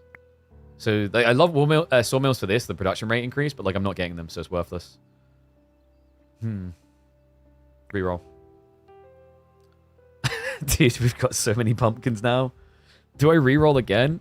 Oh, wait, no, I shouldn't have done this because I've got the trader coming next. Oh, that's so bad of me. Crap. I shouldn't have been re-rolling because I need flour. I've got enough for flour plus maybe an activatable if I keep researching these down here. Maybe. We need more water. I don't really need more gold. I definitely don't need more wheat. That's true. I can sell my blueprints. I think, like we just said, we don't really need more wheat. So I guess we get rid of 1 or 2 of them. Oh, and yeah, the peasants. Of course, the peasants are like easy. I don't think we're going to go for the archmage. I just don't have oil access. And we'll keep one and one of these. Like, maybe I go magic school. I don't really care for, like, the slow magic school. I might keep the magic college, though.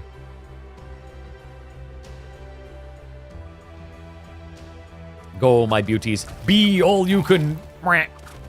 So good. Dude, Goose are my favorite unit. Goose are by far my favorite unit, and who can blame me? Heal everything 15% is not bad. Militia camp, I don't care. Like, I kind of want to get rid of the militia camp. I should delete that so I can't have it anymore. Because I think if you get rid of it, you can't roll these perks. So yeah, it's kind of wasteful by me. Maybe the magic school's been griefing me as well. I mean, we'll take the metal, but, like, we still don't have flour? Are you kidding me? That's ridiculous luck.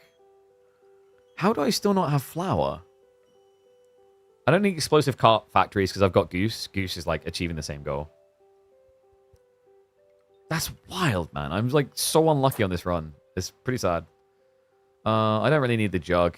It would be handy in some ways, but whatevs. I think what we do is we go for the Invigorating Nectar. Because remember, my guys can get ridiculous amounts of HP. Okay. Oh, whoops. What am I missing? What do I really need? I need a lot of water. I'm a thirsty boy. Screw the gold. Screw the grapes. We just want to get more pumpkins. Actually, no, wood, sorry. Wood. Wood's the thing.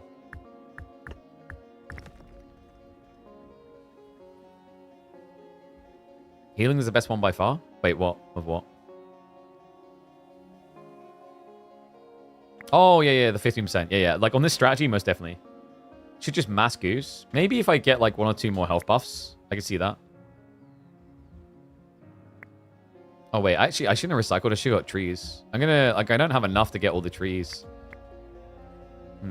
I guess I'll replace with this. I'm gonna keep gathering some water. I'm gonna do this. Recycle. Oh! He's coming.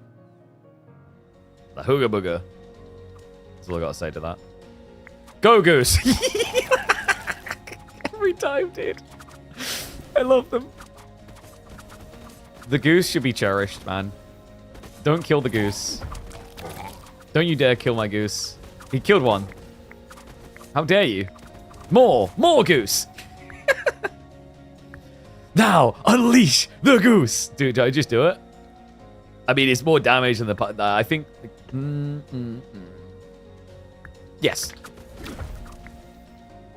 Oh, my picture's blocking. Where would I put it? Where should I put the camera, actually, with this setup? Where's the best spot? Like, oh, up here, right? Oh, yeah, dude, that's by far the best.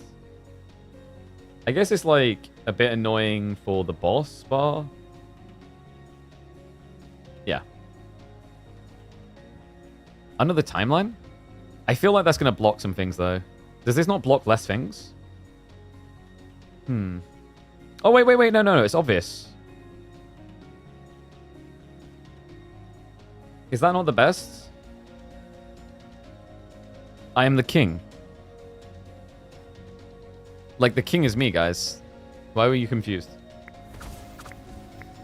Alright, go, Goose. Go, Goose. You done goofed by killing my goose. Because I've got 1,000 wheat, so I can build more of them. I'm going to need to build more of them. Crap. Like, goose are not great for targeted damage. They're great at AoE spread. Like, the value of goose is 100% AoE spread. Wait, did he just grief my backline? He did. He's sniping my archers. Bro, that's the worst thing. He just hulls crabs at my back and kills me. Pain in my tushki. Alright, I'm going to demolish this. I don't care for the militia. We talked about how the militia was actually griefing me pretty hard.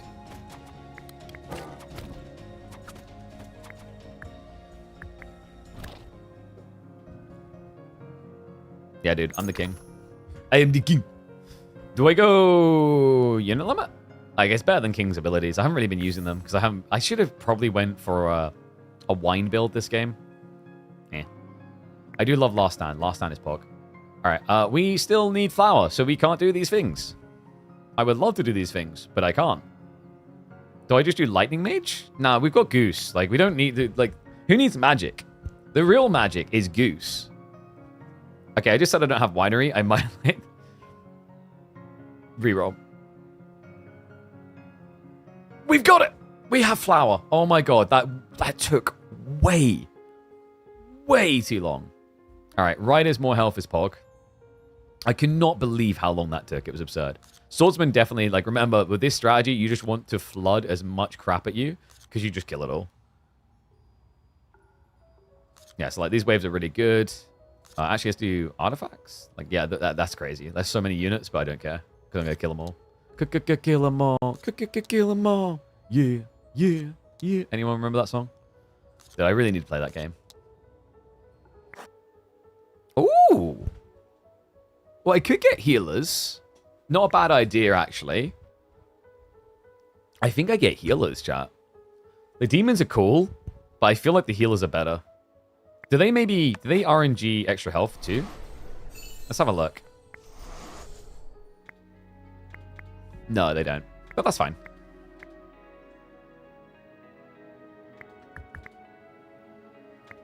Do I want my hunters back? Yeah, I do. Lightning Mage is good. Yeah, but like I've got Goose. Dude, have you seen how many Goose I've got? They kind of achieve the same goal in my eyes. All right. Do we need more pumpkins? Not really. We need to get the wood sorted still. Do I have more wood? I do not have more wood. I guess I bring this back down and just get more wood. Need the wood tiles. Oh, mill. Of course. Finally. Yeah, the sad part is I'm almost out of wheat, though, which kind of makes this sketch. And I'm going to use more water. Dude, this is so good. Oh, yes. That's so good. What was that about not having corn? What was that, Des? What was that, Duros? What was that, Duros? I think you're fine. I'm fine. Oh, the clutch. The clutch.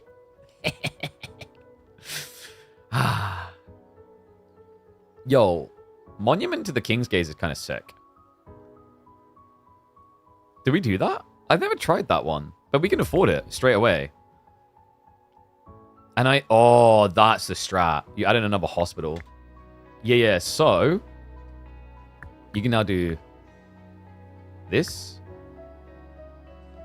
I don't want to spend the wood. I feel like I want to get more units first. Because I've got 2 healing mages, I can kind of justify it anyway. Let's clear that out. Alright, this is pretty good. And then if I do this... Oh, do you have to be looking at it? Oh, that's interesting. Okay, yeah, I see now. I get it. So I think what you do...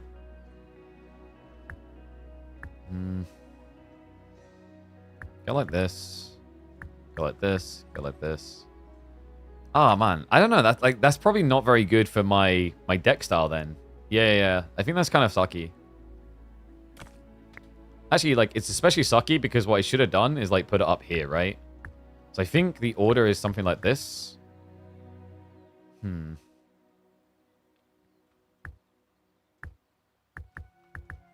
Like that. And then like that, right? And then we do this. Okay. That's kind of okay. Oh, and then we put... There, we don't want gold. We got loads of... Wait, actually, we don't have loads of gold. Oops. We spent it all. Let's recycle. Get some grapes, more wheat in it. Like, I don't really need grapes, though. I don't have a use for grapes yet. I think I'm, like for some reason, 2 deep runs, and I still haven't seen bumblebees in both of them. I'm just, like, really unlucky with my bumblebee roll. Dude, I love this goose strat. Goose strat is probably just my favorite. It's just so good. I really want the rando points. I don't need more pumpkins. That's wasteful. Maybe reroll? What do I really need? Comp's fairly good. It'd be nice to get some, like, Lombos. Maybe fire... I never play fire mages. Are they actually worth it? I feel like no. Okay, we can do bumblebees. They'd be very tanky. I'm just a bit skeptical on whether it's worth it. Yeah, we want bumblebees, right? Because they buff champions. Yeah, maybe we have room for them. We'll see. Okay, there's some temp units. Crossbowmen. Like, yeah. Oh, I should... Like, fire mage, are they at high damage? Their stats didn't look high, is the problem. It looked pretty weak when I looked at stats, right? Guess you baited. We've got Big Boy Wheatfield. We're fine on wheat. We could maybe... Actually, let's have a small one. Actually, I got like a load, so I shouldn't have done that. Oh, well. Oh, yeah, I forgot. I've got the... I can... Like, dude, I can start buffing all their health. Ooh. Okay. That's not a bad idea. Do we use the meat? I feel like we should use the meat. I don't need any more flour now. We're definitely good on flour. Use your spells? Yeah, I'm filled out now. I probably should use them. It's just like they're not really necessary. I'll put mines back here. I might get rid of the sheep. They're just kind of dead weight now.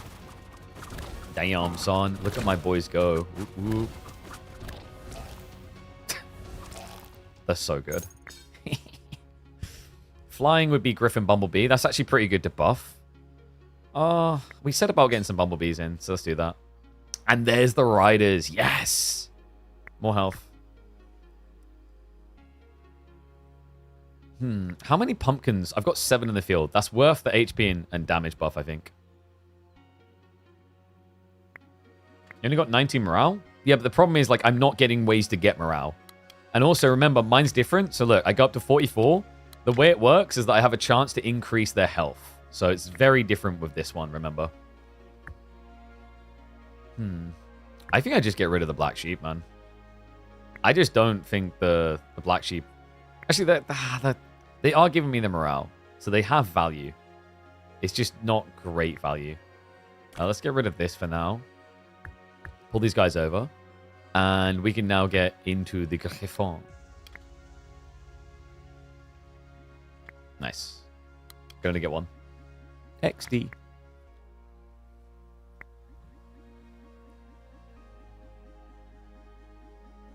Dude, I need more wood. Would you believe it? Let's get rid of that well. We've got a decent amount of water for now. Actually, what would I replace it with? I guess more wheat. Let's go. Dude, look at my goose have the amount they would be if they were champed. That's pretty crazy. I want to get towards that next. I've almost got the food, and then I can get a champion goose, which is going to be, if I luck out on the health, absurd. All right. Nothing here I really need. I guess you can get some crystals, but whatevs. Don't want more black sheep. Useless. I might just go troop training, actually. I could get double Goose Hydra upgraded, which is kind of bad. That's actually not bad. Double Goose Champion. I do need to get more food to get both of them.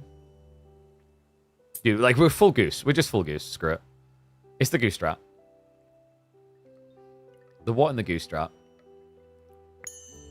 Building that hospital soon. I'm trying to fix my wood situation. There we go. So that I can get everything I'm, like, looking for here. Because, like, what I'm after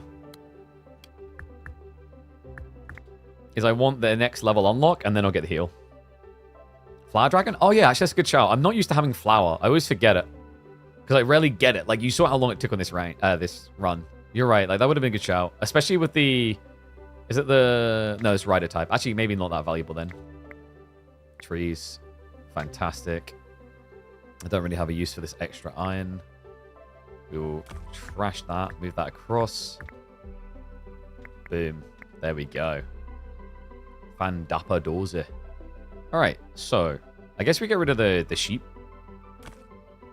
And then I love the idea of getting bees. The bees! Bees going to be really nice because they give the damage buff to champions. Which I'm pretty sure Goose count as champions, right? They do. Boom. Alright, so now I can go for the hospital next, which is going to be 336. We should have enough wood, just about. Might be slow in some ways, but this is like a pretty strong strat. Yeah, baby. I wouldn't mind more wood, but I'm not going to roll for it. It's not worth it. Fire mages. Yo, do we just force a full fire mage range because the goose will kill them all? I think so. Wall busters as well. That's going to be such a stupidly large wave, but this is what we've been waiting for. We avoid the giants as much as possible because, like, the giants will just wreck you. Goblin Lizzies. I guess Sand Slugs coming in slow is kind of fine. And then the funnel wave will be tanky. That's unavoidable. Oh, kind of tanky. Giants aren't insane. Establish production. Nice. Fire mages? I think we just do the 2x. Dude, 25% and I get scammed. I should have known. Alright, so what we want to do now... We want to get a Hydra nest, but we need room for 2 is the challenge. We need to gamble that we're lucky and we get the extra health as well.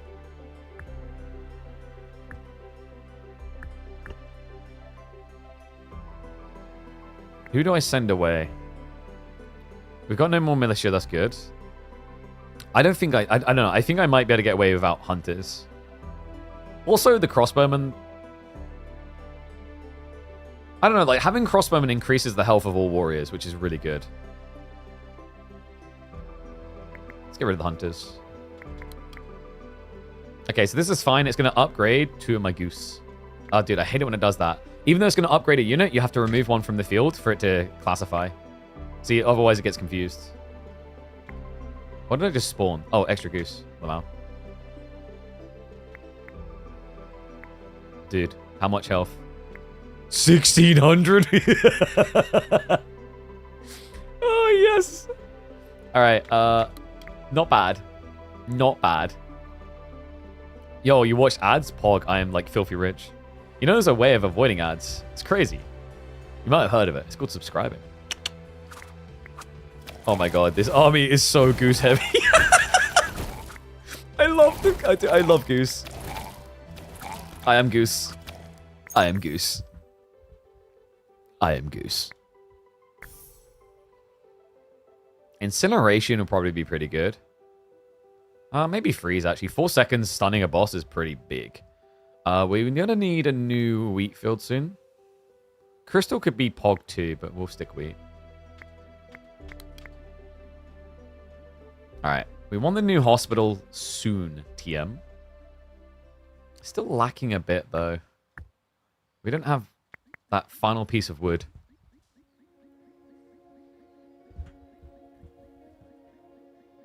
Average low wager. Wait a second. Did you subscribe to Demo? Alright, appreciate you for watching the ads.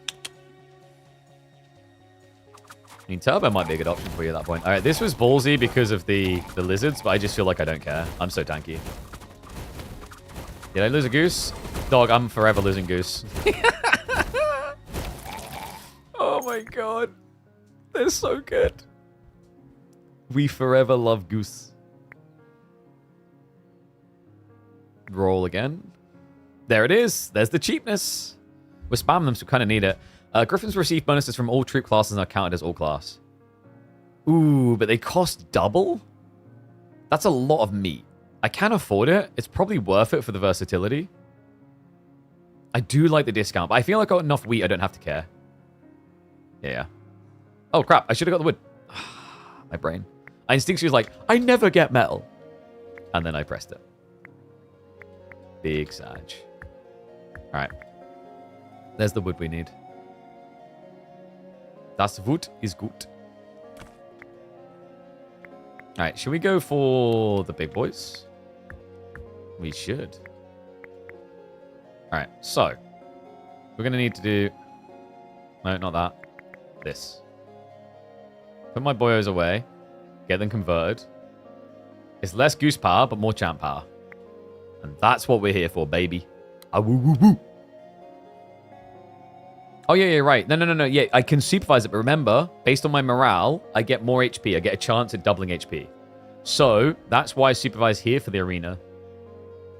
Because I'm also spawning in new goose anyway. So it's not bad. But now I might get rid of the hunter spot soon. Yo, should we just start like doing this? We should. Hog. 2k HP? The 2k? The champion? Oui, des champions. On toi. On garde. I don't know why we're French.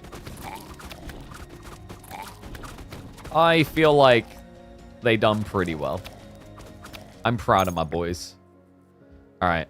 This is where we need double Hozzy. Double hospital. Makes flower dragons into ash, but we don't have flower dragons. Reroll.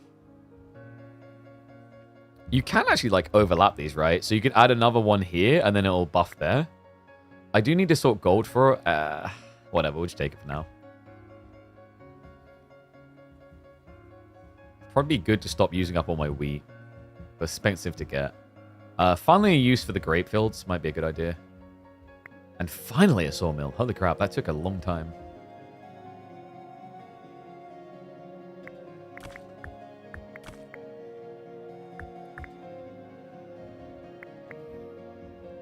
And we're going to add the hospital in where the clay field's going to break. Just place the archers. Yeah, I want one of them gone. So I'll do that. The archers aren't bad, but I said you don't want as many. Like, actually, like, ooh, no, we kept them because the HP is, HP, remember. They're giving 4% HP per existence. That's why I kept them. So they're 32% HP buffer, which is pretty good. More goose. Oh, the beehive is like, why have I left it there? That was such a waste.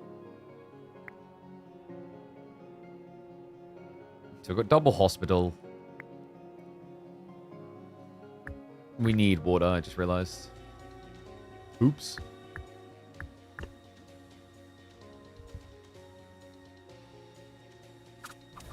Yeah, like goose are, like the goose riders are not very good against these. But it's fine. It's fine. Actually, like, I should do this. Make them more efficient. Nice. Hydra pond? Hydra, guys? Hydra? Use spells? Lame. Another arena. Double health. Double health. Not quite guaranteed, but not far off, actually. Oh, wait, no. Multiples don't stack. Yeah, yeah. Oof. Thank God I didn't press that button. That would have been bad. That would have been embarrassing. Flower. Don't need more flower now. There's really not much good here. I guess we just go Hydra. Hydra's like the only thing.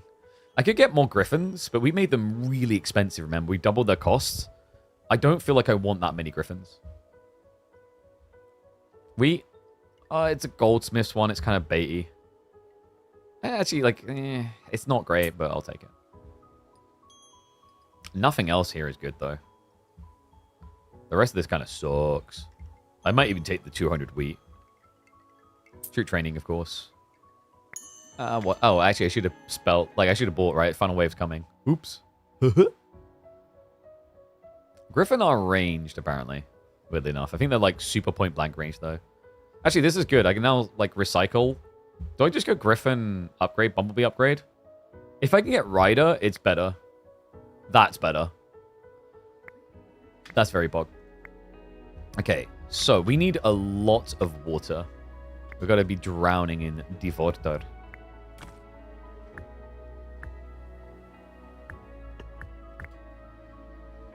If we want to get the Hydra out in time.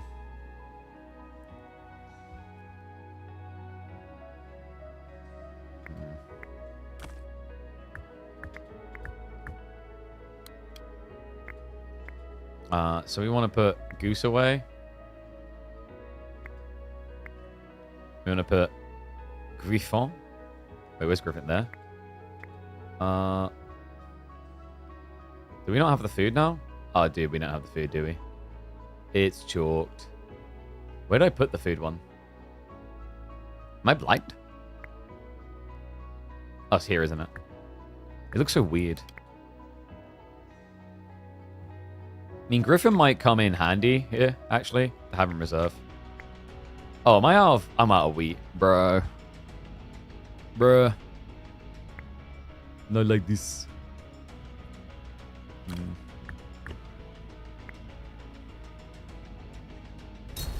Alright, now we use spells like crazy. Boop, boop. What's effective? Whatever. Kill them all. Yes, good. Do we have enough meat? I want my big Hydra, bro. Wait, did he just disable abilities? I didn't know that was a thing. Moonshine Barrel. Can't die. X to the D.